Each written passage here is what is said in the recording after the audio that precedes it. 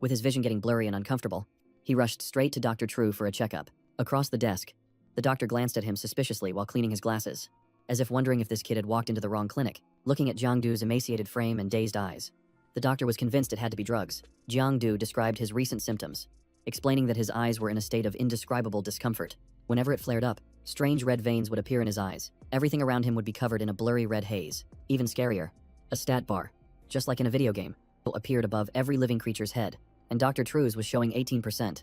The doctor asked for his age, and Jiangdu was taken aback, asking, Are you asking my age? Dr. True snapped irritably. Who else would I be asking? Seriously, did you wander in here by mistake? With his gamer mindset, Jiangdu immediately guessed it was a health bar, and with only 18% left, the doctor didn't have much time. The doctor asked if he drank, but Jiangdu just scratched his arm distractedly. He was still lost in his own thoughts, which was starting to annoy the doctor. Jiangdu shook his head to snap out of it, and Dr. True could only hold his head in exasperation. Finally, the doctor took out a penlight to see if there was anything wrong with his eyes. Jiangdu opened his eyes wide, obediently following the doctor's instructions. After a close examination, the doctor saw that his eyes were perfectly fine and figured he must be high on something.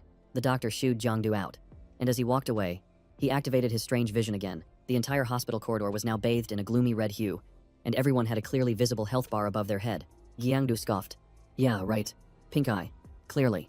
This was some kind of strange God-given ability, but other than seeing health bars, it seemed completely useless. As he left the hospital, he happened to glance at a recruitment poster for an organization called the Night Watch Division. In the year 99, when a great disaster struck the city, the Night Watch Division had established a safe haven for the residents. The aberrations were driven back, and it seemed like there was finally light at the end of the tunnel. But Jiangdu couldn't care less. He just wanted to get back to his own shabby room. But wait, first he had to tie his shoelace. The moment he bent down, the entire world around him suddenly darkened to a cold, bluish black. The once bustling street was now completely desolate, without a single person in sight. The sun was tinged with a bizarre blue hue, painting an apocalyptic scene before his eyes. A girl suddenly dashed in front of Jiangdu, locked in combat with an aberration. Not just her. A whole group of people were also fighting against the monsters everywhere. The splattering blood made Jiangdu freeze on the spot, especially when the sun above began to disappear. His whole body started to shiver from the cold. Clear drops of water began to fall gently from the gloomy gray sky, and it pulled Jiangdu back to reality in an instant. He was still standing in the middle of a bustling street, as if nothing had happened. The Night Watch was still proclaiming the city's safety, but Jiangdu no longer believed them like before. Was this place really safe? Or was it just a painted facade to hide the truth?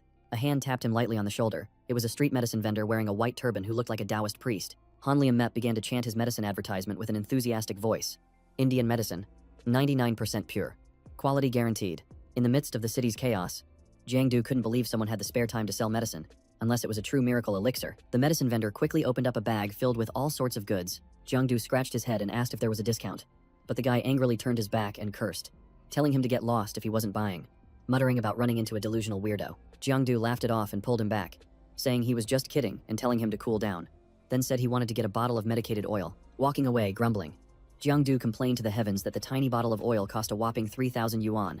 It was a total ripoff. Looking at the quiet streets, he began to suspect he might be hallucinating, because there was no way the apocalypse was actually happening. The bus screeched to a halt at a bus stop. Suddenly, the scenery shifted back to the same gloomy blue hue as before. Jiangdu rubbed his eyes repeatedly, and everything returned to its normal, peaceful state.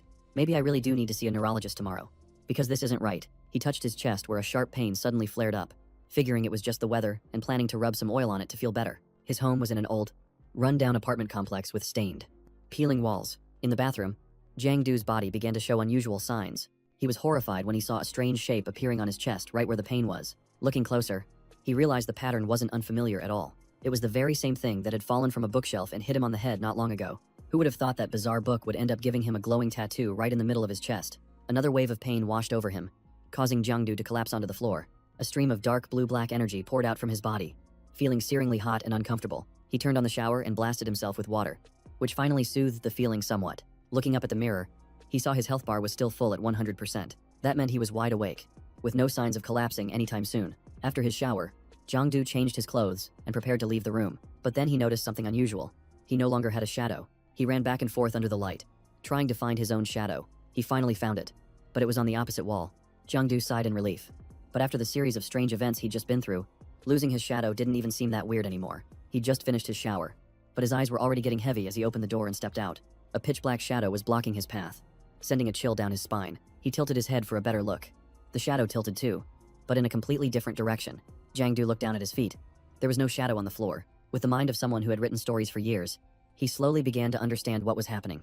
He reached out and touched the tattoo on the center of his chest. Even though the pain made him shudder, that shadow didn't disappear. The good news was that it stayed put. The bad news was that it now had a mind of its own.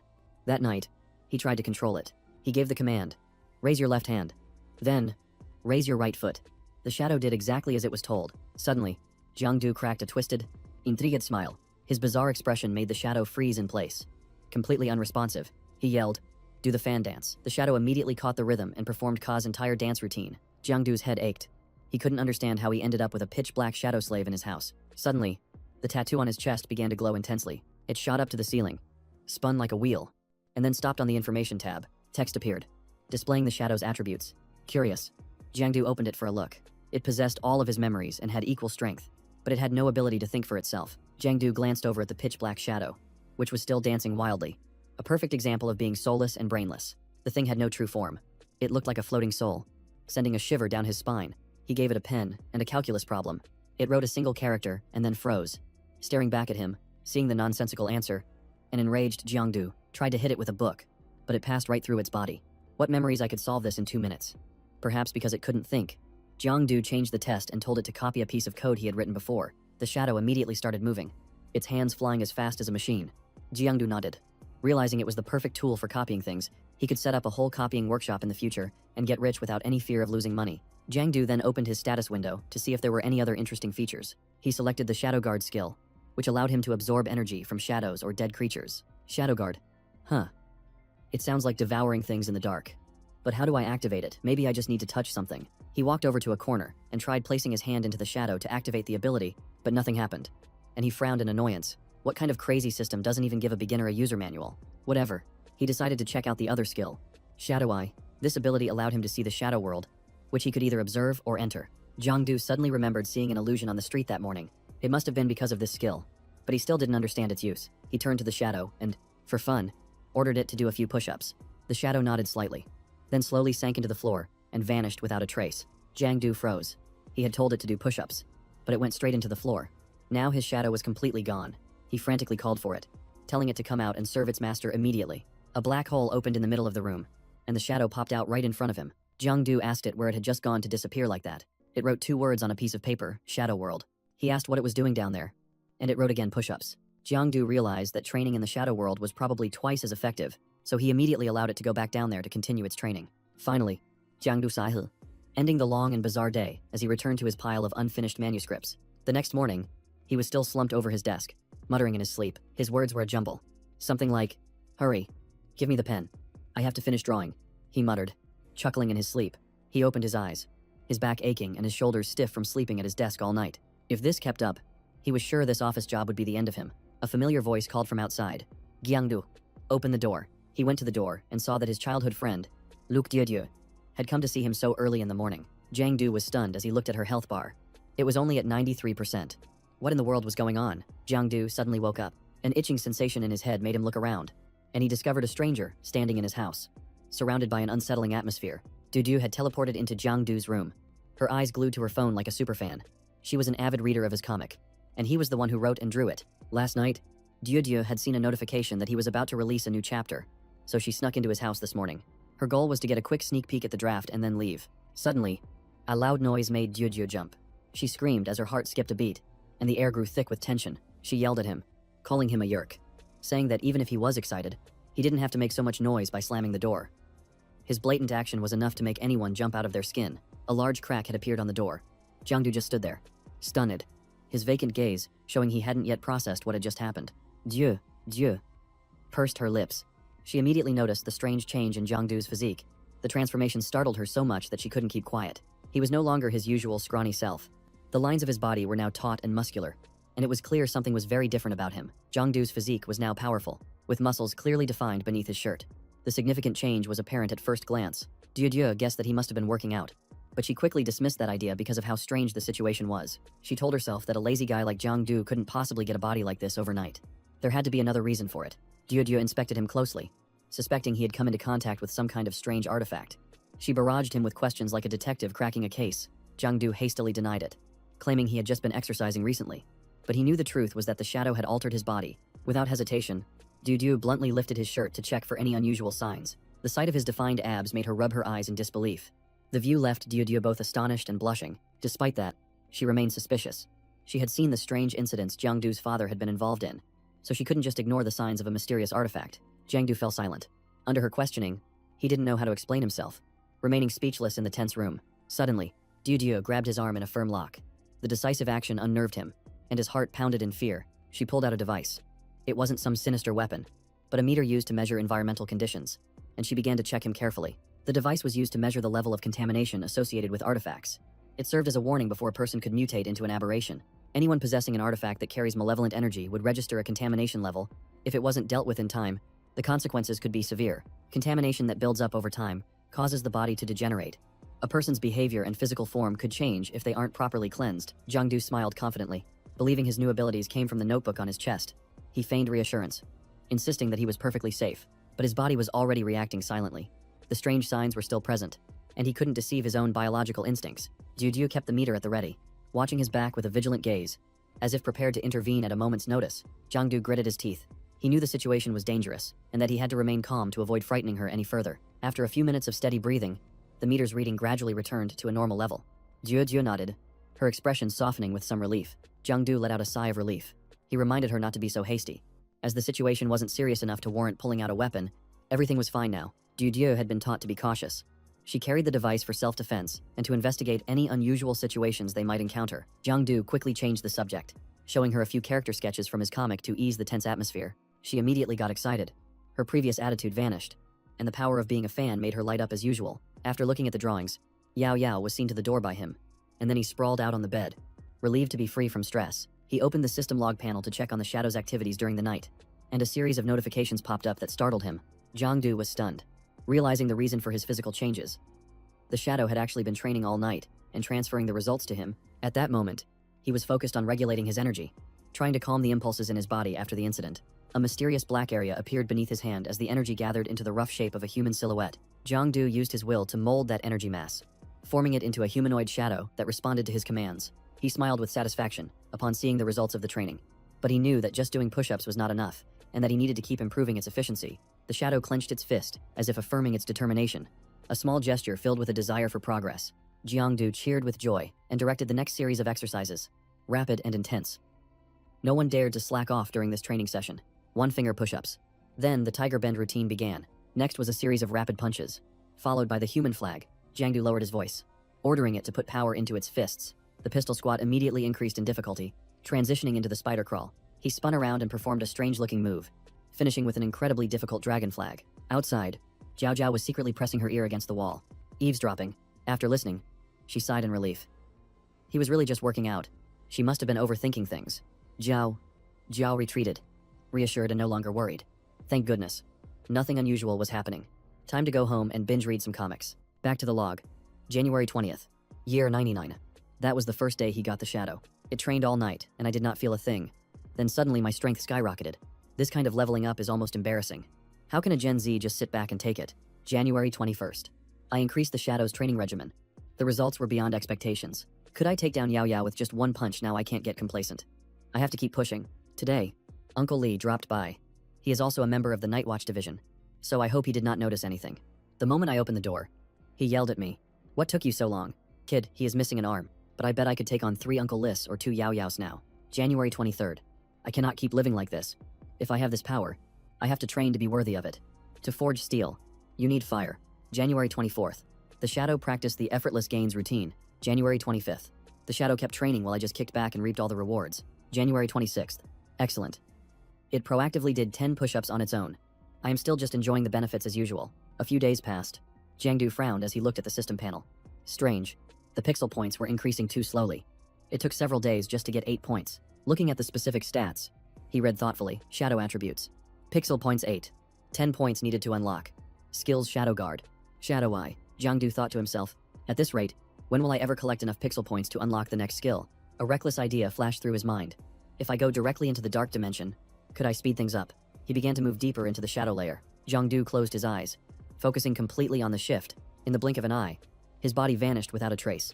It felt as if he were swimming through a strange current in mid-air. When he arrived, Jiangdu slowly opened his eyes. Before him was a familiar yet pitch-black scene. He looked around and realized this was the shadow world. an exact replica of the real room. He stepped down onto the cracked ground. Outside was a gloomy, airy space, and Jiangdu stood frozen like a statue. After fumbling around for a while, he finally found his way out and breathed a sigh of relief. But after taking just a few steps, he stopped short to assess the situation. It was then that Jiangdu realized he couldn't leave the room or the building from within this place. He scratched his head, trying to think of a way out, and finally concluded that he had to enter the shadow world from outside the physical building. In the vast and silent space, Jiangdu noted how similar this place was to the real world, but everything here was covered in a thick layer of darkness, making the atmosphere feel even colder. Suddenly, an object shot past him, as fast as lightning. Without hesitation, it launched a direct attack toward Jiangdu. Amidst the blurry shadows, Jiangdu was stunned. Could that be his own shadow? He smirked, turning to greet it. "You here for me?" Before he could finish, the apartment complex phantom shrieked, its mouth gaping open as if to swallow him whole. Right in front of him, it swung a gleaming black scythe, sharp enough to slice the wind. Jiangdu froze, a curse escaping his lips in sheer shock. Despite his panic, his reflexes kicked in, and he managed to dodge the attack. The apartment complex phantom stared intently, its eyes glowing with a strange light. It didn't stop, unleashing a relentless flurry of slashes as Jiangdu screamed and dodged. In this moment of crisis, he quickly summoned his ability, Shadow Eye. Activate. Jiangdu held his breath, braced himself, and plunged into the shadow layer like a frog. He powerfully swam through the dark space. In just a few moments, he was back at his starting point. Jiangdu plopped down, rubbing his backside and letting out a sigh of relief. That was way too close. He panted, wondering what that thing was, and why it attacked him right in front of his apartment building. He checked his body to see if he was injured anywhere. Jiangdu smirked, mentally patting himself on the back. Luckily, his reflexes were much faster thanks to the past few days of training. He grabbed a chair to stand up, breathing heavily. Thinking that thing didn't even manage to touch him, Jiangdu hoisted the chair onto his shoulder, determined to get revenge. He thought, "This ghost dares to block my door. I'll teach it a lesson." And so began a series of battles. On January 28th, in his first fight with the apartment building ghost, he was completely overwhelmed. On January 29th, his second attempt, he lost again. He took a blow to the chest that nearly broke his ribs, and he cursed in frustration. On January 30th, he got 3 deep scratches on his butt, but he still managed to knock down its health bar by 6%. Keep going. Jiangdu grit his teeth. Finally, on January 31st, he took a break to recover, and Zhao Zhao was applying ointment to his butt. Seeing all his wounds, she frowned and asked, "Have you been getting into fights lately?" Jiangdu proudly declared that scars are the mark of a true man. Zhao Zhao laughed, then pressed hard on a sore spot. "So the mark of a true man is on your butt," he yelped, his face scrunching up in pain.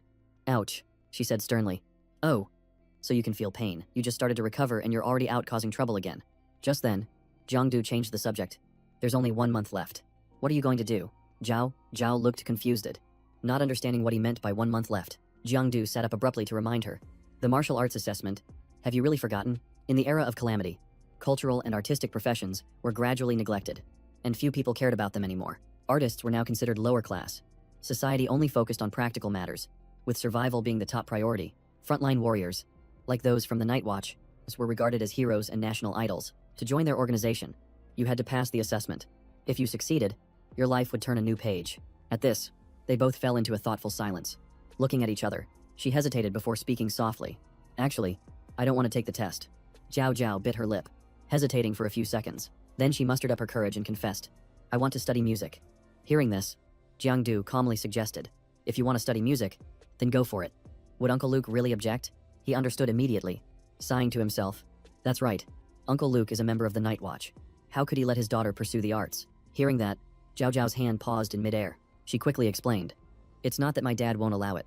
Jiangdu raised an eyebrow. "Really?" As she continued applying the ointment, she looked down sadly and whispered, "Don't tell anyone, but the policy has changed.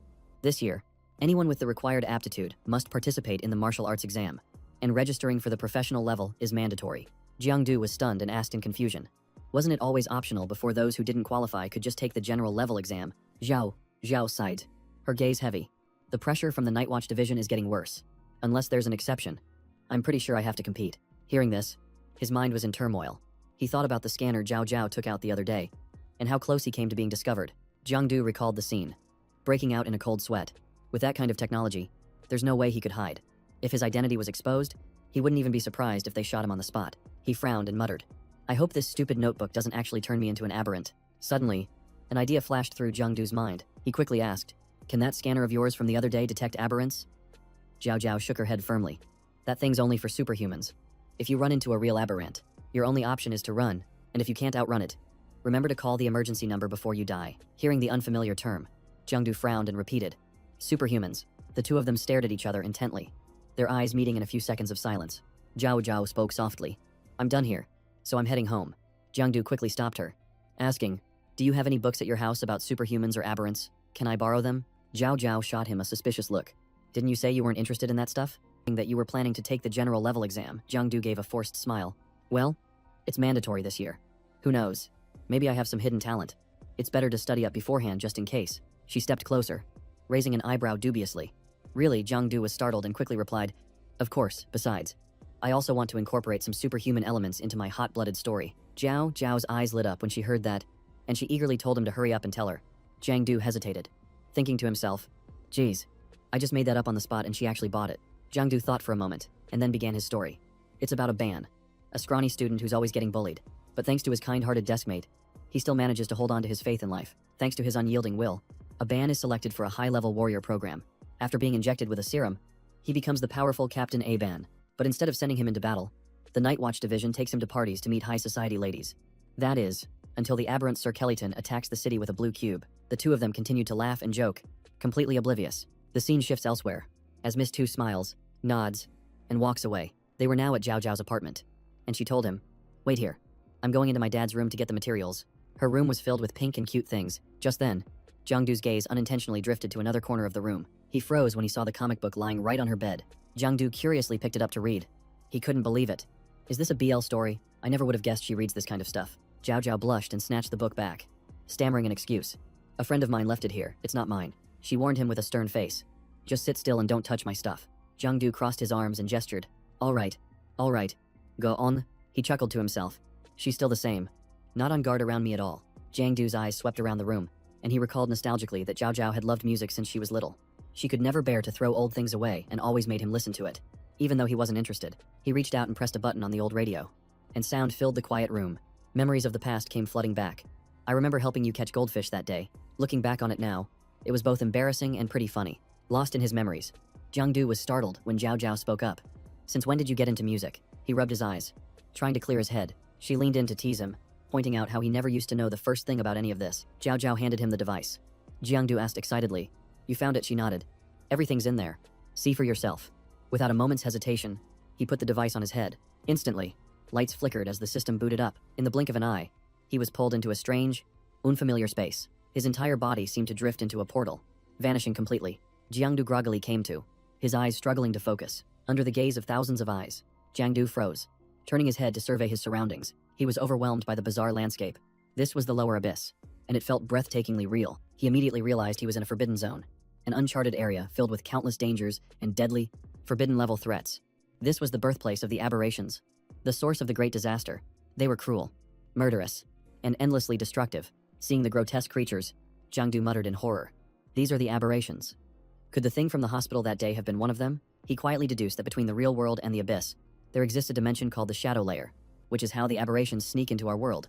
Although it's tightly controlled by the Night Watch, some still manage to slip through. Jiangdu quickly slipped out of the glowing detection ring. He picked up speed, changing direction to shake off any pursuit. He mused that the shadow layer refreshes itself every month, recreating a perfect replica of the real world's environment. That's when the aberrations multiply, so they need to be cleared out quickly. However, humans who enter this place have their strength severely weakened. Only the most powerful dare to set foot here, and even then, visibility is extremely limited. The shadow layer carries an extremely high level of corruption, and anyone who stays too long will be assimilated. That's strange, he thought. I didn't feel any reaction when I was here before. Just then, an aberration silently materialized behind Jiangdu. Startled, he whipped around. Before he could even react, a blast of golden energy surged forward from out of nowhere. In a flash, the aberration vanished, along with the golden orb of light. He squeezed his eyes shut, trying to stay balanced amidst the chaos. Jiangdu frowned, a clear understanding dawning on him. If he wanted to fight the aberrations, he would need to possess equivalent power. He would have to become a transcendent, witnessing it firsthand. He was so excited he could practically taste it. So strong. If I pass the exam, maybe I can become a transcendent, too. But then, the system's voice spoke, revealing a dark truth. Transcendents are actually people who carry aberrations within their own bodies. While they struggle to control that power, it simultaneously erodes them day by day. The superhumans are forced to fight against the internal corruption. Once they die, the chance of turning into an aberrant species becomes even greater. Therefore, when they know they can no longer live on, Jiangdu was stunned, too horrified to speak. The system's final reminder was to use all their strength before they perish. The screen flickered off right after that sentence. Jiangdu jolted awake, sitting up with a shout. Zhao Zhao quickly asked what was wrong, and Jiangdu rubbed his eyes and sighed. There's too much information. My head feels like it's going to explode. He leaned back in his chair and ordered, "Come here and give me a back rub." Zhao glared at him and snapped, "Say that again." Jiangdu smirked slyly, tempting her with 3 pages of original comics, clean line art, and customizable content. Zhao immediately nodded her head. The deal was struck, while massaging his shoulders. She wondered why his body was so hard. Jiangdu grinned smugly. "I've been training constantly. My abs are well defined." She was surprised. "Really?" he nodded proudly. "Want to feel?" Without a moment's hesitation, she lifted his shirt, her fingers tracing over his abdominal muscles. Just then, the door burst open. Captain Luke stood there, his eyes blazing with fury. Jiangdu's tongue got tied as he stammered, Captain Luke." A few minutes later, the 3 of them sat at the dinner table in an unusually silent atmosphere. He kept his head down and ate, not daring to say a word. His gaze accidentally met the older man's, causing Captain Luke to grind his teeth so hard it seemed his jaw would break. Zhao quickly tried to soothe him. "Dad, you're misunderstanding," he growled. "What misunderstanding? I saw it with my own eyes." She replied flusteredly, "No, it's not like that. I was just..." Zhao blushed and turned to urge him. "Jiangdu, hurry up and say something." Jiangdu was awkward. His expression turned serious as he said softly, "Dad, no, Captain Luke, it's nothing. I'll punish myself with 3 glasses." Without waiting for a reaction, he raised his glass of wine, drained it in one go, and forced a smile. "Bottoms up for me. Please, help yourselves." That action made Captain Luke's face darken. As his anger flared up, he slammed his hand on the table, sending bowls and chopsticks flying, and roared, "Impressive. You've got some nerve. Are you looking down on me?" Zhao rushed over in a panic to stop him. "Dad, calm down." Terrified, Jiangdu backed away while trying to explain. "Captain Luke, it's not what you think. You've misunderstood." The story flashes back to the past. Zhao and I were childhood friends, but our personalities were complete opposites. I was mischievous and destructive. She was a well-behaved, intelligent, and polite young lady. Yet for some reason she liked to hang out with someone like me. I was always coming up with mischievous pranks, and she would curiously follow along, as if it were a competition, where the loser had to submit. It was probably because I had helped her once back then.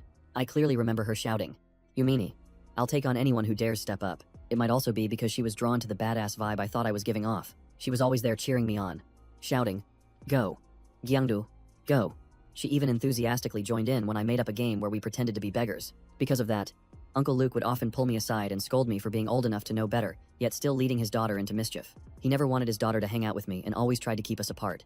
Just then, he pulled a lighter out of his jacket pocket. Captain Luke flicked it open, about to light a cigarette. Seeing this, Zhao frowned with displeasure. She strode over and snatched the cigarette right out of his hand. He asked in a deep voice, "So, what were you 2 doing when I got home?" Jiangdu quickly answered, "Reporting. See ya." "We were reviewing materials on special abilities and superhumans." Hearing that, Uncle Luke went quiet and shot a quick glance to the side. Zhao playfully stuck out her tongue and gave a sheepish grin. He chuckled softly and shook his head. "Looks like I've spoiled you too much." Suddenly, his tone became serious. "Jiangdu," he asked point blank, "do you know why students aren't supposed to have early exposure to the superhuman world?" Jiangdu hesitated before replying. "I'm not exactly sure," he calmly explained. "The darkness and despair within a person's heart can open a gateway for aberrant insects to invade, which is why some things cannot be made public." Jiangdu sat in silence, listening intently. It continued. "Not everyone is strong enough to resist the temptation. The moment even a tiny crack appears in one's heart, an aberrant insect will slip through and seize control of the body. That's why, before the martial exam, everyone's aptitude is rigorously tested, and only those with enough physical and mental fortitude are permitted to walk the superhuman path. That path is dangerous every step of the way, and there is no turning back." He sighed. "Even with advanced therapeutic equipment to help, there are casualties every year, which is why I'm advising you not to pursue this path. Do you understand?" Jiangdu smiled and nodded, his voice sincere. "I understand. Thank you, Uncle." He was calm, accepting the reality of the situation. The test was something everyone had to face, so running was pointless. Rather than rely on others, it was better to become stronger himself. All he needed was to maintain a peaceful mind. He looked at the boy and sighed softly. This kid really is different. Just then, his phone rang. He answered, and an urgent voice came from the other side. "Report. There's an emergency situation in the shadow plane." He replied instantly. "Understood. I'm on my way." Before leaving, Captain Luke didn't forget to issue a warning. "I'm heading out on a mission. You better watch yourself. Jiangdu, if I catch you again, I'll haul you straight to the patrol headquarters." He obediently replied, and his words made Zhao choke on her water and start coughing. "Don't worry, Captain Luke. Zhao and I definitely won't cross the line again." The 2 of them turned on each other, glaring as she yelled, "What do you mean again? We haven't even done anything. You're just trying to provoke me, aren't you?" The scene shifts to the street below, where the sunset casts long shadows across the pavement. The streets were bustling with people and filled with lively chatter. "It's getting cold today. Did you bring a jacket? Are you coming over tonight? Candied fruit skewers? Get your candied fruit skewers here. It's getting late and I still haven't ranked up yet. A little boy was happily munching on a snack skewer. Jung-do stopped to look up at a sign that read, Night Patrol Protecting the Order of Van High. A flicker of regret crossed his face. He had only just scratched the surface in his research. Afterwards, he walked into a supermarket and quietly picked out the items he needed to buy. He sighed, thinking to himself that with Captain Luke being so secretive, there was probably no chance he'd get to see any more of those documents. Suddenly, while he was at the checkout counter, the phone in his pocket started ringing. It was Zhao Zhao on the other end, who irritably said, Damn it, Gyangdu, pick up a carton of eggs and some milk for me. Actually, never mind. That's enough. He clicked his tongue and glanced over at the feminine hygiene aisle. If you need me to buy something sensitive, just say so. He muttered. No need to be so shy about it. Jiangdu picked up the shopping bag, a mischievous grin spreading across his face. After finishing his shopping, he left the supermarket, his mind heavy with thought. School would be starting in just 1 month, and his progress with shadow training had clearly hit a plateau. He gritted his teeth in determination. He couldn't just keep doing dry runs forever. It was time for some real combat. Just then, he stopped in the middle of the street. As his eyes scanned the area, Jiangdu suddenly realized that the anti-aberration propaganda had gotten much thicker lately. He looked up at the sky and frowned slightly. The martial arts exam had also increased its mandatory quotas. Something felt wrong. The sky was pitch black, with clouds gathering ominously as if a huge storm was about to break. A creeping sense of unease washed over him. It felt like this world was on the verge of a major upheaval. Jiangdu clenched his fists and took a deep breath to steady himself. Whatever. Overthinking it is just a headache. I'll just find that aberration from the other day and finish our fight. With that, he scanned his surroundings. Once he was sure no one was watching, he began to summon his shadow ability. He closed his eyes, feeling the flow of energy move around his body. In the blink of an eye, Jiangdu vanished, teleporting into a pocket dimension. A health bar silently appeared before his eyes, showing only 14% remaining. In the silent void, he called out in a low voice, "Who's there?" But his surroundings remained nothing but absolute darkness and silence. From a hidden corner, a figure staggered out. It was Duke Bao, his body covered in wounds, dragging himself forward one slow step at a time. His face was pale and cracked like a broken stone statue. As the man got closer and closer, Jiangdu subconsciously backed away. He realized in a panic that the man seemed to live in the same building as him. So why was he here? Before he could ask, Duke Bao collapsed to the ground as if all his strength had vanished. Jiangdu was stunned, not knowing what was happening. He hesitated, analyzing the situation in front of him. After a moment, the other man still hadn't moved. Suddenly, a strange shadow emerged from the void. It approached with a health bar showing 24%. Jiangdu immediately became vigilant, a glimmer of suspicion in his eyes. His gaze was as cold as a blade, locking onto the enemy as he launched a precise attack.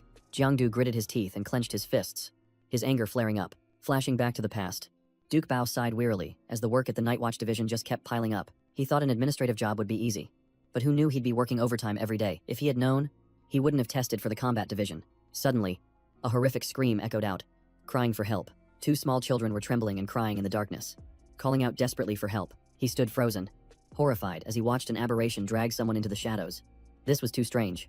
Aberrations invading the physical realm had never done this before. The 2 terrified children reached out their hands, begging to be saved. Without hesitation, Duke Bao rushed straight in. He spoke firmly to reassure them. Don't worry. Just try to hold on. Duke Bao quickly grabbed a child's arm, but he himself was also pulled into the strange space along with the kids. Duke Bao trembled, gritting his teeth to stay calm. He was aghast, his eyes wide with disbelief at the scene before him. A strange world appeared, and the 2 children burst into tears of fear. What is this place? Oh my god. Duke Bao suddenly realized he was in danger and cursed himself. I'm dead meat.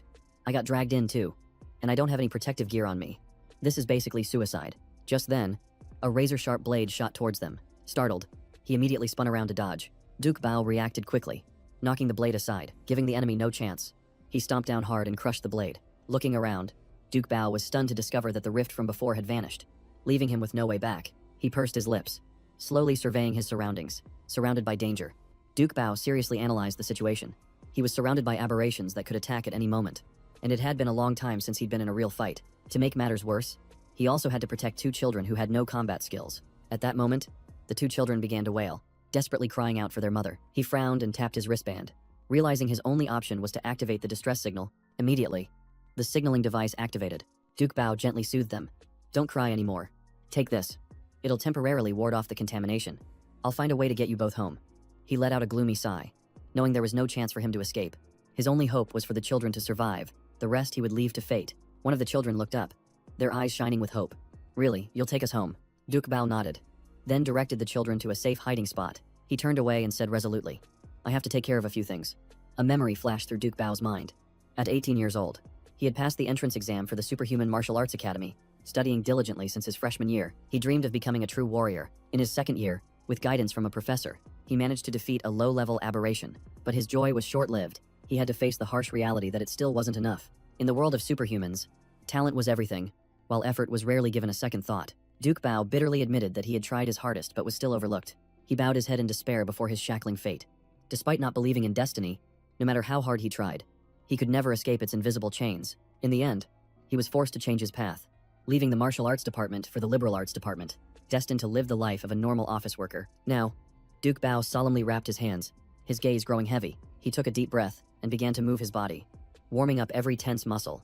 A demonic fiend growled as it advanced, and Duke Bao silently assessed its semi-bestial form, 4 eyes, powerful limbs, a mid-level aberration. Without warning, it lunged forward like a shadow cutting through the wind. He lowered his stance, took a deep breath, and braced himself for the fight. Duke Bao threw a punch, batting its long tongue to the side. Enraged, the demonic fiend swung its scythe-like limb, slashing through the air as it charged. The powerful impact forced him to his knees, sending him stumbling back several steps. Duke Bao countered with a lightning-fast uppercut. The creature froze, unable to process what had just happened. Duke Bao let out a laugh. This is great. The feeling of battle is coming back to him. In that very instant, his eyes widened as he noticed something was wrong. A giant hand suddenly swung at him out of thin air. Duke Bao was slammed to the ground, and the residential fiend quickly retracted its hand. He gritted his teeth, his mind filled with confusion. His instincts screamed to dodge, but his body couldn't react in time. Seeing him distracted, it seized the opportunity to lunge and attack. But thanks to his months of relentless training, he skillfully dodged the entire barrage of precise strikes. A sharp, numbing pain spread through his body. Duke Bao struggled to escape, feeling as if hundreds of needles were piercing his flesh. He changed direction, circling around to find an escape route. Duke Bao clenched his fists, telling himself decisively that he couldn't drag this out any longer. He had to end it quickly. He poured all his remaining strength into one final punch. Duke Bao unleashed the decisive blow right into the enemy's chest, releasing the power of the blind phantom. The residential fiend roared and charged forward in a frenzied counterattack, but immediately after, it was sent flying by his incredibly powerful punch. Duke Bao panted heavily, a puff of toxic smoke escaping his lips. He could feel his body slowly becoming corrupted. The more a superhuman uses their power, the easier it is to be tainted. And with his weak aptitude and fragile willpower, it was lucky he'd been away from the battlefield for so long, or he wouldn't be able to control it. Suddenly, the aberration roared and charged at him with terrifying speed. In the moment of confrontation, Duke Bao gritted his teeth and thought, if I don't risk it all today, I'm definitely going to die here. But just then, the aberration unexpectedly sidestepped his attack. Its eyes gleamed with a cunning and triumphant look. A slash across the stomach sent Duke Bao spitting blood. He collapsed, his body thrown a great distance. He rolled for nearly 30 feet before he could struggle back to his feet. Clutching his chest and gasping for air, Duke Bao gritted his teeth. He never expected it to adapt so quickly. It's just a mid-rank creature. A combat student from the academy could take it down easily. Yet I'm struggling this much.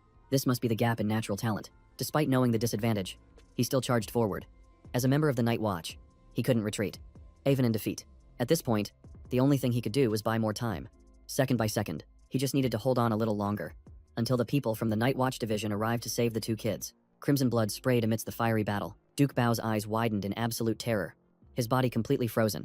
A deep gash sliced across his shoulder, blood pouring out in streams. A swing of the aberrant creature's scythe had completely taken Duke Bao down. His vision began to blur, and everything around him started to distort. Only despair remained in his eyes. Was this really the end for him? In that moment, his memories flooded back. At 15, he watched his loved ones fall to the aberrant creatures.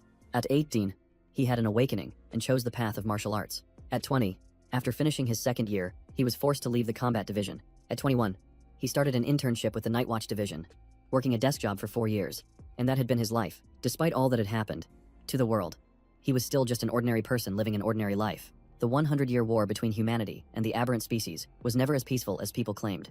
It was just a long series of defeats. When dark clouds obscure the sun, who can still see a glimmer of hope? Duke Bao let out a faint smile, as if trying to hold on to his last bit of consciousness. He fumbled in his pocket for something.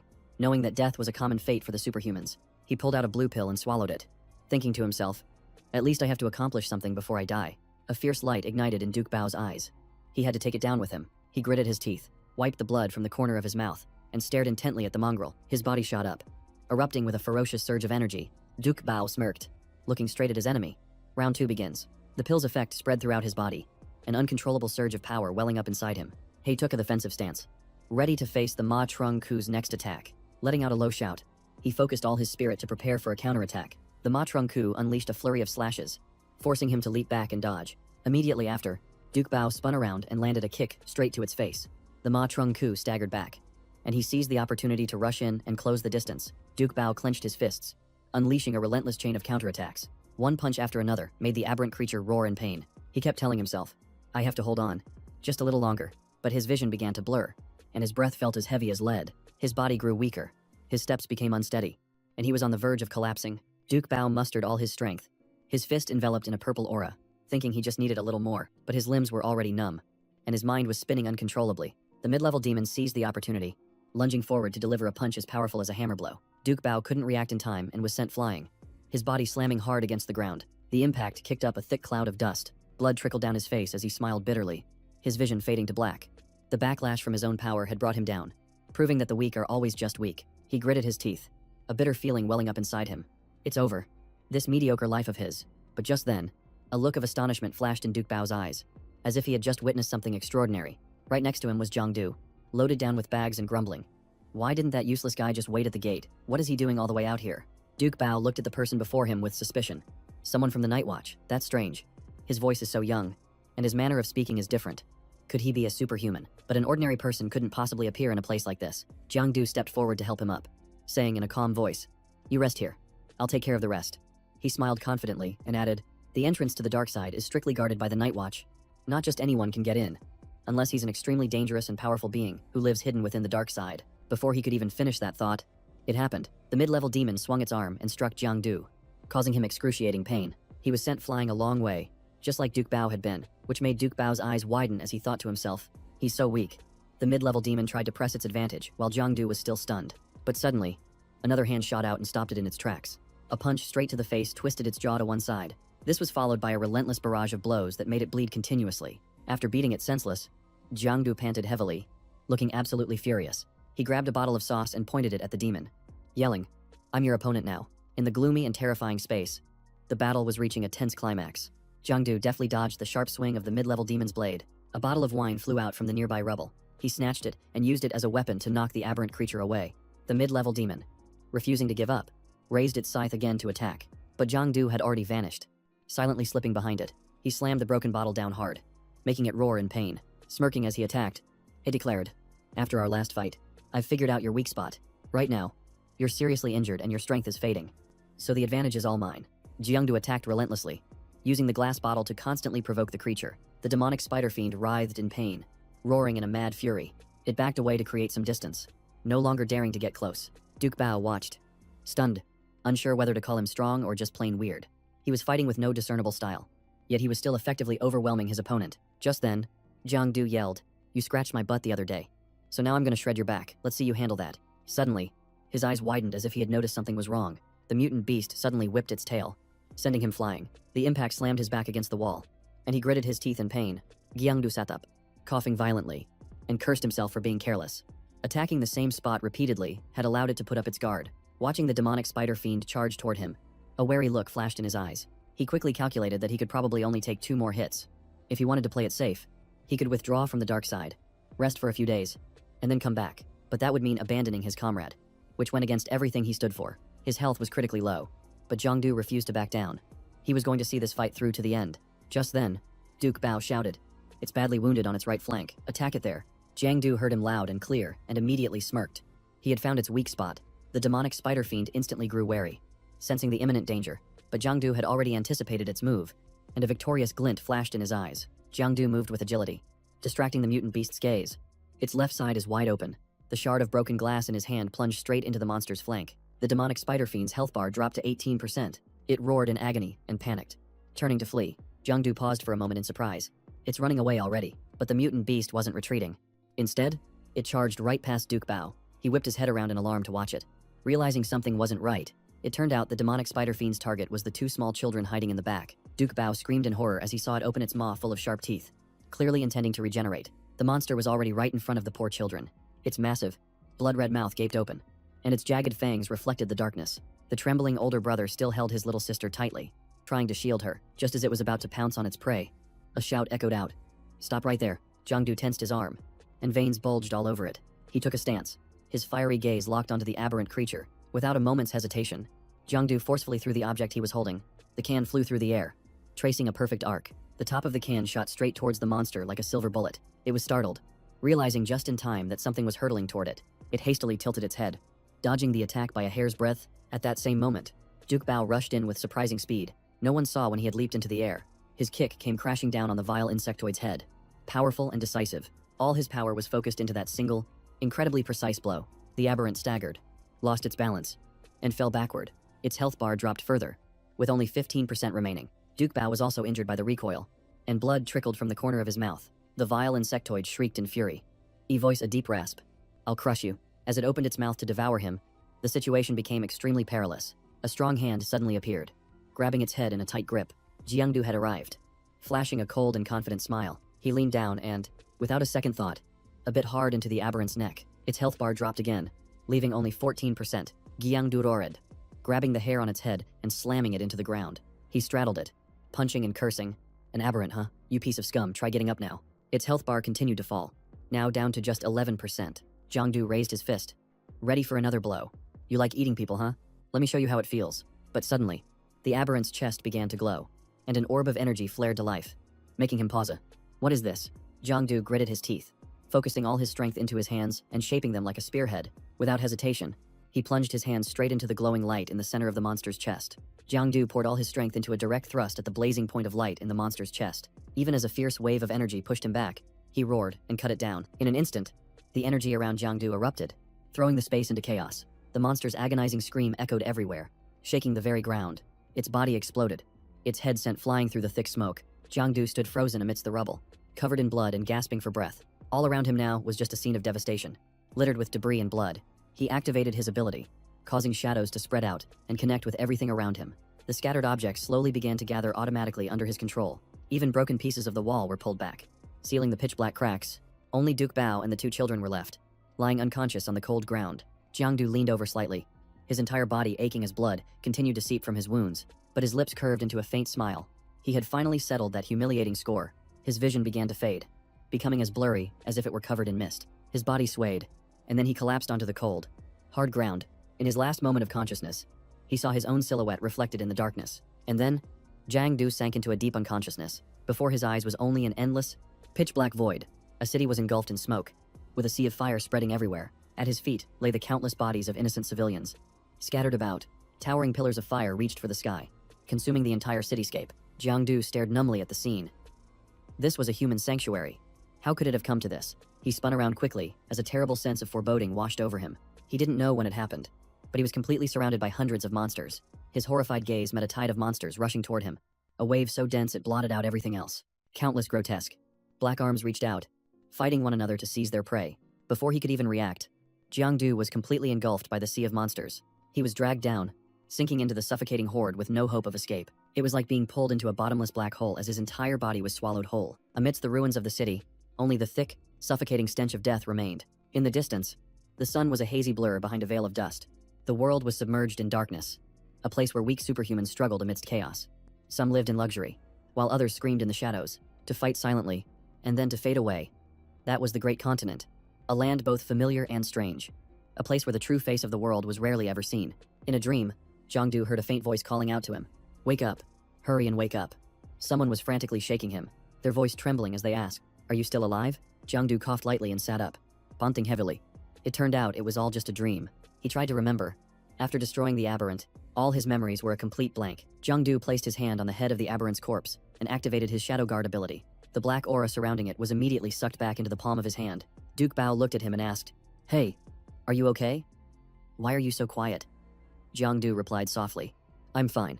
He glanced at Duke Bao's health bar, which showed only 10% remaining, and thought to himself, "This is critical, but according to the system standards, there's still a chance. 70% health is a light injury, 50% is severe, and 30% is near death. 10% is the threshold between life and death, where the chance of survival is hanging by a thread." A sudden tap on his shoulder made Jiangdu flinch, and he turned around in confusion. Duke Bao forced a smile and explained, "Give me a hand. Will you? I can't even stay upright, leaning against the wall anymore." The two of them finally slumped down in a hidden corner against the wall, breathing a collective sigh of relief. Duke Bao tilted his head and asked quietly, "Hey buddy, you're not from the Night Watch division, are you?" Jiangdu froze. He didn't recognize him, even though they lived in the same building. It seemed his vision was too blurry to see clearly, so Jiangdu just went along with it and nodded. "That's right. I'm not." Duke Bao burst out laughing. I knew it, struggling that much with a low-level aberrant. You're definitely not one of us. Does everyone really think the Night Watch division is full of powerhouses? Jiangdu was so angry he could barely speak. Does this guy even know the meaning of gratitude? I just saved his life. Duke Bao's tone suddenly turned teasing. Just kidding. You actually did pretty well. Taking on an aberrant with just a bottle of soy sauce. You've got goots. He suddenly broke into a violent coughing fit, startling Jiangdu. Are you okay? Jiangdu looked at him, filled with a sense of admiration. To be able to laugh while covered in injuries like that. The guy truly had nerves of steel. Duke Bao asked curiously, so, little bro, what school do you go to? What year are you? Jiangdu lied on the spot. North Capital Academy. I'm a sophomore. He regretted it instantly, because Duke Bao's face lit up with excitement. Really? So you're my underclassman. What's your major? The martial track or the academic one? Jiangdu just wished the ground would swallow him whole. Duke Bao mumbled to himself. Must be the martial track. There's no way a student from the academic track could handle an aberrant that size. Hey kid, you got any medicine on you? Jiangdu stared at him blankly. What kind of medicine? Jiangdu then pulled a box of biscuit sticks out of his pocket. This is all I've got. Duke Bao glanced at it and gave a wry smile. Biscuit sticks. Well, I guess it's better than nothing. To his surprise, Jiangdu snapped one of the sticks in half. Then he held out one of the halves. Here. This is your share. Duke Bao grimaced. This kid was something else. Jiangdu pointed at the ground. The rest of them fell all over the place. You want me to pick them up for you? Duke Bao waved his hand dismissively. If you want them, you can go get them yourself. The atmosphere between the two of them suddenly grew heavy, and they both fell silent. Duke Bao then spoke up. Is this the first time you've killed an aberration with your own hands? Jiangdu answered noncommittally. I guess so. Duke Bao's eyes gradually grew dim as he looked up at the pitch-black sky. He spoke slowly. Sometimes I really admire you guys, getting to learn martial arts, train, and fight. But me, I'm just a regular guy with no talent and no willpower. Just like this guy, gloomy and without light. Clinging to false hope doesn't make things any better. Jiangdu quickly tried to change the subject. Why don't you get some rest? We can talk more when the rescue team arrives. Duke Bao chuckled softly. It's okay. I just want someone to talk to for a bit. The willpower of office workers like us is as fragile as a thread. No matter how much of it you have, it can't stand against the wind. Once the corruption hits, you get swept away no matter how much you struggle. Jiangdu couldn't help but ask, do you have any regrets? You could have lived a peaceful life. So why did you get involved in this dark world? To his surprise, Duke Bao suddenly clenched his fist, the veins on his hand bulging prominently. He gritted his teeth and cried out, of course I have regrets. I was a salaried worker, chatting with the girls in the office every day, training a bunch of goofy kids. Life was pretty good. But then my brain must have short-circuited, and I suddenly jumped into all of this, and now there's no way back. After his outburst, he bent over, coughing violently. Jiangdu panicked. Bro, stop talking. You won't last until the rescue team gets here. But he just chuckled softly. The signal was sent a while ago. They should be here soon. Jiangdu nodded and stood up. That's a relief then. I'll be on my way. No one noticed the bracelet on the child's wrist, which was emitting a faint light. Duke Bao grabbed his arm. Don't wander off. If you run into another aberration, someone at your skill level wouldn't even be enough to scratch its itch. Come back and chat a little more. Jiangdu broke out in a cold sweat. I just want to get away from here. Talking to you is more stressful than fighting an aberration. And so, the small alley echoed with endless laughter and banter. Duke Bao rambled on, bragging about his past exploits. Back then, I just had to hit it once and it was all over. Jiangdu was tired of listening, but could only endure it in silence. Duke Bao suddenly gave him a message to pass on. If you go back to the academy, help me apologize to Teacher Chow in the martial arts department. Tell him I failed to live up to his expectations. That I couldn't even beat a mid-level aberration. Jiangdu clutched his head, trying to suppress the overwhelming feeling of helplessness. Duke Bao continued his rambling. And send my thanks to the vice chair of the Corruption Studies program in the Transcendent Arts Department. Tell him to stop lecturing like he's some edgy teenager. And I'm sick of hearing those phrases like Tan Hoa, forever and humanity will endure. He forced a smile. Bro, maybe I should get a notebook to write all this down, or you could just wait until you're better and tell them yourself. Unexpectedly, those words made Duke Bao pause. He sighed softly and whispered, I've kept so much bottled up inside. I just wanted someone to listen to me. Duke Bao shook his head regretfully, his gaze growing distant as he recalled the past. He looked off into the distance, his voice lowering. If only I could go back to my days at Baekdu Academy, he whispered. Got any more of those snacks? Can I have 2 more sticks? I really like that spicy flavor. Jiangdu didn't know whether to laugh or cry. You're really something else. Besides, what company even makes that kind of spicy stick? Duke Bao's hand went limp, falling onto the cold brick floor. He knew the answer, but asked anyway. Fair enough. It didn't matter either way. Suddenly, a strange sound echoed from the distance. Duke Bao raised an eyebrow. It seemed the people from the Night Watch division had arrived. Hearing that, Jiangdu immediately stood up and sighed in relief. Help had finally arrived. He picked up his bag and turned to leave without any hesitation. Duke Bao called out, asking if he wasn't going with them. Jiangdu looked back with a smile. No need. I can go on my own. Duke Bao understood and didn't try to stop him. Just giving a slight nod, he looked up and offered a brief farewell. Travel safely. He wasn't sure if this man was truly blind or just hiding it. but he nodded anyway. Even so, it didn't stop Jiang Du from walking away. Duke Bao bowed his head, silently seeing him off. The shadow path appeared beneath Jiang Du's feet, leading the way back. Before stepping fully onto it, he turned his head for one last look. The group from the Night Watch division had arrived. Discovering Duke Bao and the two children beside him, they quickly checked his vital signs, trying to find a way to save him. But strangely, Duke Bao showed no reaction at all. Those men silently shook their heads, signaling that he was already gone. Jiang Du sensed something was wrong, and his expression darkened. Duke Bao's health bar had dropped to exactly 9%. He was stunned. What's happening? Why is his health still dropping steadily? With current medical technology, he should be completely savable. Then Jiang Du saw a powerful stream of energy envelop him. The members of the Night Watch division stood motionless, none of them daring to approach. In that moment, they all raised their hands in unison and bowed their heads in a final salute. And then, Duke Bao's life force reached 0. His body slowly disintegrated, turning into a fine ash that drifted away on the wind. But his face still held a serene smile. Jiang Du was frozen, his eyes fixed on the scene. Wait, but the escape via the shadow path had already been activated, and there was no turning back. In the end, Jiang Du's hand could only fall limply, returning to nothing. The people around him stared, filled with confusion and bewilderment. They whispered amongst themselves, "What is he doing? Is this some kind of performance?" Jiang Du's face fell, his sorrow impossible to hide. On a large advertising screen, a voice boomed, "We are the superhumans. Remember this." The sound echoed in his ears, jolting him back to his senses. The message emphasized that you must not give up, even at the very end. Even if you realize you have almost no chance of returning alive, once consumed, your potential skyrockets. But the mortality rate reaches 90%.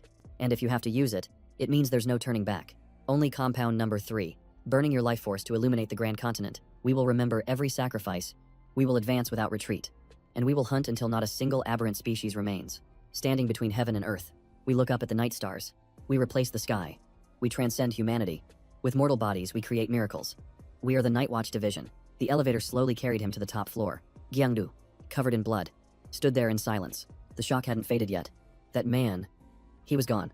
He dragged his heavy feet out of the elevator. As he walked, he thought, just a little while ago, he was laughing and talking so cheerfully. In the end, he just wanted someone to confide in one last time. No flowers. No applause. He passed away silently. Just like so many other nameless people, Jiang Du's heart clenched. No matter who it was, no matter how ordinary, I will never forget him. Ever. He clutched his head and let out a deep, weary sigh, tossing his bag onto the table. He muttered, "I'm exhausted. I'll just take a shower and go to bed. Just walking is tiring me out. And my health bar is still more than half full." I thought it was down to about 20%. He was still dazed, muttering, "That guy only had 10% left, and he was so calm. I still have a long way to go. It seems like just having muscle isn't enough," he said while pulling out some food. "You have to train your willpower too." Suddenly, a voice startled him. "Where are the groceries?" Zhao Zhao was sprawled on the sofa. "Puting, you didn't answer your phone. You just disappeared. I told you to buy eggs, not get lost in someone's chicken coop." Jiang Du made an excuse. "It's the new year." The lines were insanely long. Then it hit him, and he asked, "How do you have a key to my place?" Zhao Zhao hopped down. "You order takeout every day and never cook. So Uncle Lai told me to look after you and gave me the key." She stared at him. "What's with this look? Did someone beat you up?" Jiang Du quickly tried to change the subject. "It's late. You should go home, or Uncle Luke might get the wrong idea." Zhao Zhao wouldn't let him go. "Get back here." Jiang Du panicked and tried to escape. "I'm hungry. I need to go make some noodles." But Zhao Zhao was faster, grabbing his shirt tightly. "You're not going anywhere." Suddenly her eyes went wide, and she froze for a few seconds. Then she shouted, "Oh, me God. Why are you covered in wounds?" Jiang Du turned to run. "I forgot to buy eggs." But Zhao Zhao refused to let go, grabbing his shirt. "Tell me the truth. Where did you just come from?" Jiang Du struggled. "It's nothing. Let me go." She gritted her teeth. "I'm not letting go until you tell the truth." He had to make something up. "I ran into a robber on the way home, and I stepped in to save someone. I might look rough now, but the other guy is in much worse shape. When the police arrived, they couldn't even believe he was human. It all happened so fast. A punch here, a kick there. I hit him high and low. I beat him so badly his own mother wouldn't recognize him. You couldn't tell if he was a man or a beast." While he was still bragging about his victory, Zhao Zhao suddenly reached out her hand and said in a cold voice, "I'm serious." "You?" Zhao Zhao looked at him, her eyes filled with pity. Jiang Du stood there stunned, not expecting her to be so worried. He gaped, his mind in a whirl. Could she have actually believed my ridiculous story? Zhao Zhao gently placed her hand on Jiang Du's cheek. Her face showed clear displeasure as she asked softly, "Does it hurt?" He mumbled in reply, "Not really. You should go home and get some rest." Zhao Zhao turned away, flustered, her cheeks turning red. She said softly, "I'm going to tell Uncle Lai about this. About you getting into fights in the middle of the night." Jiang Du frantically grabbed her hand. No. It wasn't a fight. I was doing a good deed, please don't go." But Zhao Zhao ignored him. "I'm still telling him." He pretended to wince. "Ouch. The pain is unbearable. I can't take it anymore. This made her turn back and ask with concern, "Are you okay?" Looking at his injuries, she said sternly, "You need to go to the hospital." Jiangdu quickly argued, "No need. I have some top-grade medicine at home from the Night Watch division. It's even better than what they have at the hospital." Zhao Zhao narrowed her eyes at him. "You're just trying to trick me into putting the medicine on for you, aren't you?" Jiangdu grinned widely. "Then I'll have to rely on Dr. Luke." But the moment she touched him, he yelped loudly. "Ow. That hurts so much." As she applied a little more, he howled like a mummy being unwrapped. "You're being so dramatic." She gave him a light slap on the shoulder. "Are you going to mess around like this again?" Jiangdu immediately surrendered. No, I won't dare do it again." Zhao Zhao glared at him, her eyes full of suspicion. "Really?" he replied weakly. "For real? You've always loved a spectacle since you were a kid. At most, you'd just stand and watch. You wouldn't jump in." Zhao Zhao frowned. "What did you just say? Say that again." Jiangdu quickly waved his hands. "I said I'd just watch.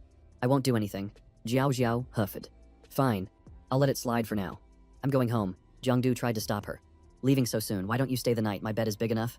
Zhao Zhao turned back and made a funny face at him, as if to say she couldn't care less. With that, she slammed the door, making the whole room tremble slightly, leaving Jiangdu sitting alone and dazed in the cold, empty living room. He whispered. "He asked me to pass a message to the North Capital Garrison Academy." Suddenly, a thought flashed in his mind.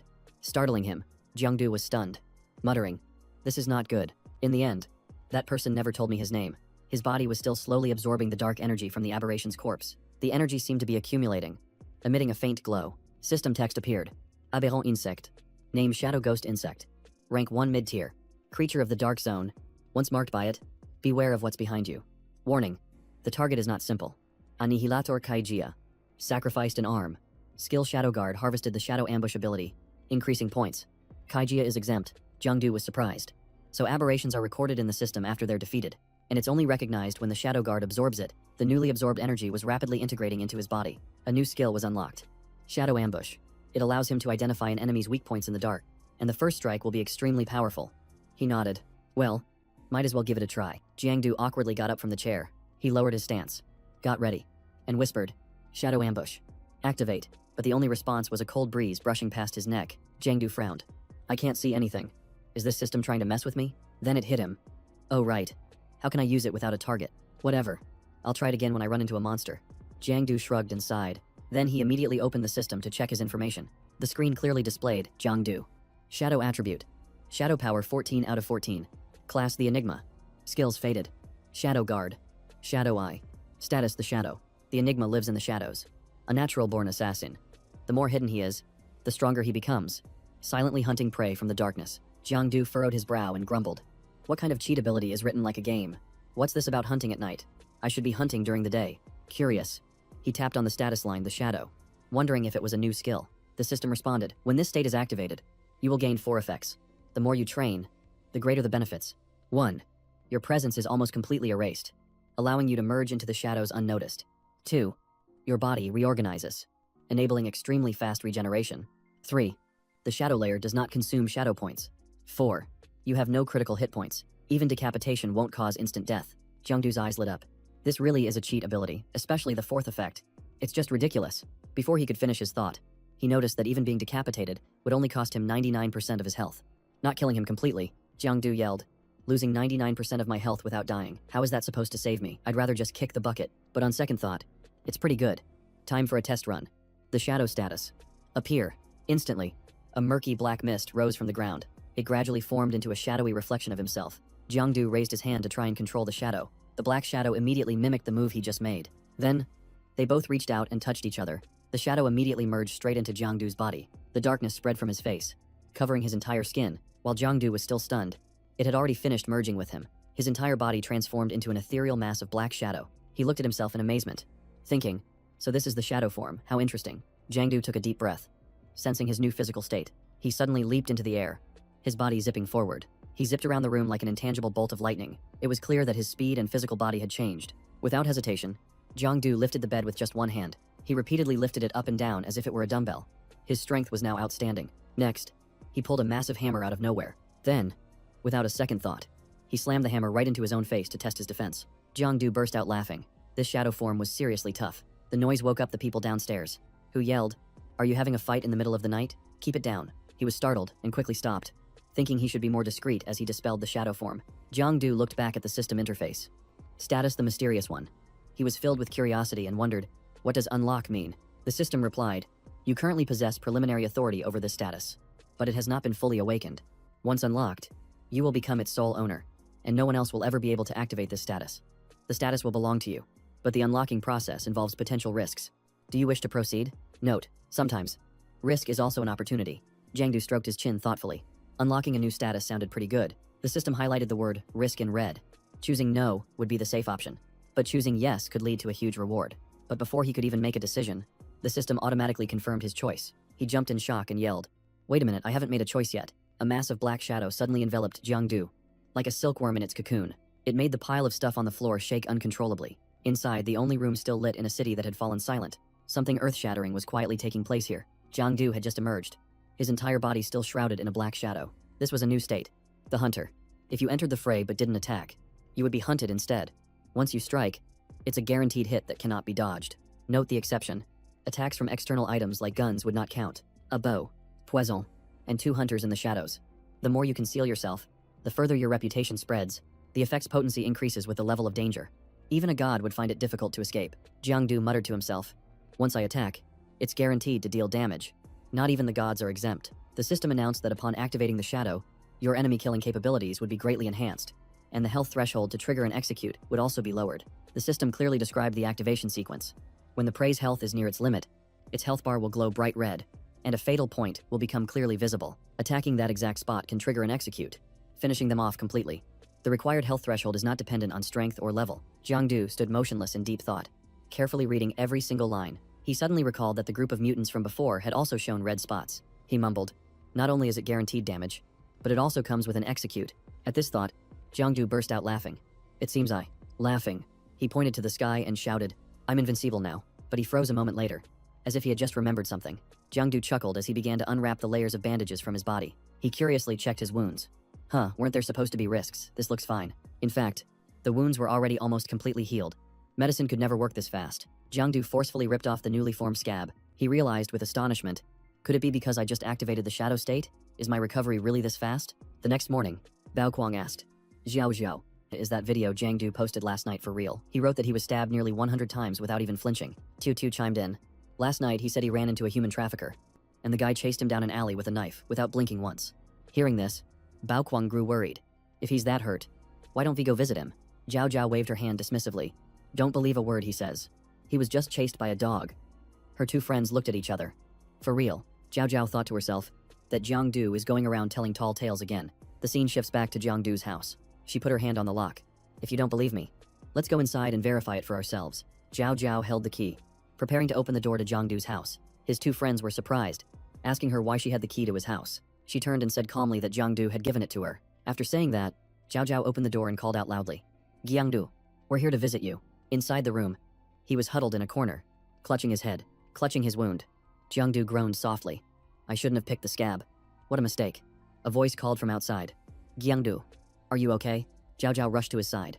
Startled. Where's the bandage? Why did you take it off? Jiangdu sighed. I thought it was completely healed, so I removed it. His two friends whispered to each other. That post from last night must have been real. I think so too. They came closer, amazed. When did you get so muscular? No wonder you had the guts to take on those traffickers. Zhao pulled them back. All right. Stop staring and go sit in the living room. The other two teased with a laugh. We get it. We get it. As soon as they finished, she pushed them both out and slammed the door shut.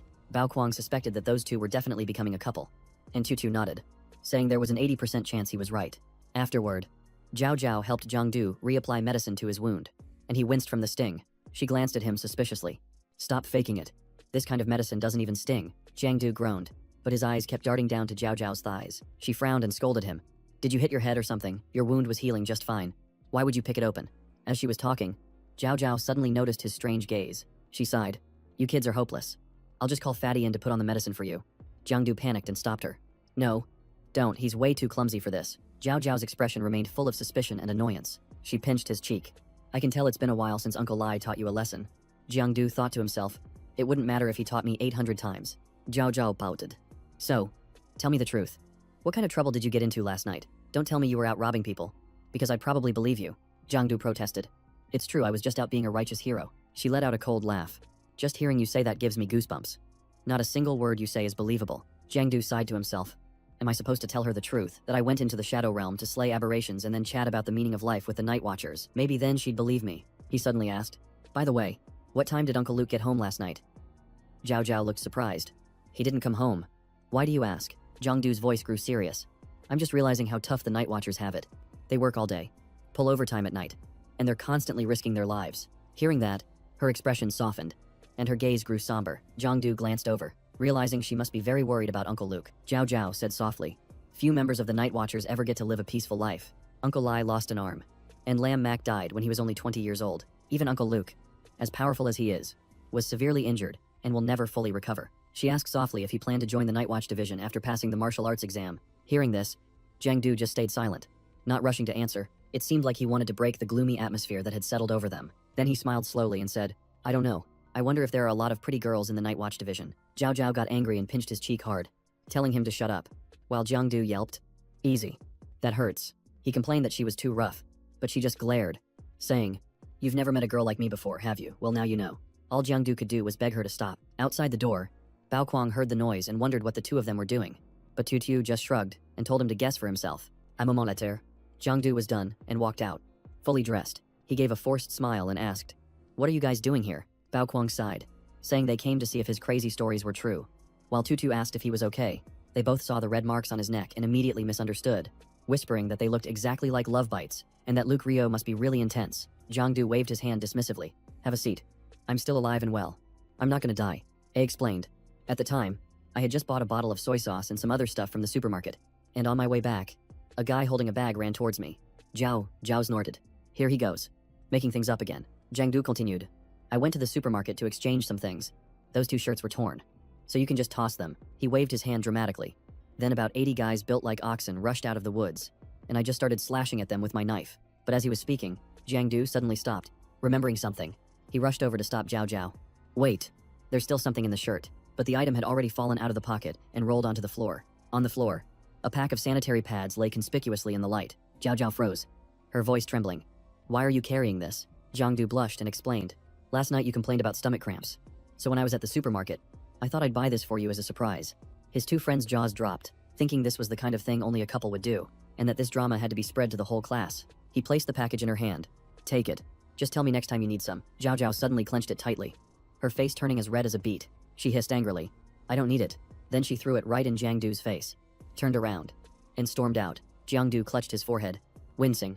Why did she suddenly get angry? I really don't get it. His two friends stood up, smirking. We'll head out first. You got this. We're rooting for you. Jiangdu stood there stunned, not understanding a thing. But now that everyone was gone, it was a good time to train in peace. He took a slow, deep breath and activated his skill. Shadow Eye. A dark magic circle appeared right beneath his feet. A black mist spread out, quickly swallowing his entire figure. The darkness crept upward, completely covering Jiangdu's face. He chuckled softly. All right, let's begin this fun training session. Jiangdu focused on activating his power, entering a shadow state. Then he plunged straight into the deep shadow space. He looked down at his body. How strange. This place was supposed to be corrupted, yet he felt so comfortable. It felt like someone who lived in smog their whole life, finally getting to breathe the fresh air of the open countryside. Great. My stomach doesn't hurt anymore, and my health is regenerating at an insane speed. Jiangdu raised his hand, his face beaming. All right, let's get to training. He planted his hands on the floor, lowering his body close to the ground. His arms tensed with power, the movement both fluid and forceful. Then he suddenly launched himself into the air, crashing straight into the ceiling, rebounding off it. He fell with a loud thud that made the floor shake. Jiangdu burst out laughing. His whole body felt like it was filled with an endless stream of energy. The system's voice rang out. The shadow state has been activated. Entering the shadow plane, his entire body was liberated, becoming as agile and light as air. And the training process began. During his training, the shadow guard activated automatically, allowing him to absorb the surrounding shadow energy, slightly increasing his shadow points and physical constitution. The blackness covering Jiangdu's body fluctuated continuously. It receded and then expanded again, as if it were breathing in sync with him. It seemed the system was analyzing the changes in his body. A series of numbers on his status panel increased non-stop. Jiangdu smiled. 1,000 push-ups completed. It was a piece of cake. He looked around the room. It's a bit cramped. I'll go outside to train where there's more room. Jiangdu dashed straight to a nearby park. He laughed as he ran. If this were the real world, all the billionaires would be fighting to make me their master. He grabbed onto the horizontal bar, gripping it tightly. He spun his body continuously, dangling in midair. I've decided. First, I'm going to win a gold medal in the World Championship for the horizontal bar. At that same moment, at the headquarters of the Night Watch Division, a group of people in neat attire entered with solemn steps. They headed straight for the central conference room, where Captain Luke was already waiting. One person holding a document began to read, reporting that the shadow layer was experiencing major fluctuations, and the contamination index had exceeded the acceptable threshold. Teams B3, B7, and A2 in the north, south, and east sectors have all detected signs of unusual rifts. This outbreak is quite unusual. As the distribution map shows, it's concentrated in residential areas. It's no longer spreading randomly like before, and everyone's expression grew heavy. The atmosphere in the Night Watch meeting room was thick with tension. Captain Luke said in a low voice, "The aberrations have been far more active recently. In just 2 days, there have been 4 cases of people being dragged into the shadow layer." The report also documented the incident involving Duke Bao and his death. Captain Luke frowned. It might not seem like much, but who's to say they won't be more sophisticated next time, causing even more severe consequences. Compared to the aberrations from the shadow layer, the rifts to the abyss are exponentially more dangerous. If the aberrations are like rabid beasts, then the creatures from the abyss are no different from a giant Godzilla. Just then, Duan Quang spoke up. "Come on, everyone calm down. It's just speculation for now. Don't act like it's the end of the world. It's not like we haven't prepared for combat situations." His words eased the atmosphere in the room. Captain Luke and all the other members let out a quiet sigh of relief. Tuan Quang nodded. "All right, continue with the next part of the report." To which the assistant replied, "Understood." Next was the list of those who had recently fallen. The meeting ended, and Captain Luke stood silently by the glass window. He took a crumpled pack of cigarettes from his pocket. He took one out, about to light it to relax a little. He muttered, "Trouble always seems to stir up right before the new year." But then he immediately noticed something strange. The thing he was holding in his mouth wasn't a cigarette. He scowled. "Ah, cookie stick. That little brat switched my stuff again." As he was thinking, a pack of cigarettes came flying from out of nowhere. He caught it reflexively without even looking. Only then did he turn his head to see who had thrown it. Duan Quang chuckled. "Don't be so serious all the time." He had already lit a cigarette, exhaling a faint wisp of smoke. But Captain Luke placed the pack of cigarettes down on the table. He continued to chew on the cookie that had been swapped in. He replied calmly, "No thanks. I'm afraid of getting lung cancer." Tuan Quang burst out laughing. "That sounds like a joke." "You? Afraid?" Captain Luke frowned. "Cut the nonsense. If you're here for something, just say it." Tuan Quang just gently exhaled smoke, his eyes revealing a deep-seated worry. At almost the same moment, an urgent bulletin was sent to headquarters. Captain Luke was stunned. What kind of notification is this urgent? Tuan Quang didn't answer right away. Slowly taking a drag from his cigarette, Captain Luke's brow furrowed as he had a bad feeling. "It's happening again." He staggered slightly, gripping the edge of the table for support. He asked wearily, "This is so sudden. Has it been confirmed?" Tuan Quang shrugged. "Your terminal should have received it by now." Captain Luke immediately opened the computer in front of him. He asked, "Have you chosen a path for your daughter yet?" "The superhuman martial arts or liberal arts track," Captain Luke replied. "We're waiting for the aptitude test." On the screen, a notification appeared. "All children of superhumans, rank 2 and above, are required to enroll in the superhuman department after testing." He then asked, "So what about your son? I think he's pretty average. So maybe he should go into spiritual engineering, xeno-entomology, or superhuman physiology." Tuan Quang fell silent, rolling the cigarette between his fingers. After a moment, he said decisively, "I'm not registering him for anything." Captain Luke was surprised. "Are you going to have him study superhuman liberal arts?" Then Tuan Quang shook his head. "Just regular liberal arts." Captain Luke laughed. "Are you kidding? If he hasn't taken the aptitude test and happens to meet the standard, he'll be transferred to the superhuman track anyway." Tuan Quang didn't answer, simply extinguishing the cigarette in his hand. He put on his coat, turned, and walked out of the room, adding, "He's not taking the test." Captain Luke called after him, "Explain what you mean," but Tuan Quang just waved his hand. "You get back to work. I'm going out for some air." A female assistant knocked gently on the door. "Excuse me, I have new information." Captain Luke nodded. "Go on." She presented a file. "This is the latest report from the shadow layer." He skimmed a few lines before freezing in place.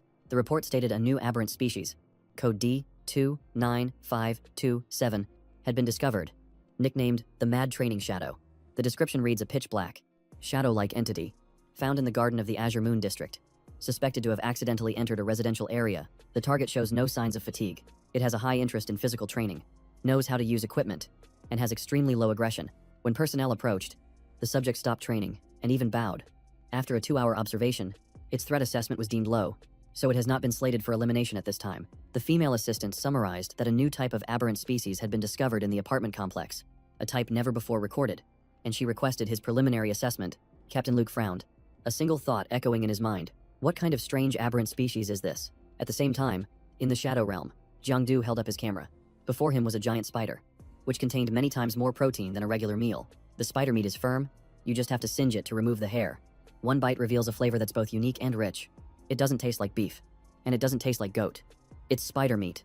He looked at his feed. The landscape photos of the shadow realm were getting a surprising number of likes. He was on his way to becoming an influencer. It turns out there were other people making supernatural content besides him. This kind of stuff used to be banned from being uploaded. Suddenly, the system panel lit up, startling him. Jiangdu frowned as he read, Shadow Attribute, Persona, the Hidden One. The Hunter. If you do not hunt, you will perish. Only through continuous hunting can you survive. Upon awakening this persona, you understand that only those who relentlessly pursue can exist. Go forth and enjoy every hunt, pushing yourself to the limit. He glanced at it and, annoyed, lightly slapped the screen. What kind of way is this to scare someone? But then, another line of data appeared. The words, remaining lifespan, 100 hours, struck Jiangdu like a bolt of lightning. He was stunned. He only had 100 hours left to live. Jiangdu's hands trembled as he looked at the flashing number.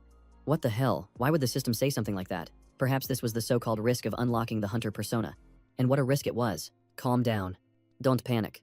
There has to be a way to fix this. According to the description, the hunter must continuously hunt to extend their life. Simply put, killing aberrant species is the only way to live longer. He read it again carefully. Item 1 clearly stated that life and death are in the hunter's hands. Only by throwing himself into the cycle of killing could he touch immortality. Jiangdu mused. It seemed that if he hunted continuously, he could potentially live forever. Item 2 mentioned that a special hunter will continue to exist in another form, even if their physical body is destroyed. He frowned. What does it mean to exist even after your body is gone? It also said that after awakening the persona, one would become unusually cheerful. How could I possibly be cheerful when I'm going to die in a few days? If I can't manage to kill any aberrant species, I'll probably have to ask Uncle Lai to intervene. Looking at the giant spider in front of him, Jiangdu thought that perhaps the only way was to kill it to gain a little more lifespan. He took out his phone and started recording. This was a rare opportunity to hunt and make a clip at the same time. He'd posted on TopTop. This account was a burner from Uncle Lai, so no one would be able to trace it. Jiangdu quickly activated his ability and merged into the shadows. The camera lens captured that very moment. Turns out he was live streaming. Welcome everyone to my channel. Today, I'll be soloing a giant spider. One-on-one. First, you stay silent and get close to the prey. Then you launch a surprise attack. We're getting very close now. Absolute silence, so it doesn't detect me. Jiangdu pulled out a reinforced steel bar. A pricey one, with a few strange metal pieces embedded in its tip. Just then, the monster started to pick up a human scent. The moment it lunged forward, Jiangdu had already dodged to the side. The aberration turned its head, and Jiangdu vaulted behind it. His heart pounded in his chest as adrenaline surged through his veins. The aberration's eyes darted around. Seemingly having lost track of its target, Jiangdu smirked. So close and it still can't see me? The shadow state is seriously overpowered. Now I just need to find its weak spot and strike. He crept underneath the aberration, looking for the perfect angle to attack. A glint appeared in Jiangdu's eyes. That's the spot. He smirked and raised his weapon. Let's see how many of these you can take. Half an hour earlier, from the spider's perspective, it had been in this world for quite some time and was slowly adapting. This place was quieter than the abyss. There were no giants lurking about, and as long as it was a little careful, it could live in peace. It had just defeated an ugly member of its own kind and had a satisfying meal, so it was feeling a bit tired. It lay down, preparing to sleep and recover its strength. Its eyes fluttered shut in contentment. Suddenly, its spider-like instincts made it jolt awake. Something was approaching. The aberration strained its eyes. It was a strange feeling. Something was clearly very close. Its senses screamed danger. This place wasn't safe. It had to leave. But just as it turned to leave, it felt something was wrong. A sharp force pierced straight through its abdomen, causing it to screech in agony. Jiangdu gritted his teeth, feeling a surge of power. It seemed he could only unleash all his pixels when he was in combat. Its health bar was down to 40%. A few more hits and this would be over. But before he could land another blow, a giant claw swept towards him. The powerful strike sent Jiangdu flying backward, slamming him hard onto the ground. He staggered to his feet, dazed, muttering, "That hurt. I didn't expect it to be so strong." While the mutant spider roared in fury. "My backside." Jiangdu smirked slyly. The staff had struck its weak point, and blood was gushing out like a fountain. Not wanting to miss the opportunity, he immediately sprang up. A surge of energy erupted around Jiangdu's body. It was his shadow dive skill. Using the momentum, he slowly sank into the ground, his entire body submerged, as if he were diving underwater. He thought to himself, I never expected shadow dive to feel like being completely hidden in the darkness. There's no need for a direct confrontation. I just have to lurk like a hunter in the jungle and wait for the perfect moment, and then deliver the fatal finishing blow. Looking at the writhing spider, Jiangdu quietly muttered, "A mutant bug, a superhuman." A sharp, cold smile appeared on his face. The hunter, the prey, the chase has officially begun. A bored girl scrolled through a few livestream channels. The Sunset Watch, the place that keeps you safe. Hello, I am a member of the Sunset Watch, and today I will be introducing low-level mutant bugs. She let out a long yawn and scrolled to another channel. I'm La La La, and today I'm taking everyone to a restaurant deep inside a small alley. It's your favorite bad boy here. Bring on the big show. Hello, I'm about to perform an extremely dangerous stunt. Here's the lighter. Everyone watch closely. I'm gonna smash it. Two Ditch was bored. What is all this nonsense? Have these channels completely run out of ideas? But then suddenly, her eyes widened in astonishment. A strange channel appeared. Jiangdu introduced himself. My name is Du, and I'm from Backdu. She wondered, Where in the world is that? The screen was filled with images of all sorts of mutant bugs flashing by continuously. Tue, dich sat bolt upright. Was that thing just now a mutant bug? Seriously, that's not some kind of special effect. Is it? Jiangdu continued to explain. This is a shadow pattern spider. An ancient demonic bug. First tier. Low quality. Originating from the abyss. The comments started flying. Du is so cool and handsome, I want to gift you a house, if I don't have money. How about a plate of stir-fried pork? Not spicy is fine too. He continued his lecture in a steady voice. The patterns on its body can cause mental contamination. It's dangerous for low-level individuals to look at it for too long. Tue Dich frowned. This whole bunch is just blindly fawning over him. Posting such cringy comments for their parents and friends to see would be mortifying. I hate how shameless they are, chasing after boys at such a young age. But then, she couldn't help herself either. Her fingers typed out a sappy comment. Hey big bro, I want some too. Just then, Jiangdu in the video sank into the ground. Her eyes lit up. Holy crap, could the channel host actually be a superhuman? Tue Dich grinned to herself.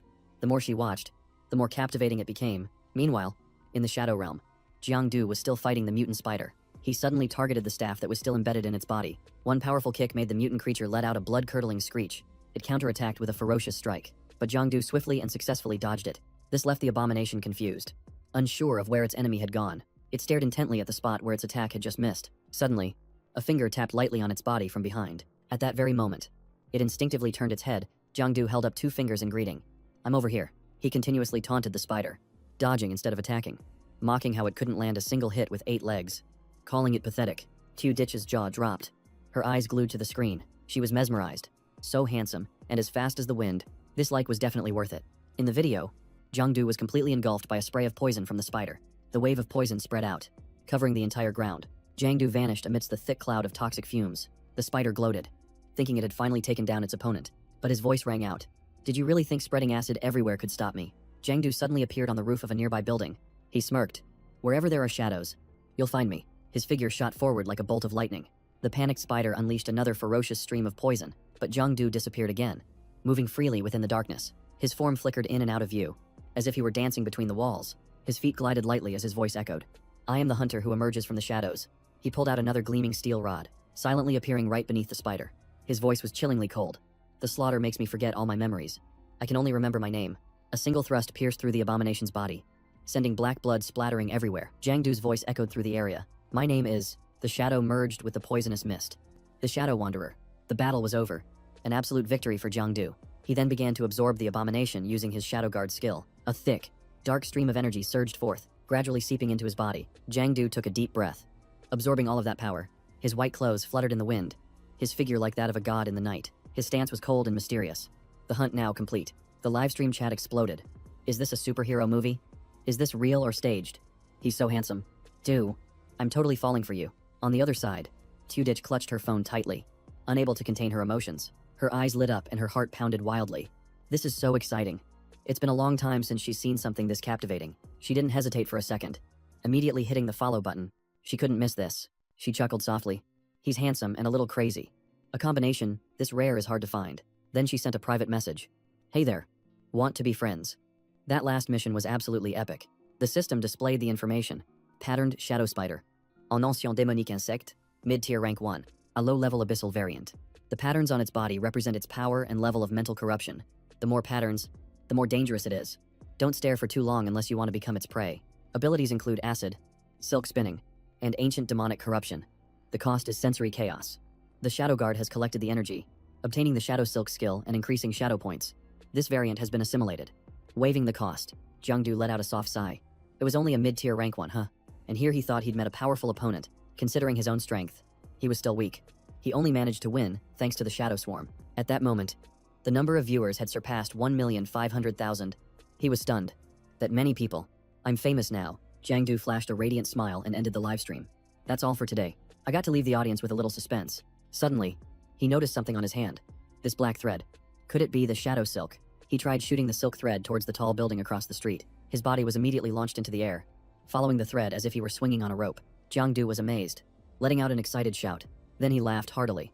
From now on, I'm the Spider-Man of the Shadow Stratum. Who would have thought that before he could even get the hang of it? He slammed face first into a wall with a loud thud, carried by inertia. Jiangdu began to fall, hastily grabbing onto a lamppost to steady himself.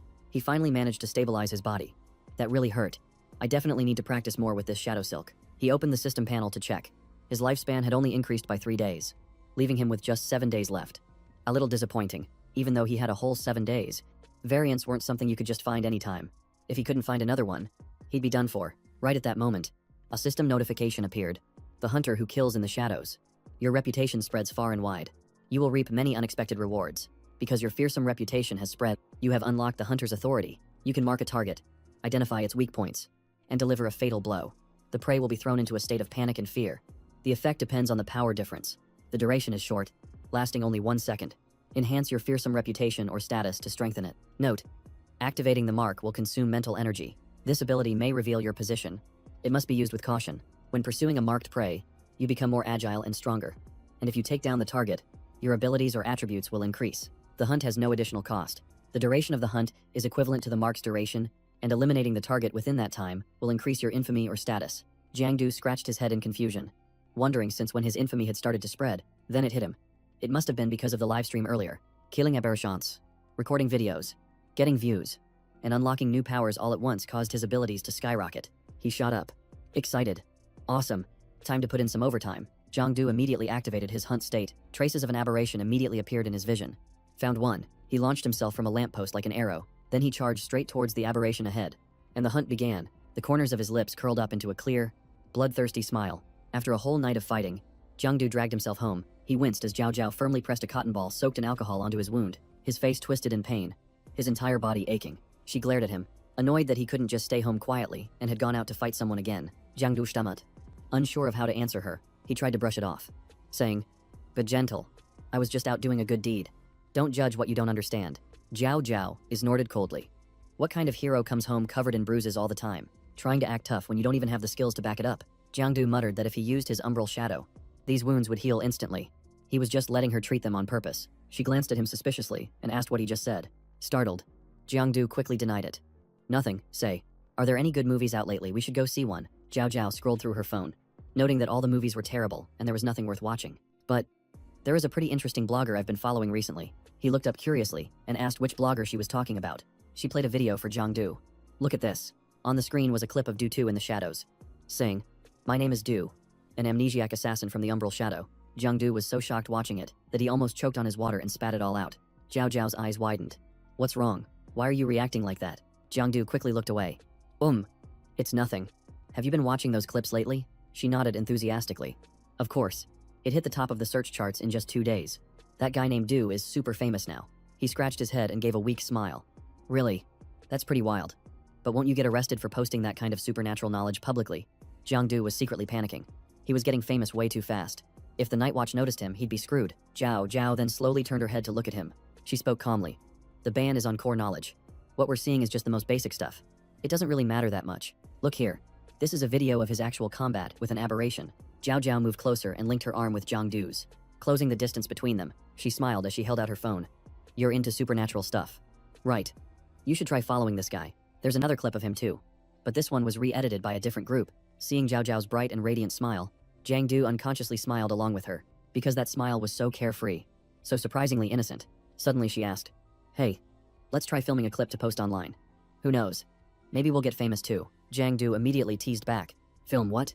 You dancing in a schoolgirl uniform in some spooky basement?" Zhao Zhao puffed her cheeks and hugged her shoulders. "Get lost. I want to make videos explaining supernatural phenomena. Not just watch a few of those clips and think I'm all that. You think watching a few clips makes you comparable to the veterans of the Night Watch. Also, don't wear this kind of outfit outside next time. You'll easily attract creeps. I already lost track of one guy like that last time." Zhao's face went pale when she heard that. "You lost track of one." She quickly hid behind Jiangdu and drew her gun. Moving with agility, she pressed the muzzle directly against his waist. Her voice was icy cold. "Those injuries of yours weren't from secretly following a girl in a skirt and getting beaten up, were they?" Jiangdu raised both hands in a panic. "That wasn't me." Zhao Zhao glared, tapping lightly on the gun's muzzle. "Who knows what's true and what's not?" Jiangdu whined. "Give me a break, will you?" She grimaced and said, "Your punishment is to cook for me. That'll be enough." After the meal was finished, Jiangdu let out a sigh of relief and flopped onto a chair. He scrolled through his phone grumbling. "I finally sent that little kid home." To his surprise, it was flooded with messages. "Are you there? Who are you? What's the point of posting that video? Are you really from Baekdu? Mister, are you a real member of the Night Watch? Was the clip scripted? Do you have any more pictures of aberrations? Don't use Photoshop, okay? Here's the recipe for braised pork. Scrape the pork belly clean. Chop it into pieces. Add green onions." Jiangdu was stunned. So many messages in such a short time. He really was famous now. But then, something else caught his attention even more. A series of messages flooded in. Do. You've been exposed. Go watch that other person's clip quick. Do. You've been called out. Is it true? You phony. Did you stage the video? What the hell kind of person are you? You deserve to be exposed. Real night watchmen risk their lives in combat. But you got famous through edited clips. Who do you think you are? Come out and face the facts instead of just editing videos. Jung-do was stunned. A fake video. He immediately clicked on the link everyone was sending him. The video featured another blogger. Hello everyone. I'm Diadao. Today, I'm not here for a food review, but to pick a fight. A bald old man spoke. I'm sure everyone has seen the video. Right, that dude guy, what aberration him? One of those, the shadow plane. Aberrations. A crazed assassin. Take a look. Does that video really look real to you? First, let's look closely at the clip. We'll use software to analyze it frame by frame. Look at these two frames right here. They're clearly not seamless. It's been edited. Next, look at the background. It's heavily blurred. That's post-production work. Not a real effect. Jung-do was choked with anger. Isn't this blogger supposed to be a food reviewer? Why is he suddenly coming after me for clout? I only cut out the parts where I looked bad. And that's enough to get called out. It continued. Why am I exposing him today? Well, I'm a real night watchman. I've killed more aberrations than I can count. So I can spot a fake like him from a mile away. I'll leave it at that. I advise someone to clean up their own mess. He scrolled down to read the comments below. This is obviously real footage. The shadow plane and aberrations are real. So why call it fake? Sure. He edited it and blurred the background for a reason. But editing doesn't automatically mean it's fake. Right. I thought some of the camera angles looked off. That do guy has no real skill. He's just showing off to get famous. That's right. Only Diadao is a true veteran night watchman. Jang-do scratched his head. Fine. Call me out then. My own comic gets torn to shreds by critics. The truth is, you only find out who's swimming naked when the tide goes out. Alright then. If they say the video is fake, I'll just film myself killing another aberration. I can earn some more life force while I'm at it. But first, I need to deal with that Diadao guy once and for all. He posted a compilation demanding a public apology. Sparking a viral debate. Blogger faking superpowers Do has this side to him. The scandal was far from over. People claim Do's videos were complex, wondering who he really was. He can't be an ordinary person. A natural-born aberration hunter. A nightmare that makes his enemies tremble. Jung-do immediately jumped into the shadow plane. This time, he brought a small camera instead of his phone. He neatly attached the camera to the left side of his chest. He glanced around. There were noticeably fewer aberrations than yesterday. The shadow plane changes every time it resets. When he first entered, it was packed. Suddenly, his hunting skill lit up brightly. He spotted one hiding, and it looked like another master of stealth was waiting to ambush it. I'll show you what a real master of stealth looks like. Without hesitation, he prepared to charge in. The hunt had begun. Jung-do stuck his leg out over the building's railing, but when he saw the dizzying height, he swallowed hard. He decided to take the stairs instead. Calm down. Don't get ahead of yourself. They might call you a badass assassin, but you're still just a rookie on foot. Meanwhile, the aberration was lurking, searching for prey. It was completely unaware of the danger closing in. Jang-do suddenly appeared in front of it, marking his target. Instantly, the aberration fell within his pursuit range. Jang-do chuckled softly. It worked. The marked creature trembled in unprovoked fear. This thing looks familiar, like that scythe monster from before. Did it evolve? But he wasn't phased at all. So what if it evolved? He hadn't been standing still either. Jang-do launched himself into the air and struck down hard sacred node staff arts, ascending dragon staff. The monster's health bar dropped by nearly half. He didn't stop, chasing after it like the wind. He leaped up and launched a preemptive strike in midair. Jang-do's eyes sharpened as he seized the opportunity and activated Pursuit. The system announced that Pursuit was activated. His strength and speed would skyrocket for 1 second, and killing the target during this time would grant a bonus reward. He instantly appeared right in front of the monster, but it managed to dodge. Its reaction speed was astonishing. Jung-do was slightly taken aback by its speed. Without hesitation, he immediately lunged forward. Sensing the danger, the aberrant creature immediately turned to flee, but Jang-do was quick enough to block its path. Finally, the aberrant creature launched a counterattack. Its tentacle-filled mouth opened wide, preparing to strike back. An invisible wave shot straight towards him. Jang-do raised his hand to block, but his mind went dizzy. It could even launch psychic attacks. Immediately after, 2 clean, sharp slashes flew straight at him. Jang-do instantly lost a huge chunk of his health. He hastily retreated, steadying his stance and kneeling to brace for the impact. He couldn't help but mutter, "That's insane. I just took a small hit and already lost 34% of my health." Amidst the thick cloud of dust, the aberrant creature's form gradually became clear. Jang-do frowned, thinking, "This is an assassin type that's both strong and fast. And it's a tank, too." He wiped the blood from the corner of his mouth. "I have to change my strategy." Jang-do activated his burrowing skill, narrowly dodging the attack. He dashed away like the wind, neatly dodging the barrage of attacks. But the enraged, aberrant creature refused to give up, pursuing him relentlessly. It lunged forward, swinging its scythes at Jang-do. Suddenly, the aberration stopped short, its entire body frozen in midair. It turned out its 2 scythes were held fast by the shadows. Completely immobile, he rushed forward, landing a straight punch right into its gut. Jiangdu laughed coldly. What an idiot. Falling right into my trap. He sprang forward. Moving with the speed of a fleeting shadow, he unleashed a continuous barrage of attacks on its body. So what if you're fast and strong, now you can't even fight back? Let alone run. This is my territory. And there's no escape for you today. The aberration was completely restrained, unable to move a single muscle. It let out a furious roar, its burning rage making the ground tremble. Jiangdu launched a straight kick, scoffing. Still want to fight back, dream on. Just like that, he relentlessly hammered the creature's face with a barrage of punches and kicks. In just a moment, the creature's body became unusually weak. Jiangdu raised his hand high, preparing to deliver the final blow, but in that very instant, his hand froze in midair. Cold sweat beaded on his forehead as a strange sensation washed over his entire body. The creature's face gradually transformed, morphing into the face of Duke Bao. A former member of the Night Watch, Jiangdu was stunned, unable to believe his eyes. Wasn't Duke Bao taken away by the Night Watch? How could he have turned into this? And why was he here? At that exact moment, the creature seized the opportunity and burst free from his hold. It fled in a panic, startling Jiangdu, who shouted after it, "Stop, I need to talk to you, do you hear me? Stop." He gave chase, only stopping when he reached a high-rise building, breathing heavily. His eyes darted around, desperately searching for any sign of the creature. As he passed a dark corner, Jiangdu could only let out a helpless sigh. It seemed he had completely lost the creature's trail this time. The system's voice rang out, announcing, "You have entered the shadow plane. You have detected prey." As a hunter, your heart races with excitement, anticipating the moment you take down your target. Jiangdu walked on slowly, ignoring the voice that echoed in his ears. The system repeated, the hunt was nearly complete, but the prey escaped. What a shame. This hunt has ended in failure. Warning, continuous failure will cause your power to weaken and may even shorten your lifespan. Deep down, you understand that only by endlessly hunting and killing, accumulating renown and rank, can you truly hold the power of life and death. But right now, your heart is filled with rage. You feel that a life dedicated solely to hunting is meaningless. The voice whispered like a curse. Then just wait to die. Enraged, he slammed his fist into the system panel before him. An annoyed voice rang out.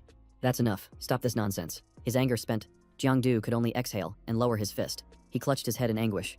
The hero who once saved people had been reduced to this. Suddenly, Jiangdu froze, his eyes completely vacant. He stared at his reflection in the glass and wondered, what if one day, will I also become a monster like them? He clenched his fists. Knowing there was no turning back on the path ahead, Jiangdu told himself that the only way to survive was to keep hunting. Afterward, he went to the Vanhai Assembly area, East District 1, a desolate wasteland. Looking around, he confirmed this was the right place, where the news said the aberrations often appeared, so they shouldn't be hard to find. Jiangdu opened a gateway, and a cold breath of air emanated from it.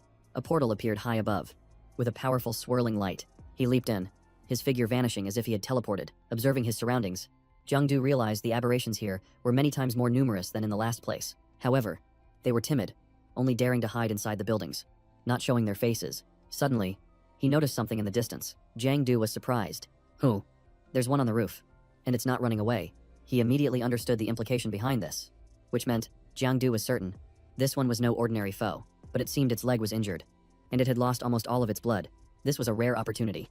He had to strike with precision this time. A shadow silently glided toward the rooftop. Jiangdu's hand emerged from the ground like a phantom. He quietly closed in on the aberration, leaving no trace behind. And yet, it still sensed that something was amiss. The moment it turned its head, Jiangdu instantly submerged back into the ground. It was as if no one had ever been there. He was inwardly shocked. Its reaction was too fast. The aberrations here were much more vigilant than the ones in his area. It seems its sense of smell is extremely sharp tonight, and the red spot on its body has faded significantly. It must be on guard. I need to make it relax first. He waited patiently, for it to lower its guard.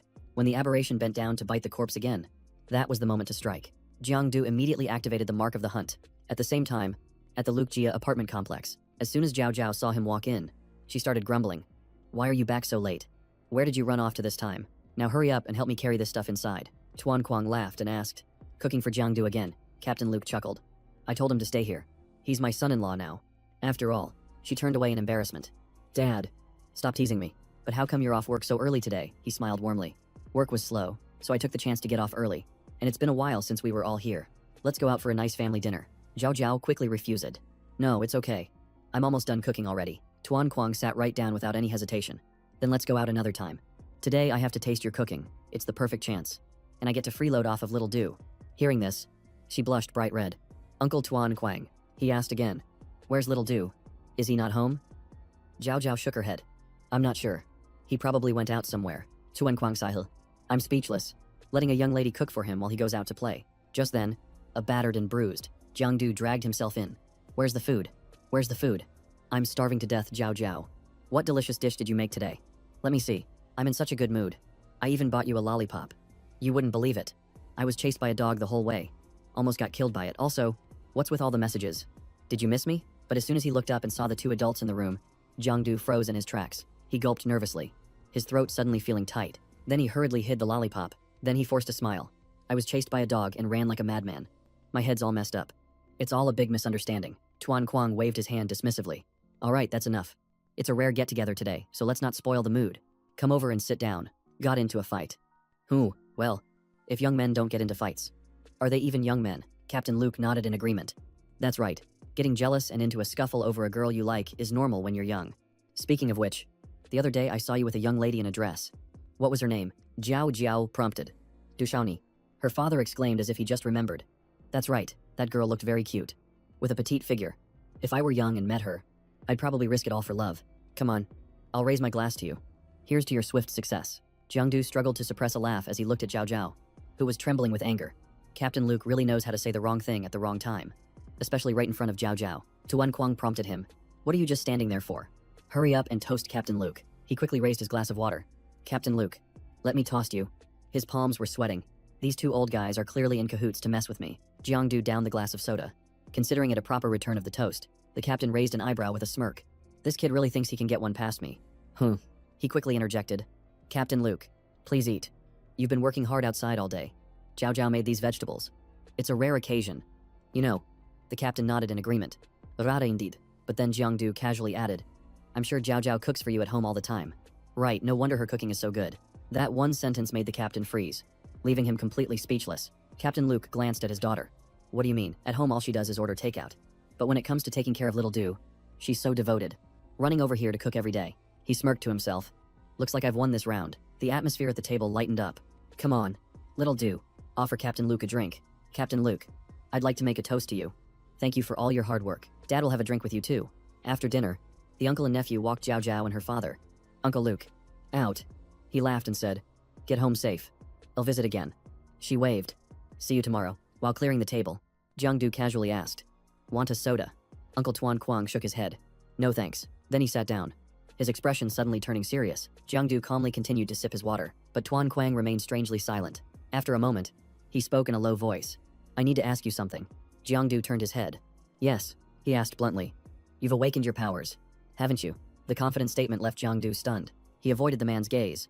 What powers? Uncle, Tuan Kuang spoke slowly. I've worked the night shift for 20 years. I can tell at a glance. That wound isn't normal. So tell me, since when? Seeing that it was useless to hide it, he sighed in defeat. He confessed. A little over half a month ago. Tuan Kuang pressed on. How did you awaken?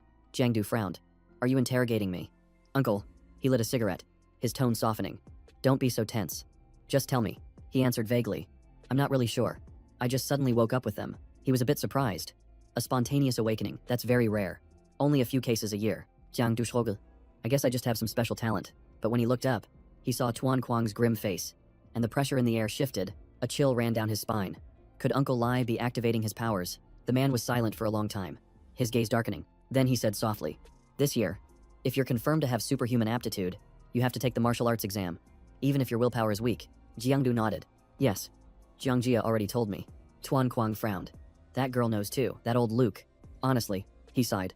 The pressure on the night patrol department has been immense these past few years, with endless casualties. I can help you. You don't have to take the martial arts exam. Just focus on your studies and get in through the regular entrance exams. His eyes widened. You'd pull some strings for me, this is no joke. He stubbed out his cigarette. Speaking casually, several universities are possible, and you can pick any major you want. If you like drawing, go for the arts. And if you want another major, I can arrange that too. Jiangdu's jaw dropped. You're really something else. Uncle. He chuckled and tried to joke. Can I just skip studying and get the degree right away? Tuan Kuang lightly tapped him on the head. You think it's that easy? Just go to school. It's a good environment. When you graduate, I'll arrange a stable job for you, and you can live a peaceful life with Zhao Zhao. But Jiangdu's expression darkened. He said gravely, Uncle Lai. He seemed to guess the boy's intention, his eyes tensing with worry. Just as he thought, Jiangdu said slowly, I still want to try becoming a superhuman. Tuan Kuang immediately snapped. No way. You have to listen to me on this. After saying that, he froze, realizing he had gone too far. His hand was still pointing forward, and he didn't quite know how to retract it. Unexpectedly, Jiangdu said firmly, No need. If you dare to pull strings for me, I'll report you to the Night Watch department myself. Tuan Kuang was stunned, staring in disbelief. Report me. His face darkened as he looked straight at his nephew. His gaze stern. He said, I'm not kidding. The world of superhumans is more dangerous than you think. Just focus on your studies. I'll take care of anything that comes up. But Jiang Du remained resolute. Uncle Ai, I'm serious. There's danger everywhere. You can't look after me for my whole life. The room fell into a heavy silence again. I'm a moniteur. Tuan Kuang sai he. Fine. We'll see if you regret this later. If you change your mind before your 3rd year, just come find me. Seeing him about to leave, Jiang Du called out, Uncle Ai, be careful on your way. Don't take any more secret shortcuts. What if you run into trouble? He waved his hand. This kid. All right, I'm heading out. Unexpectedly, Jiang Du called him back. Wait, last time, I was reading the documents Zhao Zhao gave me. It said that before dying, superhumans must release all their energy to avoid contamination and mutation. So what if their energy has dissipated but they still turn into an aberration? Hearing this, Tuan Kuang's gaze turned sharp and cold. A explained, it's possible. If their ability is unique or they're affected by external factors, that possibility still exists. Jiang Du nodded. I see. Tuan Kuang asked, why are you asking about this? The boy laughed and scratched his head. No reason. Just curious. Before leaving, he advised, if you've chosen to take the combat exam, you'll have to face those things sooner or later. Get some rest, and stop causing trouble on the streets. He replied immediately. I'll listen to you. He suddenly turned his head. Oh, I forgot to mention, this year's combat exam is being held early. It's right after the Lunar New Year. Jiang Du was startled. That soon, Tuan Kuang waved his hand. Anyway, just prepare well. The boy nodded. Okay. That night, Tu Deke received a notification that vlogger Du, whom she follows, had just posted a new video. She cheered. It's finally here, but as soon as she opened it, she saw it was flooded with negative comments. People were saying the script was terrible, and that the monster and night watch scenes were all staged just to get views. Someone sneered. I told you so. Sooner or later he's just going to start live streaming to sell stuff. I'm so over it. Teodic's face turned red with anger. There are more and more haters like this every day. They're obviously just jealous of Du. I hate it, she immediately retorted. You guys don't know anything but you talk like you do. You're all just jealous. But even Zoe, Tudic still felt a little uncertain in her heart. She mumbled to herself. Could you really be deceiving everyone? I hope not. Please don't post any more apology videos. But the first line that appeared was, hunt or be killed. Tudic stared at the screen in shock, her heart pounding. This scene, she was certain it was real footage. It couldn't possibly be fake. Suddenly, Jiang Du in the video leaped off the roof. The whole frame shook, and she choked up. Don't tell me he's going to. Tudic clearly saw him plummeting through the air. She could only watch without breathing, her throat tight with tension. She only dared to open her eyes once she thought he was safe. Then she saw him using silk threads to glide between the buildings. Tudic watched in a daze. It was incredible. So this is what a superhuman is like. Suddenly, the image shook violently as a dark figure lunged straight at Jiang Du. The creature kicked him down, and the tilted camera angle allowed her to see everything. The monster was crystal clear on the screen. There was no mistake. It was a real monster. She saw Jiang Du raise his hand and shoot out a thin thread of silk. He used it to escape from the enemy's pin. From this angle, Tudic was completely mesmerized. He was unbelievably cool. Through the tiny camera, it was as if she were watching his every move up close. She then saw Jiang Du send the monster flying with a powerful kick. Even when it counterattacked, he held his ground firmly. She felt as if she was in the fight herself. It was so realistic. A superhuman and a monster clashing looked like something out of a movie. There was no way it could be fake. Just then, Jiang Du sprang back to dodge a dangerous blow. His speed was so incredible that it left the monster stunned in disbelief. When Jiang Du completely took down the beast, Tudic was convinced he was the assassin from the northern capital. He stood up from the monster's slimy corpse. Without hesitation, Jiang Du raised his hand and absorbed its shadow essence. Tudic wondered. He absorbed the monster. So does that mean his ability to shoot silk also came from that spider creature? If so, then he must have gained a new power this time. Right. Back with Jiang Du. He had returned home after the battle. He rubbed his face, wincing from his wounds. It definitely still hurt. The monster in that area was really strong. It was a good thing. It was already badly injured. Otherwise, he might not have won. Just as he finished bandaging himself, a new notification popped up. It was a new video from that old critic. Hello. This is Dia Dao. That fake superhuman. Du posted another clip. It might look real, but it can't fool me. Watch closely. As you can all see, the aberration was clearly weak and already heavily injured. Any normal person with a few days of training could have taken it down. If he's really a superhuman, why does he only pick on weak opponents? Jiang Du was so angry he immediately turned off the video. He thought irritably, that Dia Dao guy is such a persistent pain. So annoying. He cursed under his breath. This is making me furious. Exhausted, Jiang Du slumped onto the sofa. His mind was still racing. My current abilities are still too weak. It was a struggle just to fight one low-level aberration. I have to get stronger. Much stronger. So strong that no one will ever dare to doubt my true power again. He crossed his arms and pondered. My current level isn't enough. I'm still weak. But thanks to these few battles, I've gained quite a bit of combat experience. First, About the shadow points. At first, I thought it was an experience bar, but it turns out it's more like a separate energy bar. Using Shadow Thread costs 3 points. Activating Shadow Pupil costs 1 point, and moves like Mark, Shadow Slash, or Pursuit all consume different amounts of energy. He looked at his hand as a stream of energy gathered bit by bit. Jiangdu shook his hand to test it. The consumption rate for maintaining a state like shadow form changes with the environment. It's free in the shadow plane, costs less in the dark, and costs more in the sun. Soon, there will be an aptitude test. Jiangdu slowly walked out onto the balcony, gazing at the sky. He mumbled, "A superhuman talent is only equivalent to me having about 3 shadow points. Even if I don't get any stronger, that's still enough to intimidate them. Talented people are often watched, and showing off too much attracts scrutiny. So, forget being modest, I'm going to go all out and make a huge splash. Besides, I've got Uncle Lai watching my back, so who do I have to be afraid of?" His laughter echoed through the hallway, reaching all the way down to the apartment on the floor below. Jiangdu said gleefully, "Putting on a show is actually pretty fun." The old man downstairs could only sigh.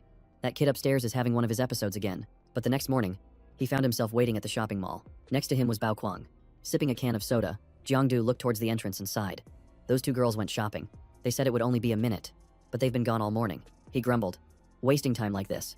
I probably won't live much longer." Bao Kuang warned him, "It's the end of the year. Don't jinx it." "That's bad luck," Jiangdu replied listlessly.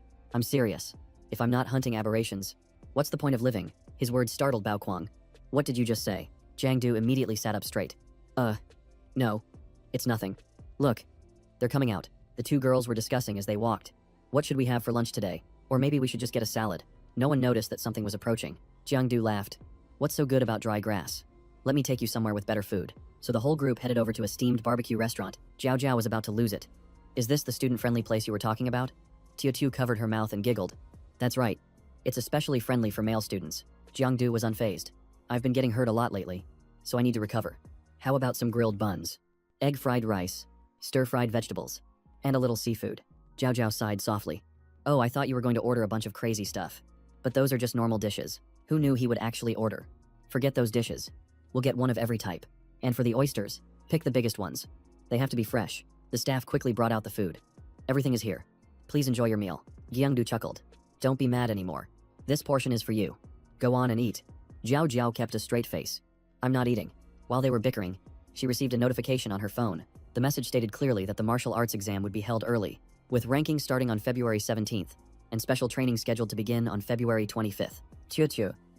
Read it too. "What? The exam is this early. And it's mandatory." Bao Kuang broke into a sweat. "An aptitude test right after the new year. What a hassle." Jiangdu patted his shoulder. "Don't worry. With your aptitude, there's no way you'll fail." Bao Kuang grimaced. "Thanks a lot." He explained. "When I was 7 years old, a small aberration followed me around constantly. When that thing was finally destroyed, I got sick. And I also suffered from psychological trauma." Jiangdu laughed. "If it were me, I would have just fought back." Zhao Zhao shot him a look. "I'm sure everyone is as stubborn as you. The avoidance instinct is natural. Most people are like that, even if he seems fine on the outside. The psychological scars from the aberration are still there." The atmosphere at the table clearly grew heavy. The whole group fell silent as they thought about the monsters. Sensing the tense atmosphere, Jiangdu felt a bit awkward. He raised his glass. "Come on, let's move past it. A toast to happier things." Just as he raised his hand for the toast, a piercing alarm rang out. Everyone jumped to their feet in shock. Zhao Zhao's face turned pale. That's the warning from the contamination detector. An aberration has infiltrated the shopping mall. The siren blared throughout the building. Wailing incessantly, someone shouted, "Run! An aberration is here." Like a switch was flipped. The entire crowd surged towards the door, shoving and screaming for everyone to get out of the way. People in the back shoved those in front, screaming chaotically, "The mutant is here, run," while others yelled, "Be quiet. You're too loud." Bao Kuang broke out in a sweat. "This is bad. It's packed like sardines in here. How are we supposed to get out?" Tiu Tiu's voice trembled. "What do we do now?" Zhao Zhao tried to keep everyone calm. "Don't panic. If everyone stays orderly, we'll find a way out." Suddenly, Jiangdu's cold voice cut through the noise. "Get in here." Somehow, he had already smashed a huge hole in the wall. Everyone was stunned by how utterly badass the move was. Jiangdu ordered, "What are you all standing around for? Run." As the 2 girls helped Bao Kuang through the opening, he quickly scanned their surroundings. A panicked citizen screamed as they ran past. "The mutant is over there." A massive creature with sharp, scythe-like arms appeared before them. Jiangdu gritted his teeth. "There are too many people here. If I fight, my powers will be exposed." He immediately grabbed Zhao Zhao's hand and pulled her along as he started to run. The group of 4 weaved through the frantic crowd. Their only option for now was to escape. As she ran, Zhao Zhao wondered it. There's supposed to be security around the center. How could a mutant have gotten inside? Jiangdu snapped. "It's too late for that now. We just need to escape." Luckily, that thing is slow. or this entire center would have been wiped out. He pointed ahead. Hurry. There's a way to the next floor over there. But just at that moment, the ground began to shake violently. Jiangdu shouted a warning. Be careful. It's collapsing. Grab onto me. Before the group could even react, they fell into the gaping hole that had just opened up. This can't be happening. Screams for help echoed through the thick cloud of dust. After hitting the ground, Jiangdu, now covered in dust, grimaced in pain. He frantically looked around and called out. Is everyone all right? Zhao Zhao and Tiu Tiu had a few scrapes and bruises, but they were otherwise safe. Bao Kuang gritted his teeth. It hurts. My leg is pinned. The rest of the group immediately rushed over to help him. Jiangdu knelt beside him and offered reassurance. Don't worry. I'll get this slab off of you. He summoned all his strength to lift the heavy slab of concrete. He finally managed to lift it clear of Bao Kuang's leg. However, his leg was already badly swollen. It was clearly a serious injury. Jiangdu forcefully shoved the boulder aside. Zhao Zhao took a white box of pills from her backpack. She handed it to Bao Kuang and told him to chew this painkiller. After chewing it, he asked, Where are we? Why is it so dark?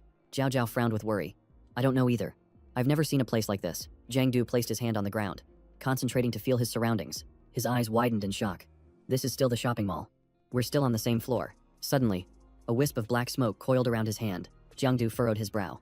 This feeling, it's both strange and unmistakably familiar. He looked around. The entire floor was now shrouded in black mist. All of it had been dragged into the shadow layer. Another group of people fell down, one of them with their leg crushed by concrete, screaming in fear. Dad, it hurts. Don't worry. The night watch will be here soon. Jiangdu carefully observed his surroundings with a grim expression. There are still many people trapped. Vehicles can't enter the shadow layer. It'll take time for the night watch to arrive. He looked towards his friends. If we wait too long, we'll be attacked by aberrations. And the contamination here is already extremely dangerous. We have to get everyone out of here immediately. He glanced at Zhao Zhao's wrist. Aren't you wearing the watch Uncle Luke gave you? Hearing that, she seemed to snap out of it. Oh right, I almost forgot. Bao Kuang and Tiu Tiu were overjoyed when they saw Zhao Zhao press the alert button. She spoke quickly. This watch can send a signal. The night watch will receive it soon. Tiu Tiu cheered. Thank goodness for Zhao Zhao's quick thinking. We're saved, Jiangdu said in a low voice. It's not certain they'll arrive in time, but at least this watch can ward off the contamination. From now on, the aberrations could attack at any moment. Don't let your guard down. Suddenly, a strange sound echoed through the space, and a series of giant black shadows appeared. The panicked crowd screamed. Monsters. There are monsters. Jiangdu stared straight at them, his gaze turning cold. They're here. A terrifying cracking sound echoed from beneath everyone's feet. Jiangdu clenched his fists, so tense that he began to sweat. A massive object crashed down, creating a thick pillar of dust. Zhao Zhao lowered her head, coughing wearily. She slumped to the ground, calling out weakly. Tiu Tiu. Bao Kuang. Jiangdu. Tiu Tiu quickly rushed to hold her. I'm here. I'm okay. Amidst the rubble, Bao Kuang shouted for everyone, but his vision was too blurry to see. Qiu Qiu didn't seem to hear him. She just kept calling out, Jiangdu, where are you? Suddenly, she noticed something, and pointed, yelling, Zhao Zhao. Look, she saw a huge fissure in the ground. Could Do have fallen down there? Meanwhile, somewhere else, a badly injured Tiu Ditch looked up in pain. She tried to push herself up from the pile of debris, groaning from the pain. Her clothes were tattered. Her whole body was scraped and bruised, and she mumbled, what in the world just happened? In her panic, a memory surfaced. She had been taking a walk with Tunya. Then the alarm bells rang, and the two of them ran with the crowd in the ensuing chaos. Realizing something, she shot up and screamed, Tunya, where are you? Her hand touched a strange unfamiliar liquid. She turned her head and froze. Before her was a mangled body, crushed beyond recognition. Trembling, she backed away, stammering, Tunya. Suddenly, from behind her, a giant aberration appeared in silence. Tears streamed down her face as she turned around in absolute terror. The aberration lunged forward, and only one thought crossed her mind. Is this how I die? Crying, she thought to herself that she never expected a movie-like disaster to happen to her. If this were a movie, a hero would definitely show up to save the day. She mumbled. But that doesn't happen in real life. No one is coming. She closed her eyes and waited for the final moment. Reality has no heroes. Just then, a razor-sharp slash cut through the air. Red blood dripped down, slowly spreading across the rubble-strewn ground. A stark contrast to the ruined scenery. Right in front of her, a stranger had suddenly appeared, blocking the way. Tiu Dick slowly opened her eyes, her face smudged with dirt, her expression bewildered as she tried to process what had just happened. A mysterious young man had rushed in to take the full force of the aberration's attack for her. Jiangdu unleashed a single, light blow that sent the aberration sprawling to the ground. Tiu Ditch couldn't hide her astonishment. You? You are? A system notification rang out, phantom form activated. Triggered by devouring a predator. Power greatly increased. Agility enhanced. Before her shocked eyes, he suddenly leaped into the air like the wind. Jiangdu gathered all his strength and delivered a powerful kick straight to the aberration's head. The incredibly strong blow sent the monster reeling backward, crashing hard onto the ground.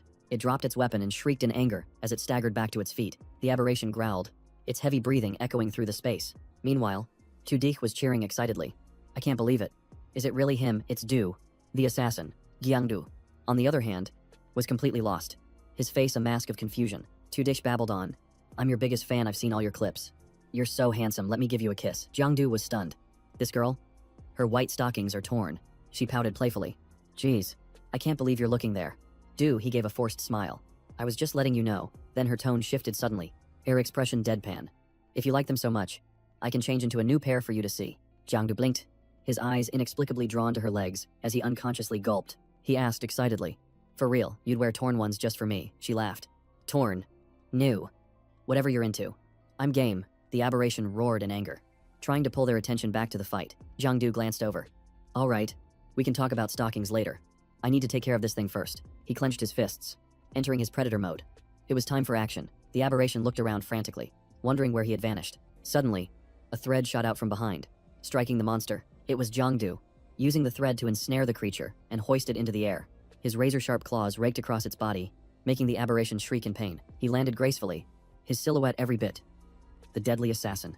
As the aberration whimpered, Jiangdu sighed in regret. If my aim had been just a little better, this would be over already. Without giving it a moment to recover, he launched another attack.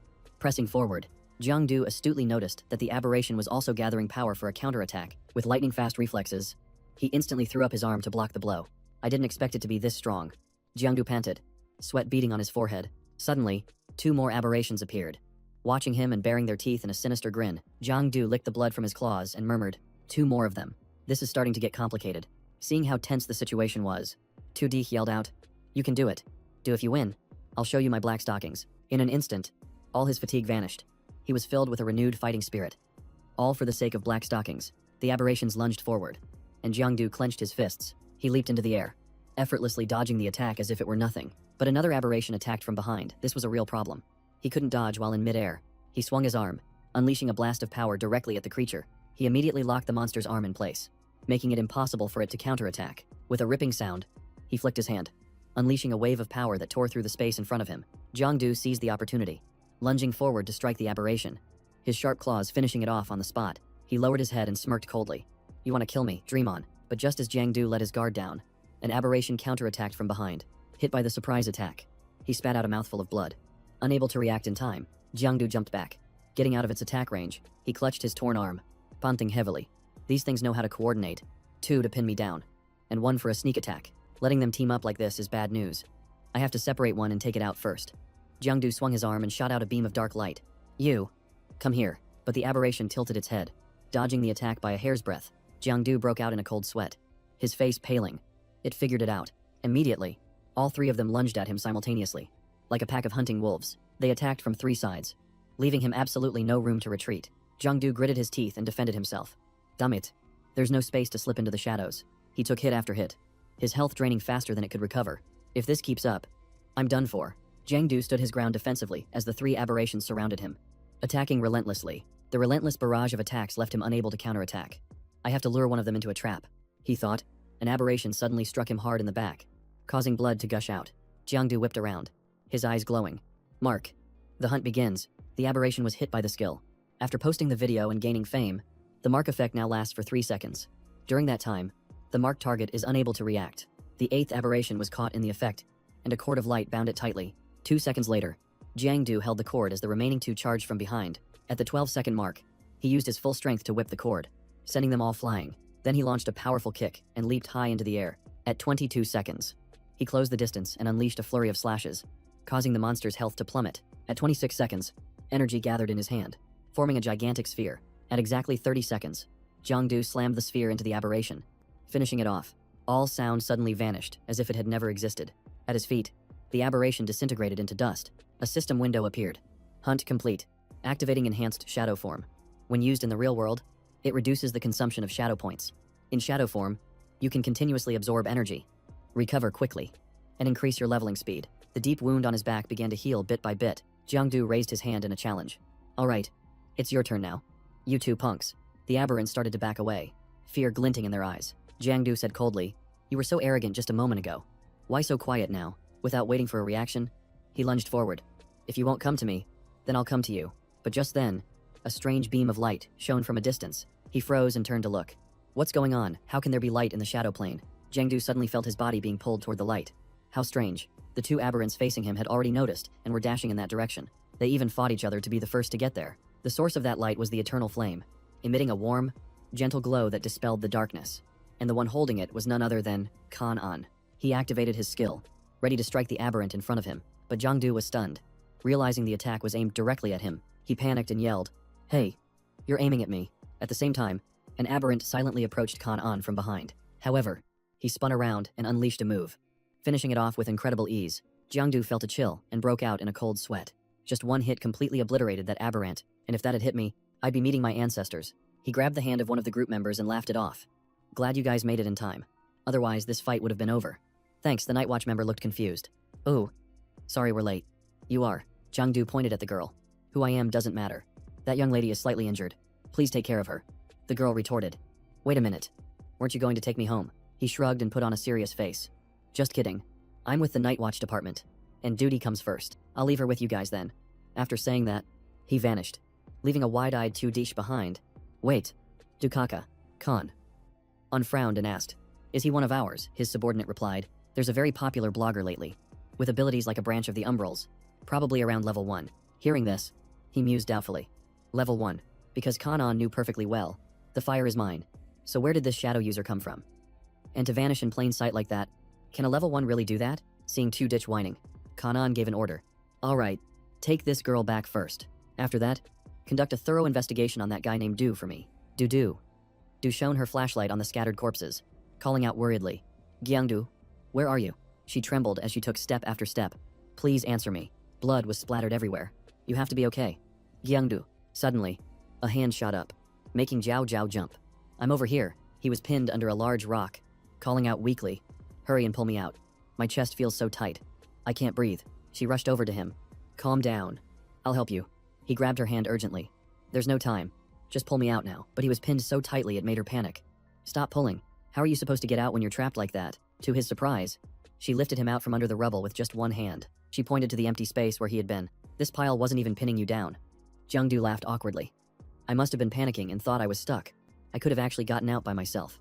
Zhao Zhao looked at the wound on his back with concern. "It's so long. Did a rock hit you?" He gave a weak smile. "I'm not really sure. It's probably fine." But inwardly he cursed. It wasn't a rock. An aberration took a damn chunk out of me. Suddenly, remembering something, he asked, "Where are Amatutu and Bao Kuang?" She happily reported.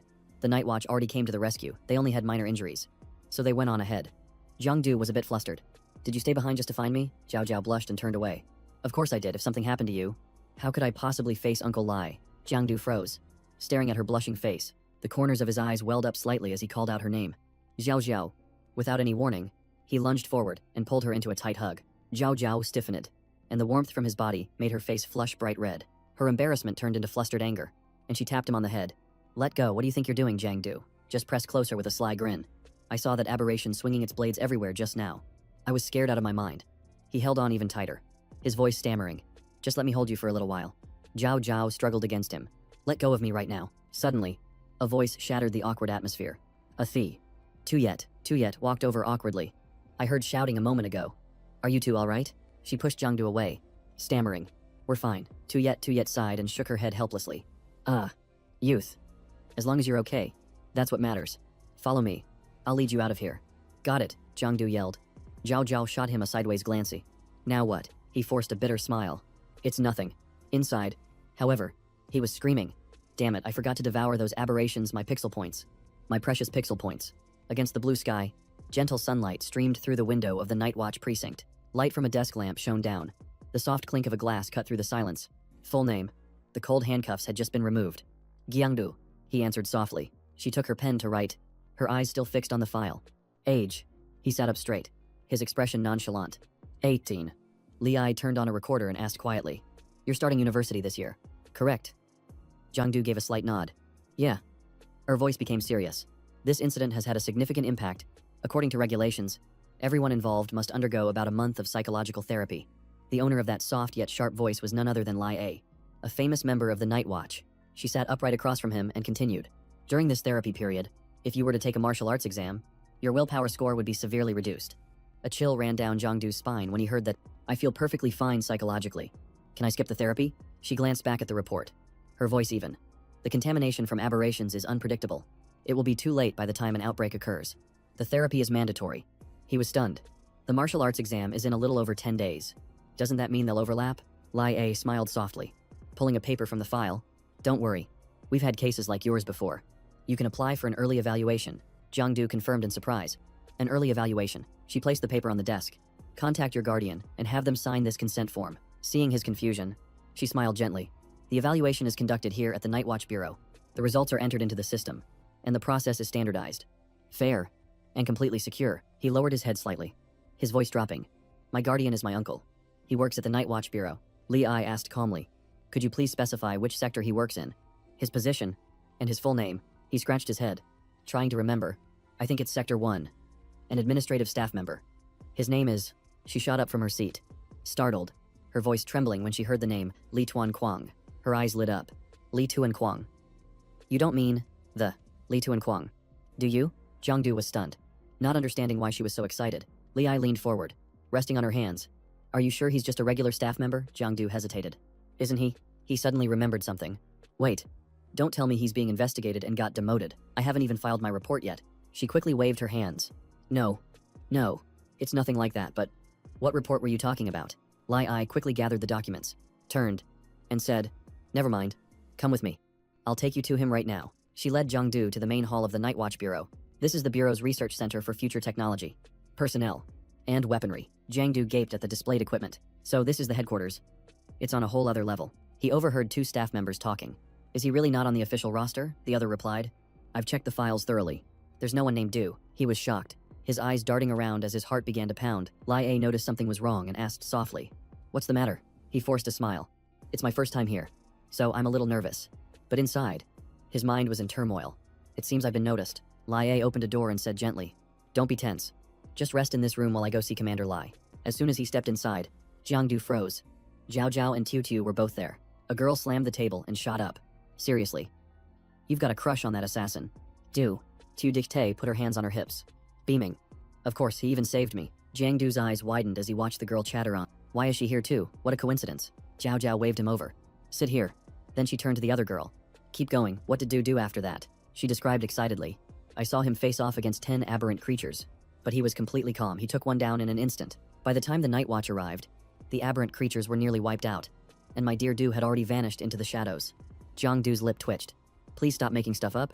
Even as he thought that, his eyes were glued to the girl's legs, and a slight smirk played on his lips. However, the thin white socks, dotted with a few dark stains, made for a strange sight. You really know how to make people forgive you. Zhao Zhao frowned in confusion. What on earth was this Du guy's background? His voice didn't sound like he was from the Night Patrol Department at all. Tudich crossed her arms confidently. I bet Brother Du is the same age as us. Zhao Zhao was surprised. A student. How would you know? She brushed her hair back with a smug smile. You can tell just by the way he talks and acts.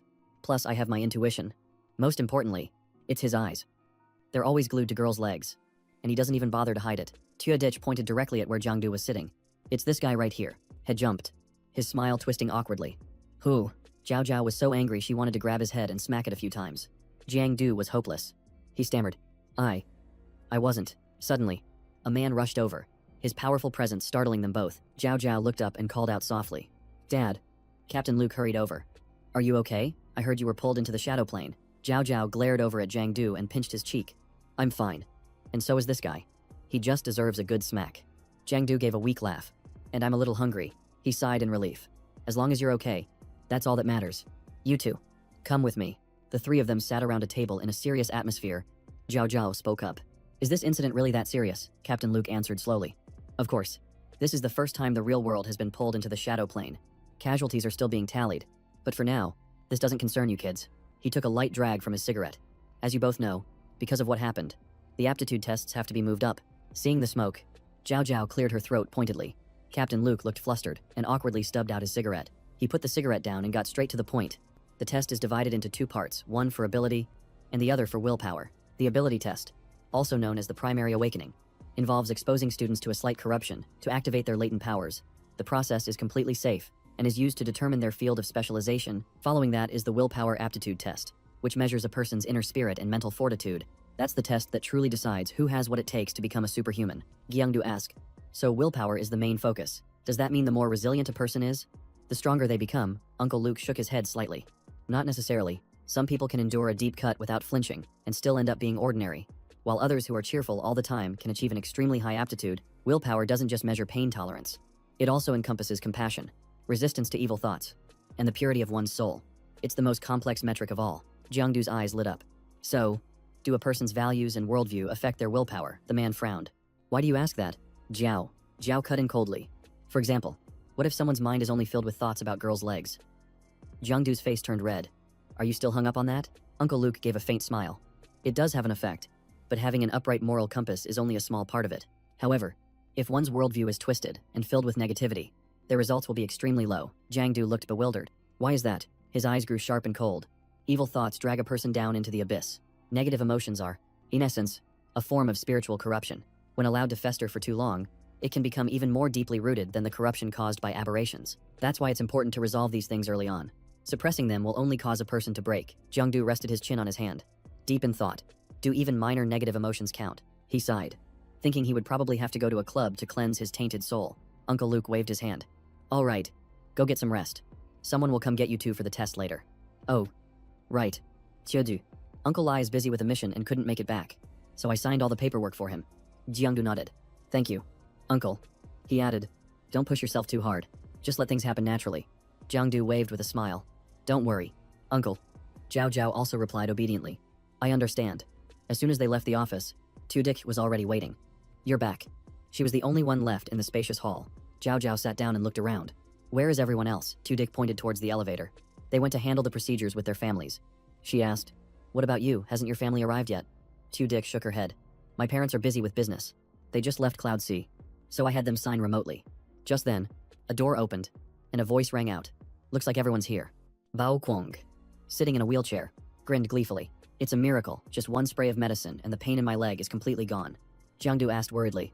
You're still injured. Can you even take the test? Will you be okay? Bao Kuang laughed casually. Don't worry. They said it won't affect the results. Tutu teased. Don't be fooled by how cheerful he looks now.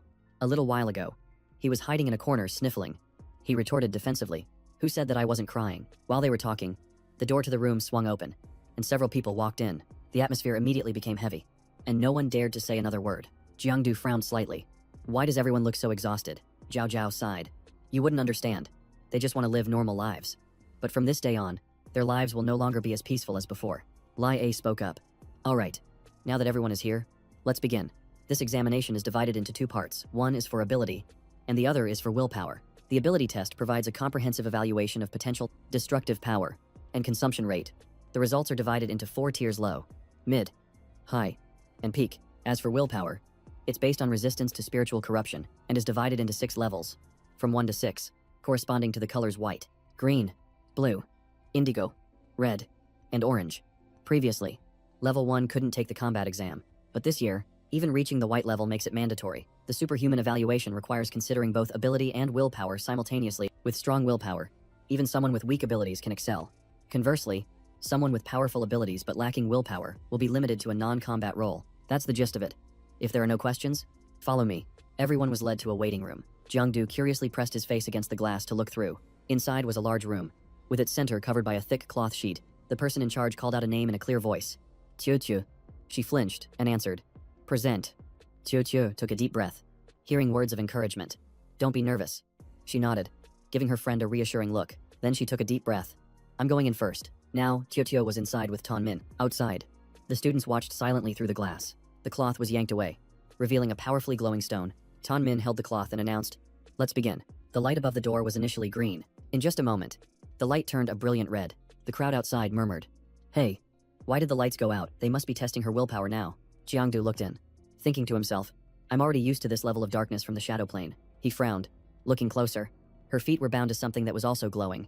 It looked like she was struggling against an immense pressure emanating from the black crystal. A brilliant flash of light erupted from the middle of the room, causing everyone outside to squint from the glare. Qiu walked out.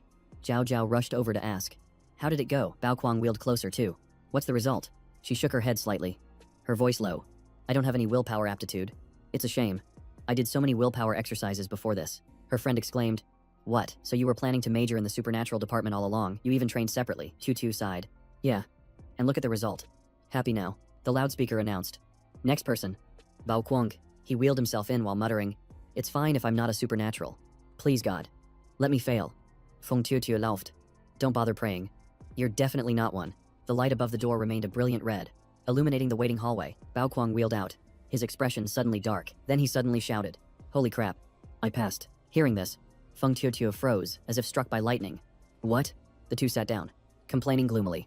The one who wanted to pass failed, and the one who didn't want to passed. Zhao Zhao sighed. "I guess that's just fate." The loudspeaker blared again. "Next person." Zhao Zhao. She let out a soft sigh. Seeing this from behind, Jiangdu chuckled quietly. Zhao Zhao turned her head and waved. "I'm going in now. See you later." At that moment, her body began to glow with a brilliant red light, continuously radiating energy. The center of the light was at her feet. Coming from that very stone, Jiangdu observed closely. Zhao Zhao's stone was red, while Fatty's was green, according to the willpower levels from 1 to 6. Red means, after thinking for a moment, he was suddenly surprised. It was level 5. When the test ended, a buzz of conversation erupted among the crowd. Tiu Tiu immediately asked with curiosity, "Are you done? What were your results?" But Zhao Zhao awkwardly dodged the question. Xing he expression. Jiangdu smirked. "Look at you. So tired you can't even catch your breath." Zhao Zhao shot him a glare and said, "You'll see when you get in there." Jiangdu flashed a mischievous grin. "Don't be so tense. How about some motivation? Just one kiss." She snapped back angrily.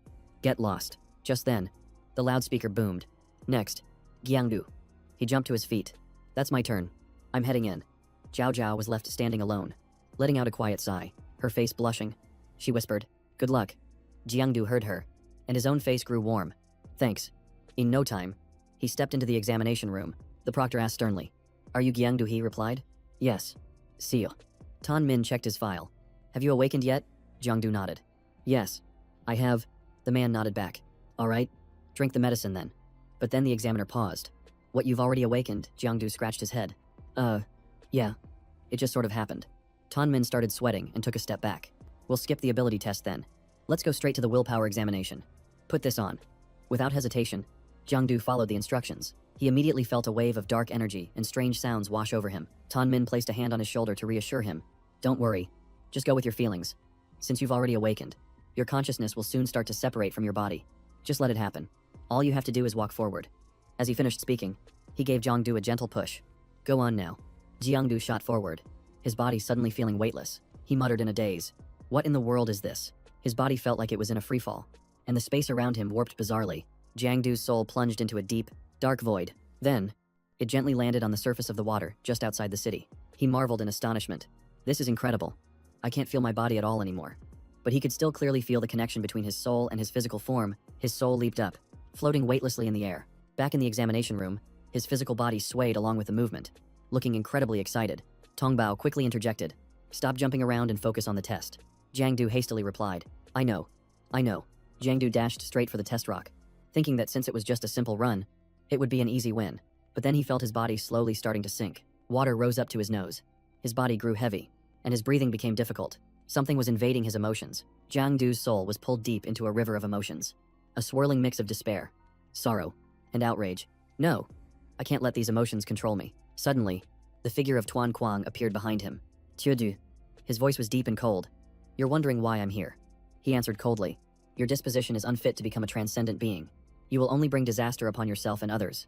Jiangdu backed away. "No, that's wrong. This is an illusion. The real Uncle Tuan Kuang would never say something like that." Another voice rang out from the opposite direction. Another Tuan Kuang, his body wreathed in a bloody aura, spoke up. "You need to understand clearly. You don't have the aptitude for this path. The continent of Dai Chao is in ruins. Monsters run rampant, and danger is everywhere. You know that perfectly well.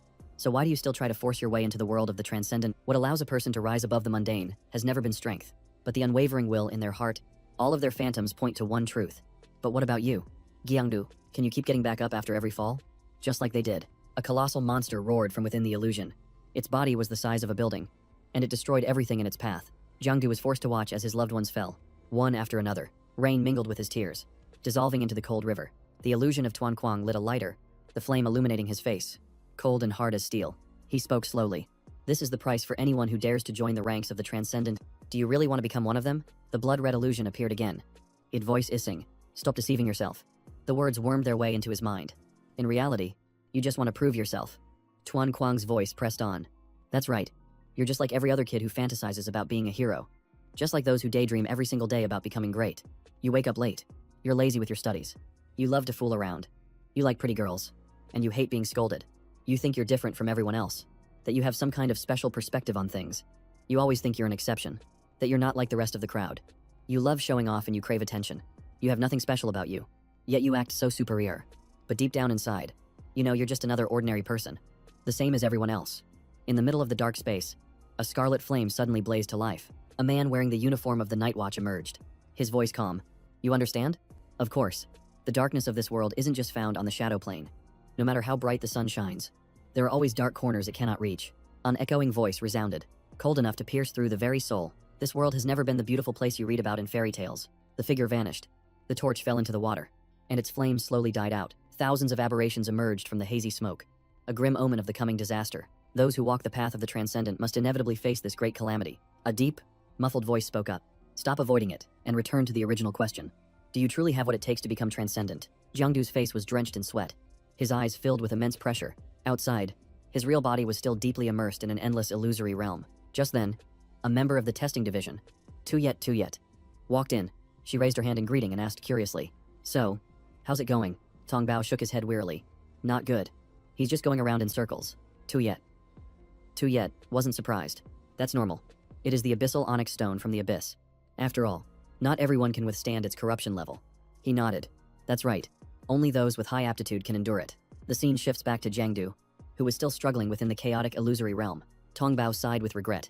It looks like this Jiangdu kid isn't going to make it through. But then, Tu Yet suddenly noticed something strange. She pointed at the illusion monitor in shock. Look, the color has turned red. Hearing this, he whipped his head around. For real. Sure enough, a red aura was slowly enveloping Jiangdu. The light on the stone monolith grew more and more intense. Tong Bao's eyes widened. No way, he's still so far from the abyssal onyx stone, and he's already reached level 5. Could it be? Tu Yet crossed her arms and asked with interest. Do you think he can reach the level 6 mark? He let out a breath. I'm not sure. In the past few decades, only 15 people on the entire continent have reached that level. But unexpectedly, the stone platform beneath Jiangdu's feet began to slowly descend. Tong Bao was stunned. What's happening? Why is the light fading? Quick, check his wristband for any malfunctions. Tu Yet immediately moved in closer. Nothing's wrong. All his stats are normal. He grew even more confused. This is illogical. The closer he gets to the stone, the stronger his willpower should become. Why is it getting weaker? What in the world is going on? But Jiangdu persisted, continuing to move forward without stopping. He almost touched the surface of the black abyss stone. Tong Bao's eyes widened in disbelief. Was he really going to touch it? Even a level 6 couldn't do that. And yet Jiangdu reached out and placed his hand on the stone, causing a brilliant golden light to erupt violently. It was as if the stone itself was responding with joy. Inside the illusion, Jiangdu's mind was distorted as an echo rang out, telling him to give up and stop pursuing the path of the transcendent. Think of your close friends and your loved ones. An image of Zhao Zhao appeared. She was the person he cherished most. She smiled gently and held out her hand toward Jiangdu. He couldn't help himself and took her hand. Tuan Kuang's voice echoed, saying that is where you truly belong. But suddenly, a light flashed in Jiangdu's eyes. That's enough. The image of Zhao Zhao shattered before his eyes, turning to dust. Jiangdu squinted and sneered. Do you really think a pretty girl is all it takes to sway me? You call this little trick a temptation. At the very least, you should have conjured up an entire harem for me. He approached the illusion of Tuan Kuang, his face firm and resolute. He shrugged and chuckled. To be honest, I was a bit lost for a moment there. I really almost strayed from my path. At first, I just wanted to be some flashy hero. The kind who has to act all tough even when nothing's happening. But in this world, heroes don't just fall from the sky. There are only ordinary people who know how to get back up. It's because of those silent guardians that the world can enjoy the peace it has today. Jiangdu reached his hand out to the night watchman, the one who had given him that peace before. A firm hand grasped the torch, transmitting a searing warmth. Jiangdu declared with determination, this time, I don't want to hide behind anyone else. I want to become that unextinguishable flame myself. The light reflected in his eyes, as if he had perceived something profound. Jiangdu's face shone with a fierce determination, a will to illuminate every dark corner of the world. The surface of the water within the illusion gradually became as calm as a mirror. In the briefing room, Captain Luke listened to a report about a reality plane being pulled into the shadow plane, specifically, floor 234 of the Commerce Center. Floor 5 had not completely collapsed but was affected. An estimated 850 people were impacted, with 700 trapped in the shadow plane. So far, 650 have been rescued, and the rescue operations are ongoing. A total of 30 students preparing for the martial arts exam will be grouped for assessment and then immediately treated for minor contamination. He asked sternly, "What's the word from the Contamination Assessment Department?" His assistant replied, "The results are in, and the images have just been sent over." A classified file quickly appeared on the computer screen. The species is classified as a wraith, with its corruption level confirmed to be high tier.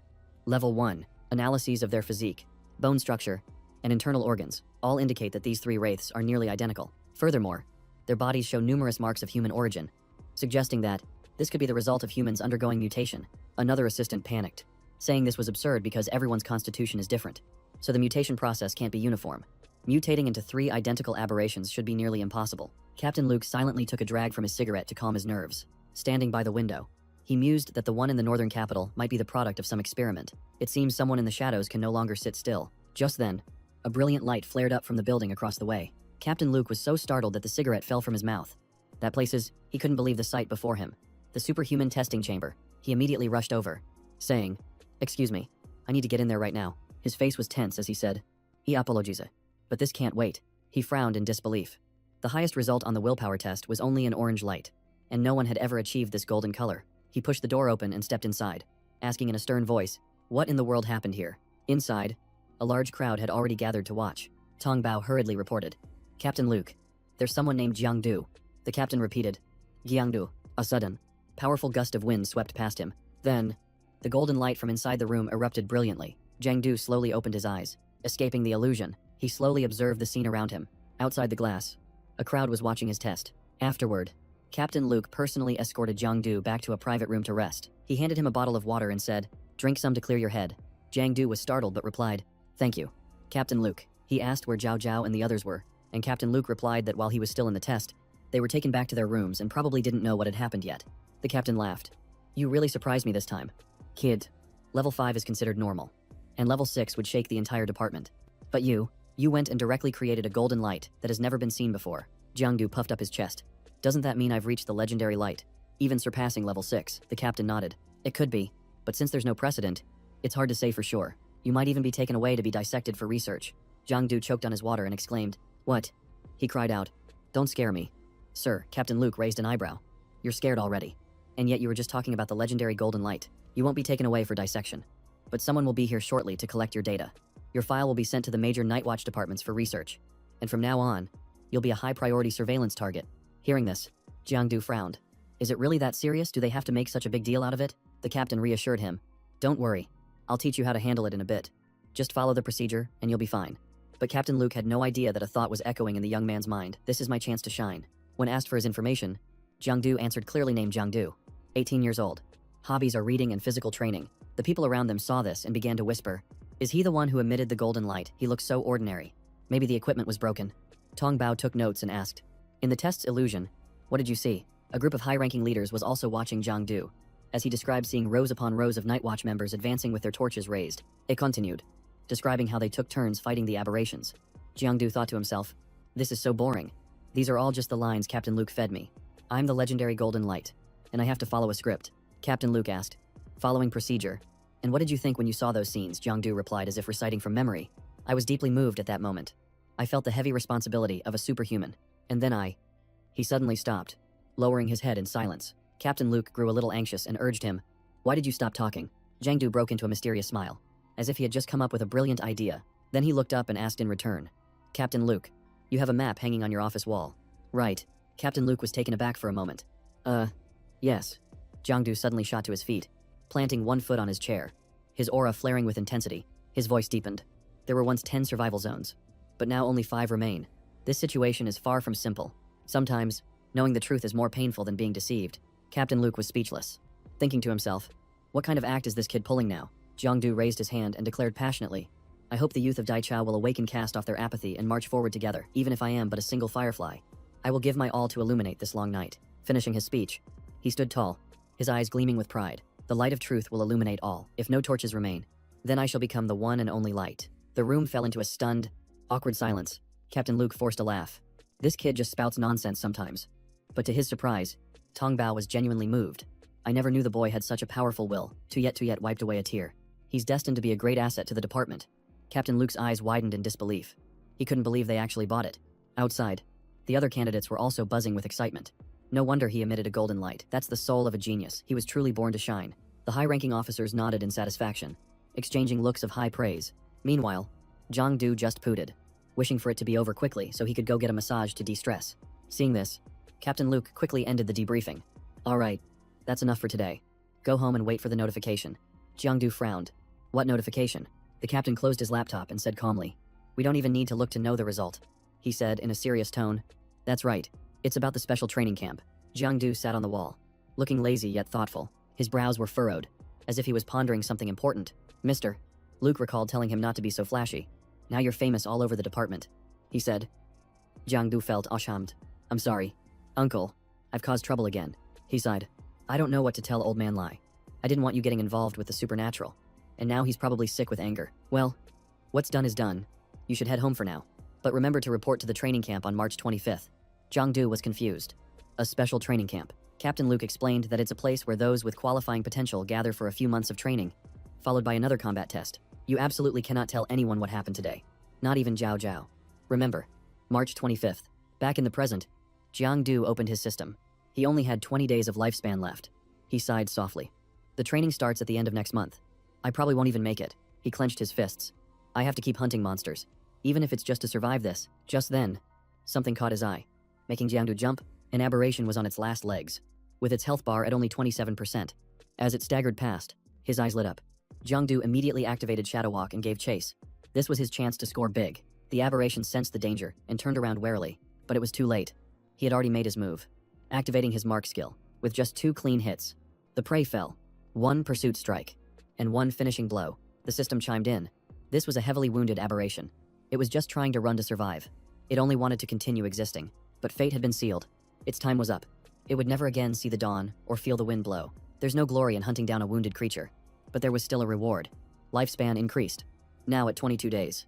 Combat skills slightly enhanced, plus 4 shadow points. He breathed a sigh of relief. What a stroke of luck. Although he felt a bit ashamed for kill stealing, it would be a waste not to take it. As he was collecting the crystal, a shout came from behind him. Where the hell did you come from? Jiangdu turned around, stunned to see someone chasing after him. A figure covered in dust with his face concealed yelled, Where's my aberration? He was startled, realizing he had just snatched someone else's prey. He looked back at the aberration's corpse, which was in the middle of being absorbed. Feeling suspicious, the other person roared, You thief! Give me back my prey. Jiangdu asked in confusion. A thief. The guy brandished his staff and shouted, Still playing dumb. You even steal from a scavenger. Have you no shame? Alarmed, Jiangdu stepped back into a defensive stance, not expecting to be confronted so directly. But as the other guy closed in, he suddenly froze in place, as if he'd been turned to ice. His running feet screeched to a halt right in front of Jiangdu. The guy took a deep breath and seriously walked closer, making him step back.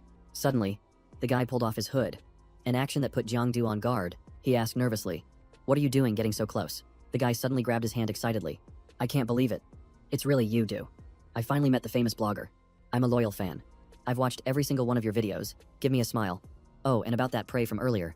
Let's split it 70-30. Just like the old rules. Jiangdu was bewildered, having no idea what he meant by scrap or what rules he was talking about. Seeing that expression, the guy misunderstood and his eyes widened. Who? Then he immediately opened his phone to write a post. Famous blogger Do bullies a poor scrap collector. Steals his kill and denies it. Jiangdu furiously shouted. What scrap collector? What are you talking about?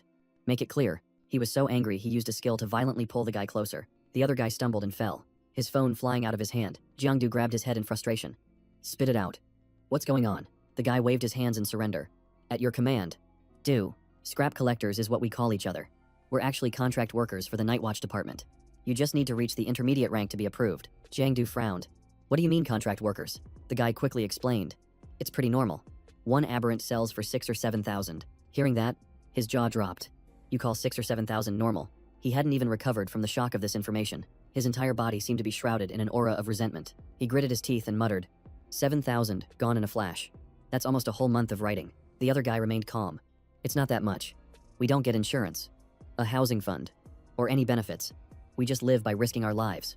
It's a bit embarrassing to admit, but I'm a scrap collector from the underbelly. It was only then that he noticed a few pieces of the monster's corpse were still left. Jiangdu asked curiously, Who do you sell the aberrants to after you kill them? Deng Hua explained. There are organizations like the Night Watch, schools, or companies that need materials. They issue procurement quests and send you the monster's location. Hearing this, he was overjoyed. Oh, they even give you the aberrant's location. That's so convenient. He immediately took out his phone. Give me your WeChat code. When he got home, he added him as a friend and immediately transferred 7,000 yuan for the monster. Hearing that, Deng Hua was stunned. What? 7,000. Just split it 70-30. Give me 4,900 yuan. That's enough. Jiangdu clapped him on the shoulder and laughed casually. No way. I've never been one to take advantage of anyone. Also, I wanted to talk to you about working together. Hearing that, Dang Hoa broke into a cold sweat. A partnership. And so, he led Dang Hoa on a monster hunting spree. He easily took down a cat-like aberrant. The system immediately displayed a notification. Blood Shadow Conspiracy Worm. Blood Shadow. A murderous glint flashed in Jiangdu's eyes as he whispered, "Shadow Guard." The monster instantly collapsed. Swiftly and cleanly defeated. He even actively controlled the absorption, taking only the essence while leaving the corpse intact to be sold. After finishing, he called out, "It's done. Take this one." Dang Hoa replied enthusiastically, "Yes, you're such a good guy. You do all the work, but you're still willing to split the profits with me." Jiangdu laughed and replied, "You worked hard too, finding the monsters, pinpointing their coordinates, and even hauling the corpses back to the Night Watch department. I don't see it that way. You could totally do this all on your own. You just have to register as a freelancer, and you'd be set." Jiangdu put on a mysterious air. "I want to maintain a low profile. If the Night Watch department found out my identity, it would be a huge hassle." Dang Hoa praised him lavishly. "You're incredible. Taking down 4 aberrants in one day without even breaking a sweat." Jiangdu smirked. "Forget 4. If I had the time, I could handle 100. But then his expression turned serious. "The thing is, even after absorbing so many, my strength hasn't increased by much. Now, even fighting mid-rank level 1 monsters is a bore. Tomorrow, find me a few high-rank level 1 monsters." Hearing that, he was startled. "High-rank level 1, are you kidding me? Even though they're the same level, high-rank ones are overwhelmingly stronger and extremely dangerous." Jiangdu just smiled confidently. "I know." His eyes shone with ambition. "I want both the money and the experience." Late at night, Jiangdu finally made it back to his dorm. Exhausted, he flipped on the light switch in the living room. He dragged his feet inside. Finally home. "I'm so tired I could pass out." Suddenly, Jiao Jiao's voice rang out. "You're late again. I've been waiting for you. I made some cookies. Go ahead and have some." Since Jiangdu was starving, he didn't hesitate and immediately grabbed one to eat. After eating, he sat down awkwardly and asked where Uncle Luke was. She replied that he had gone on a mission. He was surprised. "He's not coming back tonight, Jiao." Jiao shook her head. "No." "Why?" Jiangdu gave a sly grin. "Then you should stay over tonight." She punched him, then crossed her arms angrily and asked, "It's been 3 days and I haven't had a chance to ask. Did you pass the test?" Jiangdu clutched his head and groaned. His face contorted in pain. "Is it over? Why is my head spinning like this?" Jiao Jiao was surprised. "You really passed." "What level?" he stammered in reply. "Probably level 3. While thinking to himself, "It's actually the legendary gold tier. But Uncle Luke forbade me from revealing it." She moved closer, questioning him relentlessly. "What about your awakened ability?" "What is it?" Jiangdu stuttered out a lie. "My ability, it's Shadow Freeze. You've probably heard of it." Jiao Jiao breathed a sigh of relief. "A branch ability of the Phantom user class. It has decent potential and is more support-oriented, so you won't have to risk your life on the front lines." Hearing that warmed his heart. So she was waiting for him because she was worried. He asked back, "What about you? What's your ability?" She smiled softly, her eyes full of confidence. She said calmly, "Corporeal Soul. A sub-branch of the Soul user class. Its potential is ranked the highest. Although I'm a little weaker than you right now, I'll definitely surpass you in the future." Jiangdu was speechless after hearing that. Was that long explanation just to show off? He flicked her forehead lightly. "Well then, do your best. Don't fall at the first hurdle." She reacted quickly, covering his mouth with her hand. "Don't jinx it." Caught off guard by the touch, Jiangdu blushed, and the atmosphere between them suddenly changed. He quickly changed the subject. By the way, what are Phantom users and Soul users?" Jiao Jiao frowned. "I'm not entirely sure myself. I just know that each person corresponds to a type of aberrant insect. For example, your Phantom user class corresponds to the Shadow insect, while my Soul user class corresponds to the Soul insect among the aberrant insects. Killing aberrant species and absorbing their corruption is how we get stronger. If you take down the corresponding type, the effect is greatly enhanced. But if it's the wrong type, it's just a waste of effort." Jiangdu was intrigued. "That's interesting. Your soul ability must be really strong. Let me see it." She became flustered. "There aren't any aberrant species here to use it on." He winked and pointed at himself. "Try it on me. Don't worry. This body can take it." Jiao Jiao blushed and whispered sharply, "Soul Stun. It basically means you make the opponent freeze in place." Then she channeled her power, and a blue light gradually gathered in her palm. She hesitantly reached her hand out towards Jiangdu. A soft halo of light spread out. Her hand trembled slightly. The light flickering, Jiangdu suddenly went still, his eyes glazing over, his expression frozen. Seeing him slump over, she panicked. "Jiangdu, are you okay?" He moaned softly. "It hurts. Quick. Rub my head, or it's going to explode." Jiao Jiao frantically complied. Okay. She gently placed her hands on his head, soothing him bit by bit. She asked hesitantly, "Is this right?" His eyes were half closed. "No. Press from my forehead backwards. Gently on the sides." Jiao Jiao followed his instructions. "Like this." Jiangdu savored the moment. "Yeah, that's it. Your hands are so soft." He chuckled. "I had my defenses up just now, but I still got hit. I didn't even see it coming." Flattered by the compliment, she beamed. "Our abilities all come from the aberrant species. so it's normal for them to be strange. Besides, true spirit is a mental attack. After all, Jiangdu was amazed. That's really impressive. You'll definitely stand out at the special training camp. Zhao Zhao shook her head. I don't like to show off. I heard students from other bases will be there too. Hearing that, Jiangdu grew a little worried. The competition must be fierce then. She smiled reassuringly. Don't worry. They're all just martial artists. She teased him with a half-joking smile that he must have spent a fortune at massage parlors with a taste like this. But Jiangdu coolly replied, not at all. Just a few thousand. Zhao Zhao gave a dangerous smile. Her eyes flashing like a demon's. She raised her hand. So you like massages? Huh. Then let me give you a few more soul shocks. Jiangdu screamed and ran. No. Please spare me. The next evening, Jiangdu returned to the aberrant hunting area from the day before. He was surprised. This is a 1-star high-level aberrant. Dang Koa nodded. It's the same one you fought before. Just stay calm. He asked if he needed help, but Jiangdu answered decisively. No need. I've got this. When he turned back, Jiangdu had already vanished from sight. From high above, a streak of light shot down and exploded on the ground below. He descended like a celestial shadow, easily overpowering the monster. His sharp claws pulled back from the lifeless body of the aberrant. The system announced, hunt target locked successfully.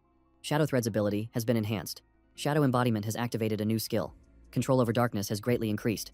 When casting Shadow Cluster, darkness will condense, and after exploding, it will create countless piercing shadow threads in all directions. From a high floor, Deng Hua gasped loudly. Brother Du is a real monster. On the screen, the image of a superhuman displayed incredible power. Below him, a horde of aberrants appeared, as dense as a surging tide. But a single flash of lightning wiped them all out in an instant. That was a recording of a battle, shown to the other candidates. Zhao Zhao was also stunned watching it. A true war general. The strongest person on the great continent.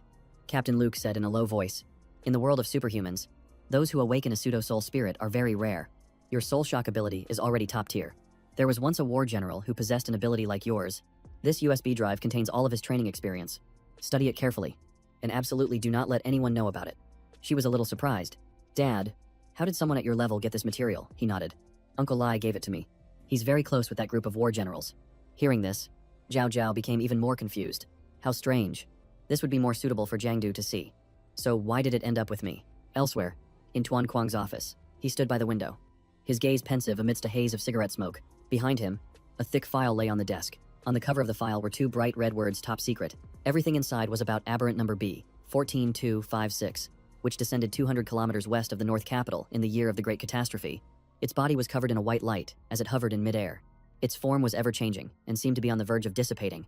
Anyone who looked at it for too long became contaminated and turned into a fanatic. It possessed terrifying regenerative abilities, had new blood like a human, was resistant to all poisons, and was immune to psychic powers. 2 grandmasters were killed, 3 war generals were severely injured, and 300 Night Watch members were lost before it was finally sealed successfully. The file was then strictly classified. After many years of research, they discovered it could not be looked at directly. Its form could not be described, and it could not be destroyed. The final conclusion was to classify it as a god. Back on the battlefield, Jiangdu was now hiding in the shadows. Suddenly, he burst up from the ground, launching a bolt of lightning straight at the aberrant. But the attack hit without causing any damage at all. It immediately counterattacked, throwing a punch that sent him flying. Dang, Koa shouted while recording. Du, hang in there. Don't lose. Jiangdu's health bar dropped sharply to 2/3. But he wiped away the blood and calmly got back up. Just then, the monster charged again with ferocious momentum. Jiangdu clenched something between his teeth, his voice low as he said, "Get ready." As the object shattered, he whispered a single word, "Explode." The aberrant suddenly felt a sense of unease, its entire body trembling slightly. Immediately after, a massive explosion erupted right where it stood. The system announced, Skill Shadow Orb, creates a small energy sphere that can explode in midair or attach to an enemy, dealing limited damage. However, if it enters the opponent's body, the instantaneous internal explosion will cause catastrophic destruction. Deng Hua laughed, showing off the video. You look so cool in this part. Like a real badass. That's awesome. It'll probably go viral if you post it. Jiangdu nodded.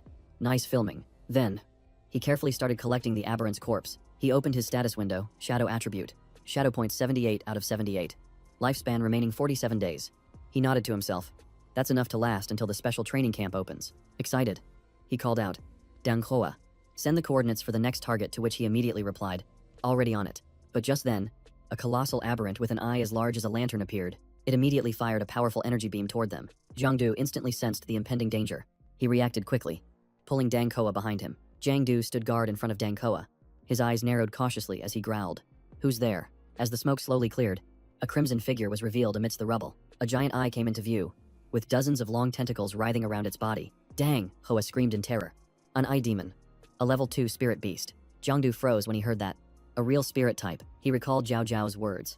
A spirit wielder like me corresponds to a spirit type among the aberrants. He reacted instantly, charging forward to strike. I can't let it have time to react. I have to stop it before it activates its ability. But just as Jiangdu closed in, a beam of golden light shot in from a distance. The light pierced straight through the aberrant's giant eye. The blow made it collapse, its whole body convulsing before going still. A foot stepped lightly on the monster's head, the movement decisive. From the smoke, the muscular figure holding a spear became clear. Jiangdu stared in surprise at the man who had just saved him. Who was he? The man didn't answer. He just turned and walked away, his figure disappearing into the mist. A yellow piece of paper fluttered on the wind and landed in Jiangdu's hand. He curiously unfolded it, his eyes stopping on the scrawled words. It read, "Worried you haven't reached your full potential. Want to choose a new path? Academics or martial arts, your future is in your hands. So Duong Group, certified in Van Hai." The next morning, Jiangdu went to the headquarters of the So Duong Group. He stood in the middle of a crowded square, looking up at the giant statue in front of the main gate. This place matched the address written on the paper from yesterday. Last night, Dang Koa had said that So Duong was the largest pharmaceutical conglomerate in Van Hai. Anyone hired by them, even as a temporary employee, would be set for life. He wondered, was the man from last night a pioneer hired by So Duong? He nodded. Judging by that combat suit, it was highly likely. Jiangdu frowned. A level 1 pioneer. How could he take down a level 2 Idamon so easily? Zhang Hua chuckled. You don't know, do you? So Duong's drugs can temporarily amplify supernatural abilities. They also cooperate with the Night Patrol Department. They even helped expand the entire Jiawang district. If you want to get strong fast, So Duong is a worthwhile shortcut. Jiangdu asked. Aren't you planning to join them? He replied casually.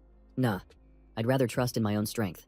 In the lobby of the So Duong Group, an employee was introducing a product with the code 1928, named Sweet Dew.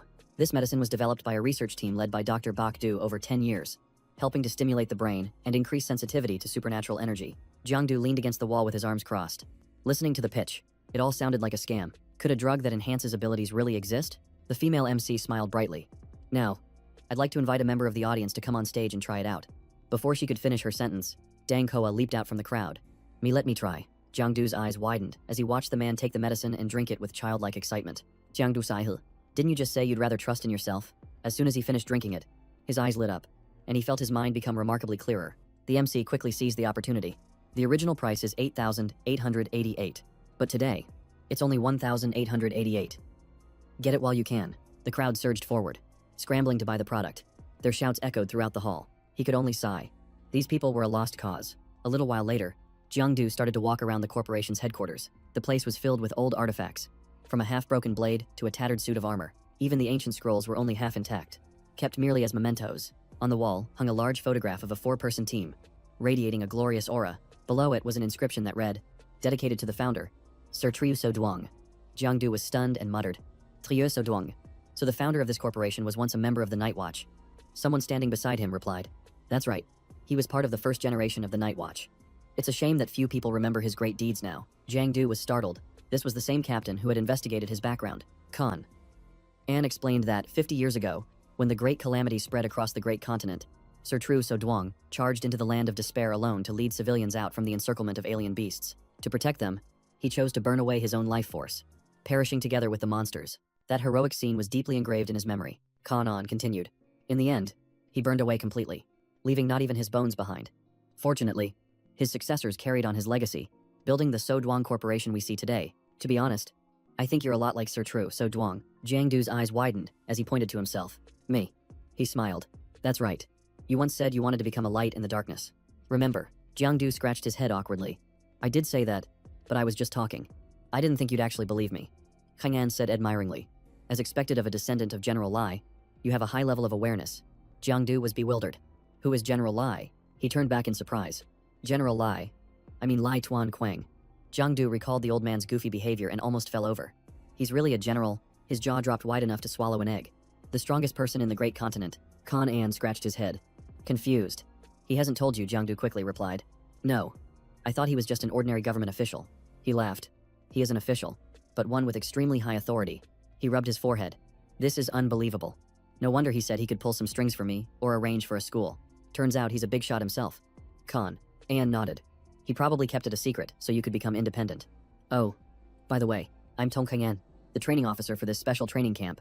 Jiangdu was surprised. Training. He leaned in and whispered. Do your best. I have high hopes for you, so I'll be training you thoroughly when the time comes.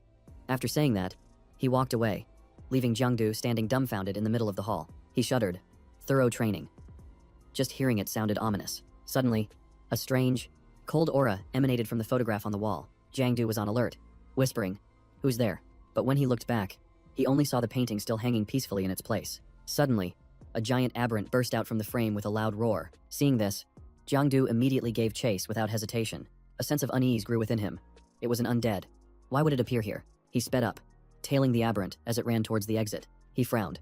The security outside is so tight. How did it even get in? But its speed was too fast. Jiangdu had to push himself to the limit to not lose its trail. Just then, the system chimed in. Guide activated. Shadow aberrant. Lives in the abyss.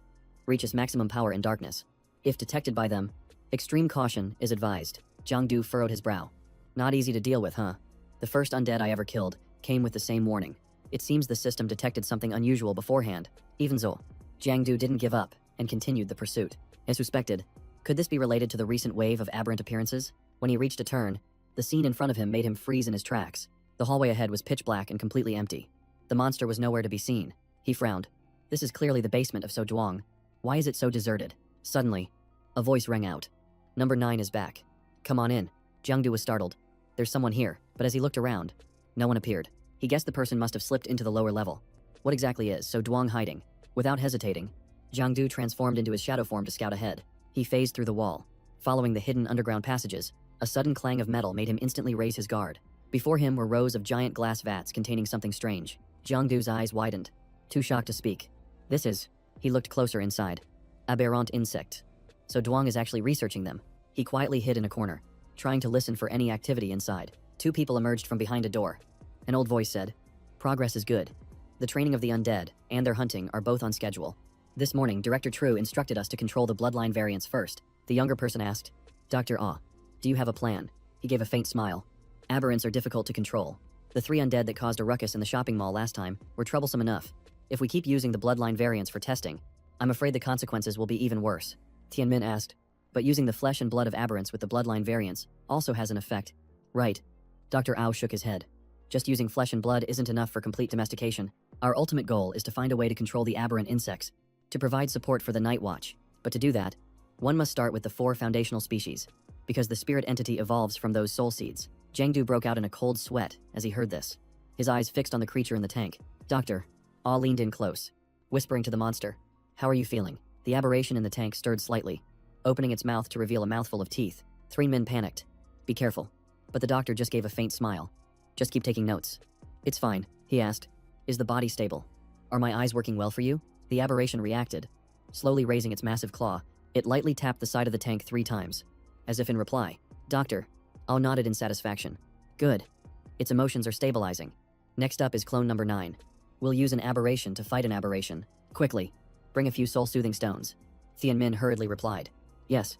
Right away." Hearing this made Jiangdu even more uneasy. Had he already been discovered, this creature was unlike the usual undead. It didn't attack at all, and it could even form simple memories. He thought to himself, it's as if it has its own separate consciousness. Tianmin asked again, "If we keep going like this, what happens if it gets out of control?" "Doctor." Ao nodded. You have a point, but I'm confident there's still a way to handle it." Tianmin whispered, "How about we try a more foolproof method, Doctor?" Ao frowned. "What method are you talking about?" Tianmin said in a cold voice. "For instance, replacing a human soul with an aberration's." The doctor immediately flew into a rage, grabbing him by the collar. "Don't you dare speak such filth. Are you trying to trample on all ethics?" "Ha, Tianmin, get that thought out of your head, or else I will." He waved his hands apologetically. "I just misspoke. Don't take it seriously."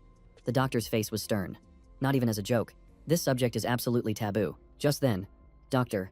Ao's eyes shot wide open, and he coughed up a mouthful of blood. A sharp blade was plunged deep into his chest, driven in by his own assistant. "Doctor." Ao gasped, looking down in agony. "You." Tianmin held up the glasses, his voice icy. "Aberration. Humanity. Night Watchers.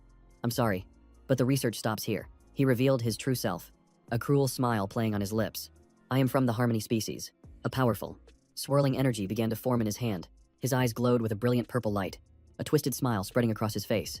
Tianmin clenched his fist, and the energy erupted with ferocious intensity. Objects throughout the room were suddenly thrown into the air, shattering into pieces everywhere. The containment tanks began to crack, emitting a high-pitched, piercing sound. Aberration number 9 shattered the glass, letting out a maniacal roar. Alarms blared throughout the room, warning that Aberration 035 had breached containment. This was a code red emergency. The research staff scattered in a panic, running for their lives. It wasn't just number 9. A whole series of other aberrations had awakened at the same time. On the floor below, the warning systems were also sounding off everywhere. Room 035 was now filled with out-of-control aberrations. People were screaming. Quick, call security. What are you just standing there for? Run. From high above, Thien Min watched the frantic, struggling crowd as a smirk formed on his lips. The human skin on his face began to crack, revealing a savage smile underneath. An intense pressure of energy radiated from his body, and his eyes gradually turned completely white. His body collapsed to the ground, and the health bar on the nearby monitor plummeted. It kept falling until the reading finally hit 0%. Just then, Jiangdu emerged from the ground. His gaze as cold as ice. He looked at the corpse and muttered, "The student kills his master and then self-destructs. Truly insane."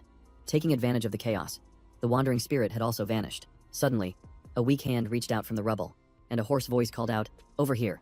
It was Dr. Ah. He was still alive, but his breathing was growing faint. Jiangdu panicked. "Don't move, I'll call for medics right now." The doctor struggled to speak. "Fire. Ling." Before his eyes closed for the last time, he rasped, "He is a fire seed." Jiangdu froze. A fire seed. The doctor's eyes stared wide.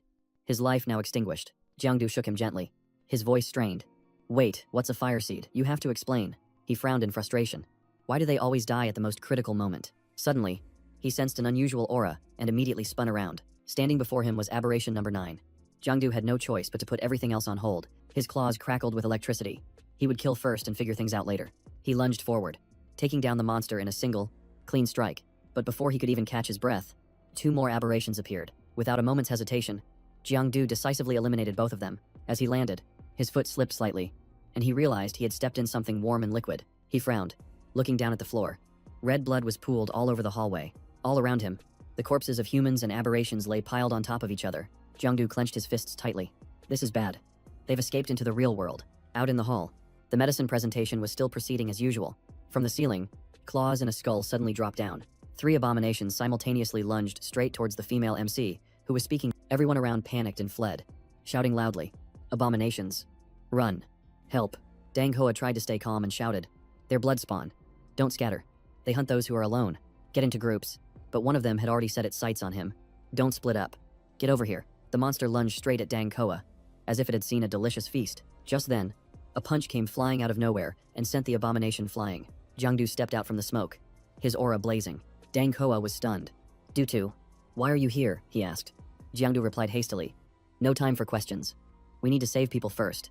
Dang Koa turned his camera to show him the chaotic scene, where no one was listening to instructions. A scream rang out as Jiangdu suddenly saw someone in danger. He immediately rushed forward and unleashed a powerful kick, sending the abomination flying. His action immediately caught the crowd's attention. Jiangdu shouted loudly, "Stop running.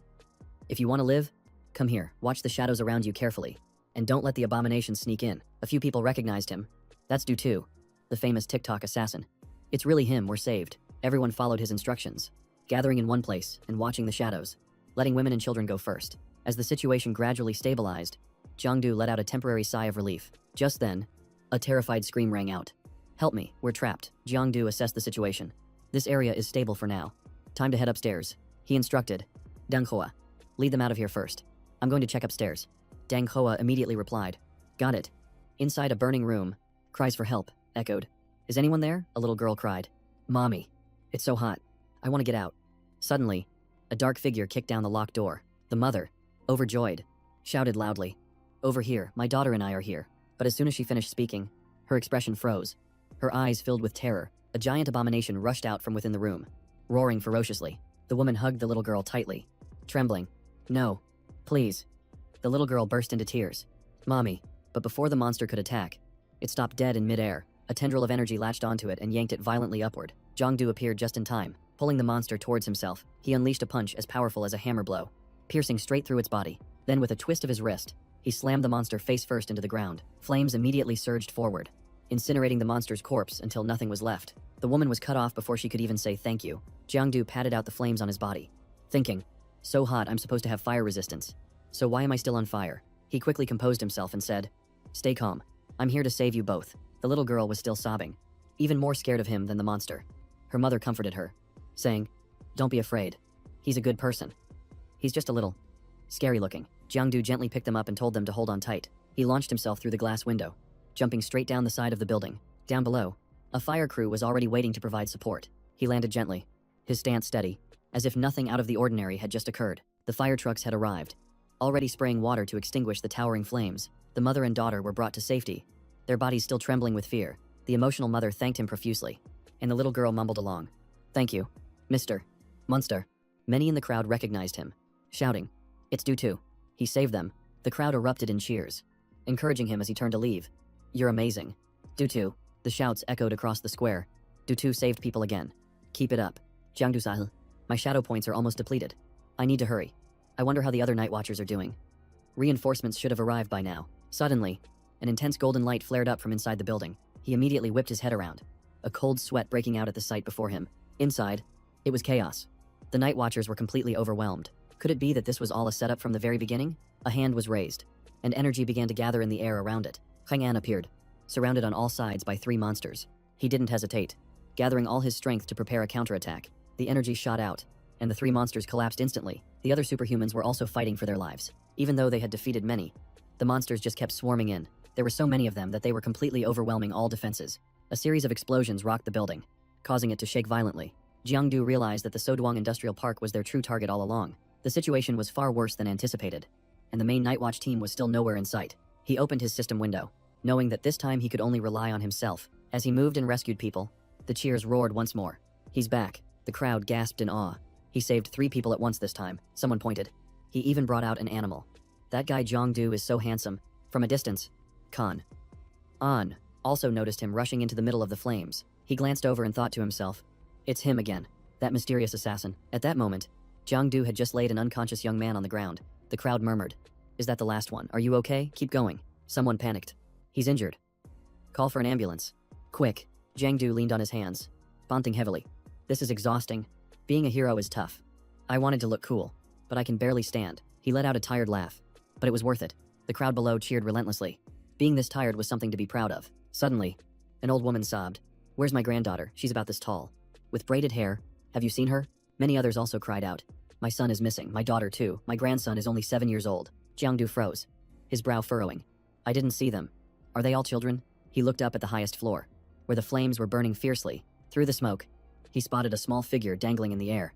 It was a little girl, captured by a monster, screaming for her dad. "I want to go home." Jiangdu clenched his fists. What do these things ultimately want? Why are they taking children? Just then, his phone rang. The screen displayed the name Zhao Zhao. Jiangdu answered. "Hello." Zhao Zhao got straight to the point. "You're at the Soduang Enterprise building, aren't you?" Running and surprised, he asked back. "How did you know?" she replied curtly. "Never mind how. Just get over here now." Jiangdu chuckled lightly. "No rush. Wait for me to finish cooking. Beef with tomato and egg sauce. And it's done." Zhao Zhao was furious. "You just wait." But he had already hung up, charging straight toward the building where the children were being held. Zhao Zhao gripped her phone tightly, staring helplessly at the long dial tone on the screen. By now, Jiangdu was nearly exhausted. His health and mana points were almost depleted. If he pushed himself any further, he could die.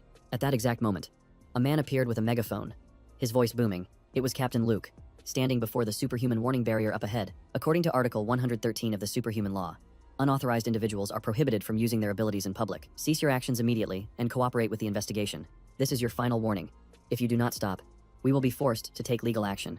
The soldier next to him raised his special issue rifle, ready to fire. Jiangdu raised his hands in surrender and sighed, figuring he should just leave it to the Night Watch since they were more professional and could save the kids. But from behind him, the old woman knelt and cried out her grandchild's name. "Lam Lam, please save my granddaughter." The sight was too much for him to bear, so he gritted his teeth and made a decision. Jiangdu turned back and said to Captain Lu, "Follow me." His words left the captain stunned and utterly confused. Without waiting for a response, he had already turned and dashed towards the building. 2 guards raised their guns, preparing to open fire, but Captain Lu stopped them, leaving them bewildered. "Captain," he just watched Jiangdu's retreating figure, and then said, "Let's follow him and see what happens." On the roof of the building, a horde of mutants were moving about chaotically. On each of their backs, they carried a bound and gagged child. Jiangdu followed them silently, wondering to himself what they were planning to do. He saw the mutants walk straight into a solid black portal. It was then that he realized with a start that they were entering the shadow plane. Jiangdu immediately followed, sneaking deeper into that strange space. He frowned, thinking how strange it was that blood fiends, who usually just killed, were now kidnapping people. Their actions were systematic and well organized, not unlike humans. So Duang, the fireworms, the experiment. It was all starting to connect into a horrifying conspiracy. Retreating now was pointless, so he could only see this through to the very end. Further inside, a group of children were trembling and crying, guarded by a single mutant. Suddenly, A small stone rolled near the monster's feet. It turned its head but didn't see anyone there. The silence was eerie, causing the mutant to become vigilant. It glanced over at the children, who were still sniffling and crying. Another stone flew by, making it whip its head around instantly. But again, it saw nothing, and its eyes filled with suspicion. Suddenly, the mutant felt that something was terribly wrong. It muttered to itself, "Wait a minute. This group of kids seems to be missing someone." It rushed around, searching everywhere, but couldn't find any other child. But suddenly, a tremor made it feel something returning. Jiang Du had already scooped up all 3 children and was fleeing the dangerous area. Despite being spotted, he maintained a calm smile, looking directly at it. Immediately after, hordes of aberrations swarmed out from everywhere, completely surrounding them. But in an instant, a net dropped from above, capturing them all. The aberrations struggled, screaming in a frenzy. Jiang Du led the children down the stairs, sticking close to the shadows with every step. Tai immediately made the call. "Night watch. I've got over a dozen kids at my location." Just then, a massive explosion erupted, blowing the phone to pieces. He quickly threw up his hands to shield his face from the incoming hot shrapnel. A stranger emerged from the shadows, exuding a cold aura.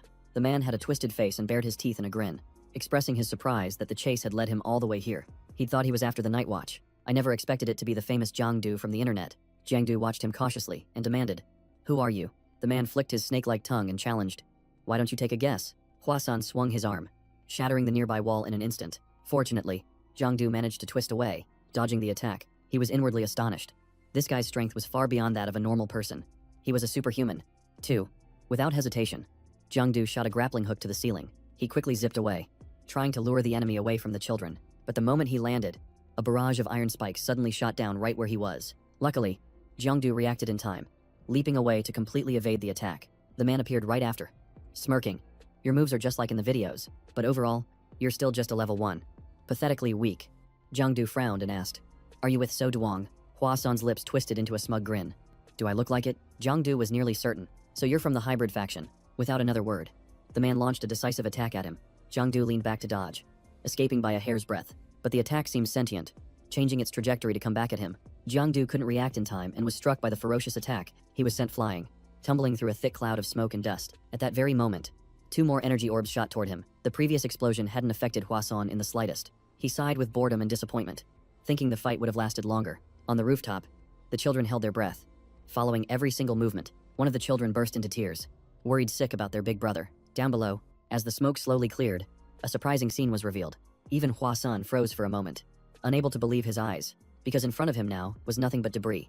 An empty space with no one in sight. Hua-san furrowed his brow, observing every movement around him. Jiang Du suddenly burst from the ground behind the attic. He launched himself like a phantom, intending to land a sneak attack on Hua-san. The wraith image swept through the space like a raging, swirling storm. Hua-san sensed the killing intent and tilted his head to dodge, but he was still grazed. Leaving a streak of blood, Jiang Du didn't give up, appearing right behind him again. A confident smile touched his lips, his raised hand shimmering with energy. His strike was so powerful that Hua-san barely had time to react. Jiang Du quickly concealed himself when he saw Hua-san preparing to counterattack. The man gritted his teeth, catching the direction he was vanishing in, and growled, "You filthy rat." Just before disappearing completely, Jiang Du tossed a small black orb. Hua-san watched it warily as the orb exploded in midair, thinking it was harmless. He was stunned when a strange phenomenon occurred. From the center of the explosion, countless silk-thin tentacles rushed out to attack him. Hua-san had to spin around to defend himself, his body continuously taking the brunt of the relentless whipping. Licking the blood that trickled down his cheek, he hid in the shadows, admitting this opponent was more troublesome than he thought. But he still smirked. "I have a way to put you down for good." He flicked his hand, throwing a bizarre, swirling orb of energy. It didn't fly towards Jiang Du, but instead shot straight at the building where the children were hiding. The little girl in the lead was horrified. Unable to dodge the attack in time, she screamed in despair, calling her brother's name in terror. The wraith image instantly appeared, shielding the little girl. Jiang Du materialized, spreading his arms to block the massive the scythe. Incoming energy orb. He gritted his teeth and endured as poisonous energy seeped into his veins.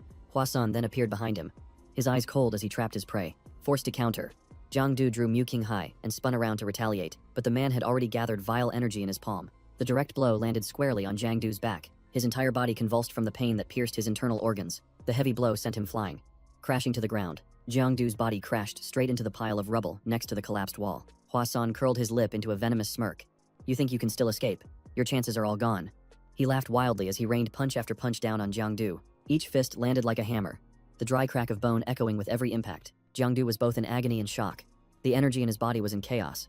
His shadow form was dissipating, and he couldn't activate any skills. Hua-san grabbed his head as if he were a toy. He slammed it down hard, causing the ground around them to crack and shatter. A part of the shadow shattered, revealing Jiangdu's true face. He licked his lips, clenched his fist, and moved forward. Let's see who you really are. Just as Hua-san raised his hand to finish Jiangdu off, suddenly, rocks and debris rained down from above. Hitting his head, the children screamed in anger. Let him go. You monster, get him. Hua-san growled angrily. You little brats really think I won't kill you? As he glanced over at the children, Jiangdu had already silently gotten back to his feet. The shattered shadow form began to faintly reappear. Jiangdu lunged forward, grabbing Hua-san tightly, thinking to himself, I'm your opponent. Thank you. Kids. He launched himself straight into the air. Shadow freeze, instantly pulling him into the illusion of 1,000 eyes. Hua-san gritted his teeth, his eyes wide. As he mustered all his strength, he unleashed a burst of power that sent Jiangdu flying, screaming, Get off me. Seeing Jiangdu stagger to his feet, he gave a cold, contemptuous laugh. Fortunately, his shadow form had just managed to recover as well. Hua-san snarled, You think dragging me into the shadows can stop me after I kill you? Those brats are next. Jiangdu frowned. So all the bloodkin are under his control. But why capture children? He laughed sinisterly. Because children's souls are the purest. Haven't you heard? Hua-san's eyes lit up with greed. The soul parasite technique. Jiangdu suddenly remembered the laboratory from before. Hello. Number 9. The soul parasite technique in So Duong. Then he made the connection to the aberrations he had encountered in this place. Is your curiosity satisfied now? Then let's add some more to the mix. Hua-san snapped his fingers to signal the attack. Get him out of my sight. The aberrations roared madly, charging forward without stopping. The entire swarm aimed directly for Jiangdu, but he just flashed a strange and meaningful smile. His face was completely calm, as if he had been waiting for this very moment. Jiangdu smirked, as though his plan had come together perfectly. Countless aberrations were absorbed by him completely. A truly generous gift. The horde of monsters was now nothing more than food for him to devour. Jiangdu casually waved his hand, signaling that it was their turn. He marked them and pursued them, not letting a single one escape. All of them were gathered into an orb of energy in his hand. Jiangdu swallowed it whole. Shadow Guard. Shadow points blue 6. Shadow points now 81 out of 90. Hua-san was terrified. Damn it. He can absorb the aberrations. Jiangdu's body was seen slowly levitating high into the air. He merged into a fierce, swirling vortex of power. All the nearby aberrations were absorbed by his Shadow Guard. The man realized in horror that he'd made a terrible mistake. This was really bad. Hua-san rushed forward, shouting, Could this guy actually be? But his punch couldn't even touch the vortex. He was even thrown backward in excruciating pain. He roared with wide eyes, veins bulging with pure fury. Hua-san ground his teeth in frustration, never expecting that guy to use the very bloodline mutants he had created to counterattack. Now, Jiangdu was enveloped in a dense layer of energy. Like a glowing cocoon, the man's entire body trembled as he stammered, unable to form words. Leveling up. The energy before him converged into thin strands of light, resembling living nerves. Hua-san roared hoarsely in anger. He leveled up. He turned and fled without a second thought, cursing inwardly. You win this round, but a suspicion still arose. It's so strange. Other people only level up through cultivation, but he does it by devouring aberrations. I've never seen anything so insane. Hua-san's steps faltered. Wait a minute. Do aberrations also devour each other? His eyes widened, reflecting a look of absolute horror. As he was trying to flee, his feet suddenly froze in midair. Before him, the smoke slowly cleared, revealing a spatial gate and a familiar shadowy figure. At this moment, Jiangdu's body had reached an entirely different plane of strength. A cocky smile played on his lips. Now, the hunt begins. Jiangdu tightened his grip on his twin swords, closing in on Hua-san step by step. He took a deep breath, savoring the feeling of pure freedom. His entire body felt liberated from its chains, entering a new realm as all constraints disappeared. With a slight movement of his arm, the blade hummed softly. The aura around him erupted, shaking the heavens and the earth. The very space around them shifted color, and his presence pulsed with vibrant energy. He could even feel the fear radiating from his opponent's heart. Jiangdu smiled, thoroughly amused. Let's see how long you can withstand this. His figure vanished in midair, as if swallowed by the void. Hua-san's eyes darted around in panic. He went into the shadows. No, that's not right. This time he actually vanished. He hastily called out to his minions. Damn it. Trying a sneak attack, are you, everyone? Form a defensive perimeter. But all they saw were a few brief flashes of light. The entire horde of aberrant creatures had collapsed right before his eyes. Hua-san hastily wrapped himself in energy, but he still received a deep gash across his chest. He let out a quiet cry, unable to see where the blow came from. That speed was beyond imagination. What in the world is he? How can the power of the second realm be this terrifying? Jiangdu chuckled. He didn't even notice me right beside him. I can now merge with the shadows, as if I'm another form of existence. He unleashed a continuous barrage of attacks. Hua-san, unable to dodge, could only endure the onslaught, feeling the gash on his face. He gritted his teeth in fury. You bastard. Hatred swelled in Hua-san's mind. How dare he treat me like a toy? He roared. If you're going to kill me, then do it. Stop dragging this out. Hua-san forced his head up, clinging to his last shred of pride. Come on. Do it. Jiangdu appeared behind him. Fine. Let me put you out of your misery. But just as the blade glinted, poised for the final blow, he suddenly sensed something hurtling toward him with incredible force. Jiangdu instantly leaped back, raising his sword to parry the attack. He stopped short, seeing a piece of iron hooked firmly onto his blade. It was a hollow brick. From the shadows, a figure slowly emerged. "What are you doing?" Huason. Half a day had passed, and Trong Wen was getting extremely anxious. The boss was about to lose his patience. Huasun smiled faintly. "Dongthan, did the boss send you?" He smirked. "The plan is in motion. Get the kids out of here. I'll handle the rest." Dongthan didn't hesitate. He nodded. "Leave that madman to me." But Jiangdu rushed out to block their path. "Don't you dare take another step toward those children." A brick suddenly flew out, knocking the sword from his hand. Dongthan gathered his strength and threw a powerful punch at Jiangdu. He refused to stand still, his eyes flashing as he launched a counterattack. Jiangdu leaped back, dodging the sledgehammer-like fist. He immediately melded with the ground, his figure vanishing into the shadows. Just then, the ring on Huason's hand began to glow intensely. A stream of energy formed into bindings that wrapped tightly around Jiangdu. Huason laughed smugly, trying to pull a disappearing act. "It won't be so easy this time." Dongthan followed up, unleashing a wood fist that sent Jiangdu flying. Huason screamed, "Nice one, kill him." But a light flashed, and in the blink of an eye, his body was sliced to pieces. Huason's eyes glazed over, unable to believe he had died just like that. His body collapsed onto the cold stone floor, his legs severed. As blood pooled around him, it was Jiangdu's doing.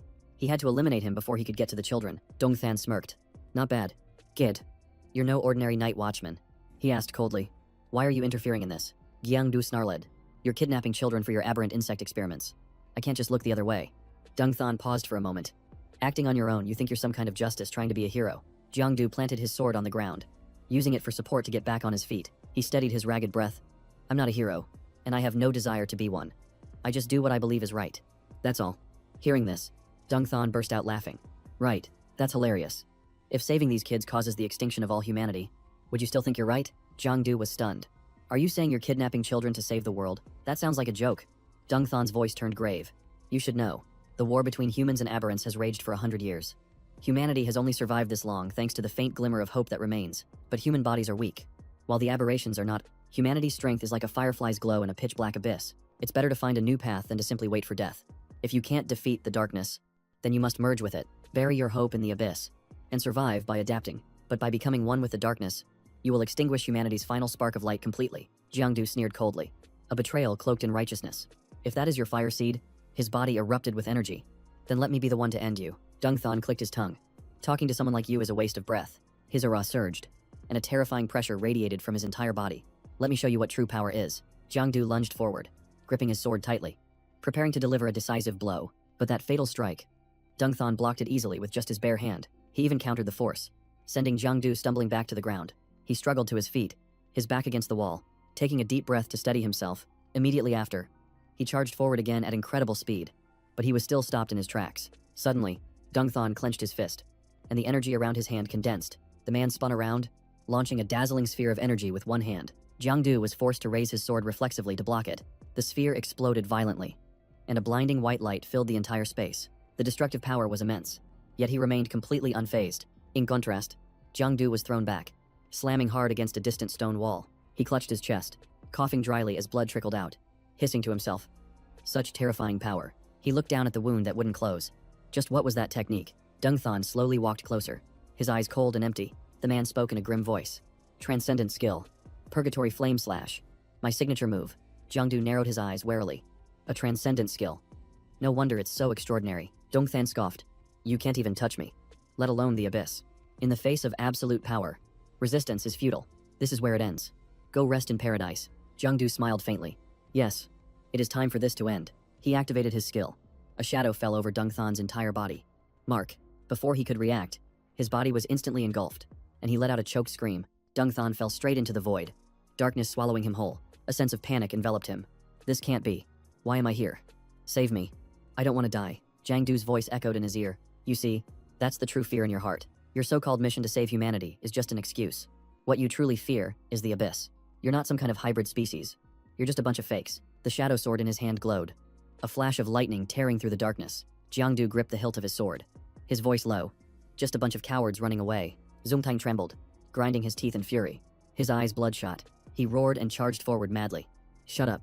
Just shut up." Jiangdu spun around and unleashed Pursuit Hunt, the shadow sword piercing straight through his chest. Dongthan's eyes widened as black blood poured out. "Unbelievable. What? He got a clear look at Jiangdu's face, realizing he was just a young, inexperienced kid. As he fell, his eyes remained open, a flicker of understanding dawning on him. So that's why you're not afraid. I used to be proud and full of fire just like you.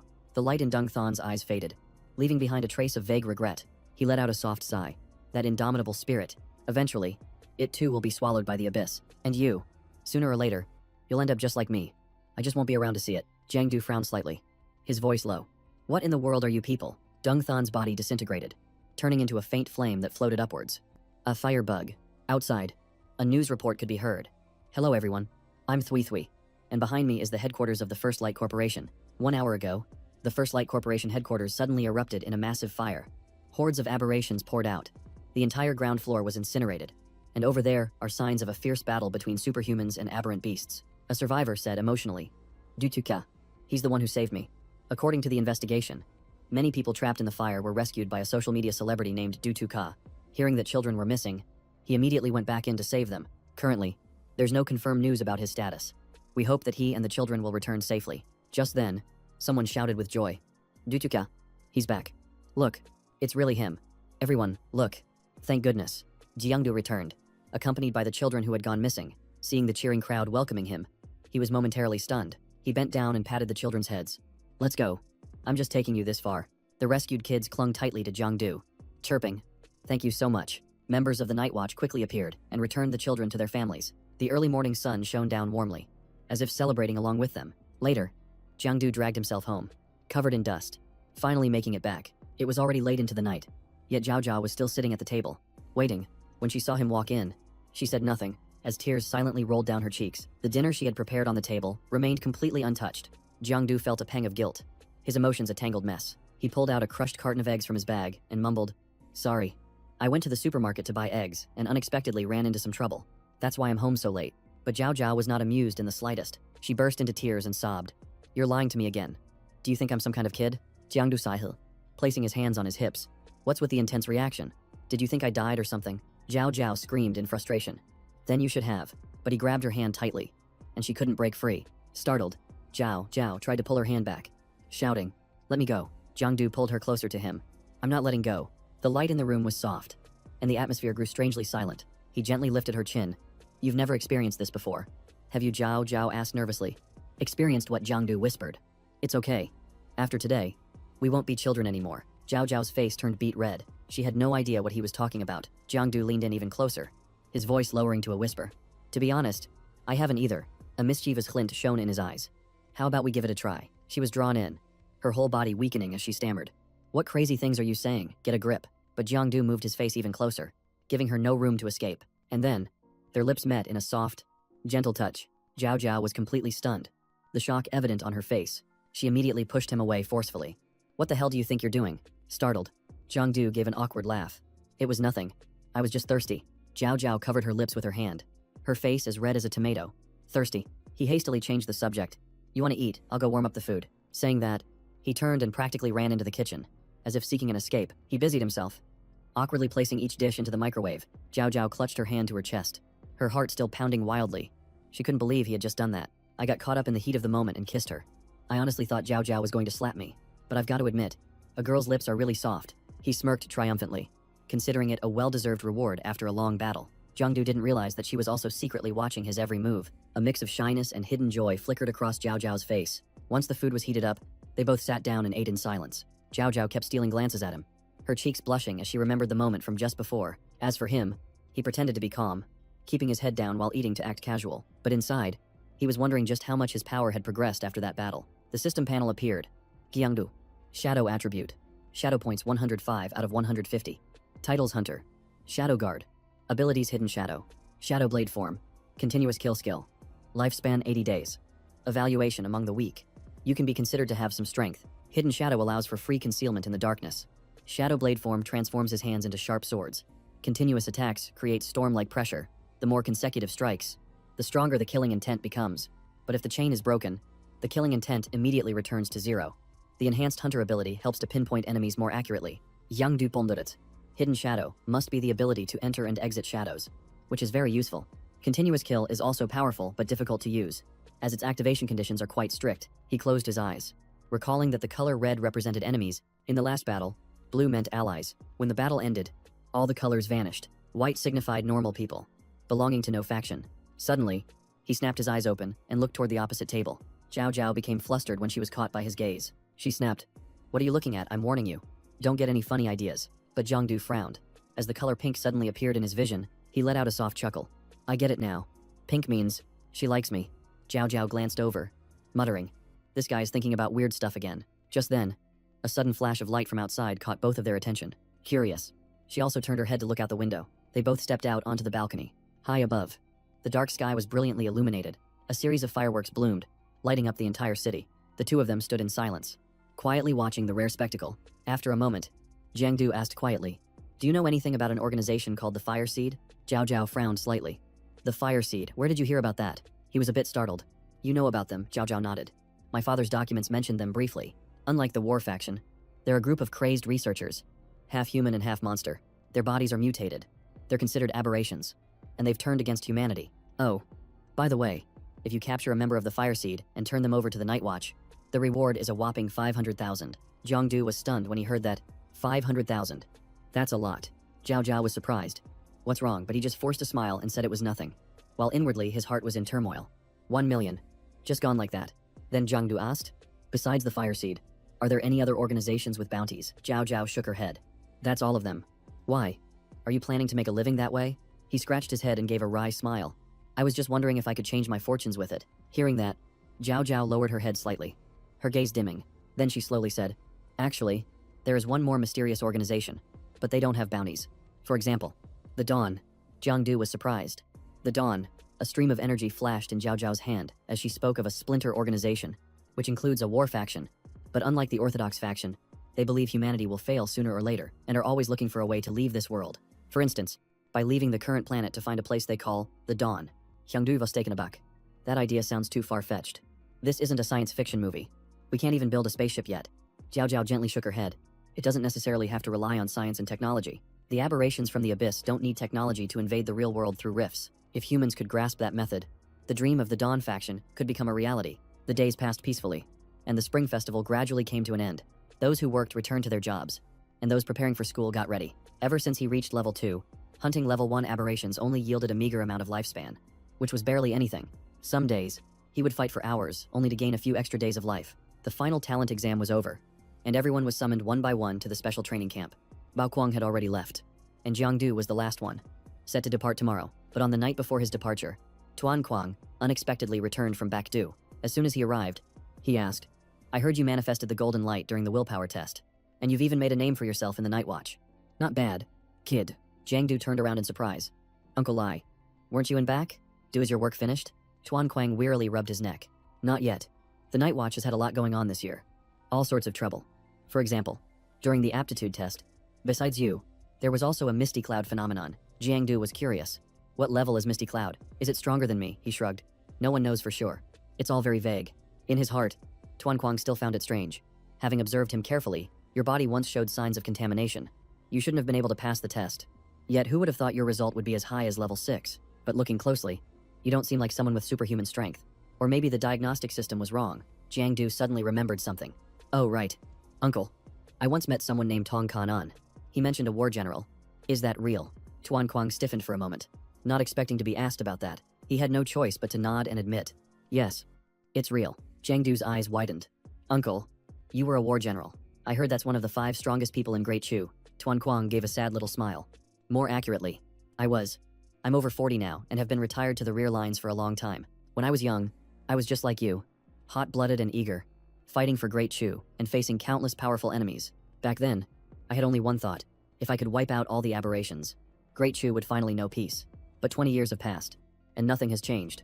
In the end, my wife died from an aberration's corruption, and I lost an arm. The legendary war general is now just a cripple. Besides, a stronger aberration has now appeared in the northern capital." Jiangdu cut him off. "Stop. Are you trying to convince me to give up again?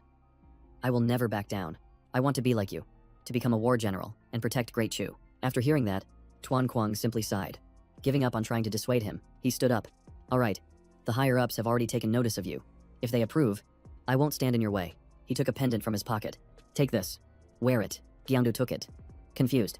"What is this?" Uncle Tuan Kuang replied. "It's a forbidden item. The Whisper of the Night.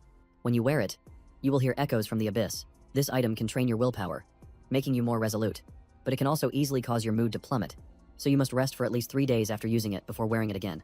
Additionally, it can activate your supernatural energy to temporarily boost your strength, but it can only be used once. Jiang Du realized the key point. Corrupted energy.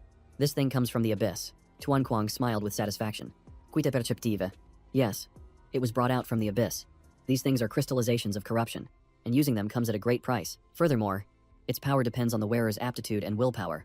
Only those with a willpower of level 5 or higher can withstand it. Most importantly, this item chooses its own master. Jiang Du was eager to try it. Interesting. Let's see. Tuan Kuang stared intently. So how does it feel? Remember to subscribe to the channel to follow Jiang Du's journey. He nodded in satisfaction. Looks like your willpower is strong enough to resist this item's influence. I'm relieved. I'll give you the files on its previous users. Take a look when you're free. Jiang Du replied politely. Yes, uncle. Goodbye. Night fell. I sank into a deep sleep. The moonlight from outside shone softly on the pendant. Suddenly, it began to vibrate, radiating a strange energy. The energy silently spread out, gradually enveloping Jiang Du's body. In his dream, he rubbed his eyes in confusion. Where am I? Am I lost? His eyes scanned the pitch-black space. This place. Suddenly, floating bubbles drifted toward him, each containing the image of a person. A girl who had once worn the pendant screamed. No, stop talking, get out of my ears. Jiang Du realized that the other people were also screaming in despair. Some were driven mad by its power, completely losing control of themselves. They writhed in agony, screaming, kill me, the pain is unbearable. Save me, I swear I'll never wear it again. This is a curse, I don't want to be its master, please. Release me. Jiang Du broke out in a cold sweat, gradually realizing he was witnessing memories hidden deep within the pendant. A soft voice echoed in his ear. Master. From the deepest shadows, something began to emerge. In the real world, the vehicle carrying the ability users was slowly approaching the training camp. Zhao Zhao let out a huge yawn, not even trying to hide her sleepiness. Jiang Du asked tearingly. Couldn't get any sleep. She scratched her nose. It's my first time at the special training camp. I was too excited all night. What about you? She asked. He grinned. Oh, I slept great. But in reality, he still felt a bit strange. He knew he'd dreamed about something last night, but he couldn't remember it clearly. It was probably the pendant's influence. He even seemed to hear a whispering voice. Jiang Du gently tapped Zhao Zhao on the shoulder. Just go to sleep if you're tired. You can even lean on my shoulder. She shot back in a panic. Don't think you can get fresh with me. He quickly tried to calm her down. Relax. I won't do anything. But when she turned back, she saw him making a kissy face just to tease her. Captain Luke shook his head watching the two of them mess around. Zhao Zhao. Once you get there, make sure you stay away from creeps with bad intentions. You hear? She nodded obediently. I will. Dad. Jiang Du flinched when he heard that. Bad intentions, is he talking about me? He continued. Also, once you're at the camp, you have to follow the drill instructor's arrangements. If anything happens, go find an instructor. If that doesn't work, call your dad. Zhao Zhao whispered shyly. Dad, you've been saying this the entire ride. Jiang Du puffed out his chest with confidence. Don't worry, sir, with me around, nobody will dare to bully her. Captain Luke glared at him. You're the very reason I'm so worried. The vehicle stopped in front of the station. We're here. Zhao Zhao waved. Dad, we're heading out now. Goodbye, he nodded back. Don't forget to call. He watched as the two figures walked away, hand in hand. Captain Luke frowned, letting out a frustrated grunt. He gritted his teeth. That rotten brat. Just wait until you get to camp. I'll show you. Zhao Zhao quickly yanked her hand back. Are you insane? We'd be dead if my dad saw that. Jiang Du just smirked. What's there to be afraid of? The next time we see him will be in 6 months. By then, we'll be in the same university. So how would Captain Luke know? She blushed and turned away. Who would want to go to the same university as you anyway? Just then, the other candidates from their batch had gathered. The train's here, let's hurry and get on. He silently followed the crowd onto the path leading to the camp. All around him were young faces brimming with enthusiasm. Jiang Du glanced around, realizing this was the special train heading to the training camp. An announcement echoed from the speakers. Attention passengers. The train to Vanhai training camp will depart at 10:30 Beijing time and will make no stops en route, with an estimated travel time of about 20 minutes. Jiang Du remarked on how crowded it was, and Zhao Zhao calmly replied. Of course, everyone from the various concentration zones is being sent here. Everyone in this car possesses outstanding aptitude, a strong will, and unique transcendent powers, needing only a bit more training to be capable of fighting level 1 aberrations. He acted surprised, saying, that impressive, then we won't need to fear aberrations. But inwardly he scoffed. Even a level 2 is nothing but a joke to me. Of course, she didn't know what he was thinking and warned him. Don't think it's that simple. Being talented is useless if you can't pass the training. Get some rest for now. You'll understand once we arrive. Jiang Du leaned back with a slight smile. Don't worry. I'll be fine. The train shot forward like the wind, speeding down the path to the camp. Then, it suddenly plunged deep into a pitch-black tunnel. Zhao Zhao nudged his shoulder. Wake up. No time for sleeping. Jiang Du groggily opened his eyes and asked, "What's wrong?" She pointed to the clock in the train car. "Didn't they say the journey would be less than 20 minutes? It's been almost 40 minutes and we haven't stopped." Jiang Du frowned. This is strange. It was still bright outside just a moment ago. But now, he quickly turned to look out the window, only to see a thick fog. The others around them also realized something was unusual, sensing that this fog was not normal. Out of curiosity, one person reached out to touch it. He immediately pulled his hand back, his face turning pale as he warned, "Don't touch it. It's like it can sense me." The atmosphere immediately descended into chaos as panic spread among the passengers. Suddenly, the train screeched to a halt, causing everyone to stumble. The sudden stop sent everyone in the car tumbling on top of each other. A cold announcement echoed from the speakers. "We have arrived at Van High Training Camp. Please exit through the doors on the left." Everyone froze, looking at each other in confusion. What's happening? Aren't instructors supposed to welcome us? No one had a clue. Amidst the chaos, Jiang Du calmly stepped away from the crowd. He was the first one to set foot outside the train. Seeing this, Zhao Zhao panicked and rushed after him. She yelled, "What are you doing? Come back here." But Jiang Du's gaze was firm as he said, "I'm not turning back." His silhouette trembled, cloaked in a strange, dark aura. Beneath his feet, fresh red bloodstains were imprinted on the ground. Zhao Zhao covered her mouth and backed away, her voice trembling. "This is..." Jiang Du knelt down, carefully examining each and every bloodstain. He stated with absolute certainty, "The blood is still fresh." A few people shuddered. "Blood? Are you kidding? Don't tell me someone from the camp was killed. That's impossible. The instructors are on guard there. Who would dare cause trouble?" Jiang Du didn't answer. He just uttered a single word. "Aberrations." That word made the entire group turn pale with fear. He turned and said, "Everyone, report this to the night patrol. Whoever knows how to pilot the ship should prepare to retreat as soon as possible." Zhao Zhao asked worriedly, "What about you?" Jiang Du looked at her, his eyes filled with hesitation. He forced a slight smile. "I'll use the excuse of going to the bathroom to slip away." No matter how hard she tried, Zhao Zhao couldn't stop Jiang Du. Her face darkened, her expression reflecting a deep and anxious fear. She bit her lip, suppressing the fear that was rising within her. Then, without a moment's hesitation, she immediately chased after him. The rest of the group was in a complete panic, lost and unsure of what to do. Should we turn the ship back? There's no signal. We can't call for help. Waiting is useless. Let's go. We're getting out of here too. And so, the group of freshmen also hurried off in that direction. No one noticed the camera recording everything from above. At that moment, Jiang Du had actually walked into the restroom. He let out a sigh of relief. His face was visibly relaxed, finally getting some relief after the long journey. But as he turned around, he suddenly sensed a bizarre presence. A wolf-like aberration snarled and lunged straight toward Jiang Du. Just as it was about to reach him, it was sent flying by a rock. Jiang Du looked back in shock. "Are you here to take care of business too?" Zhao Zhao snapped. "Business, my foot. It's dangerous to go out alone. If you got yourself killed by an aberration, what would I tell Teacher Lai?" He smiled to placate her. All right. Just hear me out." Zhao Zhao put her hands on her hips and snorted coldly. "Let's hear it then. What excuse are you going to make up this time?" "The truth is," Jiang Du replied calmly, "the special training has already begun." Zhao Zhao was baffled. "Training? When did it begin?" Jiang Du explained that everything had already been set in motion from the moment they boarded the train. She frowned and retorted, "What are you talking about? Do you have any proof?" He pointed to the corpse on the ground. "Look at the aberration you just took down. Did you notice its combat strength?" Zhao Zhao suddenly recalled that it was very weak, only slightly stronger than a common monster, and nothing to worry about. Normally, such a weak creature wouldn't dare attack the training camp. Jiang Du patted her shoulder and chuckled. "Not bad. At least you know how to analyze things." But Zhao Zhao still shook her head. "What if we just haven't encountered a truly dangerous one yet?" He raised an eyebrow. "Even if an aberration did break in, the guards would have definitely spotted it. If this were a real emergency, don't you think they would have sounded an alarm? They're dragging this out to deliberately make the new recruits feel anxious, and then wear them down to the point of exhaustion. They're using the smell of blood and the chaos to break everyone's spirit. That's when everyone's true colors, good or bad, will be completely revealed." At this point, Jiang Du suddenly raised his voice. "And as for me, Jiang Du, I am the strongest one here," leaving Zhao Zhao completely speechless. All that talking, and in the end, it was just to show off. Just then, an aberration suddenly appeared and blocked their path. A whole pack of monsters suddenly charged forward to attack the two of them. Jiang Du scrambled back in a panic, yelling, "Quick, Zhao Zhao, use the soul-shaking bow." She was furious. "Aren't you supposed to be the strongest? What are you doing hiding behind me?" He grinned confidently. "If I step in, you won't get a chance to shine." Zhao Zhao was about to lose her mind. "Then go ahead and step in." Jiang Du pushed her forward. "Stop arguing and just take the opportunity when you have it." He then cheered her on, yelling, "You got this." Zhao Zhao hit them hard. The officers in the barracks were monitoring the developments from a large screen. By now, Zhao Zhao had taken down the entire pack of aberrations. Jiang Du praised her admiringly. "That was amazing. Zhao Zhao. You took down 3 of them all by yourself."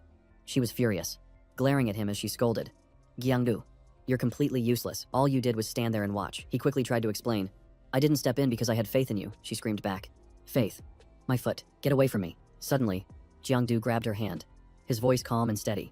His gaze was serious as he warned, "This is no time for arguing. Look." In front of them was an illuminated map that marked all the exits. Zhao Zhao asked, "So, which way do you think we should go?" Jiang Du observed it for a moment before pointing. "Gate C. The Shadow Zone." Zhao Zhao was taken aback. "The Shadow Field, are you sure?" "That place is just like that dangerous simulation level," he replied. "The most dangerous place is often the safest." "Let's go," he said. "If anything happens, I'll protect you." Just then, several other freshmen ran over in a panic, screaming and crying for help. Jiang Du was surprised and tried to call for them to stop. But it was too late. What could have made them so panicked? What kind of variant could scare them this badly? Zhao Zhao pointed in shock. "Jiangdu, behind you." She could clearly see that the giant variant that had just appeared was the copper serpent. Jiangdu immediately jumped back to dodge the swing of its tail. He was horrified. This thing's power had already reached mid-level rank 1, and putting it in a training exercise was practically a death sentence. Zhao Zhao rushed forward, preparing to face the copper serpent. Energy condensed in her hands as her aura flared powerfully. The giant monster had also locked onto its target. Its jaws opened wide like an abyss as it lunged forward. Trying to swallow Zhao Zhao whole, Jiangdu leaped forward, sending the copper serpent flying with a single kick and shouting, "Be careful." Without hesitation, he grabbed her hand and prepared to make a run for it. While the variant was still staggering, the two of them sprinted away as fast as they could, but the copper serpent let out a hiss and slithered closely behind them, refusing to give up the chase. The other freshmen nearby watched the scene unfold, completely frozen in terror. Jiangdu pointed ahead. "Gate C is right there. Hurry up and get inside." As soon as he rushed through the doorway, his figure vanished inside, but when he turned back, the hand he was holding was suddenly empty. She had disappeared. Jiangdu's face turned pale, and his eyes widened as he looked around the room. He realized he was standing all alone and shouted loudly, "Zhao Zhao." Back in the monitoring room, the atmosphere was chaotic. What's going on with that copper serpent? Is it activating its blood essence? The officers were confused and unsure of the situation. If it gets out of control, take it down immediately. The student's safety is our top priority. But Khan, An, suddenly stopped them, saying, "Wait, don't be so hasty." He stared intently at Jiangdu. "There's no need for us to intervene just yet. This is a perfect opportunity to see what his true strength is." Jiangdu finally understood, just as he suspected, there was something wrong with this door. The door's glass was made from abyssal material, allowing it to function like a portal. Even though they entered the same door, it could lead to different places. Without a moment of hesitation, Jiangdu clenched his fists, determined to open the door again. He muttered to himself, "If I just try a few more times, maybe I'll be able to find Zhao Zhao." The bronze serpent unexpectedly launched a preemptive strike. All three of its heads locked onto him at once, startling Jiangdu and making him jump back. He panicked for a moment as he saw its giant mouth about to snap shut on him. Jiangdu instantly clamped his hands together to hold the monster's mouth open. With a low growl, he unleashed a relentless flurry of kicks, taking down the bronze serpent in an instant. Then he landed lightly on the ground, his balance firm and steady, clutching his bleeding arm. Jiangdu panted, "That was too close. I hope those moves didn't give me away." Suddenly, a surge of dark energy erupted, enveloping his body. In the blink of an eye, Jiangdu's entire body had transformed into its shadow form. He was stunned. "What's happening? I didn't activate the shadow form, so why did it appear on its own?" At that very moment, a figure crashed down heavily right beside him. Startled, Jiangdu spun around, his eyes filled with doubt. Before him, another abomination with a terrifying aura slowly materialized. Jiangdu frowned. A high-tier rank 1. This is getting more and more complicated. In the observation room, the officers were all stunned, speechless. Khan. Anne muttered dazedly, "What in the world is that thing?" The faceless bronze figure's body began to split open, revealing countless bloodshot eyes. Its entire body was covered in a dense layer of eyeballs. Suddenly, it raised a hand and pointed straight at Jiangdu. Instantly, a barrage of energy waves surged towards him like a storm. Jiangdu jumped into the air, dodging the wave by a hair's breadth, but he landed right in a trap. As the massive body closed in tightly around him, Jiangdu coughed up blood in agony. "I'm done for. This is a psychic attack. Zhang him Shtaga." The faceless figure rushed in for the kill, but unexpectedly, Jiangdu's lips curled into a confident smirk. He shot out one hand, grabbing and easily restraining the abomination. His eyes flashed. "You fool. I lured you here on purpose." With those words, Jiangdu twisted its arm, forcing the faceless figure to collapse. He let the abomination's body drop to the cold ground. Then he calmly absorbed its energy, the shadow essence, into his body. Jiangdu opened the interface to check the detailed information. The first aberration, the bronze serpent, was a bronze type, first rank, mid-tier monster. It was a multi-headed abyssal serpent, specializing in constricting and tearing apart its prey, rumored to share the same bloodline as the shadow species. It has been eliminated. Shadow guard points increased, and the aberration has been recorded. The second aberration, the faceless bronze figure, was a bronze type, first rank high-tier monster. It used its eyeballs as an energy source and excelled at mental attacks. Its pupils helped it observe and find weaknesses to exploit, and it has been recorded by the system. The elimination cost has been temporarily waived. Both Shadow Guard and Shadow Points have increased. The bronze energy fluctuated slightly, and the data has been saved to the file Jiangdu touched his chin. The bronze species and the shadow species share the same bloodline, and since he's a shadow walker, it's no wonder they kept targeting him. He thought this was just a small assessment with a few weak monsters. But who knew they'd throw in a whole bunch of creatures that could actually kill someone? He sighed wearily. The instructors must have seen him in this form by now. There was no point in hiding it anymore. So he decided to dispel it. But he discovered that his body wasn't reacting at all. Jiangdu was stunned. Looking at himself still stuck in his dark form, he tried repeatedly, muttering, "Dispel the shadow form." But it was completely useless. Just then, a deafening roar echoed throughout the entire space. Above Jiangdu's head, countless eyes appeared. Watching him intently, he sighed. It seemed like this time, he had really stirred up the bronze species nest. In the monitoring room, everything was in chaos. All the screens went black. "Quick, call the technical department now. Only Khan." Anne remained silent, his eyes lost in quiet contemplation. Suddenly, a frantic person burst in to deliver an urgent report. "All information systems have simultaneously encountered an unusual error. And what's more, we've lost the connection signals for both Instructor Liu and Instructor Lack." Upon hearing this, a cane slammed heavily onto the floor, creating a deep thud. Elder Tran growled. "Truly commendable. Cloud Sea Training Camp. A small incident occurs, and you all scurry around like ants in a disturbed nest. And you people have the nerve to call yourselves instructors." Khan. An calmly stepped forward. "Elder Tran, you can criticize us later. What should we do now?" The old man swung his cane and slammed it down again, creating a crack in the floor. Elder Tran gave his orders. "Tan, compile a list and check the awakening potential of the group that entered the Shadow Realm. Retrieve the white bones, halt the assessment, and dispatch instructors to secure the scene. At the same time, summon all remaining Level 2 and Level 3 instructors and have them proceed directly to the Shadow Realm." The officers immediately acknowledged the order and dispersed to carry it out. Elder Tran called out, "Instructor Tong, you stay behind for a moment. You've been silent and deep in thought this whole time. Now, speak. What is the Cloud Sea Shadow Realm hiding?" Khan. Anne no longer tried to hide it. "You already suspected, which is why you sent the Level 2 and 3 instructors." "Right," Elder Tran nodded. "I knew something was wrong the moment I saw that student enter." Khan Anne nodded as well. "I won't hide it any longer. The Shadow Realm was formed by a cursed artifact, the abyssal bronze insect nest. Anyone who touches it will sprout eyeballs and gradually mutate. The environment around it also transforms into a semi-shadow realm. Normally, it only spawns Level 1 low-rank aberrations for students to train with. Sometimes mid-rank ones appear, which require a bloodstone to suppress, and if a high-rank one shows up, it must be eliminated immediately." He asked what tier the forbidden object was, and the other replied that according to the stellar lunar solar calendar, it is a mid-rank moon-tier object. Tran Lao fell silent. A mid-rank moon tier was comparable to a 4th tier transcendent. Hang An confirmed. "That's right. As long as no one touches it, it will not react. A transcendent below tier 3 would not be able to activate it, but if someone above tier 4 enters the area it controls, it will immediately retaliate, spawning many powerful aberrations to eliminate the intruder." He was shocked, asking if he thought one of the students could possibly be a tier 4 transcendent. The other replied that the probability was very low, but it could not be ruled out. Whether they are a 4th tier or not, that person is still inside the shadow domain right now, and that person is Jiangdu. It seems this time, everything is truly hanging by a thread. At this moment, Jiangdu was fighting a ferocious aberration. He moved as fast as lightning, crushing it, and then absorbing it into his body. As soon as he was done, he sighed. He really could not take it anymore. Could these annoying aberrations please stop following him? Jiangdu gathered his strength and leaped into the air. As light as a feather, he glanced behind him, thinking if they wanted to chase, then chase. If they fall to their deaths, it is their own fault. But it seemed like they had guessed what he was planning to do. They immediately launched a blazing red wave of attack. It shot straight for Jiangdu's back from behind. He was hit, thrown violently to the ground, and rolled a few times before stopping. Clutching his stinging arm, Jiangdu gritted his teeth. "Damn it. I am completely locked down. Stealth movement is nullified, and their mental attack is a complete counter to mine." The aberrations rushed forward in unison, tightly surrounding Jiangdu. He gritted his teeth and looked around. It was bad enough they were 1st tier, but there were even a few 2nd tier ones mixed in. "Fine. You want to play? I will show you that I am 2nd tier too. Shadow Ring. Activate." But at that very moment, he felt something was wrong. Looking down at his hand, Jiangdu was stunned. The Shadow Ring was not responding. "This is not right. Something is clearly sealing my power." He listened closely and heard the aberrations murmuring to each other in a strange language. He frowned. What is with them? Could it be that my aura has scared them stiff? Unexpectedly, they parted, splitting into 2 distinct paths. A crimson blade slowly emerged from within the darkness. A giant monster slowly emerged from the midst of the aberration horde. Jiangdu looked up, his gaze tense. A 3rd-tier aberration. The monster, having just appeared, immediately swung its blade to strike. Jiangdu raised his hands to block, but the impact made his arms go numb. The terrifying pressure sent him flying away like a dry leaf. His body slammed hard into the wall of a nearby building with a heavy thud. He struggled to get up. Damn it.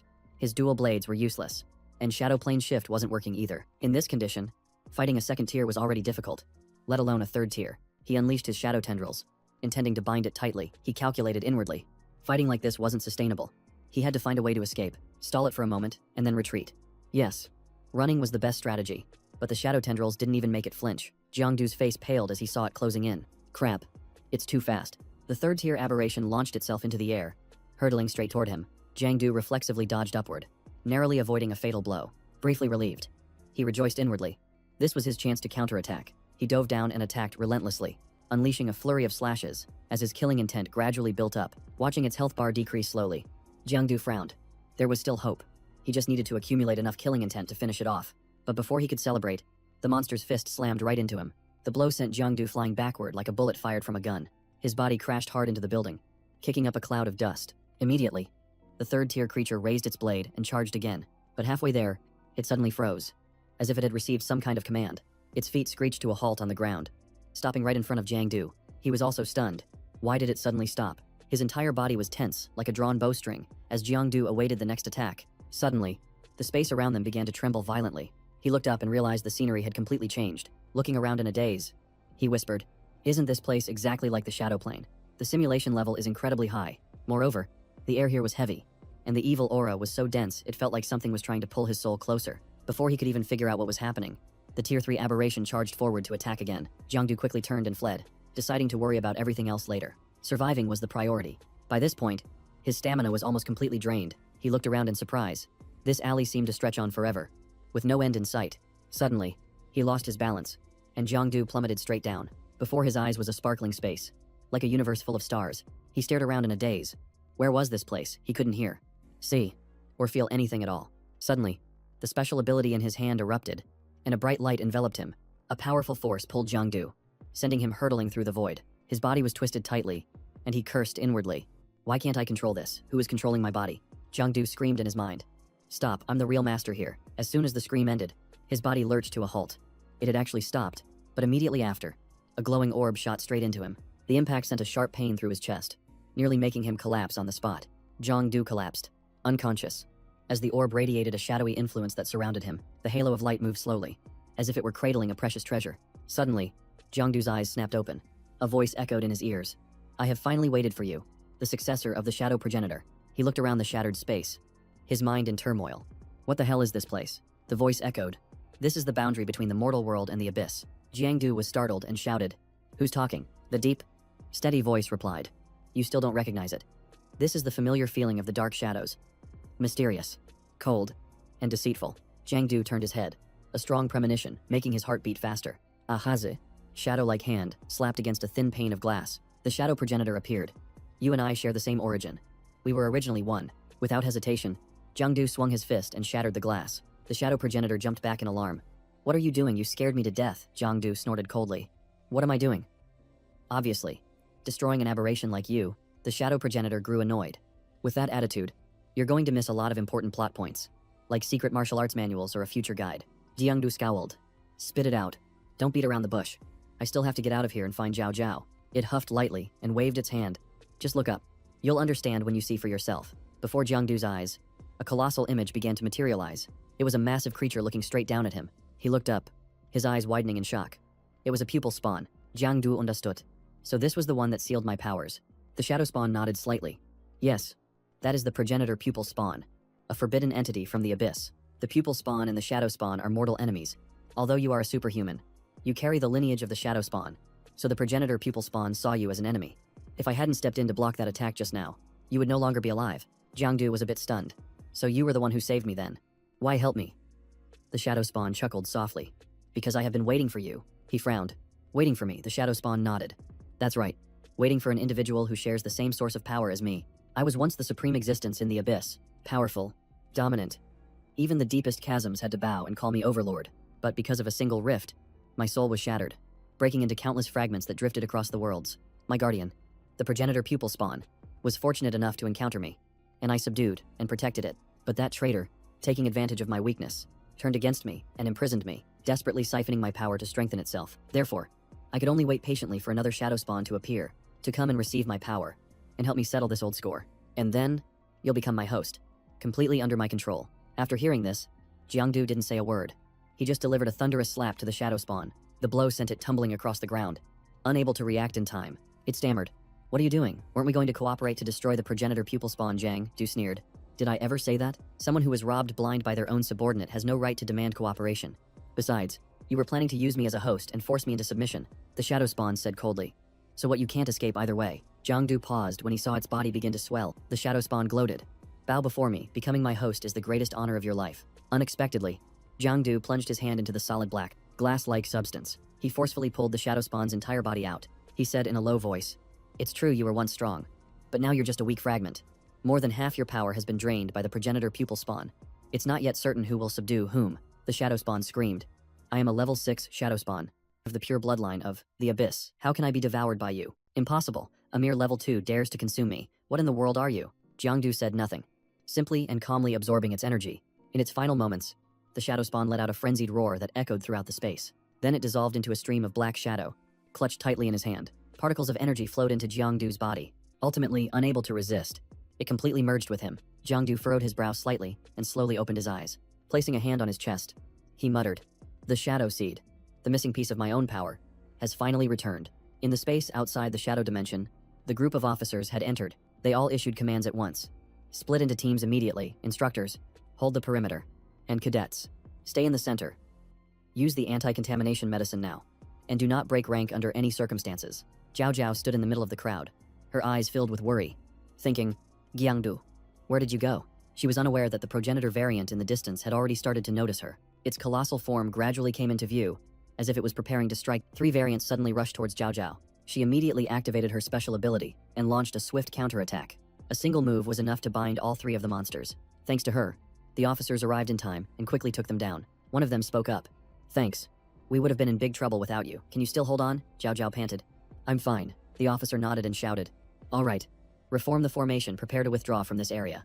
But just then, the progenitor variant suddenly appeared right in front of him. It just lightly touched his face, causing the man to tremble, as his eyes filled with absolute terror. Zhao Zhao watched in shock as the officer collapsed right at her feet. The creature leaped forward, landing in front of her with an aura that was chilling to the bone, intending to capture Zhao Zhao and take her away.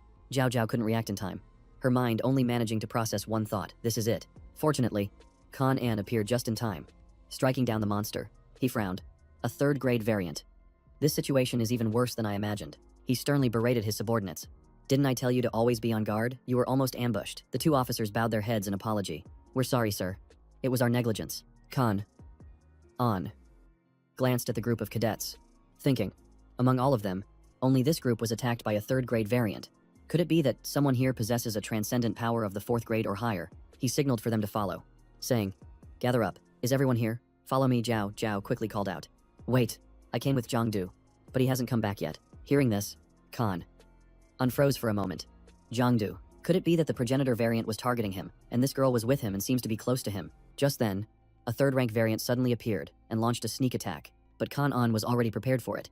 Reacting with incredible speed, he spun around, unleashing a lightning-fast counterattack. The aberrant was sent flying, shrieking in rage. He confirmed it to himself. There was no mistake. Zhao Zhao had also been targeted by the pupil nest progenitor. Kan An turned and ordered the soldiers. You 2 get the students out of here. I'll handle things here. With that, he charged straight into the roaring horde of aberrants. The power in his hands flared intensely, and an aura of energy swirled around him. He focused all his strength to confront the 3rd order monster before him. A fierce gust of wind swirled into his transcendent skill. Eye of the storm. The monster was caught in the vortex, unable to move. Seeing an opening, it struggled to find a way to escape. Seizing the opportunity, it quickly slipped out of the vortex. Kan An gritted his teeth. You think you can run another gust? But just as he mustered his power, a giant eye suddenly appeared beneath his feet. He was shocked, feeling his entire body grow heavy, unable to manifest his energy. Elsewhere, the group of new students was also surrounded by aberrants. This time it was a pupil nest progenitor, one even stronger than before. Its entire body was covered in pupils, and its aura was suffocatingly oppressive. A wave of darkness spread from its body, engulfing the entire group of students. Kan An's spirit was also dragged down, and he muttered, Damn it. Unable to hold on any longer, he collapsed onto the ice-cold ground. The others also lost consciousness one by one. Zhao Zhao still tried to resist, feeling her body gradually stiffen and her consciousness fading. Even though she had mentally prepared herself, when facing a real aberrant, she still felt so small and weak. She felt her body being dragged by something through the cold darkness. She could only manage one last thought. Jiangdu, you have to live. Before completely passing out, she whispered softly, Jiangdu. Just then, a strong hand gripped the tether that was pulling her. Another arm supported Zhao Zhao's weak body. A familiar voice rang out, carrying a faint smile. I'm here. Jiangdu gently laid Zhao Zhao down, his gaze calm yet resolute. Jiangdu stood up angrily, his cold gaze fixed on the enemy. The bronze progenitor had also turned its attention to him. The lesser monsters immediately rushed forward, completely surrounding Jiangdu. He smirked. Even though this was the bronze progenitor's territory, had it forgotten that this was his shadow realm? Jiangdu slowly raised his hand, his voice deepening. I am the true master here. He brought two fingers together and pointed straight at the sky. A blinding light tore through the sky, wiping out waves of enemies. The shadows immediately swirled, forming a massive vortex. It tightly bound all the screaming, struggling monsters. Jiangdu looked up, a slight curve on his lips. All of you, welcome to my hell. A layer of thick darkness spread out, like a shadow barrier. It swallowed all the monsters into a black hole. Jiangdu walked slowly amidst the dying swarm of monsters. Wherever he went, monsters exploded, their blood mingling with the darkness. The entire area was engulfed in a brilliant red light as the screams faded away. Jiangdu stopped in front of the Tier 3 monster and smiled. We meet again. Last time, you chased me to the brink of death. He took his stance, his hand gripping the hilt of his sword. This time, it's my turn to hunt you. In just an instant, Jiangdu's figure flashed past it. Before the monster could even react, its body was sliced open.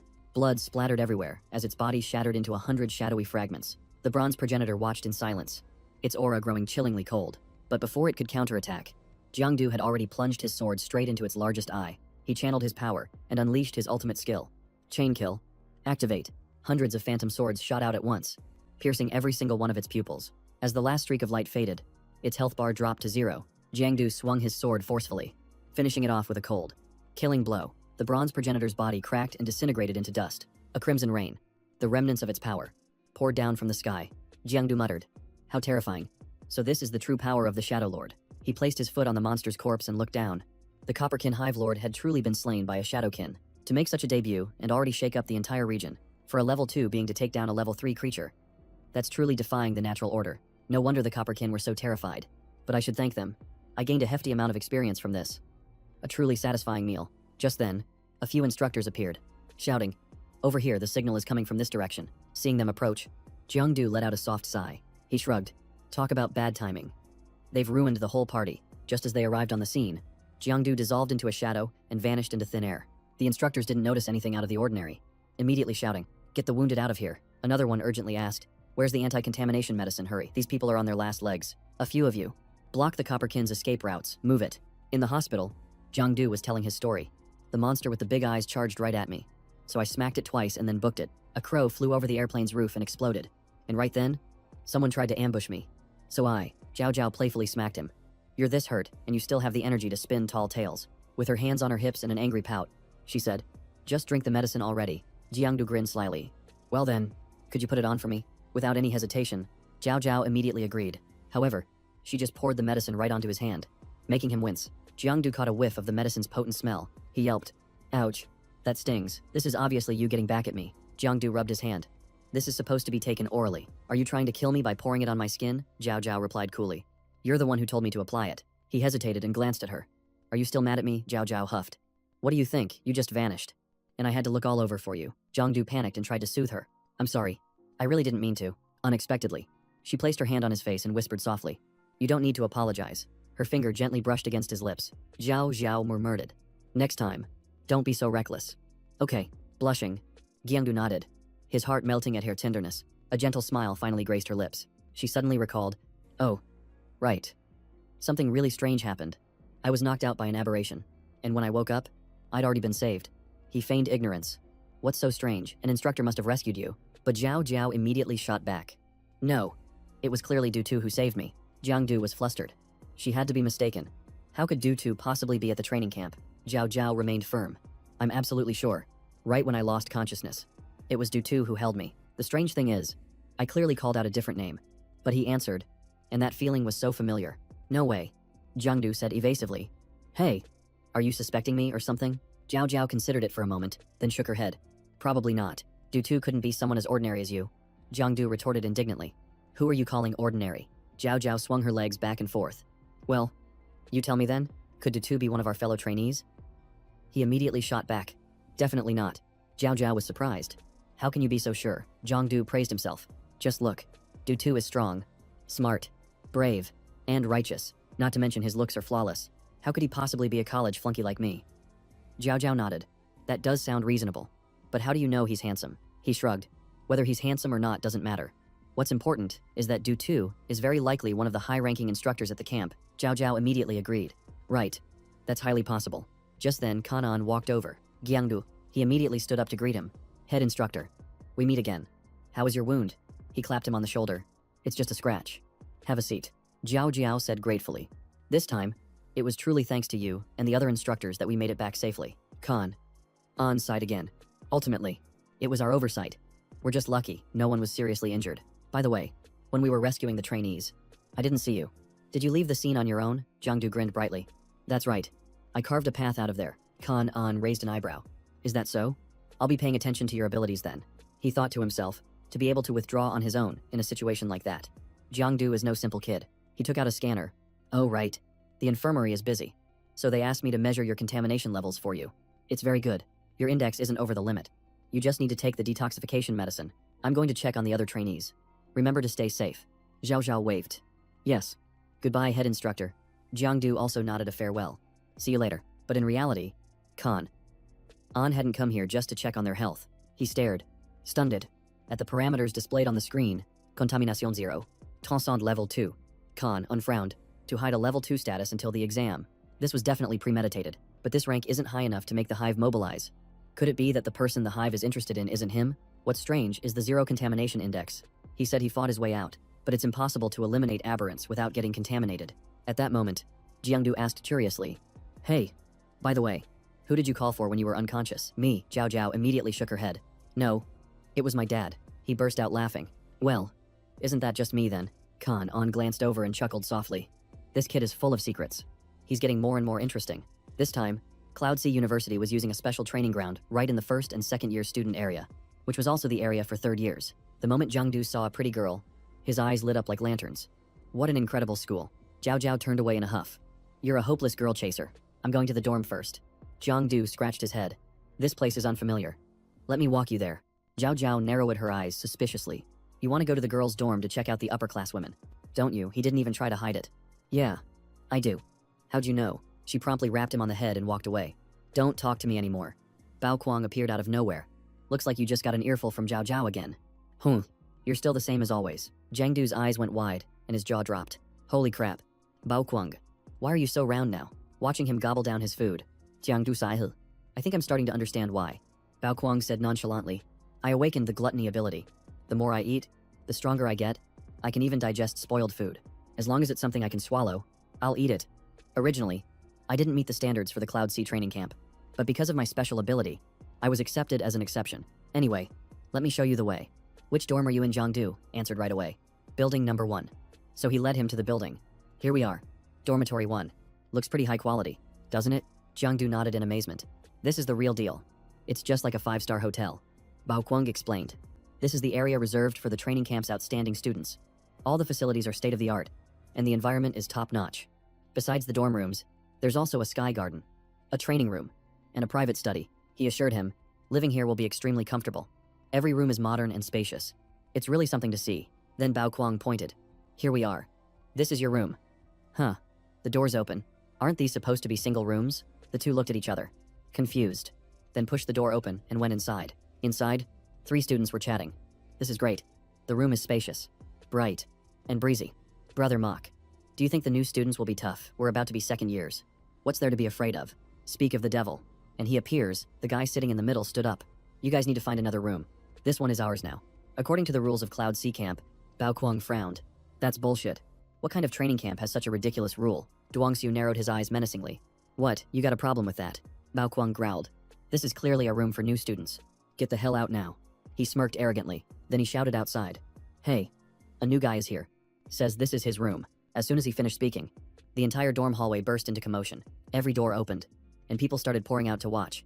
A whole bunch of male students flooded out, completely packing the hallway. Every one of them was big and fierce.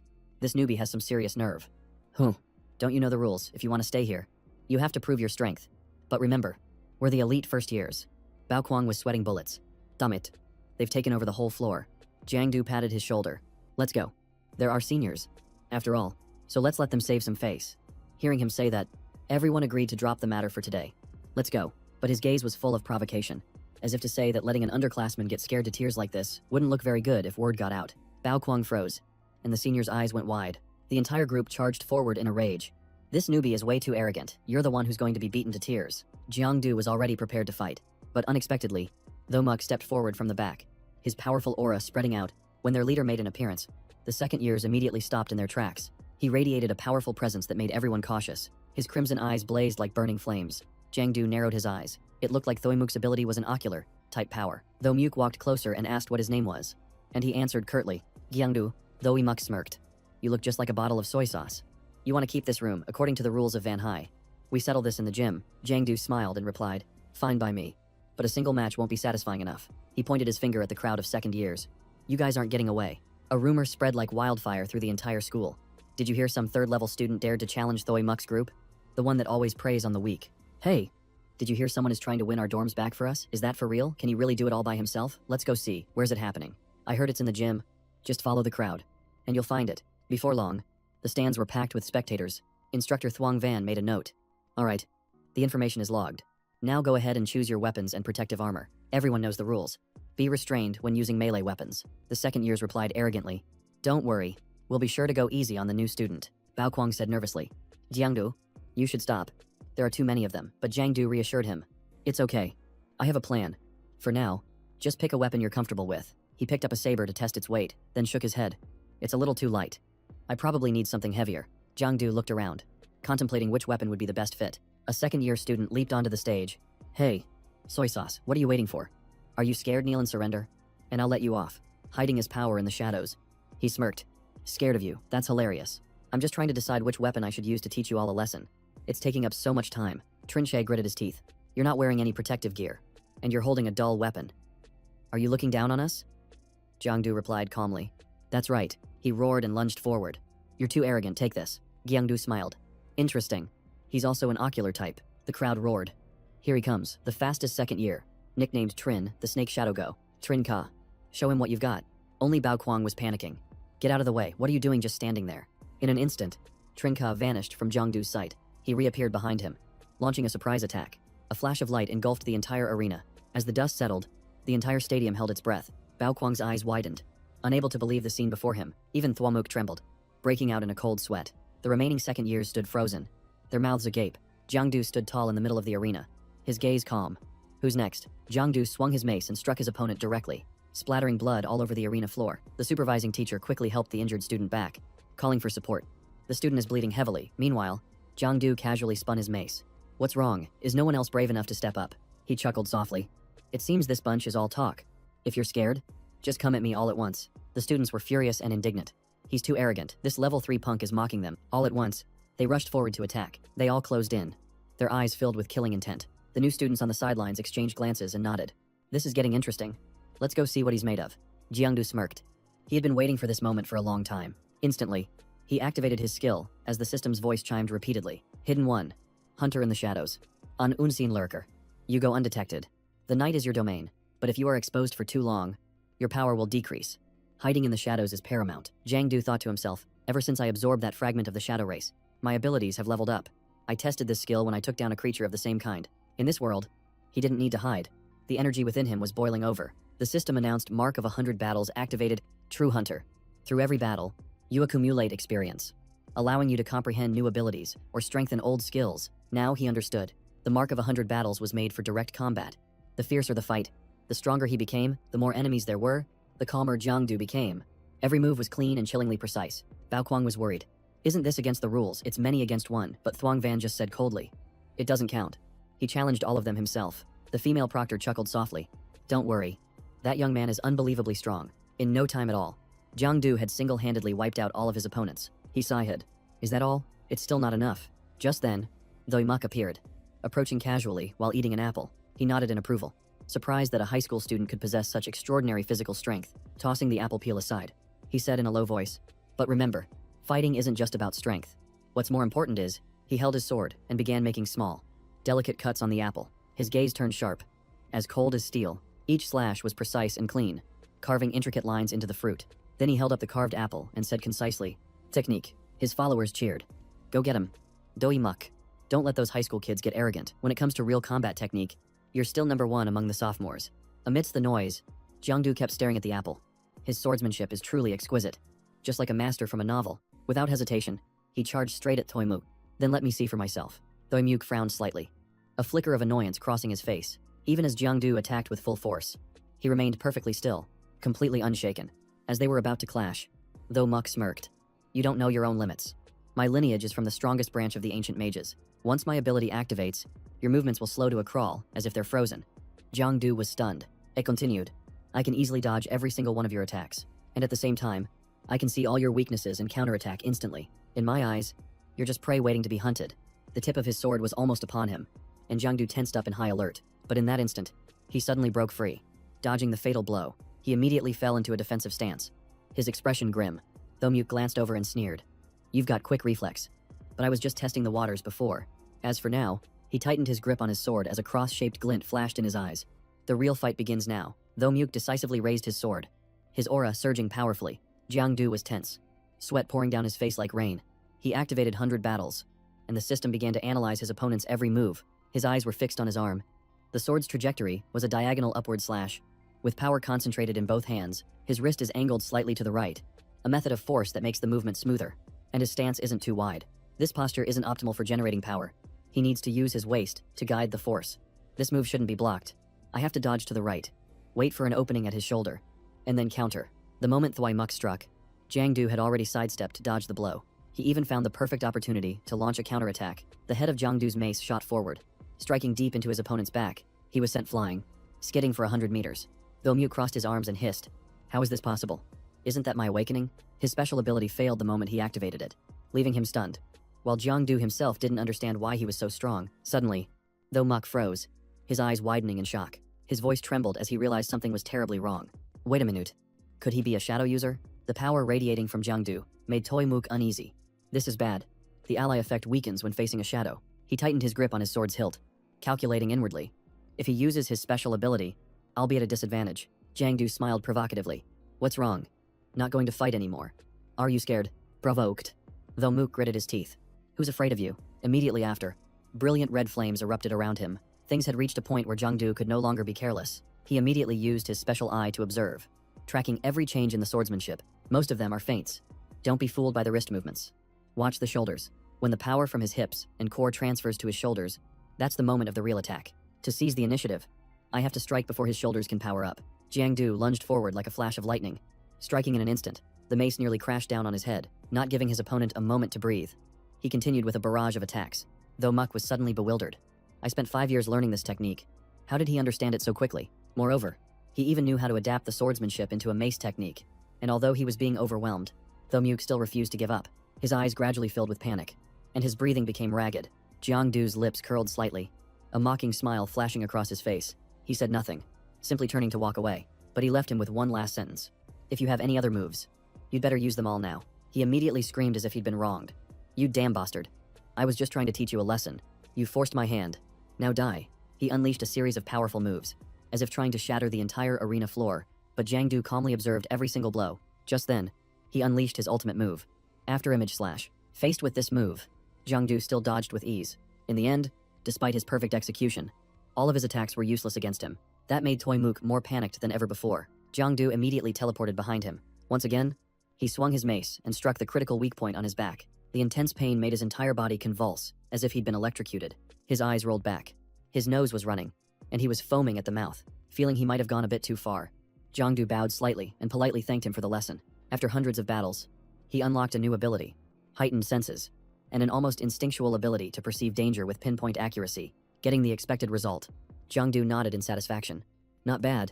This was a pretty big haul. Maybe he should take this chance to keep going. He began challenging a series of other opponents, shouting, "Is this all the first years have got? Bring out anyone who is supposed to be strong?" He didn't forget to add a heavy-hitting line, so that the entire Van Hai Academy would remember the name Jiangdu. The battle ended with Jiangdu lying in a hospital bed, covered in bandages, forcing a smile as he endured the aftermath. Zhao Zhao scolded him while peeling an apple. "You challenged all the first years, you're hopeless." But Nga Kuang excitedly recounted the epic scene. "Those guys got totally wrecked, and the girls were screaming your name across the whole field." Jiangdu grinned smugly. "In the end, over 100 of them had to rush me. I only went down because I ran out of stamina. It's a shame I didn't get to activate my shadow form, or all of Van Hai would have fallen." Zhao Zhao quickly covered his mouth. "Be quiet. If the instructor hadn't arrived in time, you'd probably be bedridden for good right now." Suddenly, Jiangdu remembered something. "Oh yeah? What about your dorm room? Did the first years take it over? Zhao Zhao immediately shot back. Of course not. Why do you ask? Hearing that, he sighed in disappointment, leaving her confused. Disappointed about what? At that moment, Jiangdu was lost in a daydream, imagining the two of them sharing a bed, practically drooling. He thought that if he didn't have a place to stay, Zhao Zhao would take him in, and they would live happily ever after. Seeing him daydreaming, Zhao Zhao started hitting him repeatedly. In your dreams, I'd rather live on the street than with you, Jiangdu cried out, holding his head. You're hitting my wounds, Nga Kuang watched helplessly. Who can stand all this public display of affection? Just then, a voice cut through the room, silencing everyone. It seems your head is still working just fine. Khan. An smiled and waved. Seeing you joking around like this means you're recovering well. They all looked up in surprise. Instructor Tong. Jiangdu immediately shot up, trying to look alert. I'm fine. When do we start training? Zhao Zhao's face hardened. Sit down. Do you want to reopen your wounds? Khan. An sat down and explained. Don't be in such a hurry. Your training schedule is different from the others. It will start later. He frowned. How is it different? Kang An replied. Because you've already reached superhuman level 2. His words hit the mark, and Jiangdu froze. When did he find out? He was sure he hadn't revealed anything during the battle. Nga Kuang's jaw dropped. No way. Level 2 already, and you didn't tell me, Zhao. Zhao was also startled. Really, when Jiangdu just gave a forced smile, I only just found out myself. Khan. An continued. For the theory part, like superhuman history, or basic knowledge, you'll study with everyone else. But for practical combat, you might train with the second-year students. Jiangdu's eyes lit up. I get to fight the second years, Khan, An said coolly. It's training, not a duel. Even so, he was overjoyed. This is great. I can use 100 battles to hone my skills. Khan. An looked at him, realizing that he clearly enjoyed facing strong opponents, a quality he greatly admired. Before leaving, Khan. An looked at Jiangdu seriously and said, when the time is right, I'll personally spar with you. A few days later, the Van Hai building was bustling with students coming in and out. Inside, a bell rang, signaling the start of the opening ceremony. Everyone was settled in their seats, except for Nga Kuang and Jiangdu, who were still munching on snacks. Zhao Zhao frowned in annoyance, asking, can't you be serious on the first day of class? Jiangdu casually replied. What's the big deal? I've already learned all of superhuman history at home. She glared at him and warned, you'd better get serious if you want to pass the exam for the superhuman department. Jiangdu was stunned and asked, there's an exam too. In the middle of their conversation, they both suddenly froze, their eyes wide with astonishment. Before them, a strange map was clearly displayed on the large screen. Beside it was a glowing orb that looked incredibly mysterious. Cao Trung jumped up and stared intently, thinking, this orb and that map look exactly like the things in Uncle Luke's room. Is a secret about to be revealed? Immediately after, Qian Duang spoke in a deep voice. I am your instructor for superhuman history. My family name is Tu, and my given name is Qian Duang. As he looked at the orb, his eyes shone with a glimmer of hope. Superhuman history chronicles the major events since the Great Flood era. It is a new subject for all of you, and it might change your initial perspectives. But please do not lose faith. After speaking, he gently flipped a switch. Instantly, the orb emitted a brilliant light that spread outwards. Those rays of light shot straight up to the ceiling. They formed a giant compass that enveloped the entire space. He began his lecture, saying, at the dawn of the new millennium, the aberrations suddenly appeared. They began their invasion of the human world. Initially, no one knew where they came from. People just thought they were strange animals from some distant, unknown land. Their bodies were bizarre, and they constantly secreted a contaminating fluid. It was as if a gateway to a chaotic world had been opened, plunging humanity into madness. After just half a month, 36 abyssal rifts appeared, and Class 2 aberrations swarmed out, slaughtering without mercy. The aberrations weren't exceptionally strong, and they could be easily destroyed by artillery. But the terrifying part was the cost of every single kill. Killing an aberration meant sacrificing human lives. Fortunately, the lower-class aberrations had small contamination zones, which was the only reason we dared to launch a large-scale offensive. That seemingly reckless action helped humanity maintain a temporary stability. But as more rifts appeared, the contamination also began to spread uncontrollably. Animals and plants were more susceptible to the contamination than humans. They gradually mutated, and the wilds were no longer safe. At the start of the second year of the new era, the North Capital and South Capital established large-scale settlements, simultaneously evacuating residents from surrounding areas. In the fifth year, the aberrations began to attack residential areas, and humans counterattacked by raiding the abyss, where the fatality rate reached 97%. From that moment on, humanity learned how to use the abyss to fight the abyss. And thus, the superhuman era officially began. Qian Duang continued grimly. Even after researching supernatural powers, we could only maintain level 1 and couldn't fight back against the abyss. That same year, 15 nations were wiped out. After that, forbidden items from the abyss were discovered, ushering in an explosive era of abundance. Thanks to these forbidden items, some people broke their limits to reach level 2 through extreme methods. The Dawn organization was born, playing a major role in the early stages of the fight against the aberrations. Hearing this, Jiangdu silently recognized the familiar name. It was the same organization Luke Zhao had mentioned before. In the 10th year of the new era, we discovered a normal method to evolve to level 2, and humanity's combat capabilities entered a completely new age. In that same year, the two key zones of the Northern Capital Guard and the Southern Capital of Light were established. Afterward, 8 level 1 zones, Kanduang, Ma Wai, Tin Hoa, Lam An, Ak Tai, Truongjiang, Lam Dong, and Thienfu became operational one after another. Sensing the serious atmosphere, one student whispered, "How could there be so many fortified zones?" The person next to him replied, "The official information is a lot different from what they tell the public." As the students began to murmur among themselves, Qian Duong spoke in a stern voice. "I understand this is hard for you to believe, but everything I'm telling you really happened. In the 20th year, a level 3 aberration appeared. Artillery couldn't stop it, and the southern capital suffered heavy losses just to take it down. In the 30th year, the first special type aberration emerged, its power far exceeding its supposed level. It led a horde of aberrations to surround the Ma Wai zone, but because it was too close, we couldn't use nuclear weapons." Hearing this, the whole class broke into a cold sweat, anxiously asking, "Then what happened?" Qian Duong's face suddenly darkened, and he remained silent. After a moment, he lifted his head and said in a low voice, "Ma Wai was completely annihilated. There were no survivors. The city was engulfed in smoke, dust, and raging fires that reached for the sky. The entire lecture hall fell deathly silent. No one even dared to breathe loudly." Qian Duong stood motionless in the middle of the silent room. Zhao Zhao lowered her head, a sorrowful expression on her face.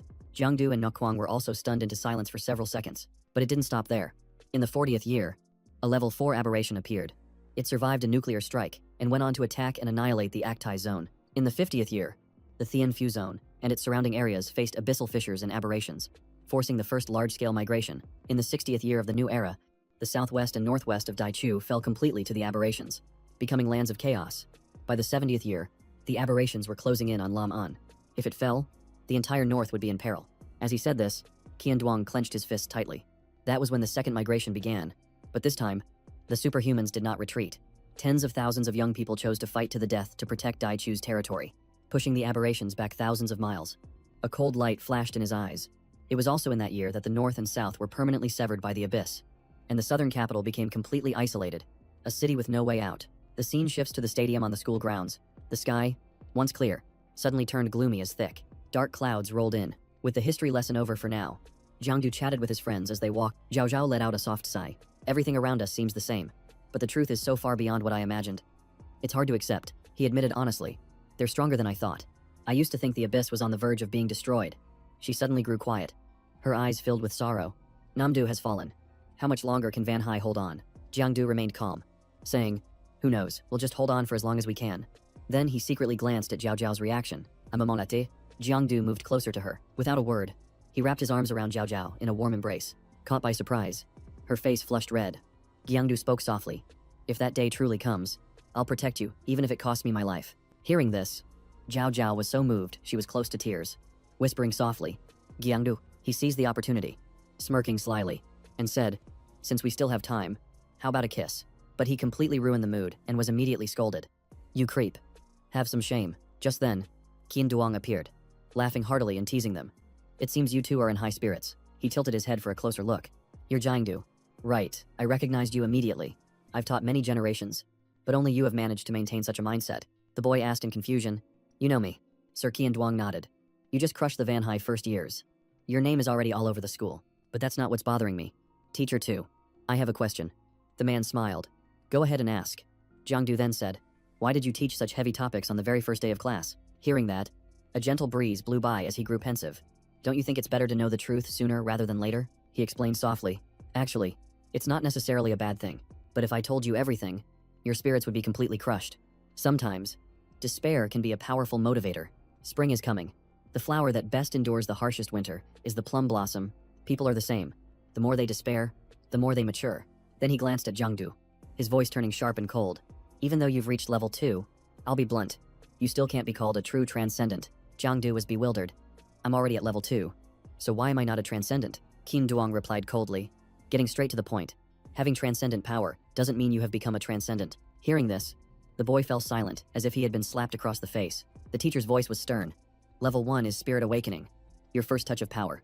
Level 2 is Aberration, the most dangerous stage." As Jiangdu activated his skills, a corruption clung to his body, and his form began to blur. It was like falling into a deep well, surrounded on all sides by sheer cliffs. He stood on the edge of a precipice, as if walking on thin ice. Qian Duong placed a hand on Jiangdu's chest and asked softly, "You're at level 2 now. But have you ever seen the abyss within your own heart? Or have you seen the perilous path that lies ahead of you? Before leaving, he emphasized, you are not yet ready to become a transcendent. He waved goodbye, adding, I have to get to class. Let me ask you one last question. The endlessly falling leaves sent Jiangdu deep into thought. Could that be the real history? He placed a hand on his chest, trying to listen to his own heartbeat. Seeing him lost in thought, Zhao Zhao nudged his shoulder and teased, what are you so deep in thought about? Jiangdu quickly brushed it off. It's nothing. Let's just worry about getting to the next class. Back then, the class was learning about the fundamentals of superhuman power. The teacher passionately explained that this power originated from aberrant bugs, which included many types like core bugs, bone bugs, blood bugs, pupil bugs, and winged bugs. Hunting bugs with a similar bloodline resulted in less energy loss, and one could absorb their contamination to become stronger, making it the most common and effective method. The more he listened, the sleepier Jiangdu became, until he eventually slumped over his desk and fell fast asleep. The scene shifted to a training session, where an instructor shouted, use the power within you and focus your mind. At his command, everyone activated their abilities simultaneously, each manifesting their own unique power.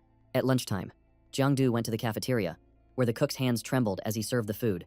Stammering, we have braised pork today. The schoolyard was quiet, with yellow leaves drifting slowly down in the gentle breeze. In the afternoon, combat training class began, and Jiangdu discovered he had been placed in a different group. He wondered why Luke Jiao was in class 3. Since she was supposed to be with him, he immediately suspected that Uncle Luke must have had a hand in this. He deliberately arranged this to keep me away from Zhao Zhao. Just then, an instructor announced, hello, students.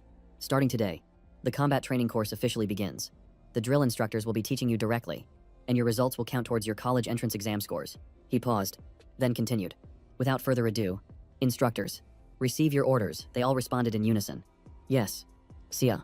Next, the groups were assigned to their positions and began their training. Once again, a loud, clear, and uniform response rang out in unison. Once the assignments were complete, the drill instructors approached their respective classes. Jiangdu was startled when he saw the lead instructor and thought, is that the instructor for class 1? He looks so much thinner than before. Tinvu sternly shouted, attention. The entire class instantly snapped to attention, their formation as precise as a military unit. His voice boomed across the field, making Jiangdu take a second look. Now that's what you call authority.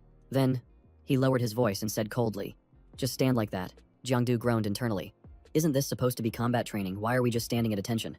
A short while later, his expression grew grim. As sweat streamed down his face, Jiangdu gritted his teeth and realized it was killing intent. His body was completely paralyzed. He was puzzled for a moment. It wasn't just him. Everyone was bound by a dense aura of killing intent. This wasn't a forbidden item, nor was it a normal ability. Finally, he realized the source of this energy was the instructor. It was Tinvu himself who was generating this oppressive killing intent. One student couldn't bear it any longer and collapsed right where he stood. Jiangdu nodded to himself as he understood the training's purpose. So, this was an endurance test for superhumans. It looked simple, but it was brutally harsh. Only the one who could endure until the very end was truly strong. 15 minutes later, the entire class was sprawled on the ground, and only Jiangdu remained standing. However, his body was also pulled taut, and steam was rising furiously from his skin. Instructor Tinvu gave a slight smile and said simply, you can rest now. Jiangdu plopped down, wiping his sweat and panting, figuring he had passed. Just then, Khan An walked over, looked at him, and said, same as always. You really love to show off. He held out his hand and said invitingly, come with me. Jiangdu quickly asked, where to? Are we training with group 52? Khan An shook his head. No. You've been scheduled for special training. Before long, they arrived. Jiangdu looked around the empty area, puzzled. There's nothing here. He replied softly, I'm all you need. It began to dawn on him. Oh, you mean? Khan An gave a thumbs up and a confident smile. That's right. One-on-one training. Seeing this, the other students were filled with envy, whispering, Jiangdu gets private instruction from the instructor. He really is the genius who defeated the entire first year, and he lasted the longest just now too. Hearing their words, Jiangdu got a little flustered, glancing around before speaking quietly. Sir, can we move somewhere else? Too many people are watching. Khan An crossed his arms with a smirk. What? Afraid of being embarrassed, Jiangdu replied with a wry smile. A little bit. He closed his eyes, remembering Tuan Kuang's words. It was really time to begin. This special training was arranged to knock this kid down a peg, but Khan An firmly refused, saying this was an order from Li Tuan, and if he had any objections, he could take it up with him himself. Hearing that name, Jiangdu clenched his fists. Him again. He's really overstepping his bounds. Without any more arguing, Khan An immediately made his move. He cut the conversation short. Time waits for no one. Let's begin. Jiangdu Sahil. I'm this weak. How can I possibly fight you, Khan An just said softly. Don't be afraid. Attack me with everything you've got. I won't counter first. Jiangdu smirked, his voice sarcastic. Really now, don't you regret it? As soon as the words left his mouth, He shot forward like an arrow. His first move incredibly decisive. His speed was like a whirlwind, forcing Kan to hastily activate his defenses. The surrounding students cheered. Whoa, a student daring to go head-to-head with an instructor. He's so strong, the power difference should be huge. But look at him go, come on. Maybe Jiangdu can actually win. However, someone disagreed. No, he's making a mistake. Tinvu analyzed from the sidelines. He jumped mid-combat, leaving himself wide open to a counterattack. Don't you guys ever copy that? Faced with the relentless assault, An grew more interested, his eyes gleaming. His power isn't bad, but unfortunately, in the blink of an eye, he had a firm grip on his opponent's ankle. That last move was too simple, too easy to counter. An put his strength into it, throwing Jiangdu far off the training floor. Jiangdu's body spun through the air, but he quickly stabilized himself, landing as lightly as a cat. Without a word, he charged in again, his gaze resolute. He unleashed a series of kicks, but An sensed that he was even stronger in his previous fight. Even so, he remained on guard. His skills hadn't reached a master level yet, but his combat instincts were becoming increasingly apparent. The more they fought, the more he realized, this kid is improving with every passing second. His rate of growth is terrifying. Because of a moment of carelessness, Jiangdu's punch shot straight forward. That fist landed squarely on An's face. Jiangdu smirked triumphantly, thinking he'd landed the hit. But in the blink of an eye, An stood straight, grabbed his hand, and gave a cold smile.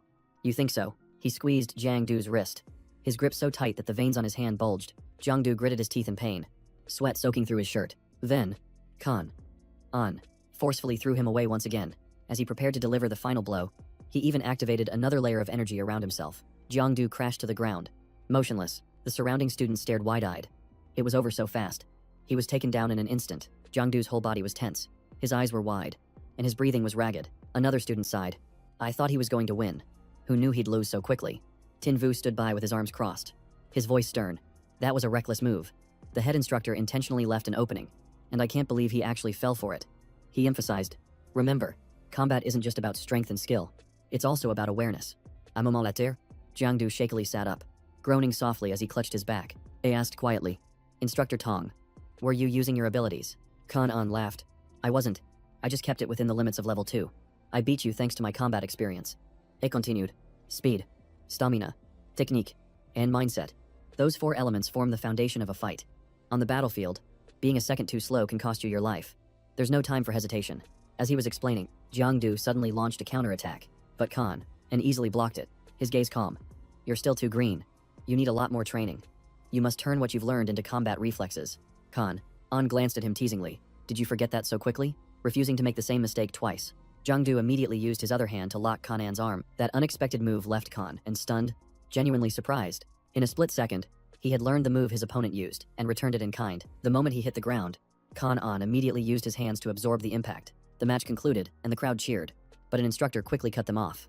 Break's over. Everyone fall in. Once the ranks were formed, the instructor announced clearly, the past 2 days were just a warm-up. Today, we officially begin class assignments. Before we begin, he stated the rule. Anyone who can't hold a military stance for 1 hour will be eliminated, and the classes will be reorganized regardless of gender. Upon hearing this, everyone's face tensed up, unable to hide their displeasure. Zhao Zhao gritted her teeth, telling herself, I have to endure this. I absolutely cannot collapse. She imagined Jiangdu teasing her. Zhao Zhao, are you still in class 3? That thought made her even more determined. Otherwise, he would just laugh in her face. I have to get into class 1. But then she looked back with concern. Would Jiangdu be alright? Even with special training, surely Instructor Tong would go easy on him. As it turned out, Jiangdu was getting beaten to a pulp. Lying sprawled on the ground, his body was covered in injuries. Yet he still forced himself to get back up from where he had just fallen. Zhao Zhao's face went pale at the sight. How could the training be this brutal? Anne stepped forward and clapped, offering praise. Not bad. You're tougher than you look. He thought to himself. I figured I could overwhelm him easily, but I didn't expect to have to use my full strength. This rate of improvement is exactly like his uncle's back in the day. Despite being completely exhausted, Jiangdu refused to back down. It's not over yet. Let's keep going. But An held up a hand to stop him. That's enough. Your speed has noticeably dropped. You've hit your limit. But no matter how many times he advised him, Jiangdu stubbornly launched another attack anyway. That final attack truly took An by surprise. He rushed forward, putting all his strength into a direct ram against his opponent. An held his ground, but was still forced back half a step. He stood motionless, his eyes fixed on the spot where the attack had landed. Jiangdu grinned in satisfaction. He had finally landed a clean hit. With that done, he collapsed to the ground, panting heavily. Man, it's finally over. I'm so exhausted I could die. An stared at him, silently impressed. To unleash his strongest move when he was almost out of stamina, His unawakened superpower must be. With his eyes closed, Jiangdu called out, "Instructor Tong, let me ask you straight. Am I going to have to pay for the damages to the arena? If so, just tell Uncle Lee to cover it." Khan. Anne replied coolly, "Don't worry, we'll just use a forbidden item in a little bit, and it'll all be restored." After the fight, Jiangdu was taken to the infirmary, where Duangtu greeted him. "You're back in here again. Your name sounds really familiar." She gently placed a hand on his bed. Duangtu leaned closer. "I'm your senior, currently doing my internship here. And for the record, this is the third time you've asked for my name." But Jiangdu just gulped, his eyes glued to her generous chest. He muttered, "Duangtu, 23 years old, 36D, 5'9". Oh my god, it really is her. A 36D. She blushed and turned away, reminding him, "You should get some rest." But Jiangdu reached out to stop her. "Please don't go, I'm scared of getting an IV all by myself." Heng An, who had just arrived, immediately frowned. What nonsense was this kid up to now? Jiangdu shot up in bed and called out, "Instructor Tong." He tossed a vial of potion to the boy. Jiangdu asked curiously, "Aren't you going to continue the training, Sir Khan?" An gave a slight smirk. "I'm the head instructor for this program. I can take a break if I want. Drink up and get your strength back." As soon as he got the water bottle, he immediately popped the cap and chugged it down, then thanked Khan An. The moment he finished drinking, Jiangdu's eyes suddenly flashed like lightning. Energy surged through him, and he jumped up excitedly, shouting, "I have returned. I'm strong enough to fight for another day." Seeing this, Khan An was stunned, speechless, finally managing to say, "All right, that's enough. Let's take a break. We'll fight again another time." Jiangdu suddenly remembered something strange. "Speaking of our one-on-one, Mr. Tong, something felt off about that last move the other day. It wasn't comfortable, but it wasn't uncomfortable either. It was just weird." Khan An's face grew serious as he crossed his arms and replied, "I'm here to clarify that, from now on, I'll be adjusting your training regimen." Jiangdu asked in confusion. "Adjust what?" Khan An answered directly. "You'll be training with the sophomores." This only confused him more. "And going to the factory. But I haven't even graduated yet. I signed up for this boot camp to learn about superhuman abilities." Khan An simply replied curtly, "Just follow orders from above." After saying that, Khan An turned and walked to the door. "I have other matters to attend to. As for your subtle control technique, I'll email you the materials. Read them carefully, and under no circumstances should you let anyone else see them." And with that, he left. Jiangdu immediately opened his email to check, and saw a message about superhuman skills. Figuring that must be the document, suddenly, a large screen lit up, and Huang Duang appeared as the representative. "Hello everyone. Today, I will be giving a brief introduction to superhuman skills. I will analyze superhuman skills from several different aspects, and I invite you all to follow along on the summary chart." Superhuman skills are composed of 3 levels, starting with Spirit Awakening, followed by Aberration, and finally, True Superhuman. These final 2 levels are fundamentally different, as the body's contamination mutates to the point where it can inflict massive damage using pure energy alone. If you can turn 100 parts of pollution into 200 parts of power, that's what a superhuman skill is. Superhuman skills aren't overly complicated. At their core are 3 elements: body structure, the amount of energy used, and the concentration of one's will, which when combined, create transcendent power. With that said, he snapped his fingers as a signal to begin the next part. Huang Duang tightened his grip on his sword, ready to demonstrate for everyone. He decisively struck, swinging his sword down on the training target. Huang Duang added that this was target number 7, made from a special alloy capable of withstanding physical damage from a level 2 superhuman. And what he just did was a typical example. Without stopping, he gathered a brilliant golden energy in his hand, using about 500 units, which is also the threshold to enter level 3. He immediately shot that power at the targets, but it only managed to knock them over without causing any other damage. Jiangdu, who was watching, was not impressed.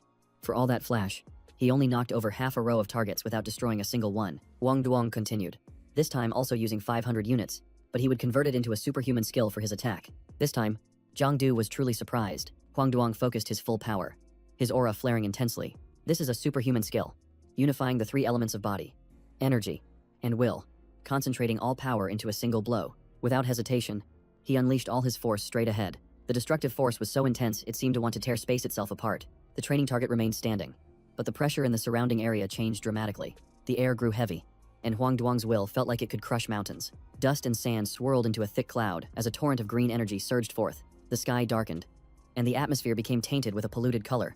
Huang Duang declared decisively that superhuman skills are the pinnacle of power. Seeing it with his own eyes, Jiangdu was stunned. He never realized the power of a superhuman skill could be so terrifying. Finishing the demonstration, Huang Duang readjusted his stance and explained that what he just used was a common superhuman skill. 100 strikes. Even with level 3 energy, it can unleash immense power. Most superhumans can learn it with diligent practice, and it's how you truly inflict serious damage on aberrations. After reading the email, Jiangdu still hadn't recovered from the shock. He thought he was strong, But after just 2 days in the training camp, he realized he was just a rookie. This world is truly harsh. Superhuman skills can usually only be fully controlled at level 3, but each use consumes a massive amount of physical stamina. Mental energy. In power. 1. Microcontrol, which is complete control over one's body, allowing for movements beyond imagination. 2. Overdrive, which forces the body and superhuman abilities beyond their limits. A strong will can break through barriers to activate it. 3. Mental domain, where the mind is tranquil and completely dominated by will, like a surging undercurrent. Furthermore, organizing the body. Energy and will is about quantity, while the 3 skills above are about quality. In the early stages, one must focus on quantity first. Don't rush to achieve quality, as forcing it will be counterproductive. Jiangdu thought to himself. This skill is nothing but a double-edged sword. Afterward, he started to fill out his personal information. Name Jiangdu. Attribute Shadow. Lifespan remaining 5 months. Conclusion. Congratulations on surviving until the end of the year. Below that was another line that made him choke. Having grasped a superhuman skill before the age of 18, he felt like asking the country to let him skip a grade. The next day, Jiangdu met Kanan again and asked, Uncle Tong, is it even legal for someone my age to work in a factory? Can you explain the situation? He replied, you'll be doing running drills with the second-year students. Jiangdu's eyes widened. Running. Soon after, they arrived at the awakened dragon zone. Hang'an instructed him, once you're inside, just run with all your might. The watch will measure your physical condition, and you can only leave the camp when you meet the standard. No one will save you unless it's a fatal wound. This was a very unusual training method. Seeing the space before him, Jiangdu's eyes widened in astonishment. This is magnificent. He turned and asked, so, do you dare to step inside? Jiangdu flashed a confident smile. Are you kidding? My uncle is a retired war general, and my father-in-law is the inspector of Van Hai, standing on their shoulders. I'm destined to become the king of war generals. Who would dare to harm me? Kanan didn't waste any more time and led him inside. At worst, you'll be in the hospital for 2 months. I'll request a forbidden item to heal you. No matter how thorny the path ahead was, Jiangdu still yelled, I'm not afraid. The two of them gradually moved deeper into the base. Jiangdu shivered from the cold. He thought this place was no different from a prison, and it felt a bit strange. He immediately asked, Uncle Tong, what is this place called? Last night I thought you were taking me to an electronics factory. Kanan shook his head. What factory? This is the Awakened Dragon Zone. But the trainees call it the Escape Zone. Upon hearing this, he looked flustered and turned away. Well, I think I'll reconsider. Sorry to have bothered you. Seeing Jiangdu trying to bolt, he sent him flying with a kick. It was short, decisive. Go. Just like that. An stood calmly outside, leaving Jiangdu all alone in there. Hey, Uncle Tong. Uncle Tong. His task complete.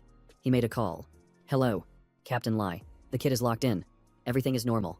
Yes, I know. I'll be careful. The person on the other end said a few more words that made him pause for a moment. Inside the confined space, Jiangdu screamed his head off. Uncle Tong. Oh my god, how did aberrations get in here? This is horrifying. He screamed until he was hoarse. But Kanan was still talking to Tuan Quang. The man asked, what's he doing? He's just screaming wildly. He then asked, is he scared? An secretly listened in. You disgusting thing.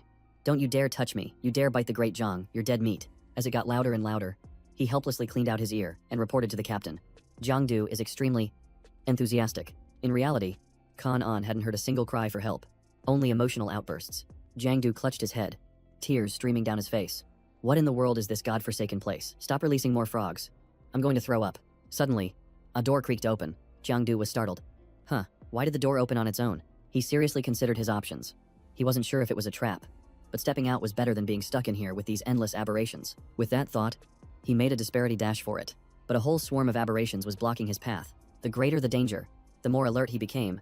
There was no turning back. In the blink of an eye, Jiangdu burst out of that area. He stopped short, his eyes gazing back, full of vigilance. The new area wasn't any better. It was a strange and unpredictable space. Suddenly, a piercing scream echoed out.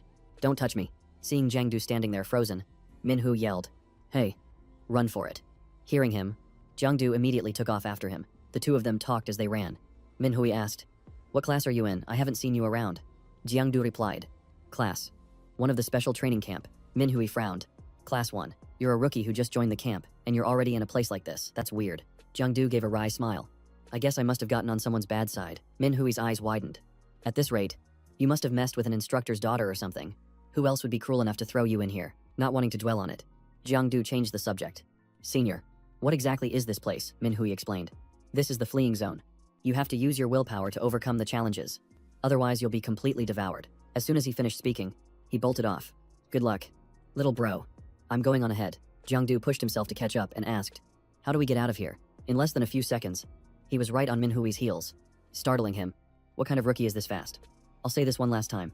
Run until you meet the standard, and the exit will appear. But that could take a few months of non-stop grinding. After running for a while, they encountered a girl screaming, "I hate frogs, get away from me." Then that frog charged straight towards Jiangdu. Without a second thought, he reached out and squeezed it hard. Then he delivered the finishing blow. Everyone was stunned. You just took down a blood-patterned frog. Jiangdu was taken aback. Aren't we supposed to kill them? Minhui explained. This is a training exercise. The task is to face your inner demons as they grow stronger. Killing them will only dull your mind and make it easier for you to get eliminated. Not wanting to get bogged down, another student urged. This is no time for talking.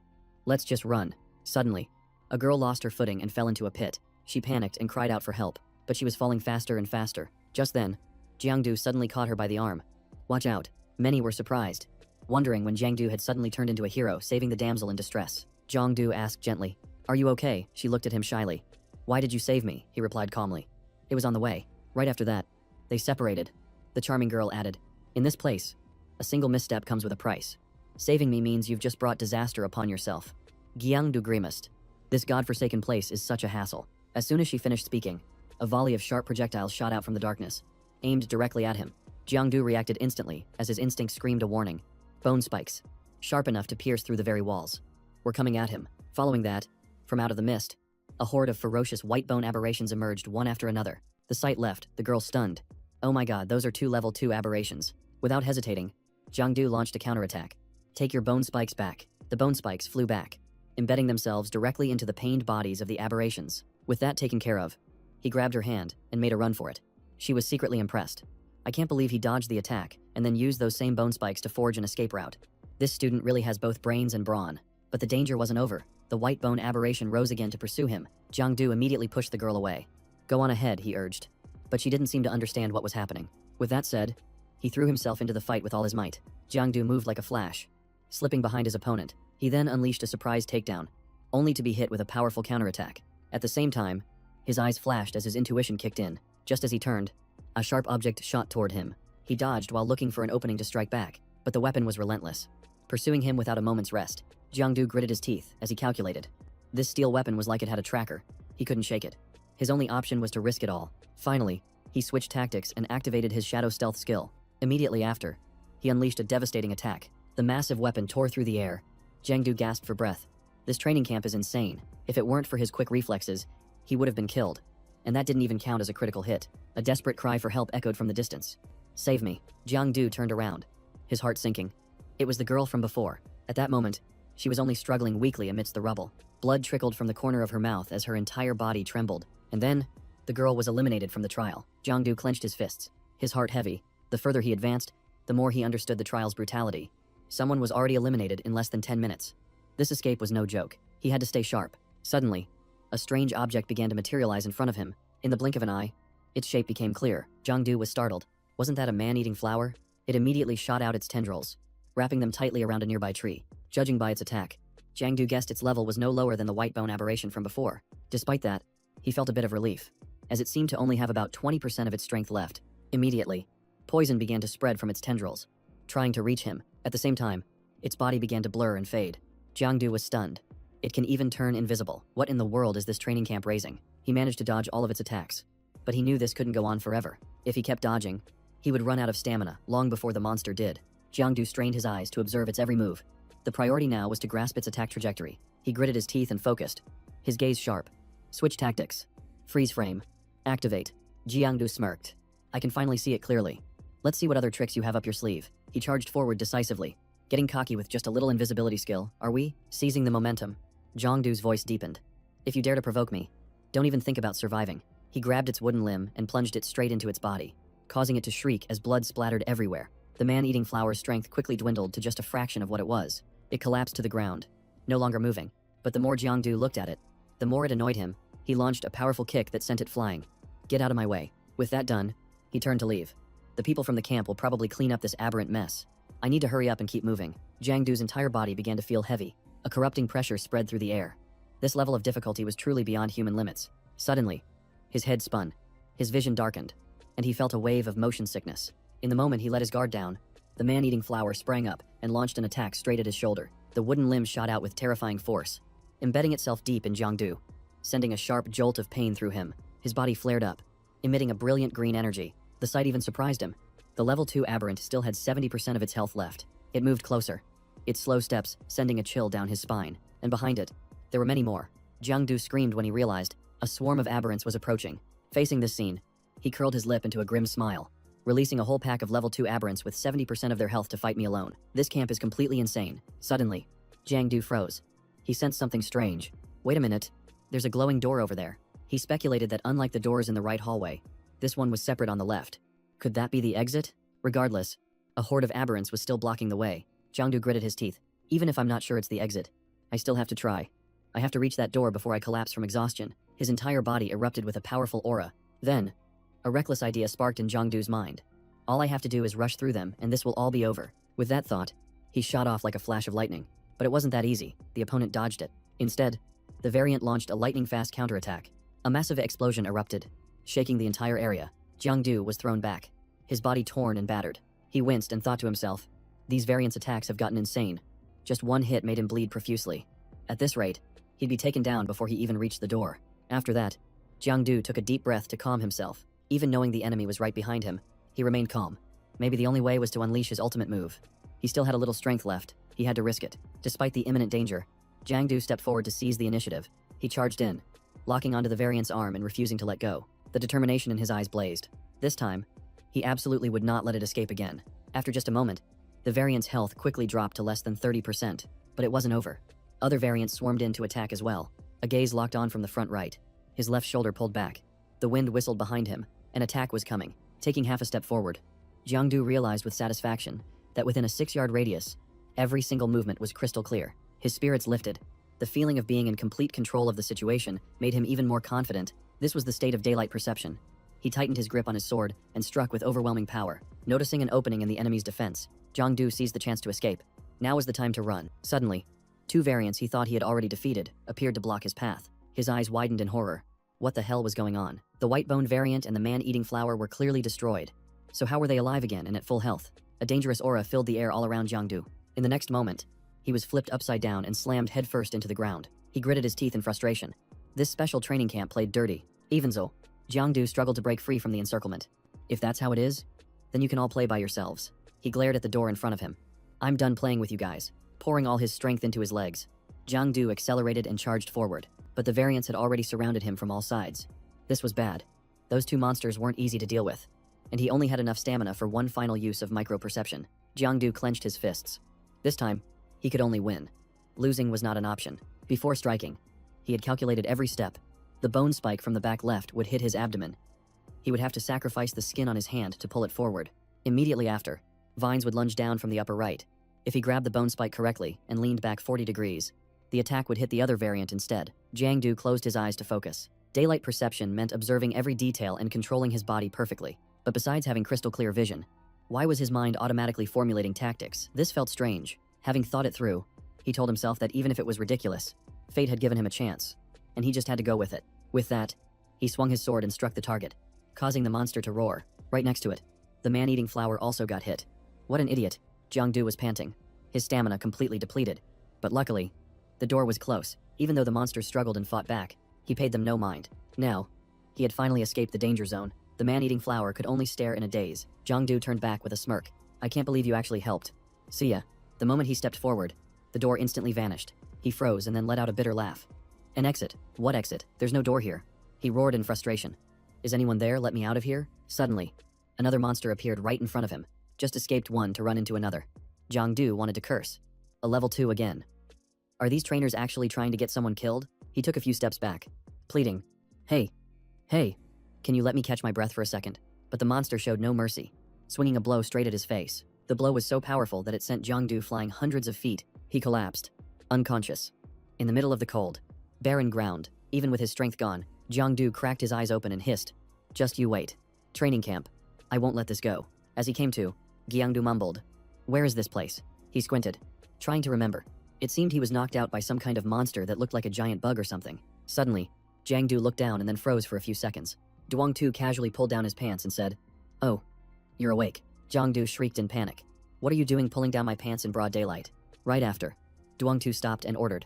Since you're awake, apply the medicine yourself. Hearing that, he flinched and whined. Oh me god. I'm already in love with someone else. She took out a bottle of medicine and calmly explained, your butt got hit. You need to apply this for it to heal. At this point, Jongdu could only grit his teeth and comply. Before he could even ask anything, she answered, my name is Duong Tu. No need for questions. Hui Sin has already sent you a friend request. You can't stay here without a card. If you're not afraid of your little girlfriend finding out, you can come to my room to get another one. I'll pretend I didn't see a thing. Jiangdu was stunned, thinking to himself, oh my god, I've never hit on a girl before, and now I'm the one being hit on. This woman is definitely not ordinary. Then he asked, you said my butt was messed up. Is it serious? Will there be any long-term effects? This touches upon a man's pride. You know, Duongtu didn't say much.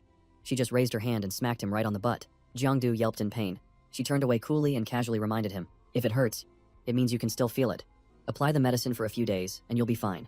It won't damage your male dignity. She glanced over and added, same old rules. Once an IV bag is finished, press the call button for me. Even though he was in excruciating pain, Jiangdu felt a sense of satisfaction looking at her firm behind, and even felt a little excited thinking about it. He unconsciously recalled what happened earlier. Perhaps the final blow from that creature pushed him to his limit, allowing him to escape the escape zone. Otherwise, with that level of difficulty, no one could have passed. But why would they design an impossible stage? Could there be a special clear condition that I didn't understand? Jiangdu closed his eyes, replaying the battle in his mind while processing the combat experience. At that moment, the clock struck 7 o'clock. Opening his eyes, he rubbed them and thought to himself that he had absorbed quite a bit. Yet it was already getting dark. Just then, Bao Kuang, who was standing nearby, chimed in. I just saw on the forums that you were carried out, so I rushed right over. Don't tell me you actually ran into a second-year student. As soon as he opened his eyes, Jiangdu asked. I was sent for special training. Instructor Tong was the one who brought me out. Bao Kuang replied with a lollipop in his mouth. Instructor Tong is still in the main training area. Zhao Zhao came to visit this afternoon, but she left when she saw you weren't awake yet. Jiangdu nodded after hearing this. That's good. The training is still on. Bao Kuang laughed. Zhao Zhao couldn't sit still after you got hurt. Top students really get special treatment. Even the instructors don't push them. Her future is definitely bright. Suddenly, Jiangdu got out of bed, startling his friend. Where are you going when you're injured like that? He reassured him. It's fine. I'll be more comfortable resting back at the dorm. He stood in front of the mirror and looked at himself. His vitals were stable, but his body felt completely drained. It seemed he really needed some serious rest. The moment she saw him calmly walk out, Duongtu's face was a picture of surprise. She frowned and asked, why are you out here? Jiangdu forced a smile. My injuries aren't that serious, so I'm going back to rest. Duongtu warned him in a stern voice. If something happens to you, we'll be held responsible. He thumped his chest and promised. If anything happens, I'll take full responsibility myself. She turned away, blushing. Who needs you to take responsibility for me anyway? Bao Kuang suddenly asked. Jiangdu, you just said you'd take responsibility for the nurse. So what about Zhao? Zhao hearing this, Zhangzu choked. Don't just say random stuff. It sounds all wrong coming from you. Then he admitted his own fault. All right, fine. My mind was in the gutter. Bao Kuang waved and reminded him. You should go see Zhao Zhao. She's really worried about you. I can't get into Area 1, so I'll wait out here. Jiangdu nodded. Okay, I'll just be a few minutes and then I'll be right out. As soon as he stepped inside, he saw Khan. An, sitting comfortably on the steps, seeing him in one piece. He was overjoyed. You're awake. Why not rest for a few more days? Your wounds haven't healed yet. Jiangdu smiled brightly. It's just a minor injury. I'm fine. Khan. An patted the spot next to him in invitation. Come on. Sit for a bit, he advised in a serious tone. Reaching Transcendent Level 2, under such immense pressure can lead to exhaustion, even for someone as gifted as you. You should rest well, or it might affect your foundation. Jiangdu, unconcerned, asked curiously, so when can I go to the Jiaolong area? Khan? An replied. Next week. For the next few days. You'll just train with us. Hearing the time frame, he got a little annoyed. Why so long? This made Khan wonder. What's the rush? You can't clear that stage in such a short time anyway. Jiangdu stretched and replied. It's not that I'm bad. It's that the difficulty is way too high. Khan frowned. That difficulty level is for the second-year student's final exam. He rested his chin on his hand, thinking, even if it's an exam, with their current abilities, those students can't kill the aberrations. Do they just get points for running forever? That's ridiculous. Then he paused. Wait a minute. He started to suspect. The passages. The traps. The students. Could it be? Jiangdu had a vague realization. Could it be a teamwork test? Kanan's expression turned cold as he answered curtly. The escape zone is, in fact, a test of coordination. He continued to think. High difficulty. A large number of students. Cooperation is the only way to clear it. It might even require dividing tasks, or even making sacrifices. Is this what a university for superhumans is like? I'm truly shocked. Right after, he changed the subject. Chang'an, what's your take on teacher Qian Duong? Everyone nearly broke down during the first class. I even went up to ask a few questions back then. Hearing that name, An chuckled softly. Teacher Qian Duong. Who? He recalled everything from back then. The first exposure to the real world shocks everyone. Fear and despair are normal. The first class showed an uncensored, bloody video. That shock was truly unforgettable. Even as he spoke, Kanan felt a bit uneasy. He remembered having nightmares for 3 straight nights after finishing that class. So why was he asking? Jiangdu answered honestly, saying he just felt that while Teacher 2 looked kind, his classes were as tense as a drawn bowstring. He offered some serious encouragement, explaining that Teacher 2's class was extremely important, as it laid the foundation for advancing past level 2. He told him he was already ahead of his peers, but he had to take it slow and steady, because force leveling might be fast, but the consequences were unforeseeable. It suddenly dawned on Jiangdu. Was Uncle Tong a level 3 Khan? An didn't mind sharing, admitting that because his own level 2 foundation wasn't solid, he ran into countless difficulties when he tried to advance to level 3. After hearing that, he let out a soft sigh, realizing the path of a superhuman was far more arduous than he had ever imagined. At first, he thought getting stronger would be as simple as it is in the stories. You just sit and meditate, absorb some spiritual energy, and then suddenly have a breakthrough. Khan. An slowly reminded him that stuff only happens in stories and animation. If it were really that easy, the great continent wouldn't be in the predicament it's in now. Jiangdu maintained his positive attitude, trying to comfort him. Don't be so pessimistic. Uncle Tong, everything will work out. Khan. An immediately shot back. I'm not being pessimistic. I'm just telling you the truth. The number 1 rule for a superhuman is to never despair. He then asked curiously, so what's rule number 2, Khan? An replied coldly. Forgot. Just then, from a distance, Zhao Zhao cheerfully waved her hand and called out to Jiangdu. Her voice was both clear and sweet as she asked, are you coming with us? Seeing her made his heart flutter, and he called back, just a second. I'll be right there. At that moment, the national flag was fluttering in the late afternoon breeze. Jiangdu looked up, recalling what he'd read in a book, that the large star represented the great continent, and the 4 smaller stars represented the milestones and heroes from the Age of Calamity. Those 5 stars were forged from the blood and bones of countless people. The real world was so much crueler than the stories.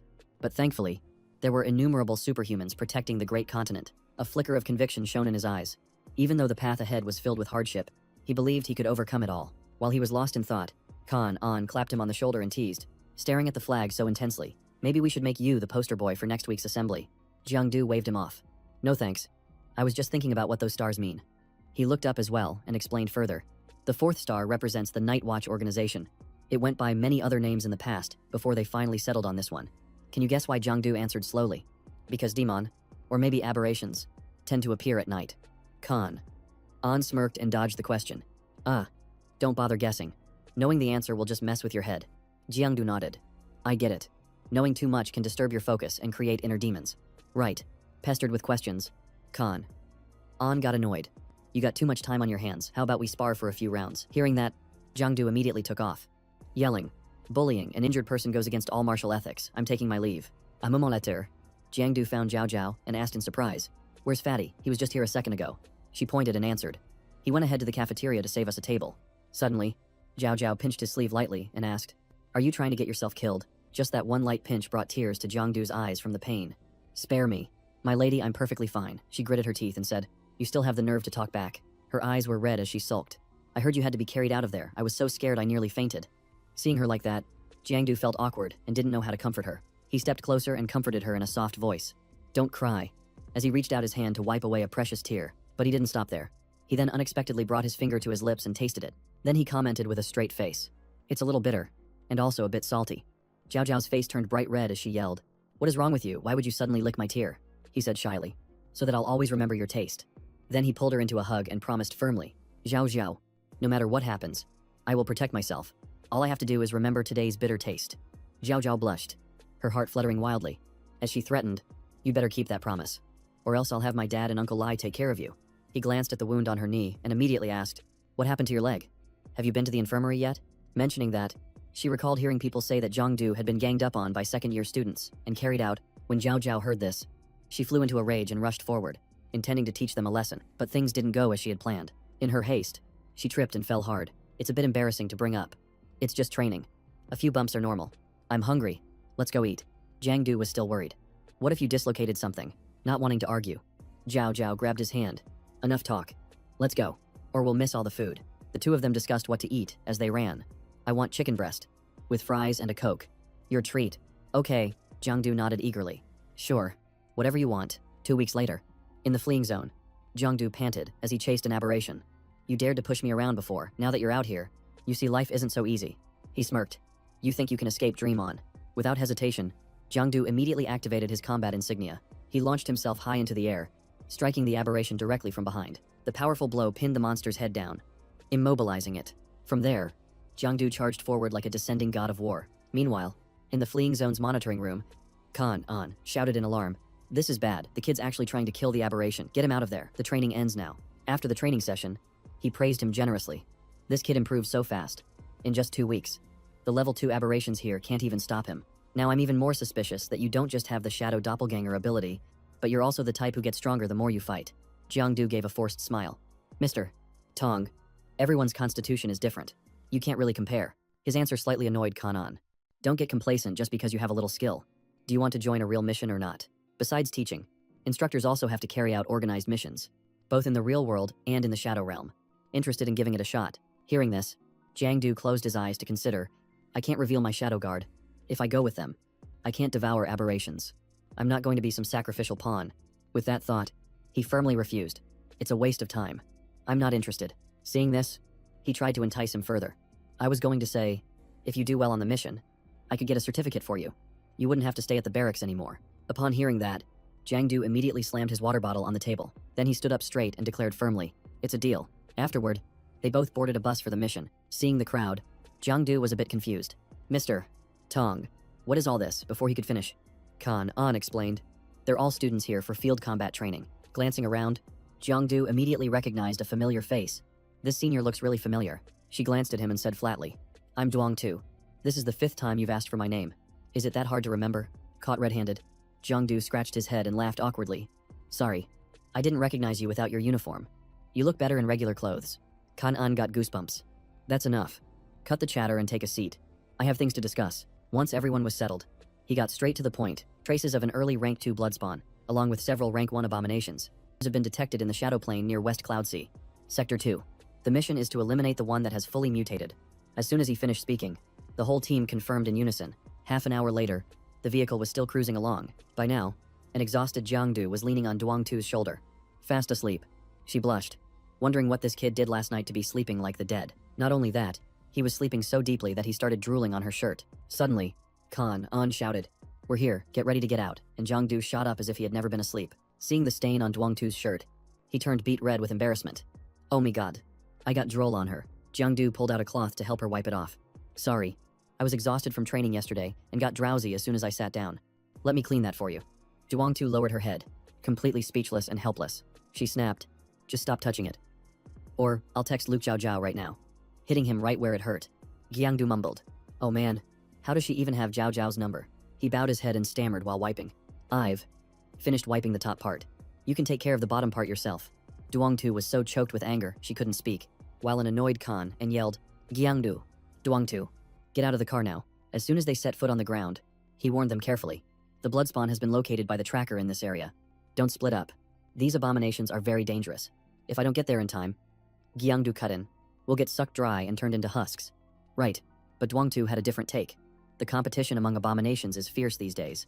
When they catch their prey, they'll play with it for a while before draining it. This is a good time to test our abilities. I'll be recording, so let's do our best. As he walked, Jiangdu wondered absent-mindedly. This area isn't huge, but it's not small either. Which room and what floor could the bloodspawn be hiding on? Seeing his expression, Khan An smiled to himself. It seems this kid is pretty eager. His hands have definitely seen blood before. I'm never wrong about that feeling. Khan An's brow furrowed and his tone turned serious. Going from rank 1 to rank 2 takes at least a year. Jiangdu must have been sent into the shadow plane when he was 16. That's so reckless. Weren't they afraid of him getting corrupted? Although reaching rank 2 at 17 is rare, it's not unheard of. General Fuang achieved advanced mastery of rank 2, and his strategies were unparalleled. I wonder if Jiangdu will be able to follow in his footsteps. After walking a little further, Jiangdu spotted the silhouette of an abomination in the distance. Seeing this, Khan An immediately deduced, a rank 1 bloodspawn has appeared, which means the rank 2 is probably about to show its face. Without a moment's hesitation, he charged forward and grabbed the abomination, holding it tight and yelling, Gotcha. Just then, another abomination suddenly appeared from behind him. It unleashed an attack so powerful it sent Jiangdu flying. He gritted his teeth, mustering all his strength to withstand the relentless assault. Seeing how tense the situation was, Khan An couldn't just stand by. Jiangdu and I will handle the rank 2, the rest of you. Take care of the rank 1s. At his command, the other 3 immediately split up. Before jumping into the fight, Khan An turned back to warn her. Duong Tu, you're a medic. You're not suited for direct combat. Find a place to hide. Before he could even finish his sentence, an abomination lunged straight at her. Duangtu calmly raised a hand and grabbed its head, showing no sign of fear. A shocking amount of power radiated from her body, stunning everyone, even more terrifying. She swallowed the abomination whole without the slightest hesitation. Yet Duangtu's expression remained icy, as if nothing had happened. A second later, she effortlessly retracted the aberration into the palm of her hand. Then, she carefully stored it away in a special, sealed vial. Just then, Jiangdu returned and witnessed the whole thing. Oh, my god.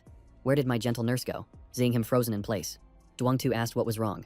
Jiangdu forced a smile, asking if she'd had her fill. She smiled back and said, "Then give me one more." And he immediately replied, "Sure thing." His curiosity piqued. Jiangdu asked directly, "Ms. Duang, what is your ability?" She replied succinctly, "A branch of illusion and reality. The Devour skill." Hearing this, Jiangdu was intrigued. "So you can sprout tentacles from anywhere?" He was delighted, his eyes lighting up, like an eagle catching a rabbit, or a vine wrapping around a pillar. This ability is really something else. But the stranger it is, the more appealing it is. Can you modify it a little? Duangtu crossed her arms and said coldly, "No way." Jiangdu persisted. "Then just let me see." This annoyed her even more. "You're such a rogue. Do you want me to report you to the barracks?" Jiangdu gave a faint smile. "Go ahead and report me. My uncle is." Before he could even brag, she cut him off. "Your uncle is a retired warlord, and your father-in-law is a patrol emissary. Are you trying to use your connections to pressure me?" The way she said it made Jiangdu flinch. "I was just kidding. I didn't expect the bad guy to be so well informed." He glanced at the hand that held her power, his eyes sparkling with curiosity. Finally, Duangtu sighed and relented. "Fine. If you want to look, then look. But you'd better remember my name after this." "Un moment later," she asked quietly. "That ugly aberrant flower looks terrifying, doesn't it?" But Jiangdu was incredibly enthusiastic. "It's perfect. It's soft. Flexible. The tentacle girl looks super cute." Hearing that, Duangtu froze. "Ever since I mutated, everyone has avoided me. You're the first person to ever call me cute." Jiangdu even drooled with a grin. "Seriously, it's very cute. Your tentacles even react to me." Just as he was about to reach out and touch it, she immediately retracted it, warning him, "Don't cross the line." Duangtu became wary. He was clearly a pervert in disguise. Jiangdu continued to tease her. "I was talking about the reaction up here, not down there." Then he fell into deep thought, wondering why the shadow-veiled person made him want to activate his umbral state to deal with the mutated Duangtu himself. His eyes were glued to her body. Is there a connection between Shadowkin and Realitykin, like there is between a shadow and its counterpart? He would need to absorb more persona fragments. A short while later, Kan-an took down both aberrations by himself and called out, "Little Duang, finish up. This mission is basically over." Seeing Jiangdu keeping one alive, he asked, "Why don't you finish it off? What's the point of keeping it? Its health is only at 4%. It can probably hold on for half an hour. It's better to turn it into the organization alive." Hearing this, Kan-an held his head in his hands, exasperated. "You've been playing too many games, talking about 4% health like you can actually see it. Just get rid of it. Let's get ready to pull out." The story behind these blood aberrations is also worth thinking about. They were pushed to the point of mutation just because they opened a shop and ran into some vandals. After the mission ended, everyone was silent. Revenge had been served, but it dragged in many innocent people. Suddenly, Jiangdu stopped in his tracks, feeling that something was wrong. On a rooftop, he saw a shadowy figure flash by. Was it an aberration or a person? It was over 100 meters away but still looking in their direction. Was it just a coincidence? Or were they being watched? Kan-an spoke up. "Ordinary people often falter when faced with the supernatural. If power is placed right in front of them, not everyone can resist it. One more step could mean falling into the abyss." That thing was a purple psionic aberration, and it was standing over the corpse of the green aberration that had just been defeated. She drew closer, crying with regret and sorrow. Then, the purple mutant let a drop of her blood fall into the blue one's mouth. Instantly, the blue mutant shot up, wailing violently. In the blink of an eye, Jiangdu appeared, taking them down one by one with his attacks. He gripped the purple mutant's neck tightly and said in a cold voice, "One of them still escaped." Jiangdu's gaze was as sharp as a blade as he watched the enemy disintegrate before his very eyes. The purple mutant screamed in absolute agony. Seeing how they behaved, Jiangdu understood. She had really given it her blood, and a lot of it, too. It was clear these two were a pair who had mutated and lost control together. Even while being held tight, the purple mutant struggled fiercely, startling him with her strong resistance. Glancing at the blue mutant while fighting, Jiangdu thought that no matter how much they had suffered, he couldn't let them go now to continue harming humans. With his thoughts clear, he channeled power into his legs, unleashing a burst of condensed energy. Without hesitation, Jiangdu unleashed a fatal blow that shimmered with immense power. At this point, the purple mutant was nearly exhausted but still clinging to life, with only 10% of her health left. He had to end this quickly. He let out a low growl and threw a devastating punch, sending her flying for nearly a mile. Looking at her motionless body, Jiangdu said softly, "Rest in peace." Only then did the pain truly begin to tear the purple mutant apart from the inside. Jiangdu stared, his gaze resolute. He had never doubted the path he'd chosen. But when she raised her hand, he saw that she was no different from a human. Deep down, he felt conflicted. If he killed her now, wouldn't that make him the one who wasn't human? He looked at his own hand and began to waver. What was truly the right thing to do? Seeing him standing there, hesitating, An spoke up to remind him. Gyangdu, she's already a mutant.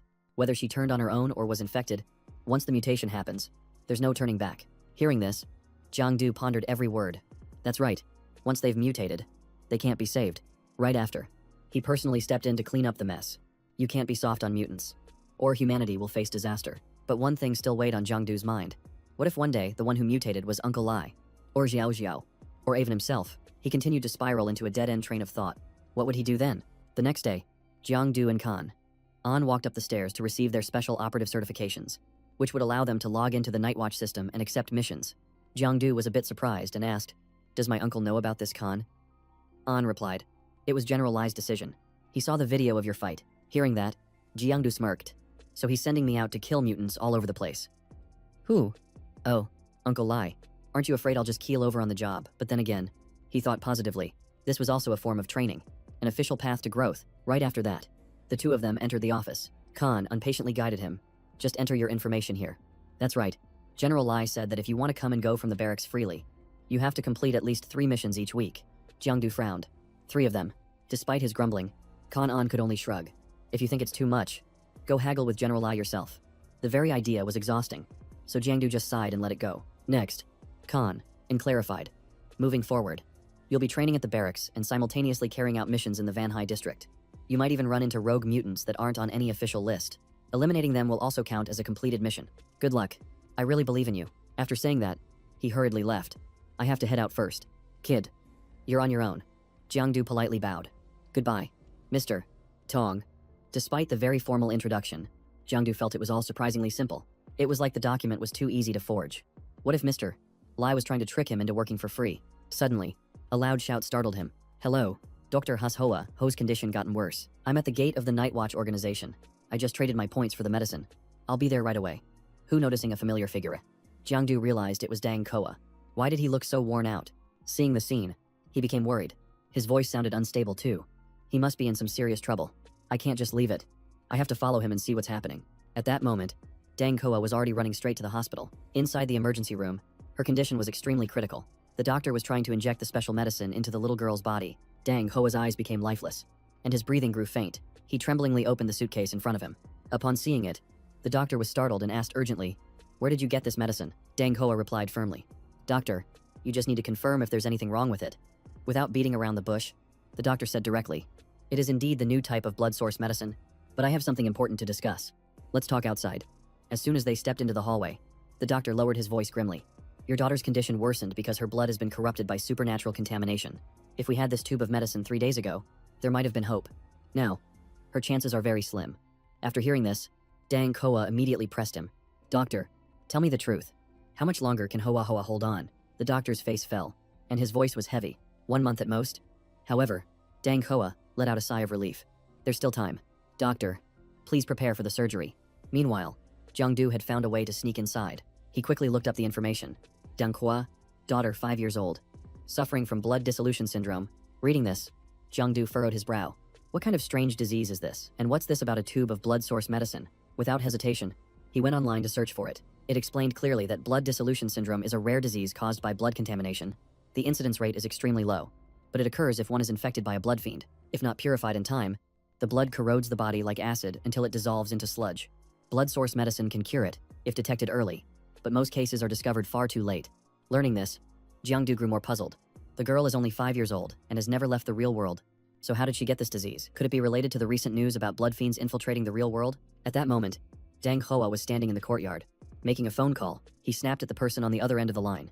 "How many tubes of blood source medicine are left?" They tried to dodge the question, saying each tube was extremely expensive and the materials were rare, so there was no need to produce more of such a costly drug. Dang Hoa immediately became enraged, shouting at the top of his lungs, "I asked you how many tubes are left." The person on the other end was not pleased, subtly reminding him to remember his position, and that if he wanted the medicine, he should come and get it himself. Hanging up the phone, Dang Hoa clenched his fists and silently vowed, "Hua Hua, Dad will definitely save you. Even if it means sacrificing myself, I'm not afraid." Jiangdu overheard the entire conversation. He grew even more uneasy. Is Dang Koa really planning to risk his life to find the blood source medicine? Finally, Jiangdu decided to ask an acquaintance. He called Uncle Lai to ask about the effectiveness of the blood source medicine on people with hemogenesis syndrome. Uncle Lai exhaled a puff of smoke and replied, "It depend. How old is the patient?" Jiangdu answered honestly. "Just 5 years old." Uncle Lee sighed. "The chances are almost zero. Children are very weak. And in the final stages, the medicine is practically useless." Suddenly, Qiu appeared and softly called his name. Jiangdu turned around and greeted her with a smile. She cheerfully started a conversation. "Long time no see. Weren't you in special training? Why are you back already?" Jiangdu pushed his sad thoughts aside and replied lightly, "I got to come home early for good performance." "What about you?" "No school today," Qiu explained right away. "A few days ago, I was captured by an aberration and saved by a night watcher. He was badly injured. So I'm here to visit him. It's only been 1 month. But you've changed so much. Your whole aura is different." Hearing the compliment, he scratched his head shyly. "It's nothing. I think you've changed too. How have you been lately?" She looked down sadly. "Same as always. Seeing you guys get into the training camp, while I'm just useless. When I run into an aberration, all I can do is hope someone saves me. I was lucky there was a night watcher that time. I wish I had superpowers too," Jiangdu replied humbly. "Actually, being a superhuman isn't easy. You have to face danger at any moment. Normal people can live a peaceful life, but it's rare for a superhuman to escape injury." She immediately clarified. "No, Jiangdu, you're different. You have power. You don't understand the feeling of helplessness when you're cornered by an aberration. If that night watcher hadn't been there, I would have been devoured." Suddenly, Jiangdu sensed danger and immediately stood in front of her protectively. Their eyes widened in confusion. "What is that? Why would an aberration appear here?" They began to attack ferociously. "Somebody, help us." The aberrations targeted Jiangdu and Tutu directly. Jiangdu immediately shielded her and shouted, "Get behind me. Don't move." The aberration opened its mouth, revealing razor-sharp teeth dripping with blood. Even so, Jiangdu defeated them with ease. He smirked confidently. "A mere level 1 ant dares to show off in front of me."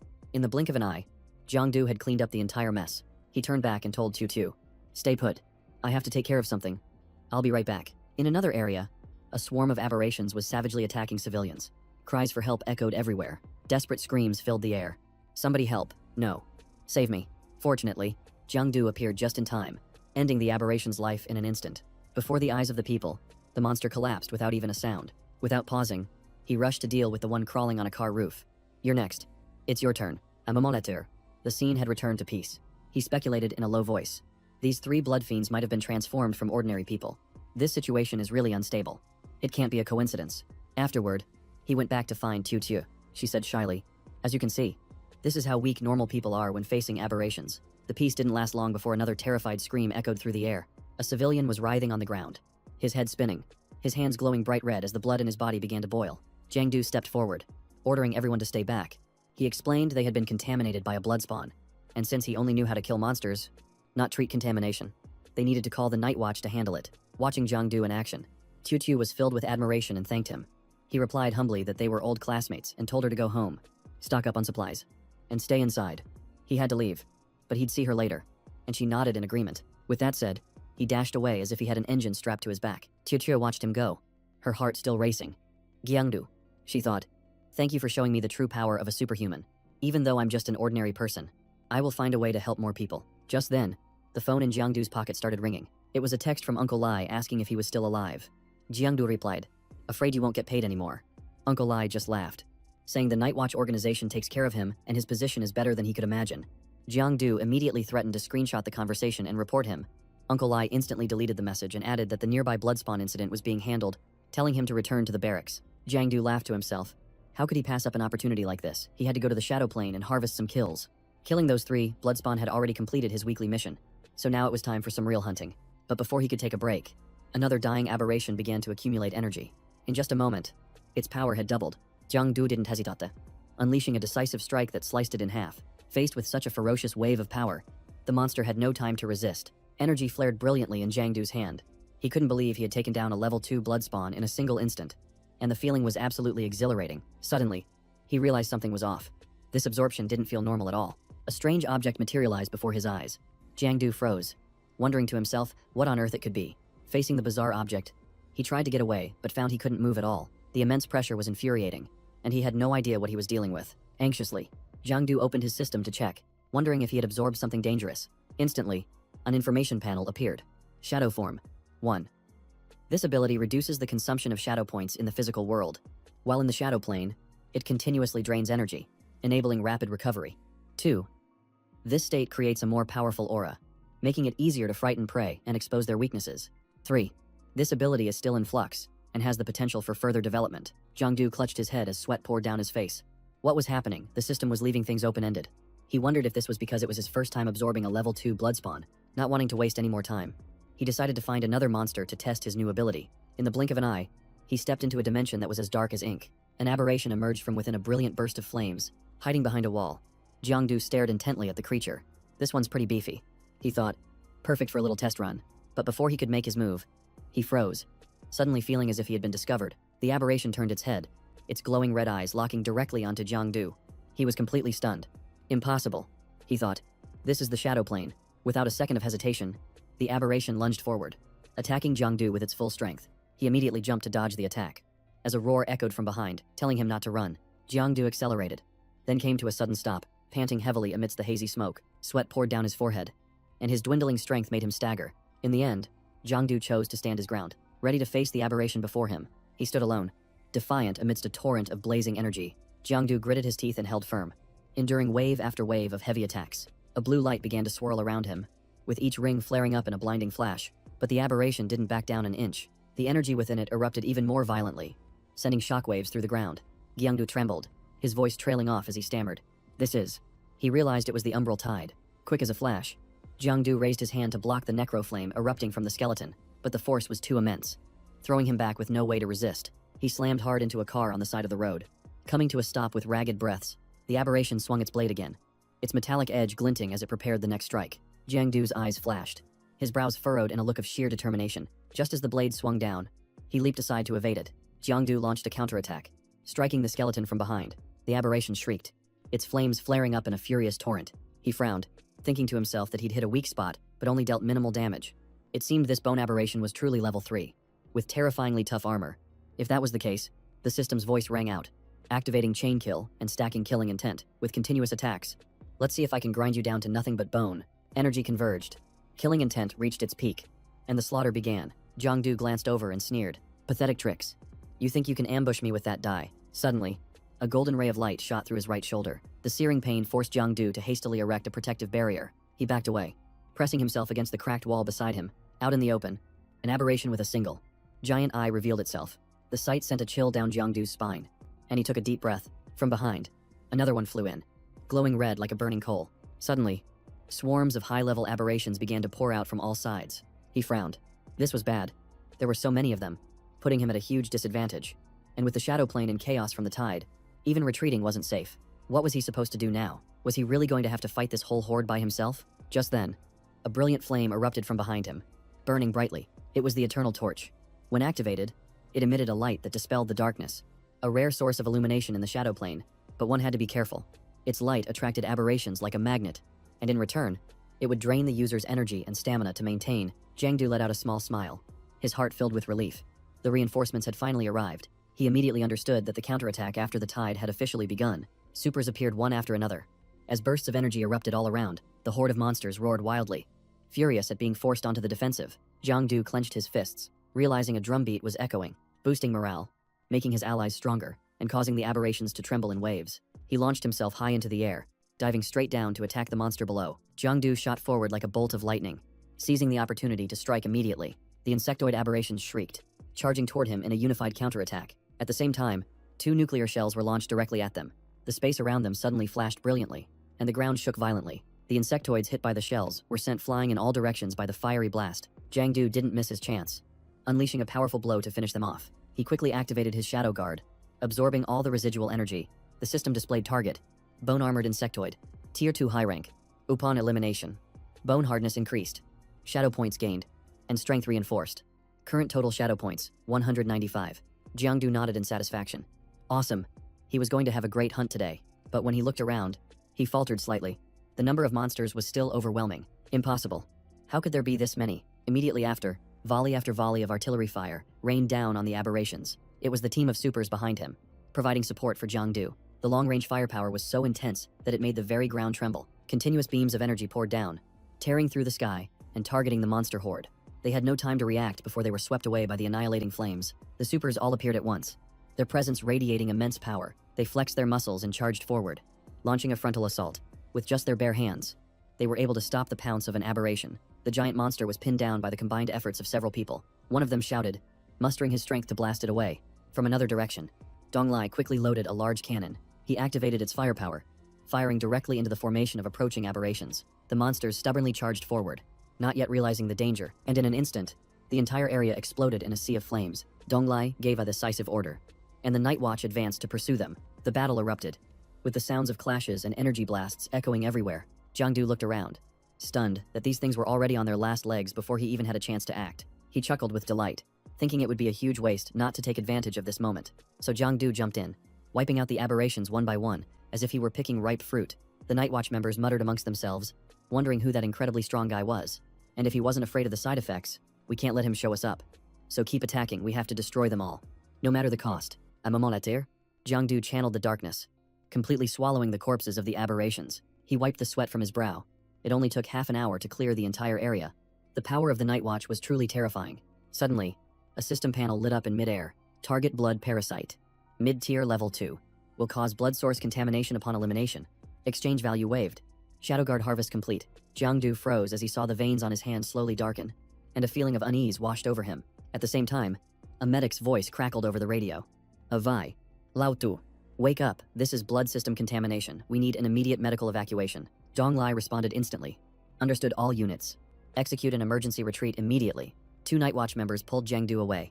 What are you spacing out for? The boss gave the order. Let's get out of here. He looked regretfully at all the potential points. No way, there's a whole bunch of aberrations I haven't harvested yet. There are hundreds of them. And that's all experience, let me go. A blood-contaminated transcendent trembled all over in agony. Several doctors struggled to hold him down. Quick.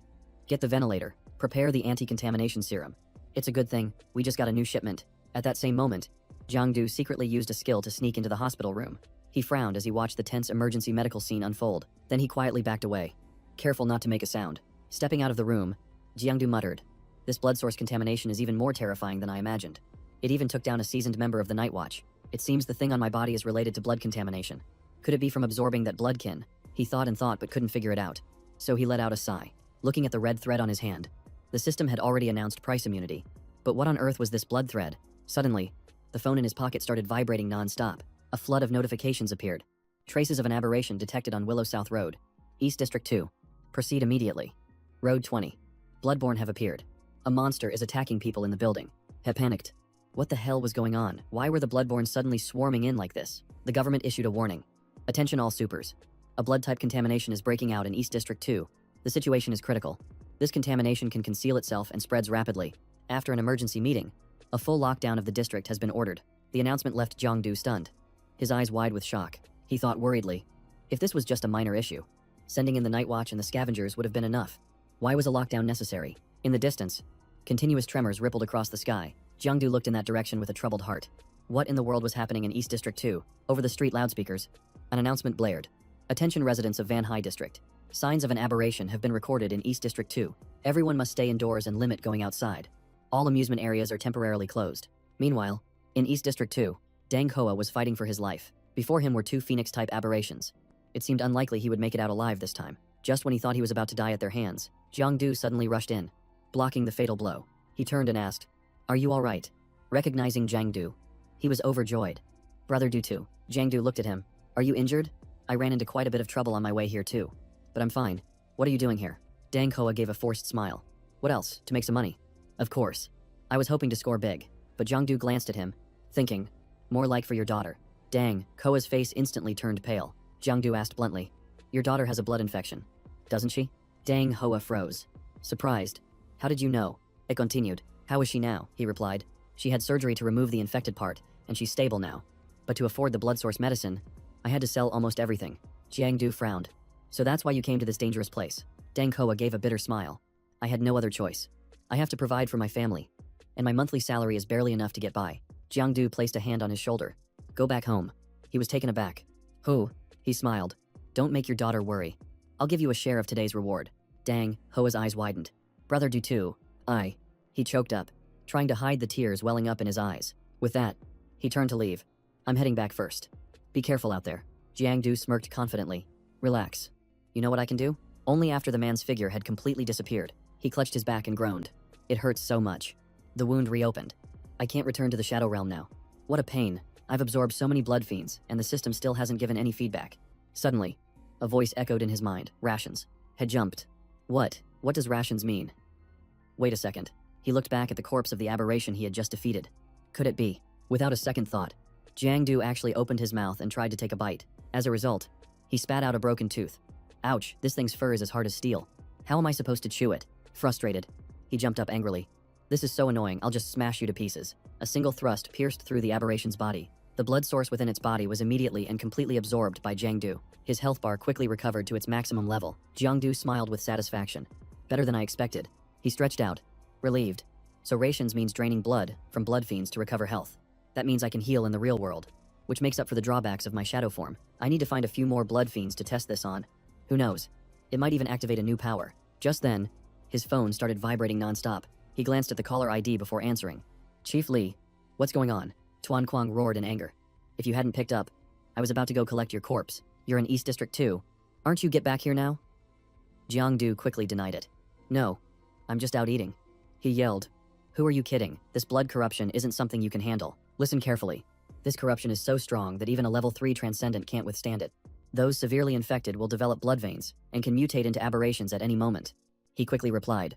I understand. This entire district has been ravaged. The source of the corruption is about to spread to the public. Judging by the number of infected, it's been incubating for over half a month. For it to incubate for that long and only break out in East District 2, and all at once. Don't you find that strange? Chief. After hearing this, Tuan Kuang fell silent for a moment. Then his voice hardened. Don't even think about prying for information from me. This isn't your concern. Jiang Du grew anxious. Wait. Just one last question. Is someone named Dang Koa on the patient list? He checked and then replied. There's no Dang Koa, but his daughter is. And she's in the most critical group. Why do you ask? But as soon as he asked, he heard no reply, because the phone had fallen to the ground. Jiang Du. Hello Jiang Du. He was being forced to activate his shadow form. His body immediately sensed a lurking danger. A pack of aberrations suddenly appeared before him. He quickly retreated, putting distance between himself and the monsters. This feeling was just like being swarmed by the winter worms. This time he was targeted by blood worms. Could it be that shadow and blood are rivals from the abyss? Whispers echoed in Jiang Du's mind. Blood contamination. Blood patterns. Separated fragments. Rations. He frowned at the monsters. Location. Blood patterns. Rations. Could it be that the blood species is food for the shadow attribute? All three monsters suddenly charged at him at once. Jiang Du dodged reflexively. Geez. Are these meals trying to rebel? The leader appeared to be an evolved tentacle monster. Jiang Du quickly realized the imminent danger. Luckily, he managed to enter his shadow form just in time, diving straight into the ground. A true hero knows when to retreat. He'd lure them away and deal with them one by one. With that thought, Jiang Du immediately reappeared in front of the aberrations. Then he launched himself straight into the air like an arrow. His figure glided lightly, weaving through the chaotic horde of aberrations. He landed safely at a location not far from there. But as soon as he stood up, a gun was pointed straight at him. They're allies. Wait a second. Ignoring his words, bullets still shrieked through the air toward Jiang Du. It turned out they were aiming at the aberrations chasing after him. Only then did he dare to look up and get a clear view of everyone. A soldier approached, anxiously asking if he was injured. Unbeknownst to him, an entire squad had closed in on the area. Jiang Du was surprised. It was the level 4 Night Watch squad. And this time, they had regular army forces with them. My part in this is over. Time to go wash up and get some rest. Tanks roared to life, mercilessly crushing the aberrations. The panicked aberrations scattered like ants from a broken nest. Explosions echoed everywhere, devastating the entire area. The battle didn't end until the break of dawn. A broadcast echoed from the loudspeakers. The aberrations have been eliminated. East Sector 2 of Cloud C is now secure. We ask all residents to remain calm. Jiang Du returned to the Cloud C University Library. He tossed the book about the abyssal races onto the table. He'd finally found it. He resolved to himself that this time, he would uncover all the connections between the aberrations in the abyss and see just how many of them were his true enemies. The book clearly stated that the abyss was a dimension completely different from Blue Star, with social structures and races that were bizarre beyond belief. The author had written it based on extensive field experience and rich documentation, and the writer's name, Chule, stunned Jiang Du. He described the place as not lacking a sun at all. In fact, it had 3 of them, and pollution was rampant everywhere, for any transcendent below level 3, or with a will weaker than a level 4. Entering that place was nothing short of suicide. The abyssal races there lived according to their bloodlines and attributes. Each race was a power in itself, existing in incredibly complex relationships of dependency, alliance, or sworn enmity. Jiang Du was astonished. He never thought the abyssal races would have allies. Perhaps he could find some for himself as well. He read on. The high-ranking insectoid race had colossal bodies, capable of destruction, without even using skills. Just their young were as tall as a 3 to 5 story building. They were extremely rare, and it was difficult for them to reach Blue Star. Jiang Du frowned, thinking that if one ever did, They would probably need an entire tank battalion. He continued flipping through the book but suddenly froze. His eyes widened. Jiangdu thought he was seeing things. He stared at the picture in shock. What is this? Did Chu Lai make a mistake? How could an abyssal race have such beautiful girls? It turned out to be the succubus race. A mid-tier race in the abyss. They survived on their appearance or innate seductive abilities. Their combat power was poor, even weaker than some low-tier races. But they possessed superior intelligence and knew how to infiltrate human society.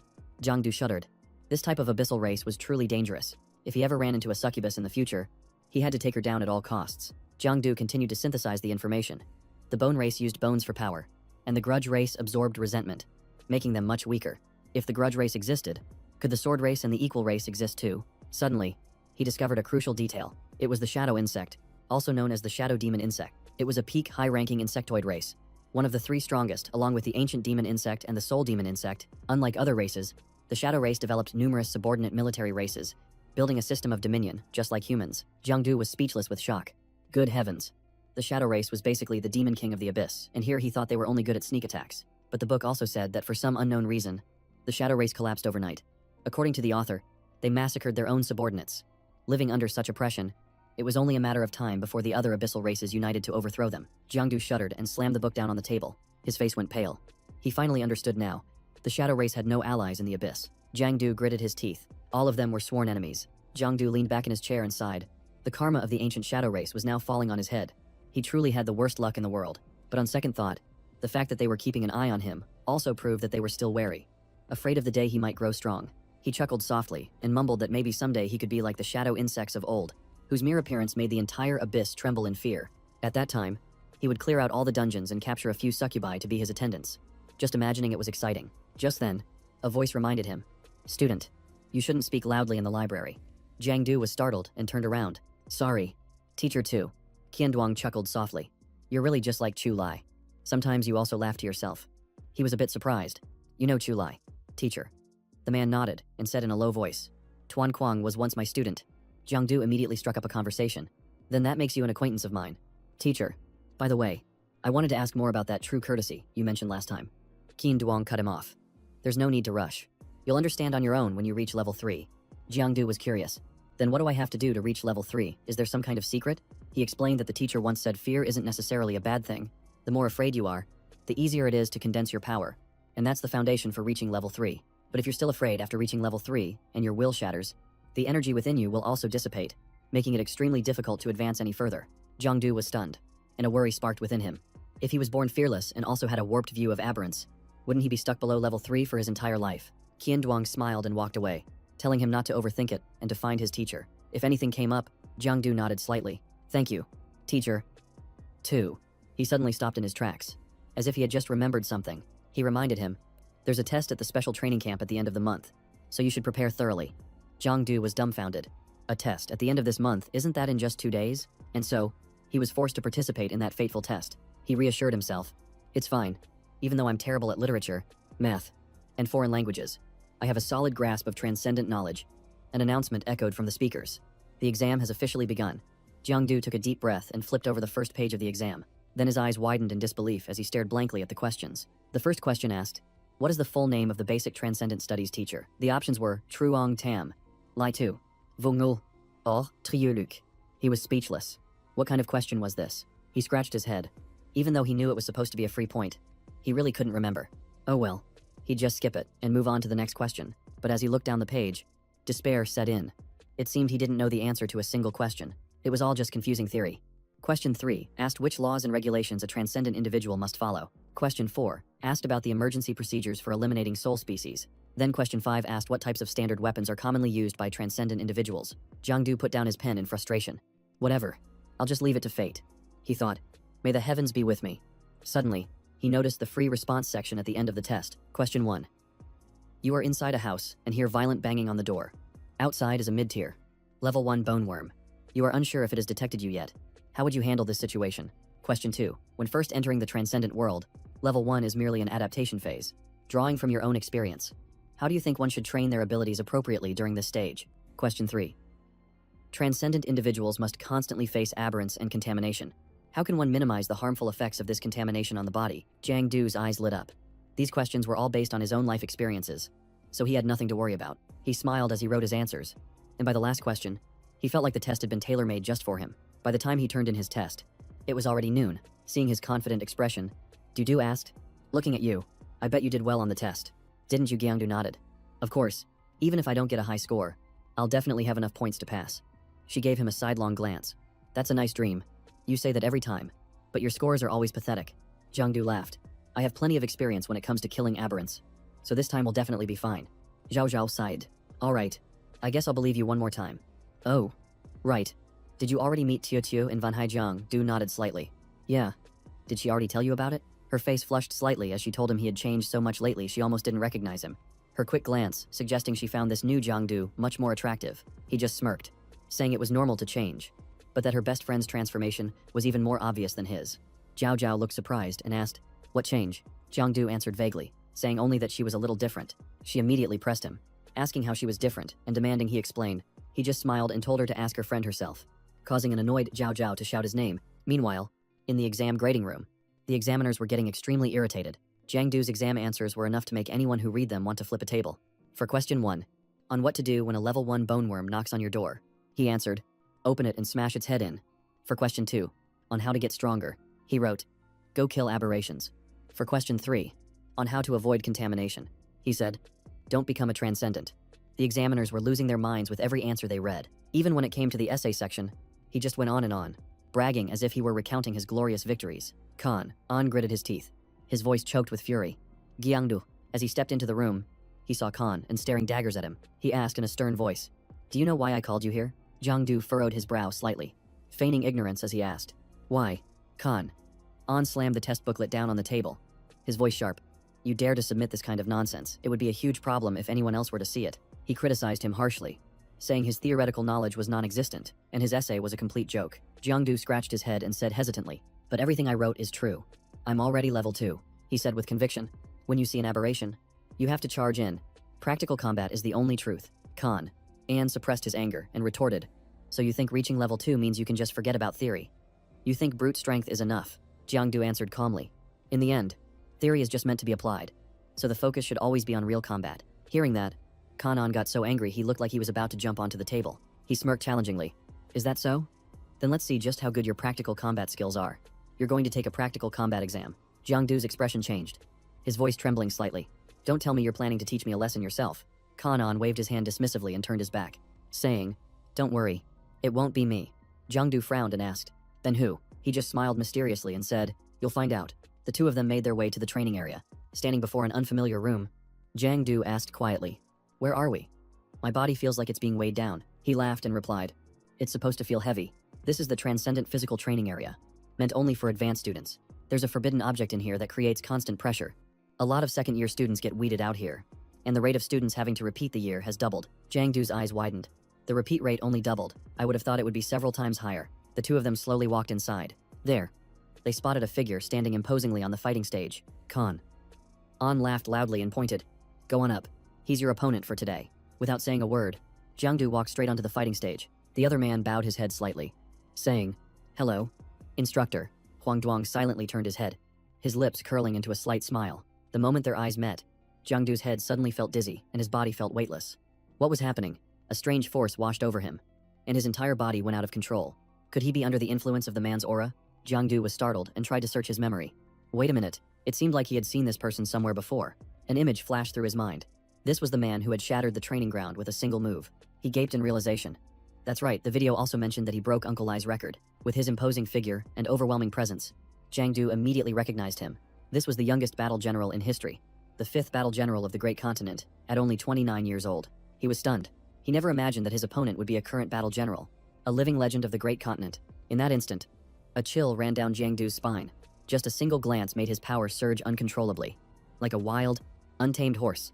If they were to truly fight, the danger would be immeasurable. He frowned as his sharp intuition immediately blared a warning. Without a word, Huang Duang lunged forward, unleashing a fierce kick aimed straight at him. The powerful blow made Jiangdu grimace as blood trickled from the corner of his mouth. In an instant, his body was sent flying as if swept up by a hurricane. Before he could even regain his balance, Huang Duang threw another heavy punch. Jiangdu reacted in a flash, leaning back to dodge it by a hair's breadth. He quickly jumped back, creating some distance to catch his breath, wiping a trickle of blood from his nose. Jiangdu grumbled, attacking without so much as a greeting. "If I hadn't dodged that last one, I'd probably be in the hospital right now." Despite the danger, his heart was boiling with excitement. The chance to fight a battle general of the great continent was a rare opportunity, and the longer the fight went on, the more thrilled he became, not giving him a moment's rest. Huang Duang charged forward, throwing a powerful punch that split the air. Jiang Du skillfully dodged it, his body moving as fluidly as water. He read his opponent's intentions and immediately leaped high into the air to avoid the attack. Just as he predicted, Huang Duang spun and threw an uppercut from below. Amidst the breathless exchange, Jiang Du analyzed as he dodged. His opponent's speed was high and his power was immense, but his techniques were surprisingly simple. Feeling disrespected, Huang Duang's eyes glowed red as his aura surged. Suddenly, Jiang Du's leg was caught fast, and his entire body froze. Unable to move, Huang Duang gathered his strength and brought a powerful blow straight down on his head. Seeing this, Khan An cried out in alarm. Jiang, he managed to raise his arms to block, breathing heavily. Don't worry, I'm okay. I've figured it out, Huang Duang said coldly. It seems level 1 power isn't enough to take you down. Jiang Du was stunned and quietly asked, just level 1. Huang Duang smirked as his aura surged. Then let's see how you handle level 2. As soon as he finished speaking, a massive wave of energy burst forth, pressing down heavily on Jiang Du. Under that pressure, his shoulders felt incredibly heavy, and his breath caught in his throat. Jiang Du gritted his teeth and endured it, thinking to himself, he looks so light, but his power is this immense. He took a deep breath and analyzed the situation. It's true he wasn't using his full strength. That really was just level 1. Without hesitation, Huang Duang launched a kick that sent Jiang Du flying into the corner of the room. A loud crash echoed as he slammed hard against the solid wall. Jiang Du sat slumped on the floor, covered in dust and panting heavily. Kan An watched the scene, his voice filled with annoyance. You call that going easy on him? He rotated his wrist and replied nonchalantly. I was holding back. He's just too weak. Huang Duang shook his head slightly, his eyes filled with disappointment. I heard Van Hai had a young genius who reached ascension before he was 18. It seems I expected too much. Kan An chuckled lightly. You can't judge him by your standards. This kid has potential. He just needs more time to be polished. Huang Duang paid him no mind and said curtly, then let him train slowly. I'm leaving first. Kan An asked. Leaving so soon, Huang Duang replied. I'll be right back after visiting an old acquaintance. He waved his hand with a word of advice. Don't expect too much from that genius. Jiang Du gritted his teeth and growled. You're just going to give advice and leave. The anger inside him erupted, and his energy surged powerfully around his body. Huang Duang paused and turned his head to look back. Jiang Du stood up straight, his gaze determined, his voice low. You can leave if you want. He clenched his fists, his breathing heavy. But before you go, you have to take one of my attacks. When Jiang Du threw a punch, Huang Duang effortlessly blocked it. He put all his strength into it, trying to attack with more force. Seeing that stubbornness, Huang Duang frowned slightly, not wanting to drag it out. Huang Duang immediately pinned Jiang Du to the floor, pinned down by him.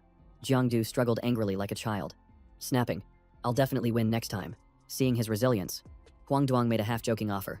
Not bad. Are you interested in coming to Beidou with me? He casually extended a hand and pulled him to his feet.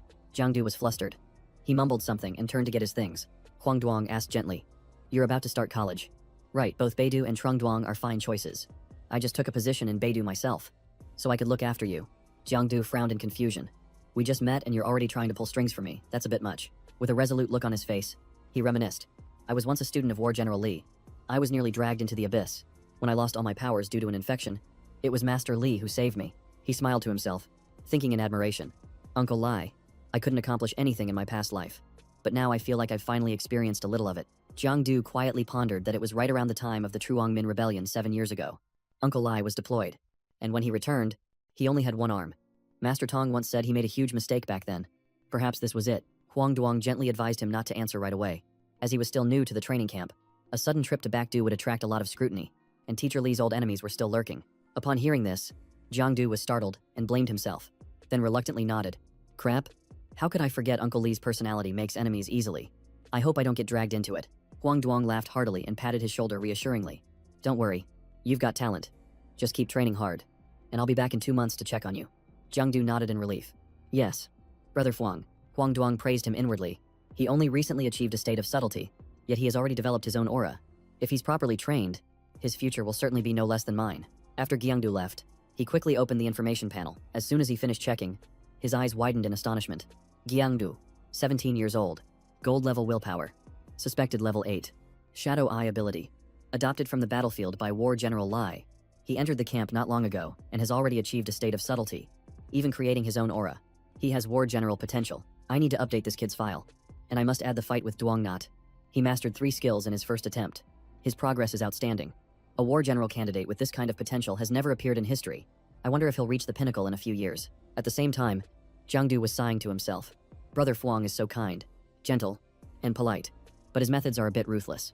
It would be great if there was one more Imperial War general. Suddenly, he opened his phone and saw a message from Duong Tu. She said gently, "The materials from the last blood fiend have been made into a blood ignition potion. It burns your blood to guide your aura, helping you achieve enlightenment better. Want to try it?" Hearing this, his eyes lit up as if he'd just fallen in love, and he shouted with joy, "I can use this for free." The scene quickly shifts to the hospital. Ministry of Health. Jiangdu rushed over, burst through the door, and yelled, "What potion do you have? Let me try it right now." Duong Tu immediately closed the door. He asked in confusion, "Why did you lock it?" She turned around, holding a thermometer, her eyes sharp as a razor. "Sit still for me." He immediately complied, pulling his legs in to cover himself and whispering, "Yes, ma'am." Duong Tu calmly performed the checkup. Health normal. Functions stable. Jiangdu was a little disappointed, so it was just a physical examination. After the exam, she took out a pair of iron shackles. Her stern voice rang out, leaving him stunned. "Come here. Put these on." Jiangdu blushed with excitement, his eyes crinkling in a grin.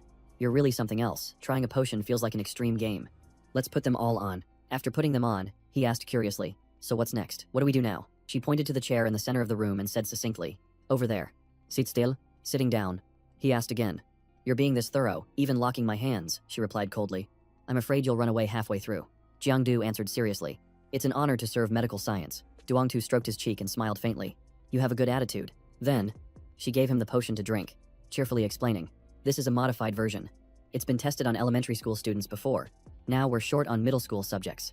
The only side effect is a little insomnia." She stood beside him and reminded him softly, "If you notice anything unusual, tell me immediately." Looking at that strange smile, Jiangdu shuddered inwardly. Why is her smile so creepy? Could it be that, without another word, she immediately pressed the start button. Immediately after, a strong electric current coursed through his body, causing Jiangdu to tremble uncontrollably. It felt as if his soul was about to leave his body. The sensation was far beyond anything he had ever imagined. Seeing his dazed expression, Duong Tu frowned, wondering if the potion hadn't taken effect yet. She excitedly decided to try again, but Jiangdu's vision blurred as he stammered, "Stop. Don't. Stop." Hearing this, Duong Tu gave a mischievous smile. "You don't want me to stop, all right. I'll indulge you." Instantly, an even more ferocious power erupted from within Jiangdu's body. Noticing his drastically changed reaction, she assessed him with excitement. It seems the potion has finally started to work. A new source of energy seemed to awaken inside Jiangdu's body. He was utterly astonished. "Is this my aura?" It was the first time he had ever felt his power so clearly. The flow of aura materialized into a gaseous form that was visible and controllable. Fighting would be much easier from now on. Duong Tu asked curiously, "How does it feel?" Jiangdu closed his eyes, sensing the surging energy that was clearly growing rapidly. She nodded happily. "Very good. This potion is perfect for a level 2. He then grinned slyly. "If that's the case, I'll just drink it every day. I'll have enough aura in no time." Duong Tu sternly objected. "In your dreams, this isn't the same as aura forged through combat. Drink too much and your body will overload and die." Jiangdu was stunned and asked for confirmation. "It really reduces my lifespan." A thought suddenly struck him. What if I'm not afraid of dying, as long as I can fully digest it? Can't I still absorb it just like real aura training? She glared at him as a warning. "That look on your face is too dangerous. Forget about me ever giving you another life-draining potion." Jiangdu smirked to himself. "If you won't give it to me, I'll just find another way to get it." Ata diner. Customers were buzzing with discussion. "Did you hear that explosion last night? It was as loud as an earthquake. Some top-tier masters must have been fighting." Lao Ngo brought a plate of food to a table in the corner. He asked, "Long time no see. How did you get that injury on your face?" Tuan Kwang gave a faint smile. "The cats have been feisty lately. Just a little scratch." Lao Ngo shook his head and advised, "Don't tease them next time. Take your time and eat. Just call me if you need anything." Tuan Kwang smiled and glanced at Huang Duong. "Looks like you've become a battle master. You've really grown up. Even making your teacher. For you a drink?" He raised an eyebrow and smiled. "We fought, and we've had our drinks." "So what?" Huang Duong replied softly. "You went easy on me." "Master," Tuan Kwang said casually, "you think I wasn't using my full strength? But the truth is, I'm just getting old." Huang Duong firmly retorted, "I know the difference. Being old and weak is not the same as holding back. I can tell." He shrugged and concluded, "Perhaps, but it doesn't really matter." Then, Tuan Kwang's tone became serious as he changed the subject. "You've joined the training camp. Right. How is that kid Jiangdu doing? Are you planning to take him as your disciple?" Huang Duong answered directly. "He has rare potential. He's only been there for over a month and has already mastered 4 skills. Why don't you teach him?" "Master," he sighed, blaming himself. "I'm old now. I can't keep up anymore. I'll only be at ease if I entrust him to you." He chuckled, exposing the truth. "The real reason is that no one dares to associate with you anymore." "Right. Stop talking like you're writing your will. Whoever takes him in should be the one to teach him." Tuan Kwang became serious again. "All right. Let's talk about something else. That guy in the northern capital has been restless lately. Are you doing okay?" Huang Duong nodded. "I'm fine for now. But he's looking for something, He grew pensive, sensing a storm was brewing. The path to level 6 is full of hope, yet so uncertain. I fear we won't live to see it. Just then, Jiangdu walked in, complaining playfully. Seriously guys, you started eating without me. Tuan Kuang laughed. We've been waiting for half the day for you. Did you expect us to starve? Come on. Sit down and eat. As Jiangdu served himself some food, he asked curiously. Don't tell me you two just got into a fight. You're both all bruised up. Tuan Kuang was silent. Not answering, Huang Duong just quietly drank his wine. Avoiding Jiangdu's gaze, he waved his hand to change the subject. Lao Ngo, come take a picture for us. Lao Ngo immediately and happily agreed. He raised the phone and with a single press, click. It was done. In the frame was a heartwarming scene of the three of them, looking just like a family. Tuan Kuang looked at the photo on the phone and praised him. This is a great picture. Please send the original to these two. Jiangdu frowned with suspicion. This old guy was acting really strange today. He usually hates having his picture taken, but now he was all smiles and even initiated it. After eating, Jiangdu stood up and said softly, Tuan Kuang, Huang Duong, you guys finish up? Since I'm out today, I have to do my weekly mission. Tuan Kuang nodded and told him to go ahead, while Huang Duong smiled and told him to be careful. He stretched his shoulders in excitement, his spirit ready. Time to get started. The two of them watched his retreating figure, their hearts swelling with both joy and pride. The scene shifts to a large hall. Jiangdu looked around in surprise. He never expected that such a minor mission to hunt a level 2 bloodkin would attract a whole crowd of scavengers and even people from the Night Watch. This should have been wrapped up last night. He frowned, scanning his surroundings. Could the Night Watch's locator have been wrong? After a moment of thought, he decided to take a risk and go down to the shadow plane to check things out. He might just discover something new. Feeling a surge of power, Jiangdu teleported. Ever since reaching level 2, while his health bar hadn't seen a significant increase, his field of vision had expanded exponentially. Suddenly, he looked up and was met with a strange sight. His gaze locked onto a window frame directly opposite him. He immediately understood. No wonder so many people couldn't find it.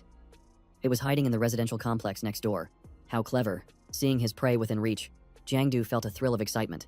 It was a level 2 bloodkin with 70% of its health remaining. More than enough for him to handle. He immediately teleported to get closer. The bloodkin turned its head, its eyes filled with shock. Before it could even react, Jiangdu unleashed a powerful strike. A scream rang out, and he smiled with satisfaction. In an instant, the bloodkin collapsed, its blood pooling across the floor. Jiangdu took a deep breath. A syringe held firmly in his hand. He plunged it down, drawing some blood to bring back to Duong Tu. This meant he would soon have more blood-burning potions to use. The bloodkin let out a miserable groan. Outside, the other contestants jumped, their heads snapping toward the sound that echoed from within the residential complex. Jiangdu grimaced and grumbled. Its scream almost deafened me. Immediately after, a group of people rushed in, shouting, "Don't move. This is the Night Watch. Hands up," Jiangdu calmly replied. "I'm also with the Night Watch. I happened to find this bloodkin and have already taken care of it. You guys can take the body away." As they dragged the corpse outside, another scream echoed from a distance. Jiangdu frowned. That's strange.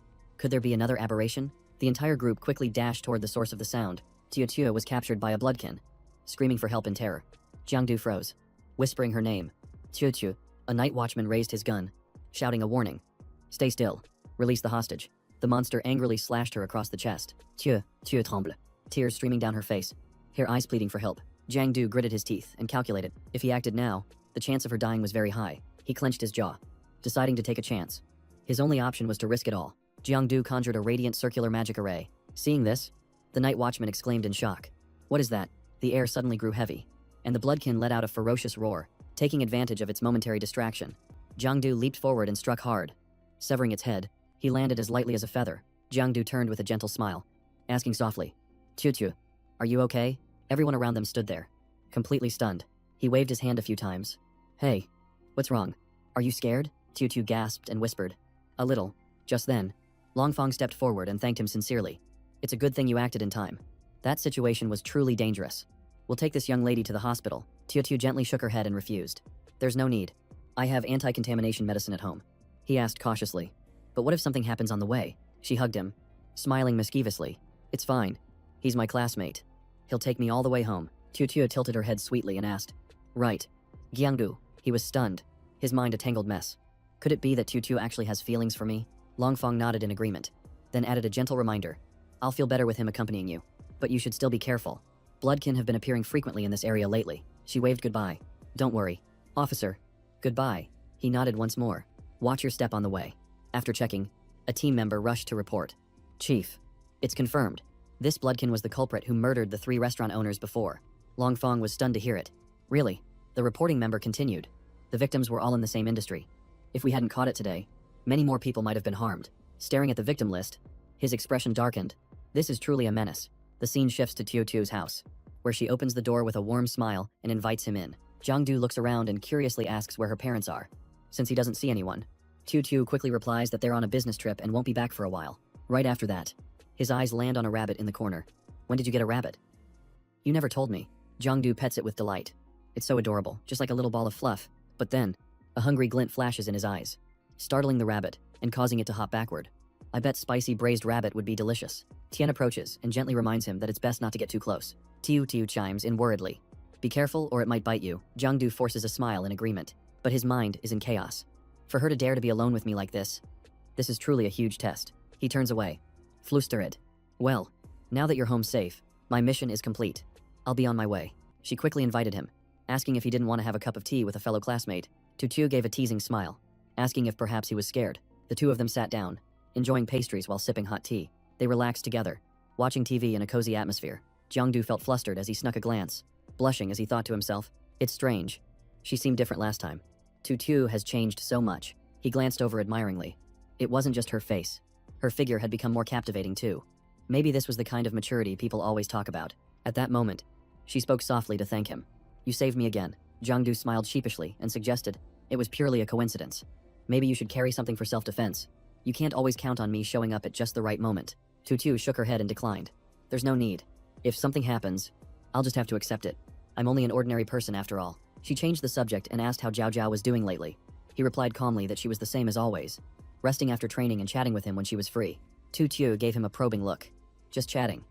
Jongdu answered nonchalantly. What else would we do? Lumap is always there with us. She sighed admiringly. If only I had the talent, I would be with you all right now. But it's okay. We're still old classmates. Jongdu smiled encouragingly. Don't worry about it. We'll be leaving the barracks after the exam, and we can all hang out freely then. Suddenly, she lunged forward and hugged him tightly, leaving Jongdu stunned as he called out her name. Tutu. The two of them were pressed closely together, their heartbeats echoing in their chests. She shifted her body slightly, leaning her entire weight against him. Tutu held on tighter, refusing to let go of Jongdu. He quickly pushed her away and asked in a panic.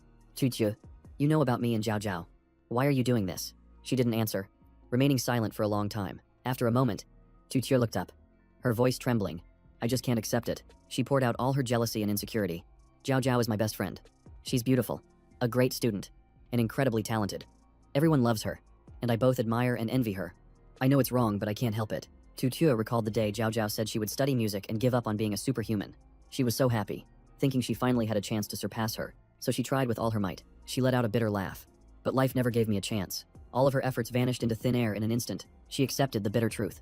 Jiao Jiao and I are from two different worlds now. Just at that moment, the door suddenly swung open. Her parents walked in while in the middle of a discussion. Who would have thought those three would die to the aberrants? It's true, you reap what you sow. But it's still a shame even for old rivals. Both of them froze in shock, unable to say a word. They looked at Jongdu awkwardly, and he gave a sheepish wave. Hello, Tutu's father asked suspiciously. You two aren't. But Jongdu quickly waved his hands to clarify. No, sir, it's not what you think. He quickly made an excuse, saying he had something urgent to attend to and had to leave. Her mother kindly invited him to stay for dinner, but Jongdu politely refused. No thank you. They've already cooked at my place and are waiting for me. Her dad suddenly remembered something important. That's right. He just got word that this whole residential area has been locked down. Jongdu froze and immediately asked, a lockdown? Outside? Armored warriors had already blocked off every exit. Captain Luke carefully surveyed the terrain before giving clear orders, hiding behind a wall. Jongdu silently analyzed the situation. Just as I thought, Captain Luke is leading the team himself. This isn't a simple matter, he quickly deduced. Could they be hunting someone down? After a scan, the monitor reported that the contamination level in this area was significantly higher. We can confirm the target is here. Captain Luke immediately ordered, all units, move out now. Jongdu made a mental note. So the one with the blood rune status is hiding somewhere in this area. Just as he had that thought, he sensed something unusual and immediately looked in that direction. Jongdu was horrified to see the figure of a blood beast. It had actually appeared, but it wasn't at the building where Tutu was. He used his ice drill skill to analyze the situation. Every time, the blood creature has rushed toward Tutu. Could she really be its target? Just then, it suddenly split into countless shadow forms, hiding behind a wall. Jongdu sighed helplessly. Oh my god. Now it's pulling a cloning trick. With so many of them, which one am I supposed to chase first? While he was still confused, one of the blood beasts suddenly jumped through a portal. The guards immediately rushed in, blocking its path and shouting, freeze, don't move. At the same time, a whole series of blood beasts appeared one after another, causing him to freeze in his tracks as he watched. Jongdu quickly realized something was off. This is wrong. They're all fakes. The real one hasn't shown itself yet. He shuddered involuntarily at that discovery. Jiangdu finally spotted its real body. Without a moment's hesitation, he shot forward, shouting, "Don't even think about escaping." Jiangdu immediately teleported after it. As soon as he arrived, he landed softly on the ground. The blood beast swung its arm, slashing straight toward Jiangdu. A massive explosion echoed throughout the area. It narrowed its eyes and looked at him, asking in a mocking tone, "Did you come looking for me?" Jiangdu was confused when he saw the appearance of the being in front of him. Isn't this the exact same form as his recurring nightmare? He muttered in surprise. That's strange. Why can't I see her health bar? Without another word, it lunged forward like a flash of lightning. Jiangdu. And she immediately clashed, attacking each other fiercely. The moment his fist passed right through her body, he froze, completely stunned. Before he could even react, Tio struck back with a mysterious skill. Jiangdu frowned, making an assessment. She was weaker than he thought. Hardly a threat at all. But his last attack did absolutely nothing to her. So what was going on? With that thought, Jiangdu gathered his power and clenched his fist tightly. He suddenly unleashed a spinning punch right at Tio. Yet again, she was completely intact, totally unharmed. Jiangdu lost control and roared as he charged forward. "Are you a bloodline bearer? Was the Yunhai blood contamination incident you're doing?" She glided past him, her voice cold and indifferent. "Take a guess." Jiangdu froze and whipped around, stunned to see Tio now standing behind him. She smirked mockingly. "Too slow. You weren't nearly as decisive as in the video when you were hunting aberrations, because you hesitated in front of that bloodkin couple." Hearing this, Jiangdu became furious and demanded, "Why? They were just small-time merchants. Why did you have to harm them?" Tio answered with a low growl. "Harm them? It's obvious that I saved them." He was enraged and charged forward unsuccessfully, yelling, "What do you mean saved? You call turning them into bloodkin saving them? Do you know anything about their lives?" The wife's younger sister was harassed by the Lu Man gang, and a conflict broke out. The Lu Man brought in a self-proclaimed superhuman, and in just one night, their business was completely destroyed. Tio spoke up. The aberrations never tried to kill them. It was the superhuman who drove them to despair. The more Jiangdu listened, the angrier he got. He roared, "Shut up. You're just exploiting their hatred to turn them into your puppets." Then he screamed, "You're the one who caused all of this. I will never forgive you." And with that, he lunged forward. Tio laughed and began to slowly transform. So then, who is truly the aberration? And who is the superhuman? She suddenly took on Zhao Zhao's face and asked him directly, "Jiangdu, can you even tell the difference?" The moment he saw that familiar face, he froze in place. Jiangdu's punch stopped dead in midair. Tio, in the form of Zhao Zhao, raised an eyebrow slightly. Her voice was slow. "You know who I am now, and you still don't dare to attack." She placed a hand on Jiangdu's chest, her voice soft yet cold. "Aberration or superhuman, it's all the same. It's all meaningless." As soon as she finished speaking, Tio leaned in close with a smirk. "The only thing that matters is me. You understand that, don't you?" Jiangdu faltered for a moment, his mind going completely blank. She seized the opportunity, taking another step forward on her tiptoes, but she was immediately stopped when Jiangdu grabbed her wrist tightly. He frowned, his voice cold. "That's enough." Tio, she feigned weakness, her eyes glistening. "What are you talking about? I'm Zhao Zhao." Jiangdu stared her down, exposing the lie. "Zhao Zhao has never known me in my shadow form. Only you have seen it. When I saved you, the look in your eyes said it all. Besides, other than Tio, no one could possibly create such a perfect replica." Hearing that, she roared and charged forward to attack, but she had only taken a few steps before Jiangdu intercepted her. She clutched her arm, her eyes filled with resentment. It was laughable. How two people of the same nature could be so different. Tio reverted to her true form, her voice ice cold. "That's right. I'm the one who caused the chaos in Van Hai. If you want to kill me, then just do it." Jiangdu remained silent. She slowly stepped closer. Tio gripped his wrist, her voice hoarse. "I've made too many mistakes. Killed so many people. You should end me." She pulled Jiangdu's hand to her own neck, her eyes half closed. "Just a little more force. One touch is all it takes." Before her words could fade, Jiangdu threw a punch straight into her face. His other hand grabbed her ankle, holding her tight so she couldn't escape. He put all his strength into it, violently throwing Tio away. She was caught completely by surprise and had no time to react. Jiangdu swung his arm again, slamming her against a nearby wall. Droplets of liquid dripped from Tio's body onto the cold floor. She trembled, her eyes filled with hatred. "Jiangdu, you really have no humanity. Attacking your own classmate." Jiangdu replied calmly, "You're just a clone made of flesh and blood. Killing you won't change anything." His words stunned Tio. "How did you know this is a clone? Is that one of your abilities?" Jiangdu stated bluntly. "That doesn't matter. You've changed so much from the Tio I used to know." Jiangdu looked straight at her, his voice stern. "Why did you turn out like this?" Her face darkened, her expression cold. "I've never changed. You just never understood." Tio began to tell her story. "My father owned a restaurant, and for years he was oppressed by 3 rivals in the same business. Dark memories flooded back. They hired thugs to cause trouble, threatening my whole family. Even my mother wasn't safe." Jiangdu was stunned. "So you sent the blood fiends to kill those 3 men, then staged a scene to clear your name by having them attack you?" She didn't deny it. "That's right. When I saw those 3 fall, I wasn't scared. I just felt satisfied because I had finally mastered the power I craved. Jiangdu shook his head, still finding it hard to believe. He asked sternly, "So how exactly did you get this power?" Qiu gave a fin smile. "How did I get it? What if I said I just found it on the street?" Jiangdu's voice grew harsh. "I'm not playing games with you anymore," she sighed, her gaze turning cold. "You don't trust me anymore. Fine. I think whatever you want." After speaking, Qiu smiled faintly as her body began to radiate a brilliant red energy. "See you around, old classmate." Jiangdu panicked, reaching out to stop her. "Wait." Qiu, but just as he stepped forward, she vanished into thin air. Jiangdu stood frozen, gently touching what little remained in the air. He looked down at his own hand, his eyes heavy with thought. Jiangdu lowered his head, his expression suddenly turning grim. He looked up at the sky, his voice choked with emotion. Qiu, pressing his lips together, Jiangdu stared at his own hands, softly calling her name. A thought flashed through his mind during the entire battle. No health bar had appeared, which proved it was just a clone, not her real body. The more he thought about it, the more serious it seemed. Jiangdu felt that there was definitely a deeper plan behind the Sea of Clouds incident. Senja needed urgent training, or else she would soon be at a disadvantage. Just then, the ringing of a phone shattered the heavy silence. As soon as he answered, Tuan Kuang's yelling echoed through the phone. "Where have you been? Why haven't you responded?" Jiangdu calmly replied, "I'm on a mission. Have you found anything about the source of the contamination?" Hearing this, the man softened his tone. "It's related to your classmate Qiu. She's a wanted person now, and there's going to be a citywide inspection soon. So don't leave your post." Jiangdu replied curtly, "I understand. I'll head back to the barracks after I eat." Now he was almost certain his guess was right. Even the Night Watch organization couldn't find a trace of Qiu. There had to be a powerful force backing her. The scene shifts to a restaurant, where Jiangdu is eating heartily, knowing he won't get another chance for a good meal anytime soon. Suddenly, a girl approaches him with a gentle smile. "Hello. We saw you were sitting alone, so we'd like to give you this teddy bear." He was a bit surprised when he saw the girl's face. She looked so much like Zhao Zhao. He immediately texted her, "Does this look like you?" Zhao Zhao shot back a blunt reply. "Like my foot, Jiangdu." Not backing down. Texted again. "What kind of girl talks like that?" She immediately sent a photo with an accusatory caption. "You tell me. Qiu sent me this picture and then blocked me. How do you explain this?" Jiangdu froze, his eyes glued to the phone screen. He gritted his teeth and cursed inwardly. Qiu is such a good actress. I let her go once, and she still pulls these tricks behind my back. Then he texted back, "That picture is fake. Let me explain when I get back." Just then, a child's voice caught his attention. "Daddy, that teddy bear is so pretty." The voice sounded very familiar. Dang Koa's wife smiled. "But your teddy bear is pretty too." The little girl pouted.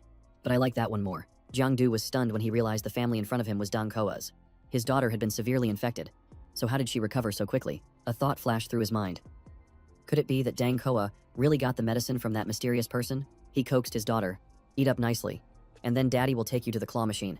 You can get as many as you want." The little girl obeyed and nodded her head. Jiangdu walked over and handed the bear in his hands to the child. "Here you go. Little one, this is for you." Dang Koa was surprised, then pleased. "Really, you're too kind." He also smiled and said, "Thank you so much." Jiangdu patted the little girl's head and smiled. "You're welcome."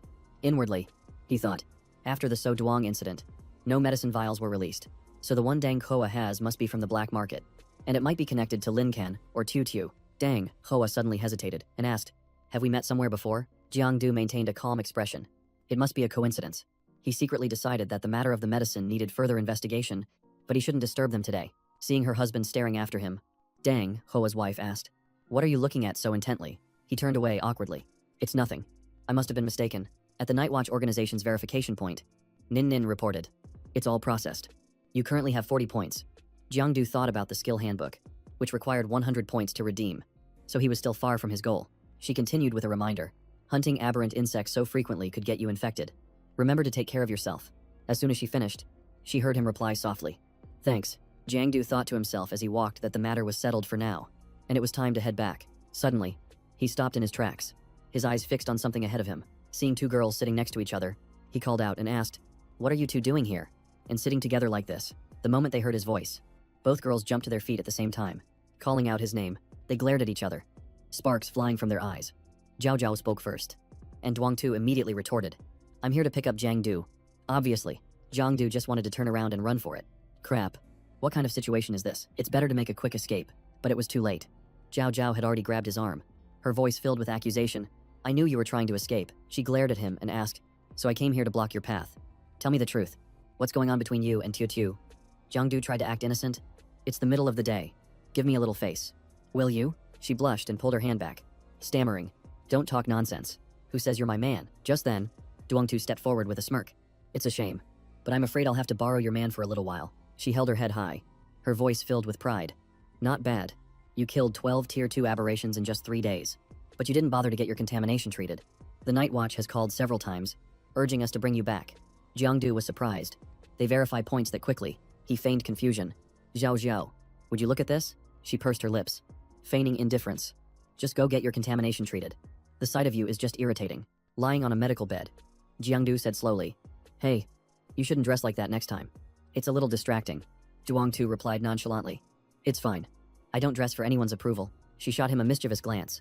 So does that mean I can only dress this way in front of you? Jiangdu frantically waved his hands. No. Don't do that.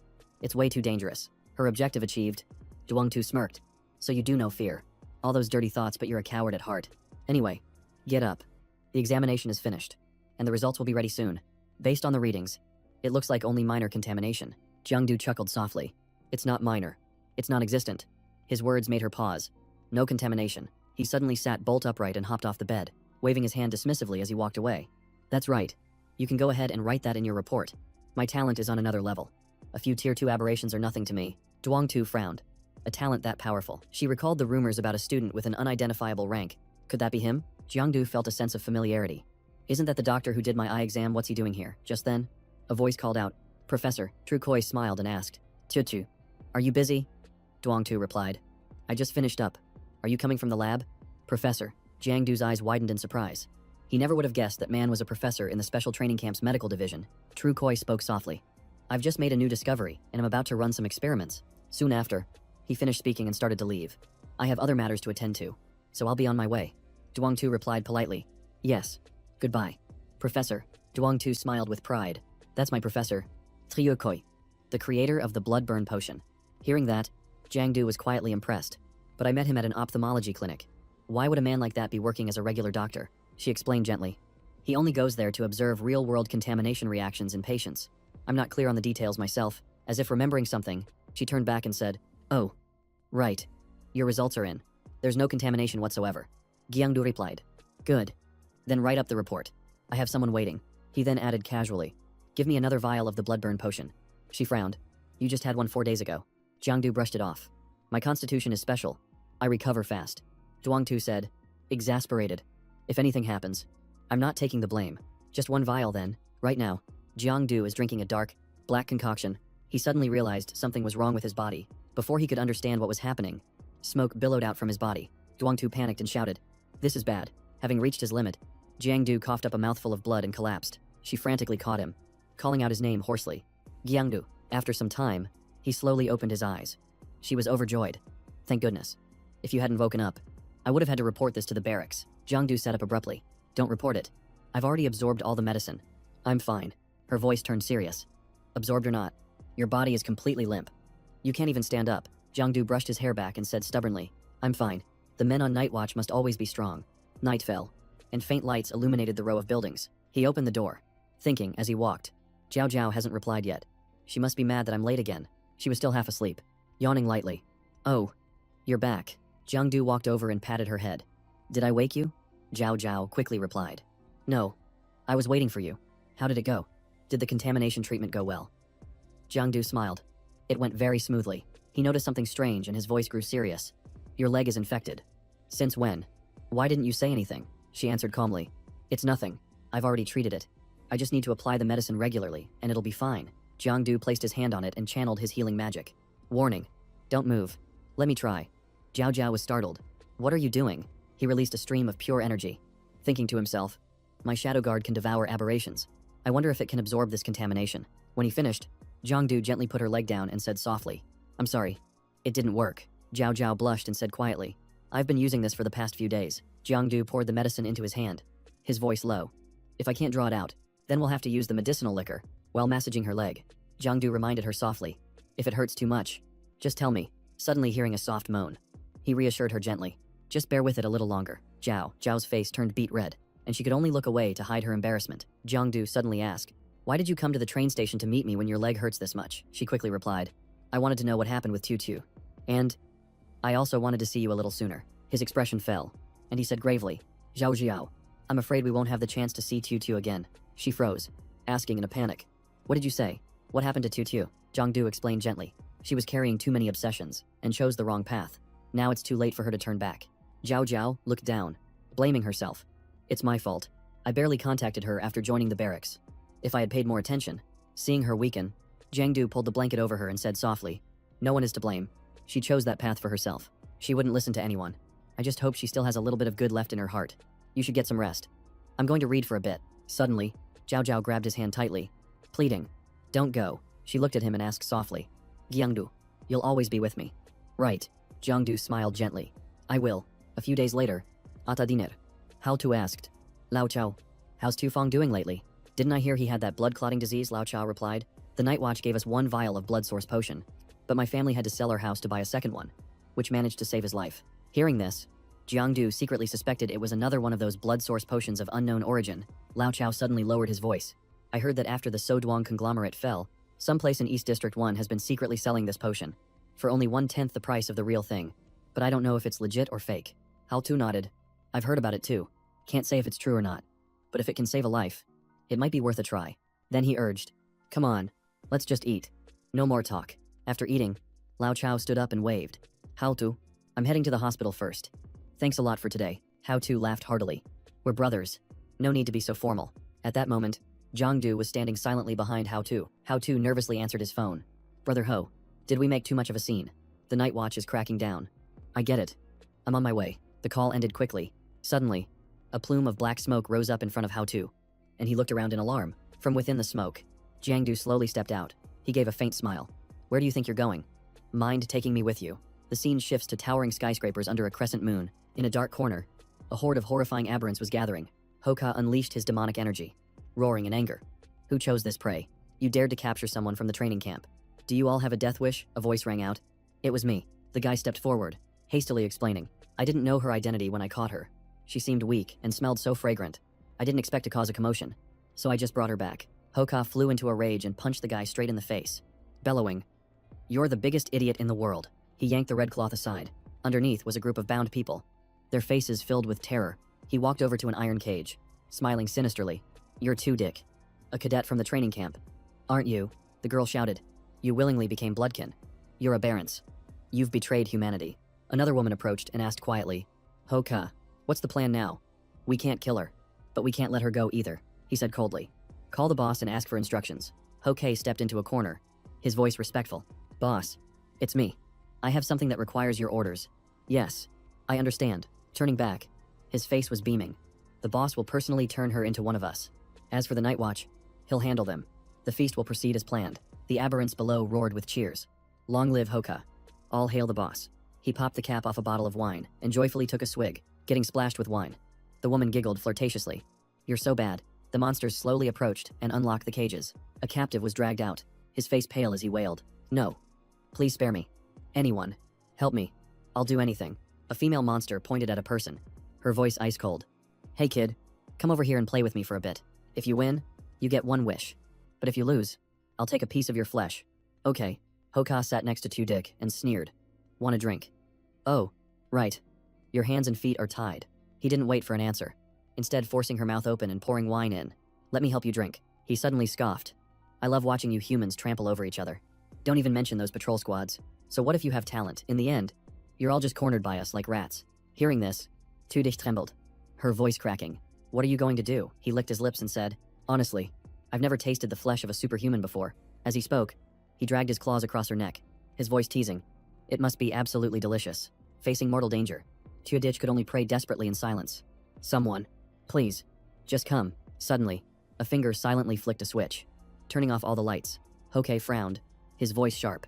Who just turned off the lights? All the lights immediately focused in one direction.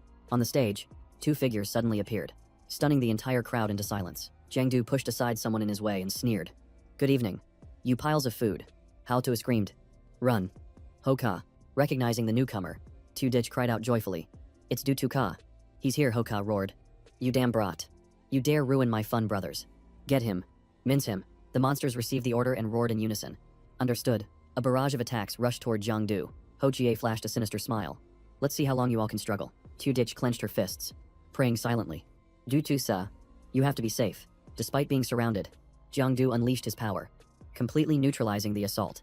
A surge of electrical energy erupted from his body. Tudik suddenly rushed forward to hug him tightly. Overjoyed. I knew it.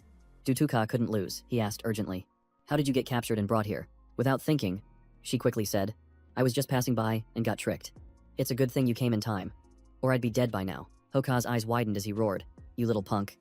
You dare injure my brothers and try to steal my prey. He immediately channeled his power and launched an attack. Jiangdu wasn't phased at all. We'll see who dies, he said, meeting the attack head on. The two sources of power crashed into each other like a bolt of lightning. As their techniques collided, Ho Xie screamed in pain, sensing that something was terribly wrong, hiding behind him. Tudik asked in a stern voice. Who is your boss? Hoka shivered and stammered. I'll talk. I only know his last name is Lu. He pressed further. And who's above him? The man answered. I honestly don't know. I've never met anyone else. Jiangdu's eyes turned ice cold as he said slowly. If you don't know anything, then keeping you around is useless. Hoka fell to his knees, his voice trembling. Please spare me, I really don't know anything else. Jiangdu suddenly sensed a murderous aura and became alert. Someone was coming. The large door suddenly exploded with a deafening bang. A group of people stormed in, shouting loudly. This is the night patrol, nobody move. Ho Chie scrambled over to hug the captain's leg, crying, Officer, save us. There was a man in black trying to kill us. We only survived because you all showed up. Quick. Arrest him. The captain scanned the area, but he couldn't see anyone out of the ordinary. Tudish stepped forward and declared, Don't listen to his lies. It was obviously this pack of mutated blood fiends that wanted to eat us. If it hadn't been for Dutu Ka, we wouldn't be alive right now. The captain frowned as a thought immediately crossed his mind. Dutu Ka. Isn't that the guy who became famous online for being a scavenger? A voice came through his earpiece. What's your status? He replied. A minor complication. But thankfully no one was injured. The blood fiends and their leader are all apprehended. The voice on the other end said, Good. We've also confirmed the location of the mastermind, Mr. Lu, and are preparing to act. From the shadows, Jiangdu watched silently. If the patrol team had already caught the big fish, then there was no need for him to get involved. But was that guy Lu really the one pulling the strings? As he sank into the ground, he thought, whatever. There are probably more clues to follow up on. Today's gains weren't too bad. I've been using my power continuously for a week now, so I should head back and recharge. She frowned slightly, thinking to herself, Dutuka's presence just disappeared. He must have retreated. It's only been a month, yet he's already become this powerful. His fighting style is just like the Great Demon King from the training camp. Unless... The scene changes. Zhuang Tu was puzzled. You finished 10 vials of the blood-wasting potion. You should have lost 3 years of your lifespan, but you don't show any signs of harm. Your body is truly bizarre. Jiang Du replied nonchalantly. Well, I'm right here. If you want to run some tests, be my guest. She reached her hand out, murmuring, the equipment isn't detecting anything strange, and I can't see anything unusual with my own eyes. Duang Tu moved closer and said softly, I believe that one day, I will find out just what it is you're hiding. Turning away, she added, from now on, you can take the potion on your own. Jiang Du was curious.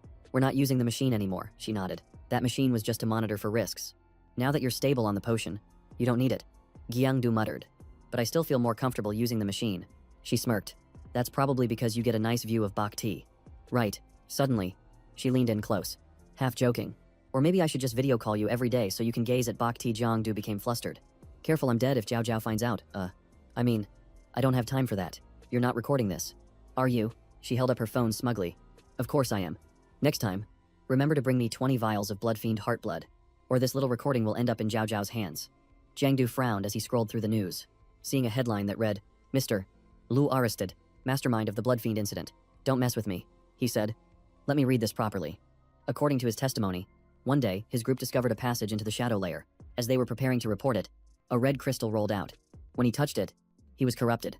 That crystal was the mutated corpse of a special blood fiend, influenced by its power. His life was changed forever.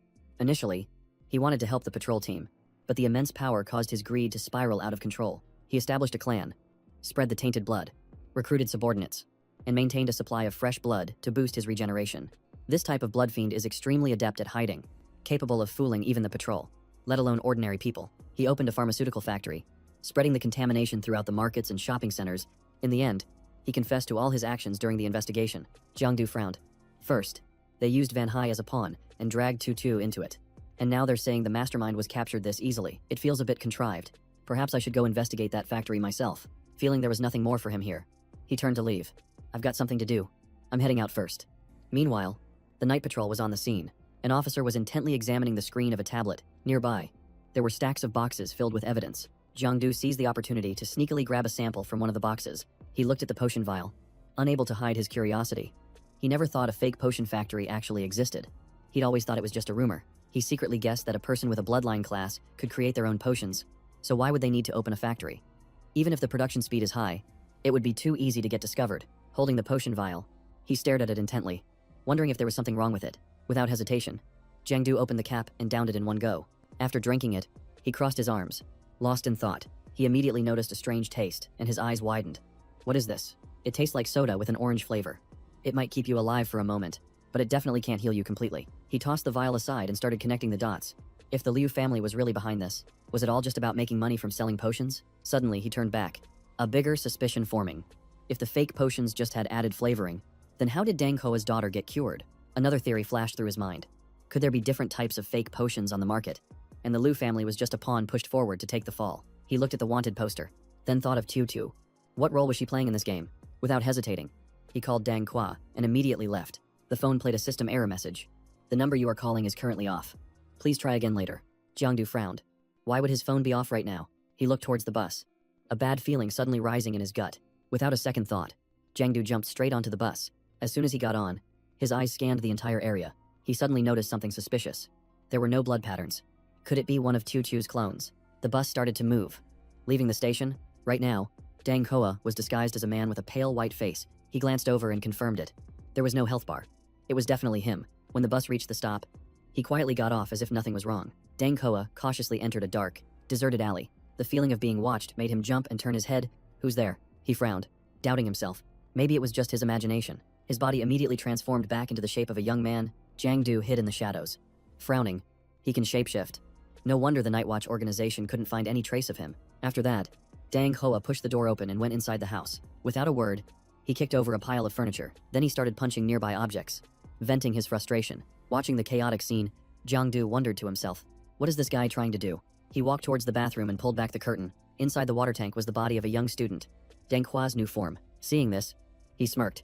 Right on time. He opened his mouth, and his soul separated from his current body. Then, immediately after, it shot straight into the body in the tank. In just an instant, Dang Hoa opened his eyes wide in his new body. He sat up decisively, sending water splashing everywhere. Without hesitation, he struck a powerful blow, destroying his old body. From the remains, a horrifying aberration arose. It thrashed about frantically, crashing into the door and then slamming into the wall. Dang Hoa reached out his hand, absorbing all of the aberration's energy into himself. Once finished, he collected the fluid into a vial, overjoyed that a new blood source potion was ready.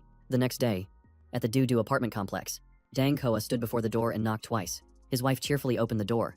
You're here. He smiled and gave a warm nod. Just then, the little girl ran out to show off. Uncle, look, this is my new house. It's so big and beautiful. Dang Koa smiled gently. Yes. It's a shame your dad is busy with work, so I came to help you and your mom. He pulled out 2 large bags. Beaming. Here. Uncle brought you some super delicious sodas. The little girl politely accepted the gift. Thank you very much. Uncle, the wife asked in a serious tone.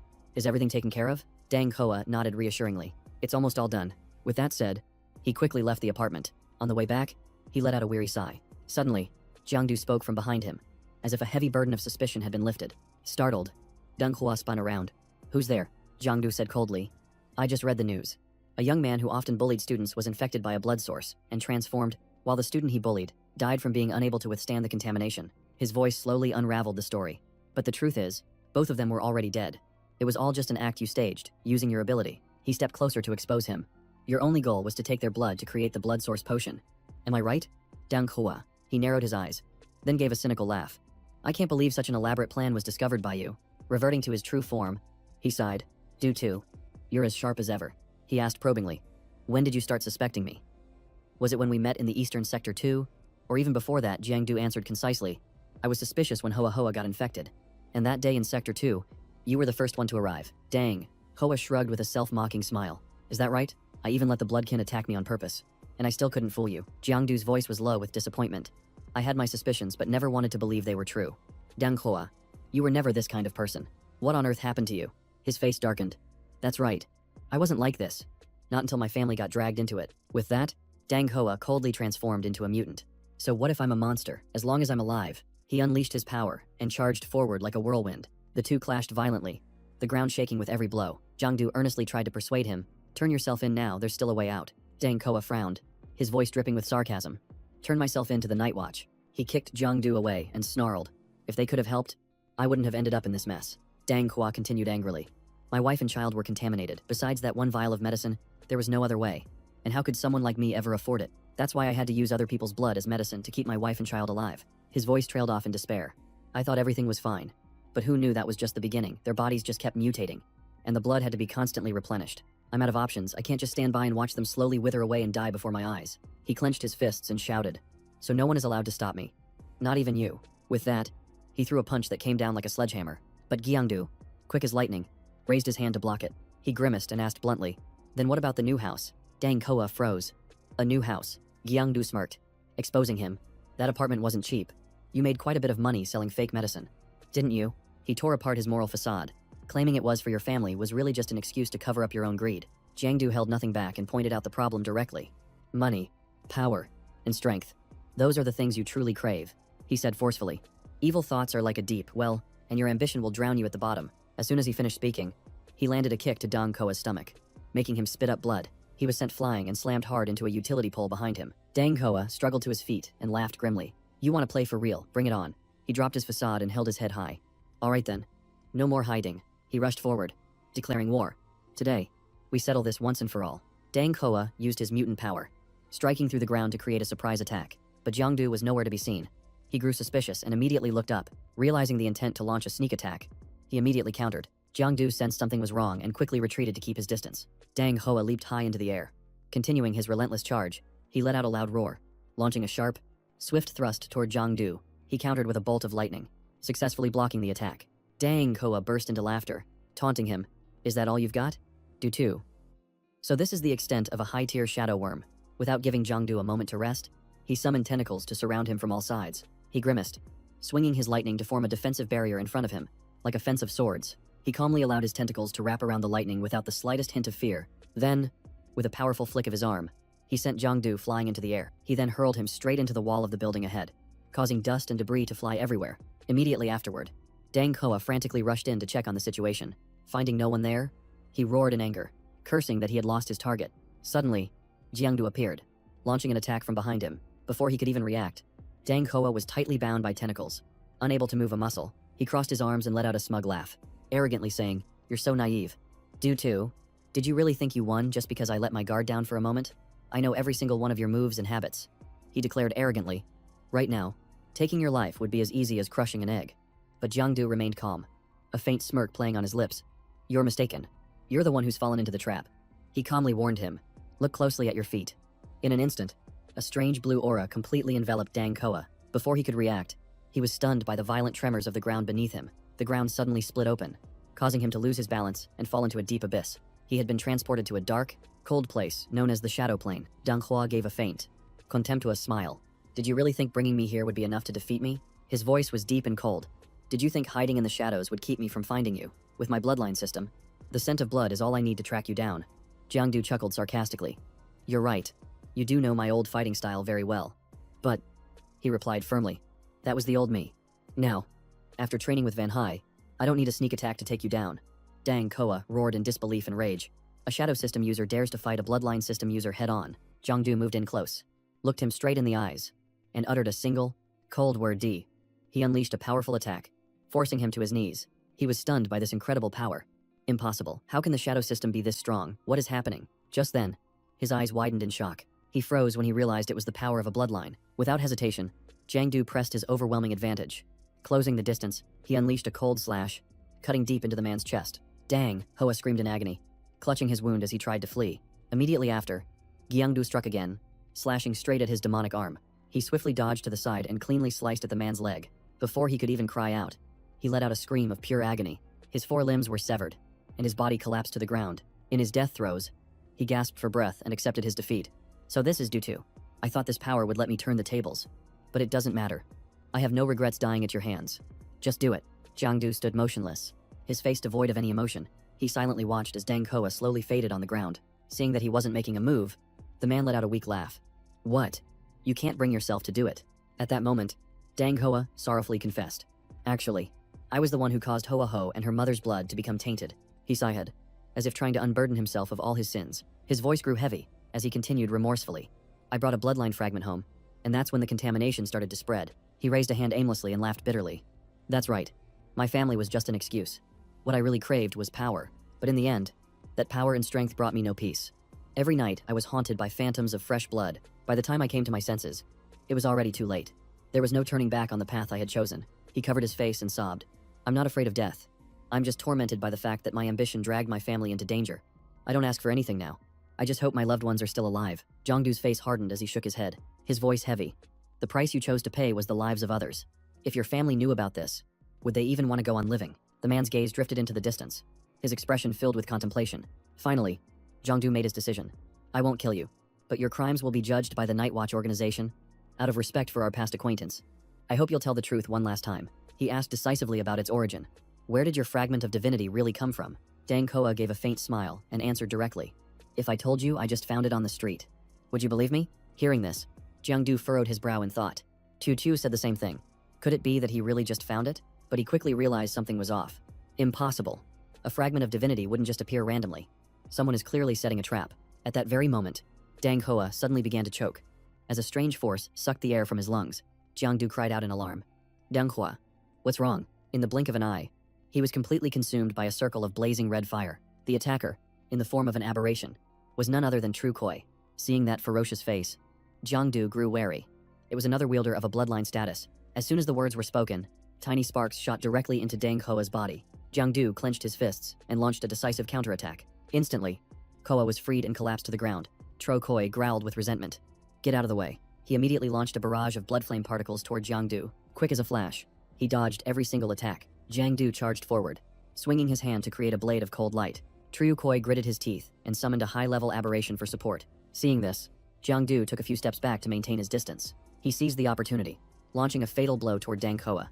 In that instant, Dang Koa braced himself and pulled a life stone from his chest. Jiangdu shouted in alarm, Dang Koa, stop. But Triu Koi was quick to snatch the stone away. He didn't hesitate to absorb all the energy from it. As Triu Koi was about to step into the open portal, Jiangdu yelled, stop right there. He gathered his strength and unleashed a wave of energy that sent the aberrations flying. Get lost. Jiangdu shot a cord of light straight at his opponent. It pierced the mask, causing it to fall to the ground. Jiangdu frowned, looked up, and asked curtly, who are you? When the mask fell off, he was stunned. It was Dr. True. Jiangdu stood frozen, unable to believe his eyes. Triuhoi smirked slightly and asked, so you recognize me? Jiangdu didn't answer, only tightening his defensive stance warily. The high-level aberrations nearby roared menacingly in unison. Triuhoi ordered coldly, I gave you time to deal with your old business with Koa. Now it's best you retreat. Jiangdu sneered. Retreat? You think I would spare the mastermind behind all these crimes? Tri Koi quickly retorted. You've misunderstood. The murders and the poisoning were all Koa's doing. I had nothing to do with it. Jiangdu gritted his teeth, his voice as cold as ice.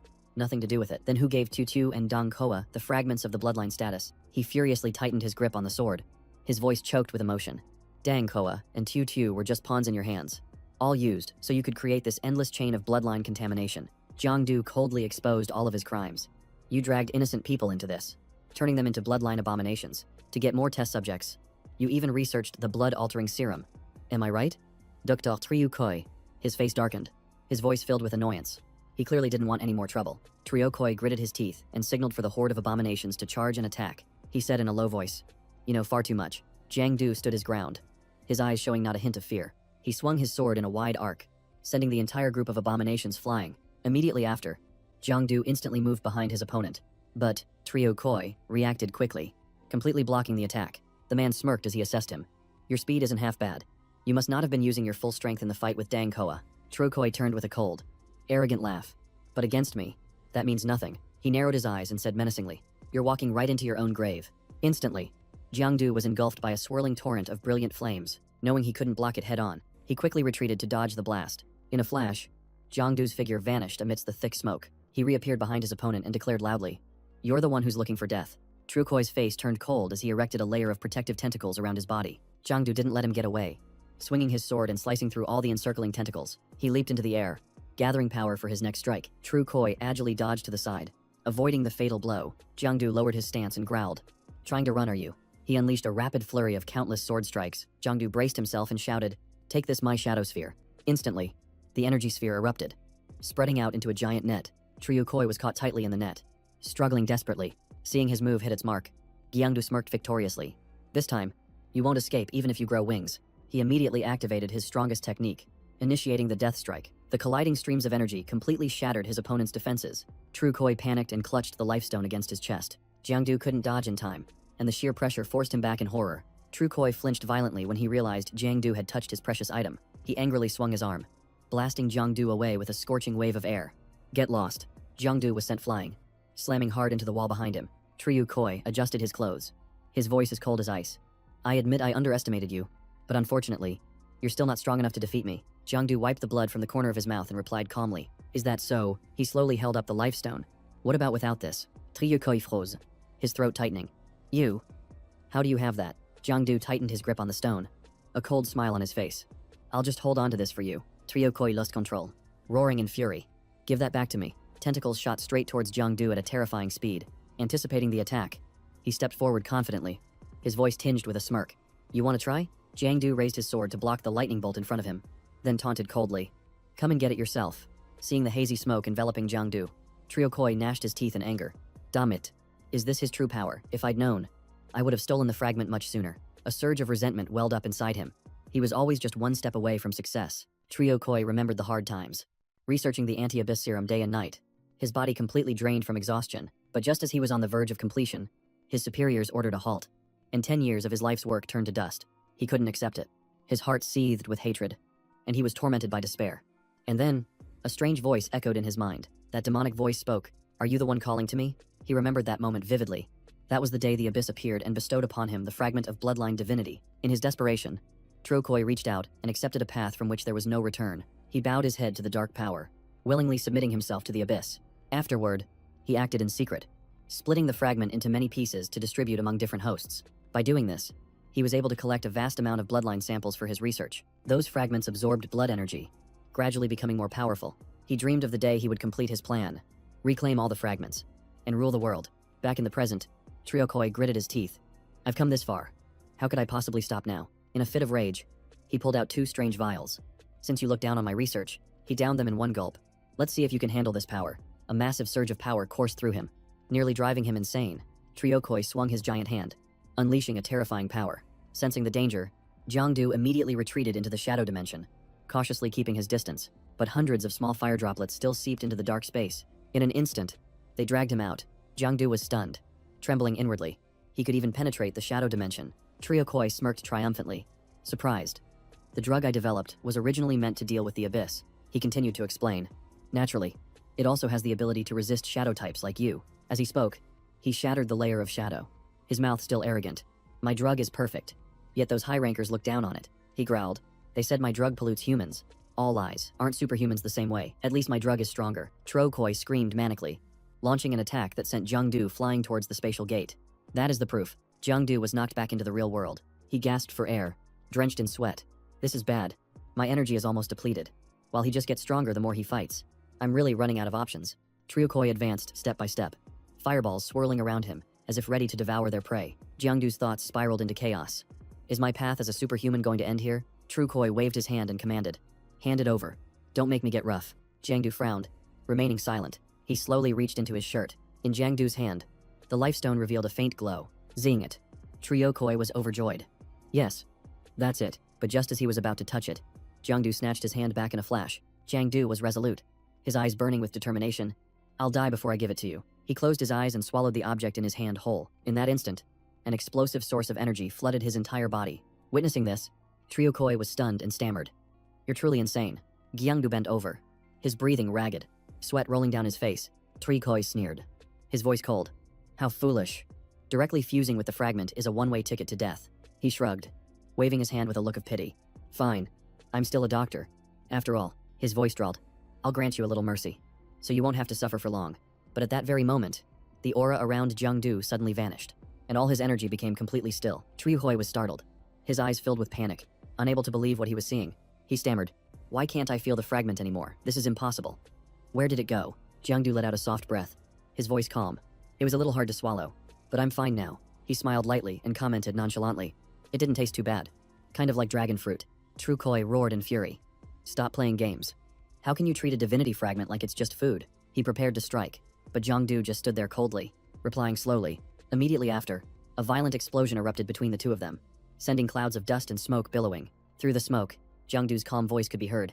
Perhaps you didn't know, but bloodworms are the natural food for shadow worms. He stomped his foot hard on the ground as a light flared up around his body. The blood system fragment is mine now. The area fell silent as Jiangdu's body transformed, reaching a completely new level. He stated simply, "I've already absorbed it." Tro Koi was stunned, sweat pouring down his face like rain. He screamed, his voice cracking, "Impossible. All my hard work, stolen by you just like that." Trio Koi threw his head back and let out a long scream, the sound echoing throughout the entire space. At the same time, a series of vials fell and clattered onto the stone floor. He hastily injected all of them, transforming his body into a high-level blood species. His eyes bloodshot. He roared one word, "Kill." Tro Koi swung his arm, creating a storm of chaotic energy. He blinked continuously, darting around like the wind. Jiangdu gracefully dodged, avoiding each and every ferocious attack. A flash of excitement sparked within him.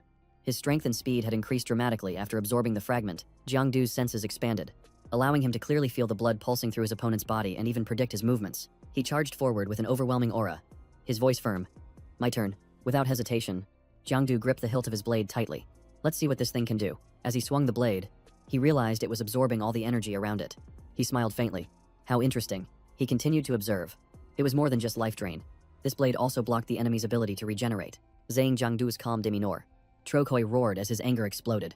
Jiangdu's lips curled into a disdainful smirk. Tro Koi gathered all his strength, and the flames around his body flared up violently. He unleashed all his power, sending Jiangdu flying high into the air. He grunted softly, taking a few steps back to steady his stance. Jiangdu frowned in thought. "I should have been able to hide in the shadow layer, but it seems my current form restricts that ability." Without a second thought, he summoned his deadly acid blood. Jiangdu was stunned, muttering, "What's with this crazy amount of blood? Did my last attack hit so hard that it ruptured his blood vessels?" He squinted, focusing his gaze to get a better look. The layer of dark red blood was eating away at the ground. Bit by bit, alarmed, Jiangdu leaped backward, narrowly avoiding contact with it. Trio Hoi smirked sinisterly and taunted. Too late to realize it now. He roared in fury. "Now dissolve in hell." A massive amount of blood surged forward as he screamed. D. Anticipating the attack, Jiangdu quickly shot up into the air. Trio Koi looked up and sneered. "You think flying up is enough to escape?" He launched a barrage of acid bloodstreams right at him. Jiangdu remained calm, thinking, "This blood ability consumes his own lifeblood to function. I just have to wait until he runs out, and then I can counterattack." As if reading his mind, Trio Koi let out a mocking laugh. "Waiting for me to run out of blood, are you?" He suddenly recalled all of his blood parasites. Then, he submerged them all into the churning pool of blood at his feet. Jiangdu was horrified, exclaiming, "He's using the blood parasites to create more blood." Trio Koi hissed through clenched teeth. "There's nowhere to run. This hellish blood will corrode you down to the very marrow of your bones." He continued to gloat about his plan. "Right now, the Night Watch organization is still busy dealing with the monsters I released. By the time they notice, it will already be too late." Trio Koi painted a picture of utter destruction. Starting from this small neighborhood, it will spread to the entire region. And finally, it will drown all of Vanhai City in a sea of blood. He threw his head back and cackled like a madman.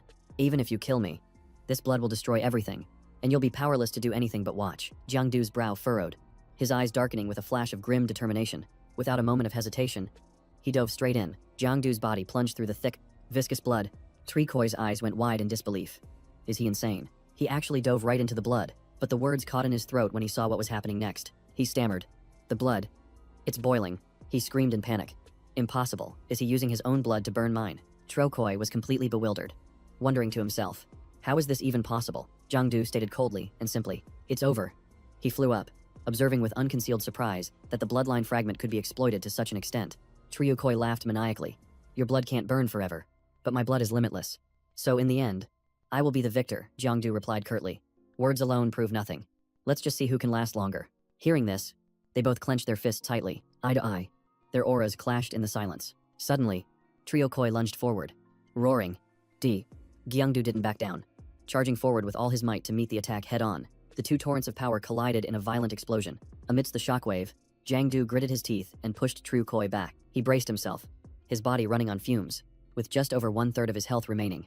But the pressure from Trio Koi was overwhelming, causing Jiangdu's figure to gradually fade into thin air. When the dust settled, Trio Koi realized there was no one left in front of him. He stood in the middle of the battlefield, laughing like a madman. "I've won, you see. This is my true power. No one can stop me. No one." Just then, a thunderclad blade descended, piercing straight through his chest. Trio Koi shuddered as blood gushed from his mouth. He turned his head, his eyes filled with rage. "Impossible. You dare launch a sneak attack." Panting, Jiangdu replied coldly. "I am a shadow. How else am I supposed to fight, if not with sneak attacks?" Immediately after, the energy within the sword erupted violently. Trio Koi screamed, his voice choked with emotion. "I can't accept this. I haven't accomplished anything yet." In his agony, He remembered his past, how hard he had strived, but no one ever saw his efforts or acknowledged his worth. That's why he had to prove himself. He had to surpass everyone else. I want everyone who ever looked down on me to pay. I want them all to see. I want to become the one with ultimate power, the ruler of this entire world. Tears streamed down his face, his voice breaking in despair. I still want more. He lay sprawled on the ground, whispering his final words. I still want more. A few minutes later, Dang Hoa staggered to his feet amidst the rubble. Captain Luke stood coldly before him and said, "So, you're awake." He turned away and gave a firm command. "Take him away, immediately." Dang Hoa was handcuffed in silence. As he was being led away, he couldn't help but look back over his shoulder. He saw Jiang Du standing there, watching him in silence. Dang Hoa choked out his plea. "My wife. My little Hoa Ho. I'm entrusting them to you." Jiang Du said nothing, just stood there in silence. After that, Dang Hoa was taken away without a single word of farewell. The scene shifts to a small eatery, the smell of hot steamed buns wafting through the street. The owner cheerfully brought over the buns. "Here are your buns. See you. Please enjoy." Taking a bite, Jiang Du nodded in approval. "This is really good. Freshly steamed buns in the morning are the best." The owner smiled and replied, "That's right. My steamed buns are the most famous in this area." He curiously changed the subject. "I heard some scavengers came and caused trouble a few days ago. Is that right?" The owner sighed. "Yes. They dared to mess with my daughter just because they thought they had a bit of power." Jiang Du asked with concern, "Did you report it to the Night's Watch?" After all, those scavengers fall under their jurisdiction. The owner said wearily, "I did, but they were released a few days later and came back to cause trouble." He smiled faintly. "I figured. So you taught them a lesson, didn't you?" The owner froze, unable to argue. He lowered his head, silent for a long moment, his eyes filled with complex emotions. Finally, he sat down and sighed. "So someone still managed to track me down. I really thought I had hidden myself well." He took out the life stone, his voice low. "You're here to collect this, aren't you? I had a feeling from the moment you walked in." Jiang Du was astonished and asked, "You're giving it up that easily? Aren't you afraid your daughter will face retaliation?" The owner gave a sad little smile. "I'm still afraid, but I can't protect her forever. Relying on this thing is no substitute for becoming strong yourself." He gently handed over a few vials of medicine, saying softly, "Try this. It might help remove the remaining contamination." The owner was surprised and asked, "Aren't you here to arrest me? Aren't you with the Night's Watch?" Jiang Du turned and walked away, his voice calm. "That's not necessary anymore. You're the last one, and you're the only one who passed." The owner clutched the vial tightly, tears streaming down his face uncontrollably. Deep inside, Jiang Du trembled and whispered, "Why does it have to be me?" He stood silently, staring at the scene before him, his mind blankly repeating, "Why did everything turn out like this?" Jiang Du shouted in horror, "Uncle Luke, Uncle Lai, Fatu, what's wrong with you all? What happened here?" Suddenly, the image of a girl appeared in. Jiang Du was stunned when he realized it was the familiar girl. How. He immediately rushed forward, trying to reach out and touch her, but a cold-looking young man had already embraced Rao tightly. Seeing the stranger, Jiang Du observed him closely with suspicion, wondering who he was. When he saw the man's face clearly, he was stunned and exclaimed, "It can't be." Jiang Du screamed out in panic and pain. How. Back in reality, he suddenly shot up, his hand resting on her chest. How. At that exact moment, he snapped fully awake, and the atmosphere in the room became awkward. She blushed and angrily slapped his hand away. "Jiangdu." Zhao Zhao grabbed his hair and scolded him relentlessly, proving that some bad habits just won't die. Jiangdu frantically tried to explain. "It's not like that. Please just listen to me." Zhao Zhao, but she gave him no chance, immediately unleashing a flurry of punches that rained down on him. In the blink of an eye, a full month had passed, and today was our final training session at Cloud C. Zhao Zhao and I achieved top scores, so we were invited to give a speech. But since I'm not a fan of public speaking, I invited Fatty to grab a bite to eat instead. Afterwards, we said our goodbyes to Uncle Lee and Uncle Luke. Then, Zhao Zhao and I flew back to the northern capital together. On the plane, I sat quietly, gazing out the window. Sitting beside me, she perceptively asked, "What's wrong? You've seemed so out of it all day." Jiang Du confessed what was on his mind. "I've been thinking about what the abyss truly is in this world." Zhao Zhao looked surprised. "You mean the abyss fragments? We've already studied them. They're everywhere." But Jiang Du shook his head firmly. "No, I'm talking about the abyss itself." He shared thoughtfully. "I used to think the abyss was some faraway place in the universe. It wasn't until a few days ago that I realized it's actually very close." She tilted her head. "Close, what do you mean?" Jiang Du looked straight ahead, his voice firm. "It lies within every person's heart." Zhao Zhao grumbled in confusion. "What are you talking about? All of a sudden you're getting philosophical like some sage. Did you hit your head or something?" Jiang Du chuckled. "It's just a feeling I have. You can just think of it as me joking around." She suddenly asked, "If one day I was swallowed by the abyss, what would you do?" Without a moment's hesitation, Jiang Du took her hand and held it tightly. He answered resolutely, "I would charge straight into the abyss without a second thought. I'd risk everything to bring you back, even if it meant having to confront myself." Hearing his words, she blushed and was left completely speechless. The northern capital drew ever closer. The path ahead seemed bright, but it was still fraught with danger. because the abyss is ever present, lurking everywhere.